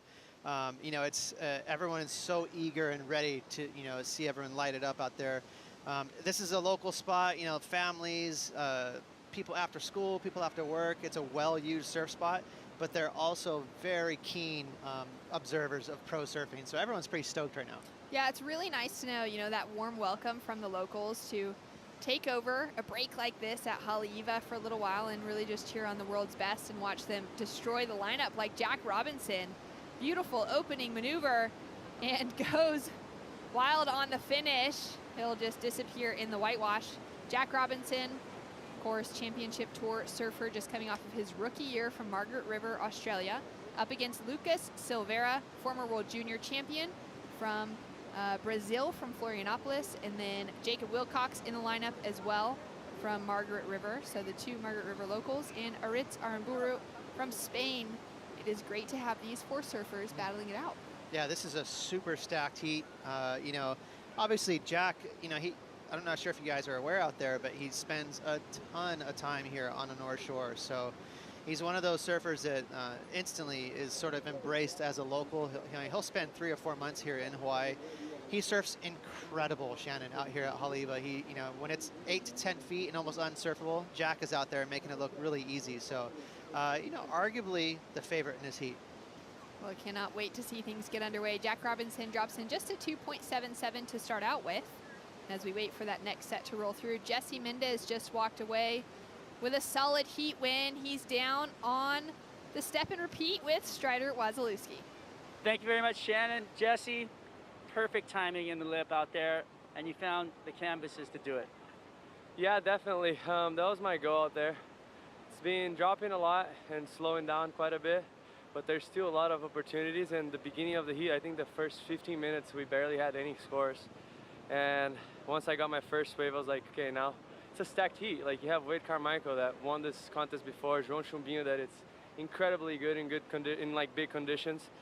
And I was just trying to time it perfectly and pick the right waves, and it worked out. And you know, you're out there on a backhand. Do you ride a bigger board or a smaller board, or does that play into anything? Yeah, it was funny. Like, it took me probably 2 hours to decide which board I was gonna do it. And then right before, I just like prayed and asked God, and I was like, I'm gonna grab both of my boards on the hand, see which one it feels better for what I'm looking at it. And this is a brand new board, so never rode it before. And I got it, the 6-1, and then I got the 6-2, and I was like, no, I'm going 6-1. And it worked out. Well, congratulations. Your timing was on point. Your surfing was on point. I can't wait to see you in the next round. Thank you so much. I appreciate it. Well done to Jesse for taking out a big heat win and just doing exactly what he needed to in a heat that was not as consistent as what we've seen throughout the rest of the day. And it's good to see Jesse have a great heat. You know, he's you know, almost like a unheralded. You know, the guy surfs so well. I've been spending a little bit of time with him. I coach his wife, Tatiana, and so I get to see him surf quite a bit. And I can tell you, you know, the type of surfing that Jesse lays down, I wouldn't be surprised to see him make the top 5. You know, he's such a good surfer. And he throws a ton of spray. Yeah, really great to see him just, you know, figuring things out here again, keeping himself in the mix. And, I mean, how cool is it, you know, just to think about those that couple dynamic between him and Tatiana, and the two of them able to push each other. I mean, Tatiana just walked away number 2 in the world. Incredible result, incredible performance for her on the Women's Championship Tour side. And to think of the two of them working together for those kind of goals is really incredible. It's really fun to watch, and they have different personalities. Tatiana is fiery, super confident, and Jesse is pretty mellow and low key, and just kind of lets his surfing do the talking. And but they both are incredible surfers. They're really fun to be around, Shannon. Amazing. Well, here we go. Lucas Silveira taking a look at this opening ride. Nice opening snap right under the lip, and you'll have to duck out of that one. So single maneuver and straight up out behind. The goofy foot, Jacob Wilcox draws that high line now off the bottom and keeping so much speed as he goes totally vertical on that backhand attack. So much action going on. Aritz Aramburu up and riding already, answering back to the others. Nice little layback to start off with. And goes in for the big floater, negotiates the section, and puts in that finishing maneuver right on that toilet bowl section. And we've got some scores to drop in across the board, with Aritz getting a decent wave at the finish. Yeah, and you know, it's a pretty cool heat as we see live action here, Shannon. Jack Robinson, wow, there's so much action out there. Great wrap back into the pocket, really well negotiated for that first section. Huge down carve, and then climbs straight back up into the vertical lip and just hammers away a small section on the finish, but throws so much spray. Yeah, you know, I was going to say this is a pretty cool heat. You got two, you know, I don't want to say Groms, but they're young Aussies both from West Oz, so they're used to this power. Waves in Western Australia are very similar to the North Shore, very comfortable. But Lucas Silveira is really good on the North Shore. He's racked up some pretty good results here. He's a heavy-footed surfer, and Aritz is just a sneaky veteran, very smooth. One of the better backside barrel riders on the planet. I wouldn't say that lightly. You know, he really is an amazing tube rider. So these four surfers, I mean, this is a very stacked heat, even though they're all different. Just a tough heat here at Haleiwa. Yeah, really interesting point there on the two Australians. You know, coming out of WA, it's really heavy waves on offer, and for them to be able to just have that familiarity with a wave like this at Haleiwa, as we take another look at that massive opening turn from Aritz. Yeah, and that's Aritz just being pretty smart and clever, fitting in a maneuver in a really tricky section. You know, that it was basically barreling, and he just fit in a under the lip carve. Nice, smooth, sort of releasing cut back there from Jack. Another tough wave, very fast, running down the reef, sort of carve down there, and then a straight up. I can tell you when Jack kicked out of this wave, he probably wasn't overly excited because it was a slightly mistimed wave. Maybe not even so much his fault, just a funky wave. So even though it's going to be a decent score, it's about to drop. I can tell you for sure he's feeling hungrier now. Because Jack is the kind of guy that can produce a highlight reel, so he's going to be amping. Yeah, really excited. So scores coming through, and there it is, a 7.5 for that second wave of Jack Robinson. Jumps him up into the lead and puts the first real solid score on the board. Aritz Aramburu drops in a 5.60 as his opening ride. And then just a couple of small scores, a 2.9 for Lucas Silveira to start off with, and a 1.07 for Jacob Wilcox. Jacob now sitting with priority in the lineup. And of course, we're located here at Haleiwa as we've got this next little set just starting to roll through. No one's going to take a look at it. We've got that harbor just around the corner from where these guys are out in the lineup, and some fishing boats and some sailing boats that go sailing by. Yeah, it's right there, and it's a very interesting sort of surf spot here. It's surrounded by a lot of unique characteristics. That harbor, obviously extremely deep right there, that big old channel that was gouged out. And then to our left, you have Avalanche, and a real deep channel there as well. It gets a couple 100 feet deep right there next to the surf spot, and that creates all that crazy current that we always talk about. So this surf spot is very unique. The location, the bathymetry, but Shannon, it produces magic. You know, it's such a fun wave. It's not easy, but it's really, really fun. Yeah, and it has something to offer everyone. As you can see, the Groms just shredding on the inside section there. Nice and soft, and it's pretty amazing to think of this setup, with that reef that strips out before the outside break that just protects that inside section, and keeps it even on the biggest days safe enough for the kids to play in the water? Absolutely. You know, I have kids and I take them here all the time. We come here at least a few days a week, and I have an 8-year-old daughter, and she weighs about 30 pounds, and she just loves that little inside whitewash. You know, it might as well be pipeline to her. You know, and then even Dad gets to go out and catch a couple waves on the outside. So it's a, you know, family atmosphere down here. Yeah, it's incredible. And to think of, you know, so many of the surfers that are in this draw that have grown up locally, this is where they learn how to surf. And now they get to hone in those skills on the outside section and look for making a career out of the sport that they fell in love with. Absolutely. I think Tom Curran stood up on his first wave ever here in the whitewash. His legendary dad, Pat Curran, was, you know, just a North Shore standout back in the 50s and 60s. And, you know, the actual name of this beach park here, this beach park here is Ali'i Beach Park. And it used to be reserved for royalty. You know, Hawaiians used to love to surf here hundreds of years ago. So a lot of history here. So much history, and a wave rolling through on the outside. Jack Robinson, the non-local local here in the North Shore of Oahu, just kicks out quickly. And Jack, I mean, remembering back to when he qualified Ross in 2019, that was the most incredible display of surfing from him at Sunset when he took out the win there at the Vans World Cup. And just, I mean, couldn't have asked for a better finish for him to get that qualification on the championship tour. Absolutely. I remember calling that event, and he was just on fire. And what makes Jack so special as a surfer is he's really good at reading the ocean. And, you know, he's a bit of a throwback. He's not your typical Grom, just sort of on Instagram all day. You know, he likes to read. He's, you know, brought up there at Margaret River, and very mellow guy. He's a very chill guy, just likes to surf all day. And he's very connected to Mother Nature. And you can feel that when that's a special sort of a tribute to being a surfer here on the North Shore. It's not just about ripping. These lineups are very tricky. They have a lot of water, and Jack feels very comfortable here. Yeah, it really takes that special connection with the ocean and being able to read everything, and that's exactly what he displayed, you know, from that. It so speaks to what you just explained of his childhood, of growing up and being so connected with the ocean and with the wild of Margaret River and what that would have had to offer him in childhood.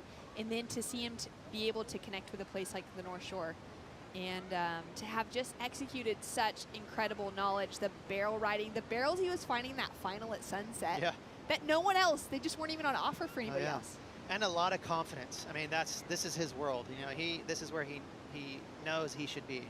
Well, under fourth priority, he's gonna go ahead and just lay into this one. Beautiful opening carve, straight up into the lip for that second maneuver, 2-turn combo. Looking as well executed as ever. Now that's going to feel better. You know, I talked about how the 7.5 would have felt mistimed to him. He might have been a little irked by it, and then probably pleased when he heard the score. Almost the opposite for this one. I don't know if he'll get as high as a 7.5, but that felt spot on to him. Those turns were really crisp. Nothing feels better when you sort of hit the sweet spot on a wave and throw a lot of water everywhere. So now he's going to be really flying high with confidence. Yeah, having a look at it again. Again, nice carve right there. Sort of a sit-down carve, I like to call it, and then a well-timed snap in the pocket again. The litmus test to how good you're timing a snap is how much spray you're throwing to the horizon. And both those turns were money. Scores in a 6.57, backs up Jack Robinson 7.50, and puts some pressure on the rest of the field. Aritz Aramburu sitting in second, already chasing an 8.47 for a second wave on the scoreboard for him to take the lead away. And Jacob Wilcox now on his backhand, chasing a small score to take an advancing position and just laying into those first 2 turns together. Excellent combination. Yeah, that was a great surfing there from Jacob. Reminds me a lot of Owen, Owen Wright. You know, he had a very similar style, kind of a classic Aussie goofy footer. They all sort of have those similar styles. Just really crisp timing. And that was a great wave there. Good wave selection there from Jacob. And again, from West Oz, he's very comfortable out here. This is very similar to some of his home breaks.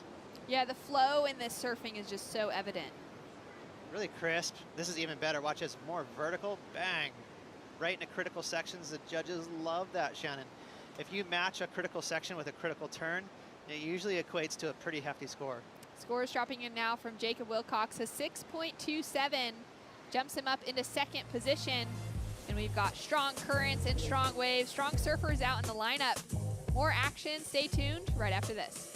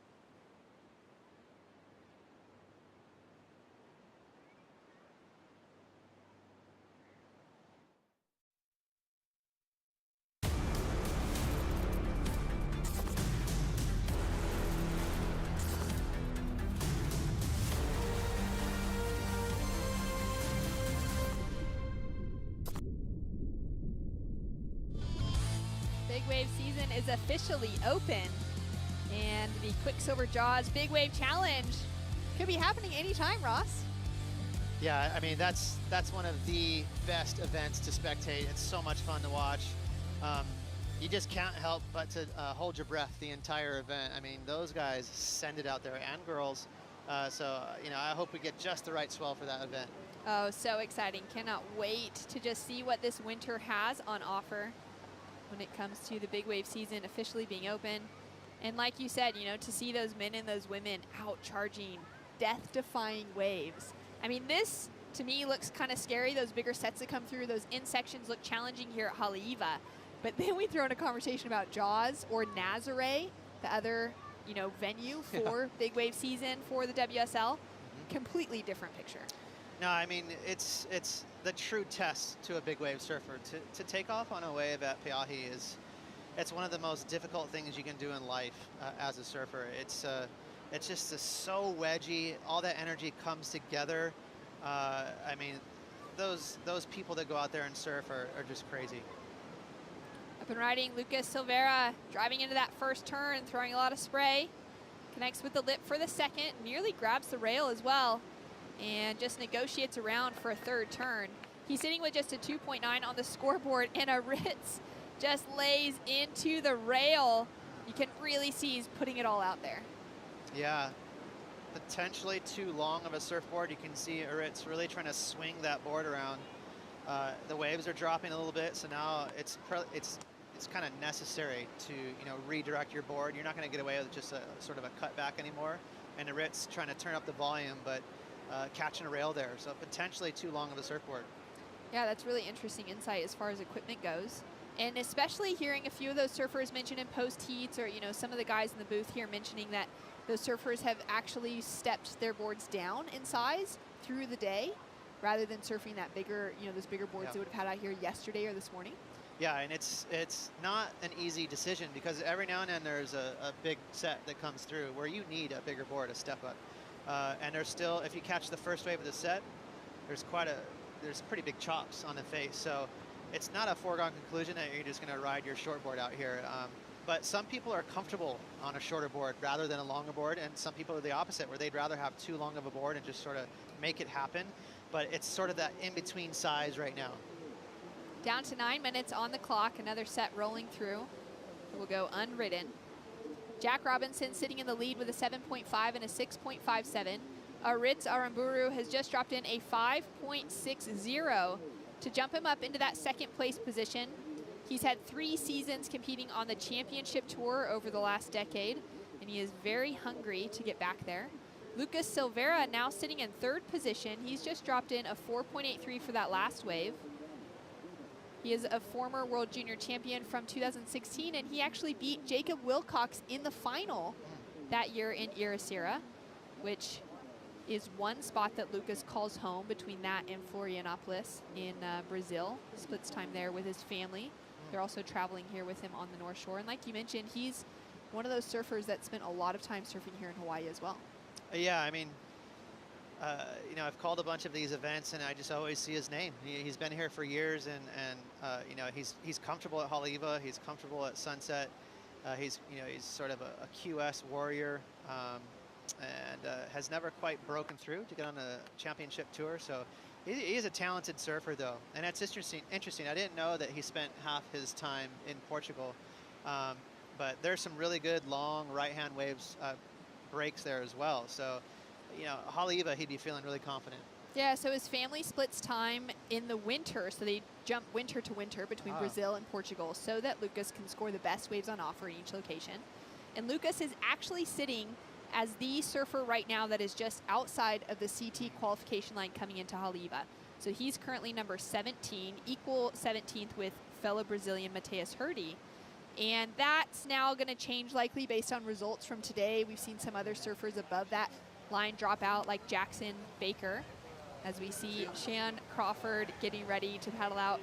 He just got the call up this morning, Ross. Shion is awesome. You know, he's the same age as my daughter, and I've known Shion since he's a little baby, and he's a true local boy. He's, you know, raised right here at Haleiwa. Has been surfing here his entire young life, but he's tall. I think he's like 6'2" at least. He's a teenager, but he throws down some man-sized turns. Up into lip, Lucas Silveira, smaller sized wave. Nice second turn, and just throws in as much power as he can on the finish. He's chasing just a 4.68 at the moment to make a change over Aritz Armburu. But Jacob Wilcox on an absolute bomb drives straight up into the lip. That backhand attack allowing him to go so vertical on that first and second turn. Throws in a ton of power and spray on the third and rides out clean on the fourth. Applause here in the booth from Ross Williams. That was a good wave. Beautiful. Jack Robinson now answering back, currently sitting in the lead, just unleashes a nice big open face carve.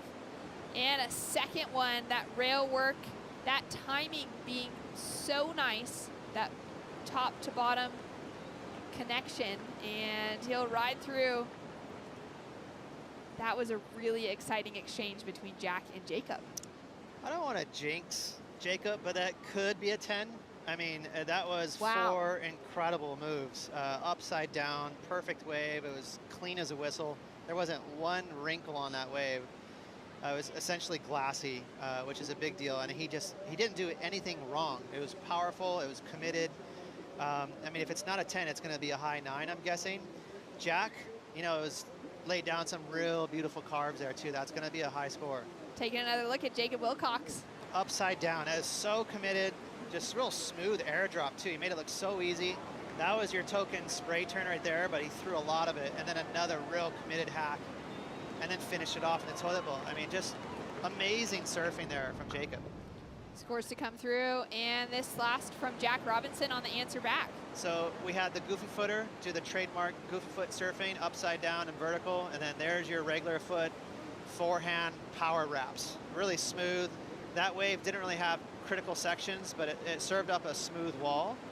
And Jack laid down some real old school powerful carving right there, kind of leaning back on his heels. Another one right here. Sees there's no steep section, so he just goes for a traditional hackathon.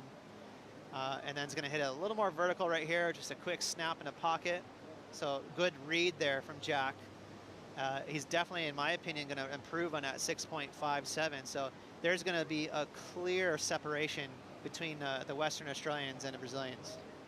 And Jack Robinson up and riding again as we're waiting for scores from that last exchange to come through. Jack will kick out of that wave, about a quarter of the size of the one he took off on before. And what an incredible performance between the two. I love that rail work, that beautiful rail work from Jack Robinson. But to see the goofy foot have the opportunity to really go vertical like that from Jacob Wilcox, that was exceptional surfing as the scores are just beginning to trickle through from the judges. And here we go, between that exchange. This is an interesting one, Ross.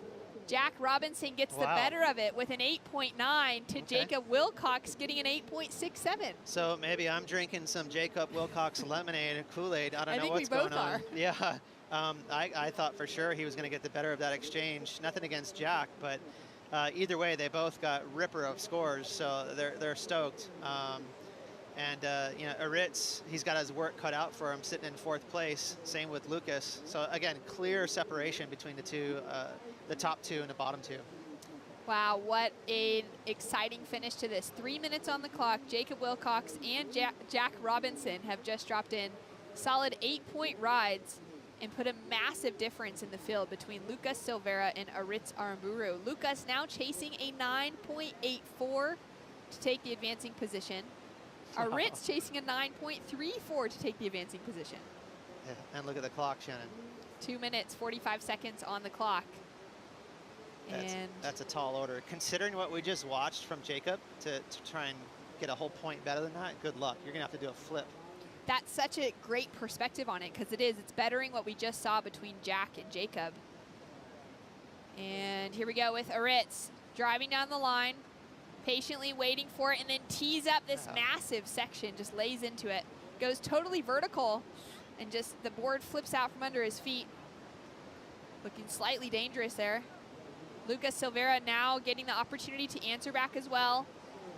Great power hack for that first turn, goes for the second and drifts that tail around just too much. This is what you'll see. Late in the heat, there's no more messing around. It's time to push 10 out of 10. You know, you can't be conservative. You really got to push it. And I like that surfing from Lucas Silveira. He has another gear there.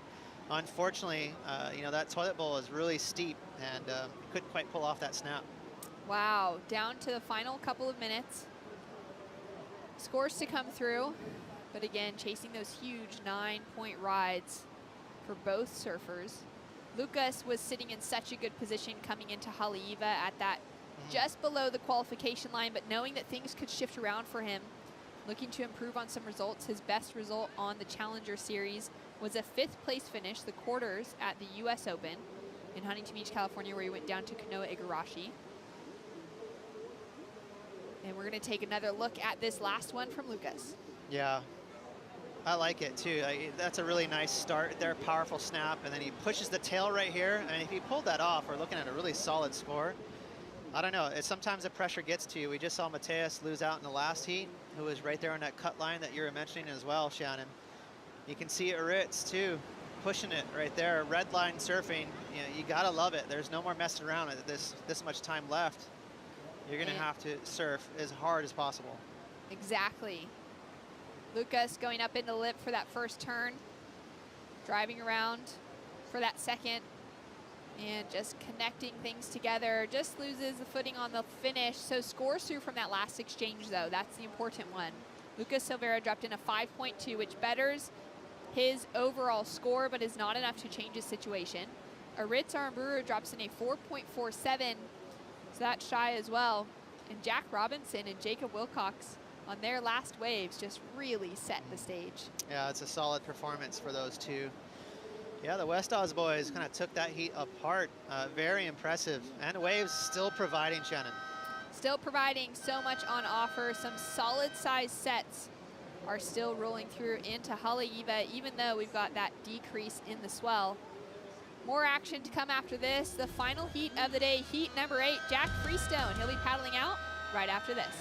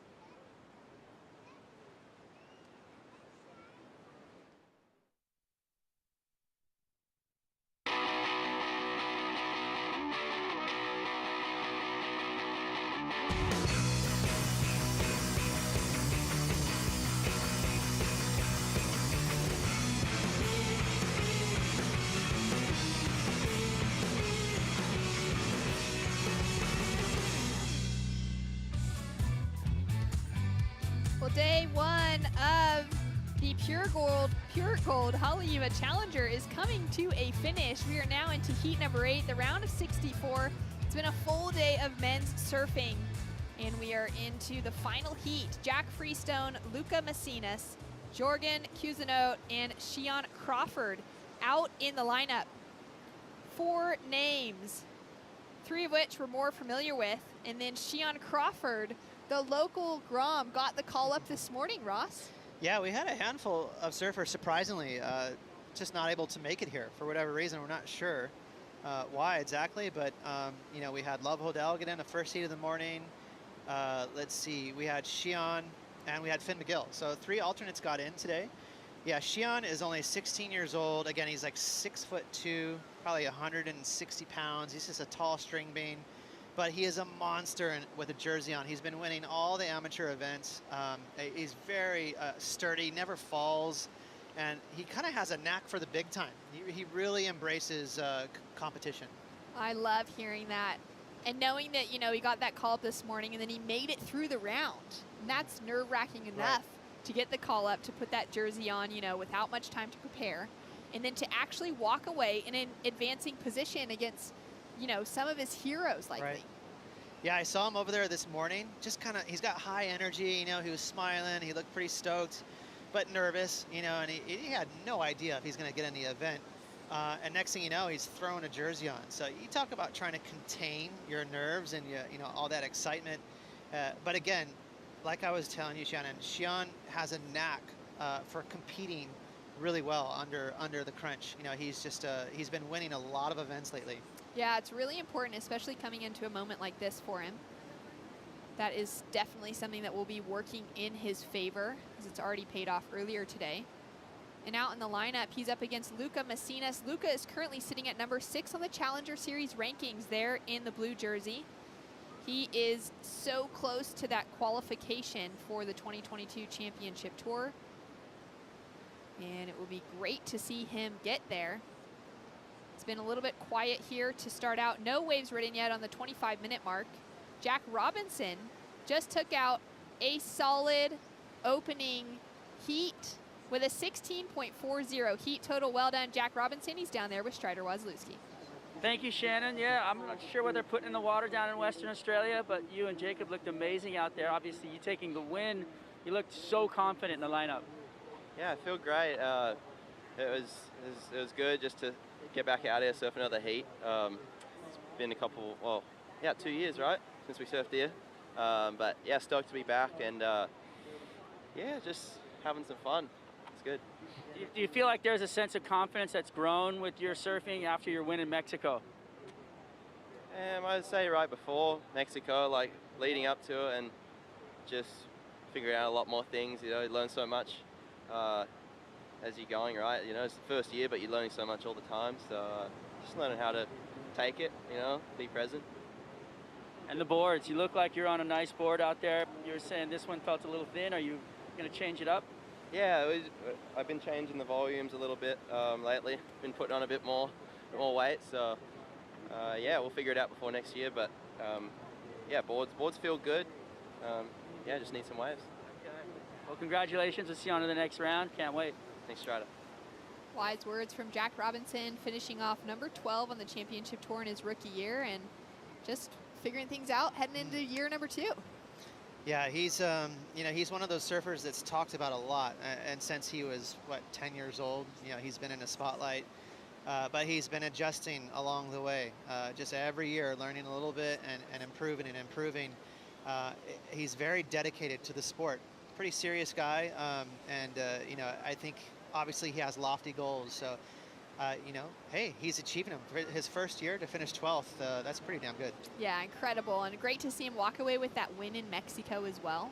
Really started to, you know, get that momentum, especially for that confidence, you know, as we heard from Strider there, just heading into the next season, knowing that he can win a championship tour event already. Right. Yeah, and that's huge because, to be honest, he had sort of a lackluster year before that. A lot of results that he was really kind of bummed on. And then bang, to get a win, he's like, okay, hold the phone. You know, obviously that lofted his ranking way up there. So for him, I think he's probably trying to press the reset button, figure little things out so that he can be a consistent world title threat. Yeah, he's got a great partner, wife in Julia Moniz by his side and working alongside of Eric Arakawa here on the North Shore, getting those boards dialed for the start of the championship tour season between Pipeline and Sunset as well. And very quiet start to this heat, Ross. 22 minutes left, 8 minutes down nearly, and not a wave ridden.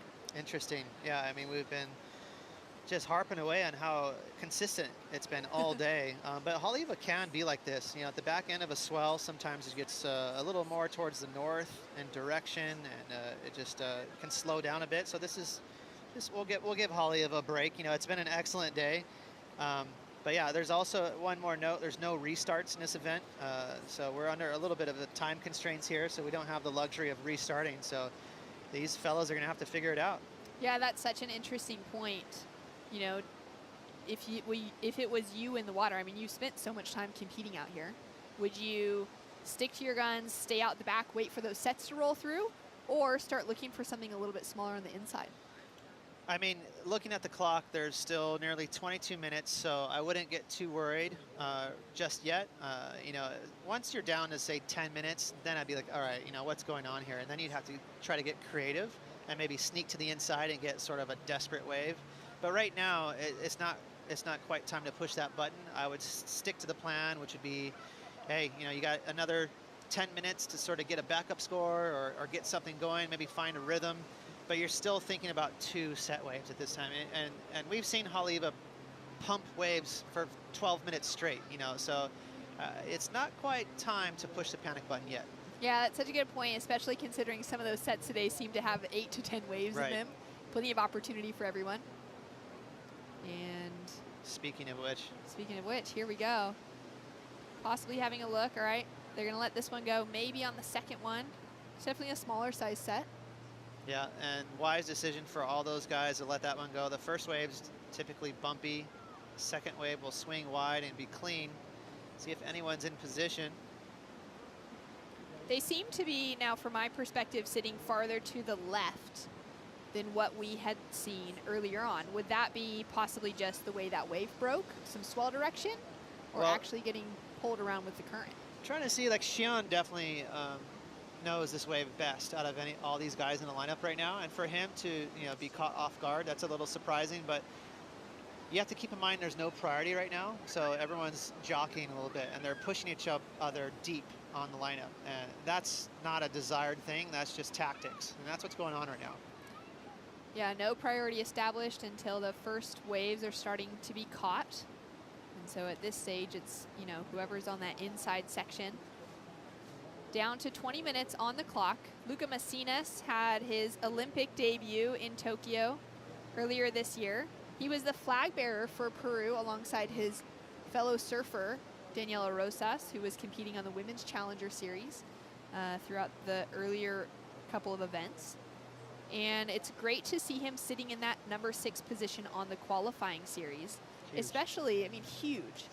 Huge for him, you know, huge for Peru to look at getting another Peruvian back in the mix after Sofia Milanovic and the legacy that she created for Peru. I remember her. That's a legend. You know, it's great. This year is very unique in that there's only 4 events to qualify for the World Tour, and that's never been done before. So, you know, there's a lot of sort of typical names that are not anywhere near the top of the leaderboard because maybe they were caught off guard. I don't know. You know, you need to get hot really quick when if there's only 4 events, you know, you don't have time to sort of feel it out. You better have magic boards and you better be spot on at each event. So you're seeing some different names at the top maybe because of that. Yeah, I mean, for Lucas, it's definitely the case. You know, he's been able to just keep himself right in the mix, keep himself high in the rankings, and that's great to see. Coming up after this heat finishes, we will be having the Pure Gold post show with Kaipo, Ross Williams, and Strider Wazalewski. So make sure to stay tuned and catch up. Maybe you missed some of the action throughout the day. Maybe it wasn't a day of just sitting in front of the screen, checking out all the action here at Haleiwa. Maybe you have a real job and you had to get some work done. So pay attention to the Pure Gold post show and get caught up on everything that went down today. Yeah, but what is a real job these days? Everyone's being really creative. It's so creative now, huh? It's really exciting to see. I love that. Everyone works at home, so there's a good chance a lot of laptops were open just to the right of them. So there's work on the left, maybe a little WSL broadcast on the right. There we go. Well, such a slow start to this one. Jack Freestone has got to be the #1 pick coming into this heat, Ross.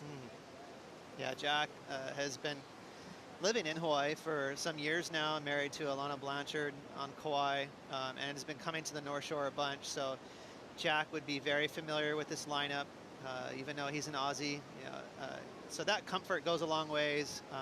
Just being like, you know what, I got it. I don't have to worry about this lineup, because Haleiwa, it tends to get on people's nerves. It tends to make you kind of react differently, because there's so much nuance out here. You got the current, you got some deep spots, you got long walls, and so if you can feel like you sort of, hey, I got it, that could be the edge you need.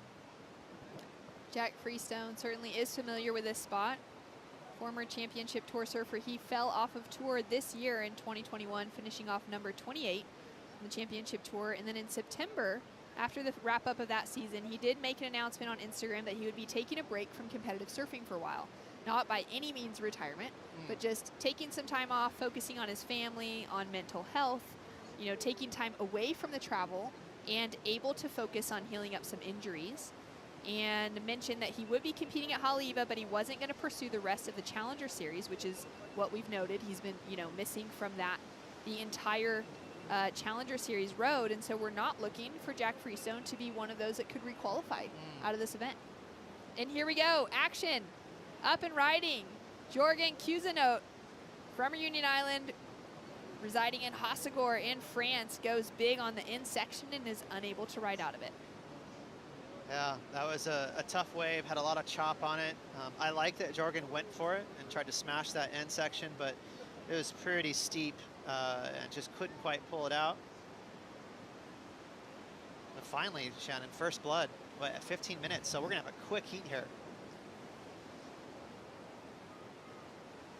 That's right, 15 minutes on the clock. Ross, if you were coaching one of these surfers, where would you go with it right now? Would you try and signal them to move in, to change their positioning, to just stay patient? Don't know that they can really afford to be too creative with positioning yet, being that there's no priority. Only Jorgen has caught a wave, so the other 3 surfers can still battle it out. So they don't have the luxury of really sitting where they want to. They still have to sort of paddle each other up, further up than they want to. So that's a game within itself. It's almost old school right now. It's old school. It is fun for us to watch. It's not that fun for them, because they'll end up pushing themselves deeper than they want. So actually, I mean, even though Jorgen didn't get a very good score, he's sitting in a good place in this heat, being that he can sit wide and let those guys hassle each other. Down to under 15 minutes on the clock. You can see Luca Messina's having a little paddle there, and well, we still don't have any waves, but if we go to a break, maybe we'll get some waves. That tends to happen. We'll be right back with more action. Jorgen Cousineau with just a 3.5 on the scoreboard, and hopefully some waves right after this. Stay tuned for more action.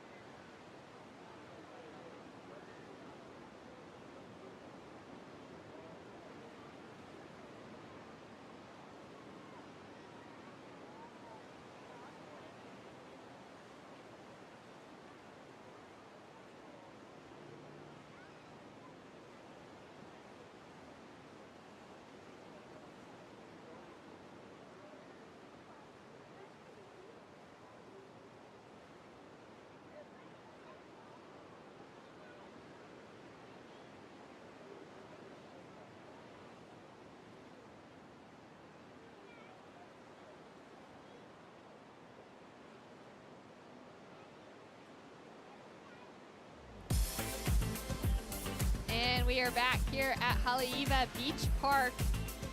And the sun is shining. The waves have been firing all day up until the last 17 minutes, where it's gone very quiet. And we're just getting to enjoy this nice, beautiful moment here at the harbor in Haleiwa. Yeah, that was a cool little look right there of the World War II monument just across the harbor there near Puena Point. It's just a beautiful afternoon too. Look at this, Shannon. There's not many clouds around. I love this time of year too. You know, it's just glowing sunsets and you know, it's beautiful winter atmosphere here in Hawaii. Yeah, it really feels like winter has arrived, especially with how much action there's been in the lineup over the last couple of days. To be able to see, you know, surfers all across the North Shore paddling out, getting some waves. Some of those championship tour surfers getting a few waves out at Pipeline over the last couple of days as well, getting prepared for their season to start.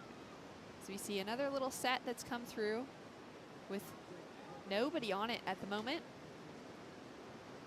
And down to 12 minutes on the clock. So current situation, Jorgen Cousineau from France sitting out there in the lead with one score of a 3.50.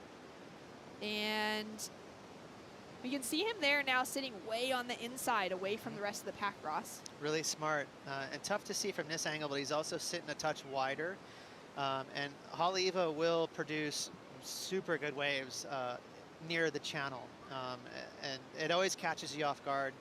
And typically too, those waves near the channel, ironically, even though it's near all the current, they're cleaner too. So if I'm Jorgen, you know, I'm just hoping that those other three surfers keep hassling each other and keep themselves deep, because he could just stay real quiet over there, and hopefully a little wide bowl will come right to him.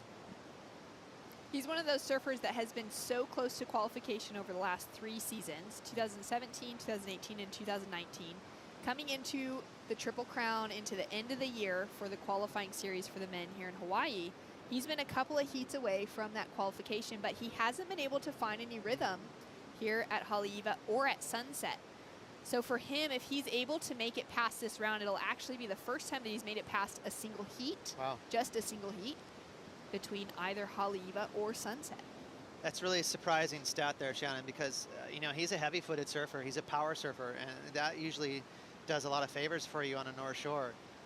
You know, if him getting so close means that he's surfing great earlier on in a season, which is typically rippable beach break stuff. But you know, he's a strong surfer, so it is shocking that, you know, he hasn't done better here. But maybe he can change that. Yeah, he's got that opportunity to right now with just some smart heat strategy, almost more than the actual surfing goes. Yeah, it's going to be a funky heat. 10 minutes left. We haven't seen anything remotely close to this today. Jack, Luca, and Xian all just sitting there waiting for it. So they're going to be really nervous. They know that they don't have the luxury to fall. You know, they're going to have to make it count. And there's still some time. You know, you could make a mistake, but really, I mean, the pressure is turned up now. And Jorgen paddling himself away from the pack once again. So just a little refresher on the Challenger Series here. Of course, at the beginning of the Challenger Series at the U.S. Open, we started out with 96 men and 64 women. Now, Haleiwa had a cut line to qualify just to get here, to be able to compete. And 80 men made the cut, Jorgen Cousineau being one of them, and there he is up and riding again. Now under the pack, get some nice rail work to start off with. Smaller looking wave, but able to unleash a couple of turns together and get the job done. Well, he's sitting in 4th priority, so even though, you know, potentially that score is not going to be a keeper, that's what you do. You know, you never know. He's looking at the horizon right now. Maybe it looks real quiet. He's like, hey, you know what? A 3.5 or something like that, it could be a keeper. All right, here we go. No priority established. You can see Luca having a look behind to make sure he did not drop in on Xian Crawford. Wow. And he goes down anyways. That was weird. Yeah, he took off not knowing. It's windy out there. Sometimes you get water in your eyes. He wasn't positive that he didn't drop in, so that's probably really sketchy for him. I'm sure he's relieved that he didn't get an interference. And now he has another opportunity if he can make it around that first section. Really bowly through the inside. And he'll have to kick out. We will have a little bit more priority established. Lucas will also be in that conversation. Jack Freestone and Xian Crawford now sitting out the back. Still without priority. And another wave coming through the lineup. The local got the call up this morning. Looking nice and fast. Quick on his feet. Great 2 turns to start off with. Nice connection with the lip and puts on a strong finish. He's feeling it. And that's what I mean. That's textbook Xian right there. Very consistent surfer. You know, he sort of reminds me of someone like an Adriano de Souza, where he's always covering the deck of his board. It never looks like he gets too far away from the deck where he might fall off. He's just a very smart, wily competitor. He's got that wider stance. But on top of that, Shannon, he's strong. So he's adding some flash to these turns, even though he's really covering his board and being almost a little bit conservative. He adds a lot of speed and power to these snaps. And right there, critical section, kind of a hit float combo thing there. And so by far the best score so far in this heat. So exciting to see Jack Freestone now up and riding as well. Great rail work on that first turn, little snap under the lip, and then just draws that bottom to top turn combination. And showing us how it's done from the veteran in the lineup. So some scores to come through. Your thoughts on the comparison between Jack and Xian's opening rides? Yeah, Xian, a little faster pace. You can see he was sort of chasing with his moves and tagging it and floating it and projecting. Jack's wave had a better pace, so more ideal, and he was redirecting and carving and swooping. So, you know, we just saw a score drop for Xian, 6.5. I think that feels just about right. They didn't get too frisky with it. They kept it tempered a little bit. I'm going to guess that Jack's goes a touch higher. All right, so waiting for scores for Jack Freestone. Xian Crawford has just jumped up into the lead over Jorgen Cousineau. Similar, actually equal heat totals at the moment. Luca Messinas now driving into it, finding a great open face to unleash for that first turn. Goes in for the second, little foam climb, and just loses his footing. That is an unfortunate mistake on the second turn, Ross. Yeah, that was odd looking. It's almost like a sea creature grabbed his leash behind him. A funky wipe out there for Luca, and there it is, Jack. 7.8, Shannon. All right, 7.83 for Jack Freestone. Well worth the wait. Waited over 10 minutes to catch that first wave. I mean, sorry, waited over 20 minutes down to the 10-minute mark. Yeah. Less than 10 minutes on the clock when he got that first one. And you mentioned it, Jack is the veteran out of this group. So if there's anyone that's going to handle the pressure and sort of the oddity of having a 10-minute heat, essentially, it'll be Jack. So, you know, he's sort of sitting in pole position here. Well, speaking about pressure, the only two surfers in this heat that have no pressure on them, Jack Freestone, because he hasn't competed in the rest of the Challenger Series, so 10,000 points if he should win this isn't going to be enough to qualify him. And then Xian Crawford, the local Grom that just got the call up, same with him. He won't be able to qualify out of it. Right. Now the pressure is on Jorgen Cousineau and Luca Messinas, both with that opportunity. Right. And we've seen all the surfers that have been on the cut line, that pressure, it may have been a factor. Was it Mateus Hurdy and Lucas Saveda? They were right there, pretty ranked pretty high, and they went down. So, you know, that pressure combined with some pretty tricky conditions at Haleiwa, it's getting the best of some of these guys. It's going to be the top 12 on the Challenger Series that qualify onto the 2022 Championship Tour. And Jorgen Cousineau now up and riding, chasing just a 3.01 to make a difference in the scoreline. And, oh, it just gets away from him again. Answering back straight away, Xian Crawford already sitting with a 6.5, looking deep down the line. Great, spicy opening turn, goes in for the second one. Looking so comfortable on his equipment and just throwing so much power into the tail on those last couple of maneuvers. I mean, that looks like surfing that's being produced by a 28-year-old, not a 16-year-old. And credit to, I believe, Carl Sharper, I think is his shaper too. That board looks perfect under his feet. He looks really connected. And that was better surfing from him. That wave slowed down just a little bit more, so he was able to redirect and throw down some carbs. A couple of the girls getting ready to paddle out for free surf this afternoon. Amuro Suzuki was there with a couple of friends, and they'll be getting back out in the lineup. Of course, the women, aside from maybe a very early surf this morning, haven't been able to get some practice in here at Haleiwa today.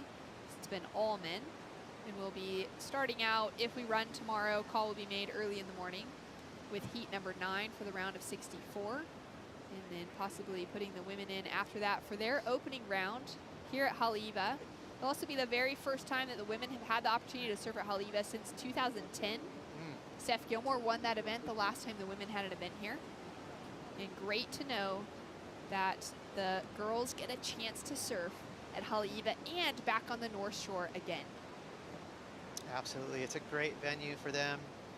And the youngster from Haleiwa throwing down an excellent score, 8.07, and that was a crazy hack right there. A lot of speed, way more on the money. I think he probably heard the 6.5 and he said fine, and he turned it up just a little bit, knowing that he had to get a bit more radical. Also, that wave slowed down a little more, so that tempo of the wave allowed him to redirect. There it is. It's an 8.07 for Shion Crawford. You can see the excitement on his face.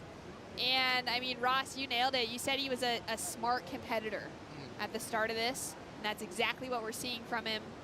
Luca Messinas, so much pressure on him right now, chasing a 4.71. Drives into that first little snap, kind of a check turn, and then foam climb. Goes in for a big tail slide to finish. He's chasing a score to get that advancing spot over Jack Freestone. Down to 2 minutes on the clock. And he's also got a hungry paddle back out to the lineup. Jack Freestone answering back though. He's only got one score on the board, which means anything else he adds will put more pressure on the field with that single big maneuver. Whoa. All right, that was very interesting. Shion Crawford still going. That was pretty gnarly. So Shion obviously was thinking that he had priority. Otherwise, he would have steered clear. So we're going to have to figure it out here. We didn't really see anything on the graphic. Usually there's an order of priority there next to their color, and that was not displayed. So we don't know if Shion had priority or not. Yeah, that was a really interesting move on the finish there. We'll just have to wait to see what comes through from the judges. Taking another look at it here. So obviously both these surfers think that they have priority. It's either that or Jorgen simply just didn't look back and didn't see Shion. So we're a little bit in the dark here. We're gonna have to figure out who had priority, because there's certainly gonna be an interference. Down to 45 seconds on the clock. It's gonna be a huge mistake for Shion if he did not have priority, because he didn't need to risk it. He was leading the heat comfortably. So current situation, Shion in the lead with an 8.07 and a 6.5. Jack Freestone with a single score of a 7.83 and a score to drop in. Luca Messinas into third, Jorgen Cousineau down into fourth. Another score has dropped in for Jack Freestone, a 4.83, which puts a lot more pressure on Luca Messinas, now chasing a 7.99 with 10 seconds on the clock. Jack Freestone, one big move, 4.8, that was huge. And I did hear over the loudspeaker, actually, Jorgen got the interference, so Shion knew what he's doing. The smart competitor, Shion Crawford, advancing through with a win, got the call up this morning. He is so stoked. And smart, very, very smart heat surfing from him, and just absolutely ripped. Look at him. I mean, that is a kid on fire right there. He is so stoked. So stoked. So Jorgen Cousineau did get the priority interference on that last one. He drops out in fourth position. Luca Messinas, unfortunately, out of the conversation. Shion Crawford and Jack Freestone advancing through into the next round. Stay tuned for the Pure Gold post show right after this.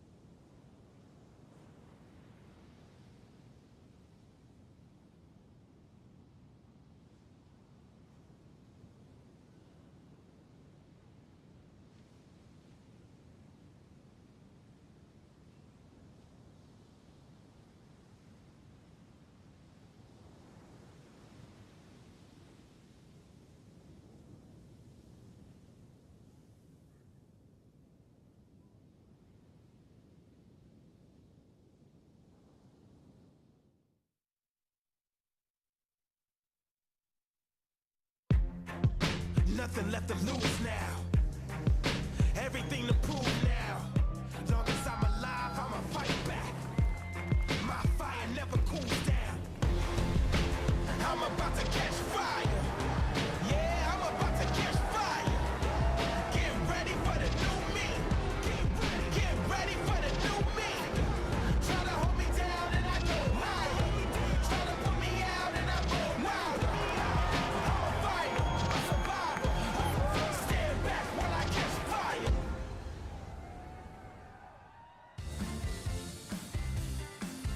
Hey, como mai. Welcome to the Michelob Ultra Pure Gold Post Show here at Haleiwa Li'i Beach Park. I'm Kaipo Guro, and I'm joined by North Shore stalwart and a key member of the Momentum generation. I didn't know where that was going to go. Ross Williams, and a man probably on his, I'm going to say, 35th annual pilgrimage to the North Shore of Oahu, Strider Wasilewski. Thank you, Kaipo. Might be my 38th, but it's okay. Okay, well, I was trying to like not date you so much, but anyway, hey, Strider. No, it's probably my 30th, yeah. Strider, Haleiwa showed up today. Yeah, it was so fun to watch. I mean, the surfing that elevated throughout the day, too. It kind of kicked off with Crosby, Colapinto, and then it just got hotter and hotter all day. It was amazing. And Ross, there was some tremendous performances, some upsets, and some heartbreak. Yeah, a little bit of everything. We saw a few alternates get in, too, and the last heat of the day was Xian. That was really fun to see the local boy come through, and I love Haleiwa. You know, it's power surfing, and you obviously see big errors like John definitely proved that today. So a little bit of everything out there today. I love the Xian Crawford story. 16-year-old local kid, home break over here. He's won a U.S. title. He's won a NSSA national title. And now he's on a big stage here. Got the call up as an alternate. And Xian is with Shannon Hughes. Let's hear from himself. Well, that's right. He's absolutely on fire. Xian Crawford, it was a pleasure to watch you win that heat. Talk us through it. I mean, 10 minutes really at the finish there, but you managed to find an 8.07. How are you feeling? I feel pretty good. Yeah, it was a super slow heat, and I was looking at my watch like, oh my gosh, there's only 10 minutes left. I have to get 2 scores. And then, like, I think me and Jack got, like, super good waves. I was like, oh, stoked. And then I just went back out and got that 8. I was like, oh, sick. Yeah. So good. Well, talk to me, too, about showing up this morning as an alternate, getting the call up, and then making it through your first heat. Oh, my. I did not expect to be in this contest. I was just super stoked to just actually get in. But, yeah, like, I was, like, 20th alternate in the very beginning, and I was like, I might just, like, maybe I'll get in. But now I'm in, so I'm stoked. And you're here at home. You got so many friends and family down on the beach cheering you on. What does that feel like? Oh, it feels so sick to, like, just surf at your home break and like with 3 other guys out and yeah, just do a contest. Well done. You took down a big name like Jack Freestone out there. We can't wait to see what you do tomorrow. Yeah. Back to you guys. All right, I love it. Hey, look it. He's a Grom. He's 6'1". He, you know, he's a man-child. He's only 16 years old. 16, man. But I got to tell you, Strider, I mean, that's a pure Grom interview. Stoked and sick. That sounds almost like a Strider sideline. Yeah, I'm going to say Grom for life, and I love the fact that he was just exuding that like Grom stoke, and everybody got to see it, and that's just something you come for. That's what we come to see and feel from these guys that get in. I mean, he literally was way down on the alternate list, gets in the contest, makes it through his first night. He's won another one. He's the kid's. And he's just won a national title. I mean, he's on fire. He let the surfing do his talking. He's way more nervous during the interview than he was in the water. Put a jersey on, he's like ice. But yeah, you could see he was a little nervous during that interview. But I know Xian. I know you know his mom and dad too are just legends of the North Shore. They're really sweet people. So this was a fan favorite performance. Yeah, it's almost like one of those victories that, as locals, you kind of take away a little piece of it with you. And you know, and Xian's going to be gaining fans as he progresses. Another guy that's been gaining fans, another young surfer out of San Clemente, California, Strider. Crosby Colapinto came out swinging this morning. We already know he's a great surfer. We see his edits, we see things like that. But to do it in a heat, here in Hawaii, and then I got on the phone with Matt Biolis, and I'm like, gosh, Crosby's on fire. He's like, yeah, but that wave really suits his body style. It suits him and his surfing.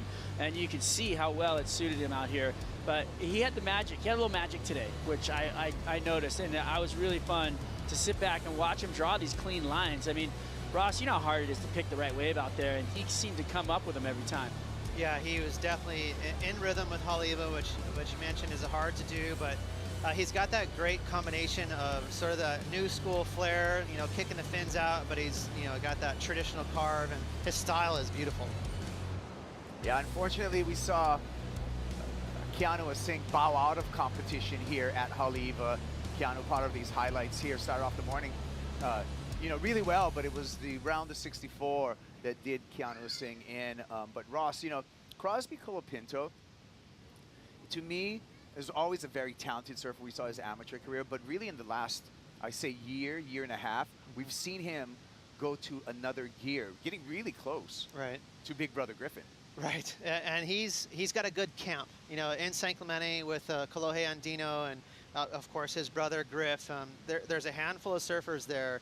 They surf together, they hang out, you know, they get loose together and sort of just have fun.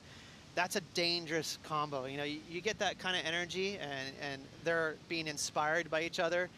The thing about Crosby, though, is he's got this natural talent and this style accompanied with all that like sort of energy and the high flying antics with the airs and stuff. I really think, you know, he could be a top 5 surfer. And Strider, Crosby started out the morning really strong, but he did it again in the round of 64. Another excellent heat for Crosby Colapinto. Yeah, you know, he's finding a rhythm and a magic out here, and the part about it is, you know, Crosby coming here, this is his first time he's competed out here. So for him to have this kind of flow and luck, and I wouldn't say, well, maybe it's a little bit of luck, right, out at Haleiwa, but to get all those things to go in your favor out here in your first event, it would feel really good and look into the future for, you know, him to do really well out here. I mean, he is just going to stomp and keep stomping out here, I feel like, and yeah, his brother better be careful.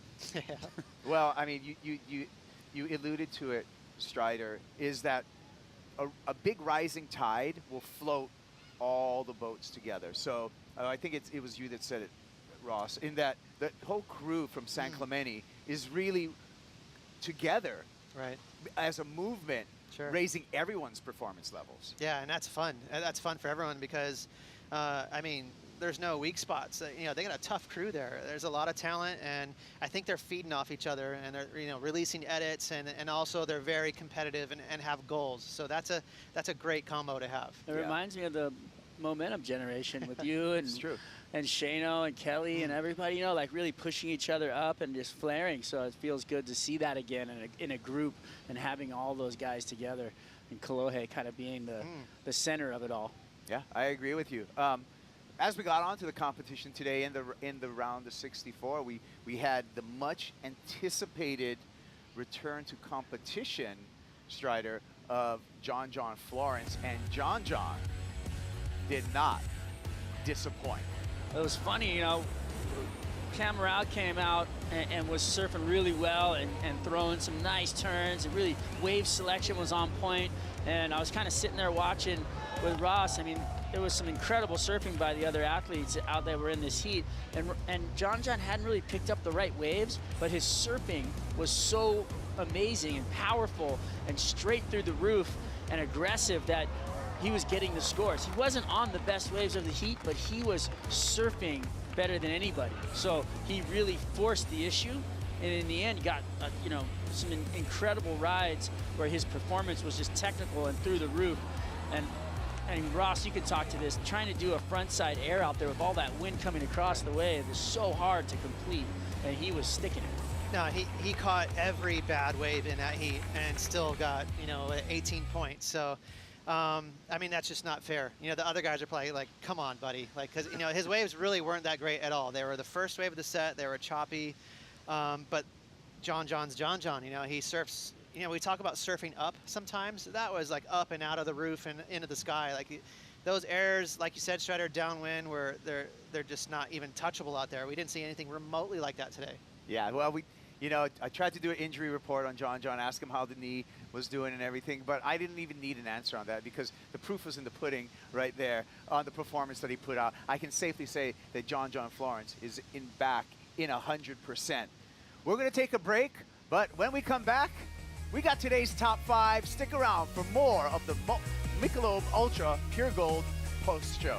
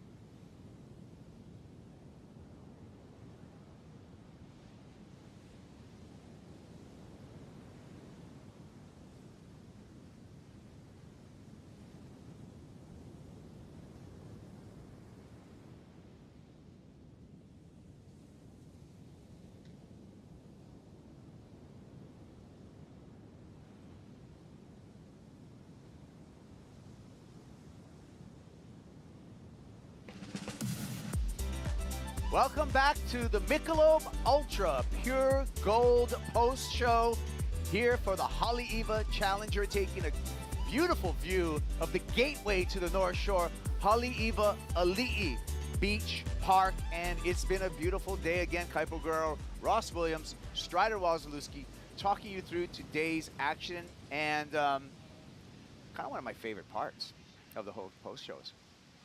It's the top 5. We get to go over the top 5 moments of today, and there were a lot of moments to choose from. But let's start with number 5. And number 5 belonged to a young Australian, Ross, that came over here and in a really, really good position, rankings-wise, and met the challenge. Yeah, they've got a heavy-footed regular footer, and that first maneuver I really liked, kind of mixing it up on his wave nicely. A tail slide into a sort of a traditional snap, another little snap there, and then a drop wallet on the inside. So he had a little bit of everything on this wave, but I like Callum's style, and he's having himself a good year as well. And remember, Callum coming in number 12 on the Challenger Series rankings, and he's right there. So performing under pressure. Strider number 4, Shion Crawford. Shion, the Grom Stoke, just coming through. He's smiling the entire time. He's probably smiling when he's hitting the lip right here as he just cracks into the corner. You know, being a local boy and having that confidence of being at your home break. You know, Ross said he's probably more nervous in his interview than he is in the water. It's so true. You can just see how comfortable he looks in the water, and the pure stoke with the head whip. I mean, this kid goes out here on any given day and finds himself in the corner.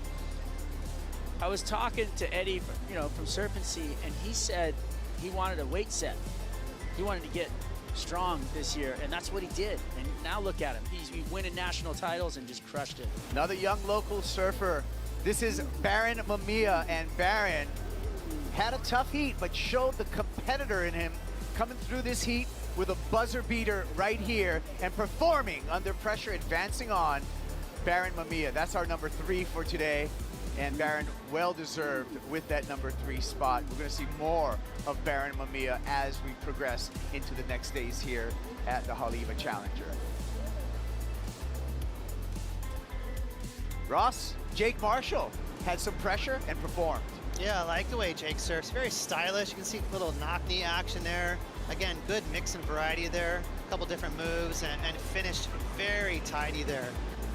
And you can tell that was a natural reaction right there. That body language when he kicked out, he knows he tagged each section. So again, a swoop, connecting, a sort of projection turn, and then there's the money, bang, right there in the toilet bowl. So that felt nothing but good right there. 100% for Jake Marshall. He moves on. And Strider, John Florence, what are you going to say? 9.23, 9.07. It's nice to see John back in the jersey. It's nice to see the confidence that he's surfing with. Nobody's surfing stronger than John Florence right now in the entire field of performers on tour. And to see him back 100% like this feels really good. It's fresh. We've seen the Gabriels and the Italos and everybody else on tour, and to have him back 100% and healthy is refreshing, because he's got his own style. You're not knowing what he's going to do. He's going to come out and he's going to blow your doors off with power and technique. And a healthy John is a very dangerous one, and I can't wait. I can't wait for this season to wrap up and see him surf this event, but also starting off the next season and seeing him come out strong and healthy again, and just see how he parts the sea. I agree. I'm excited. It's really good signs for John as we kick off the championship tour. That's going to be January 29th, but we've got a whole lot more surfing to do. But you know what? We're coming to the end of the show right here. I want to thank Strider Wazalewski. I want to thank Ross Williams. Thanks, Let's do it again, maybe tomorrow. Run it back. Check in, 7:30 Hawaii time. We're going to make the call, maybe an 8:05 start. Meanwhile, enjoy today's highlights.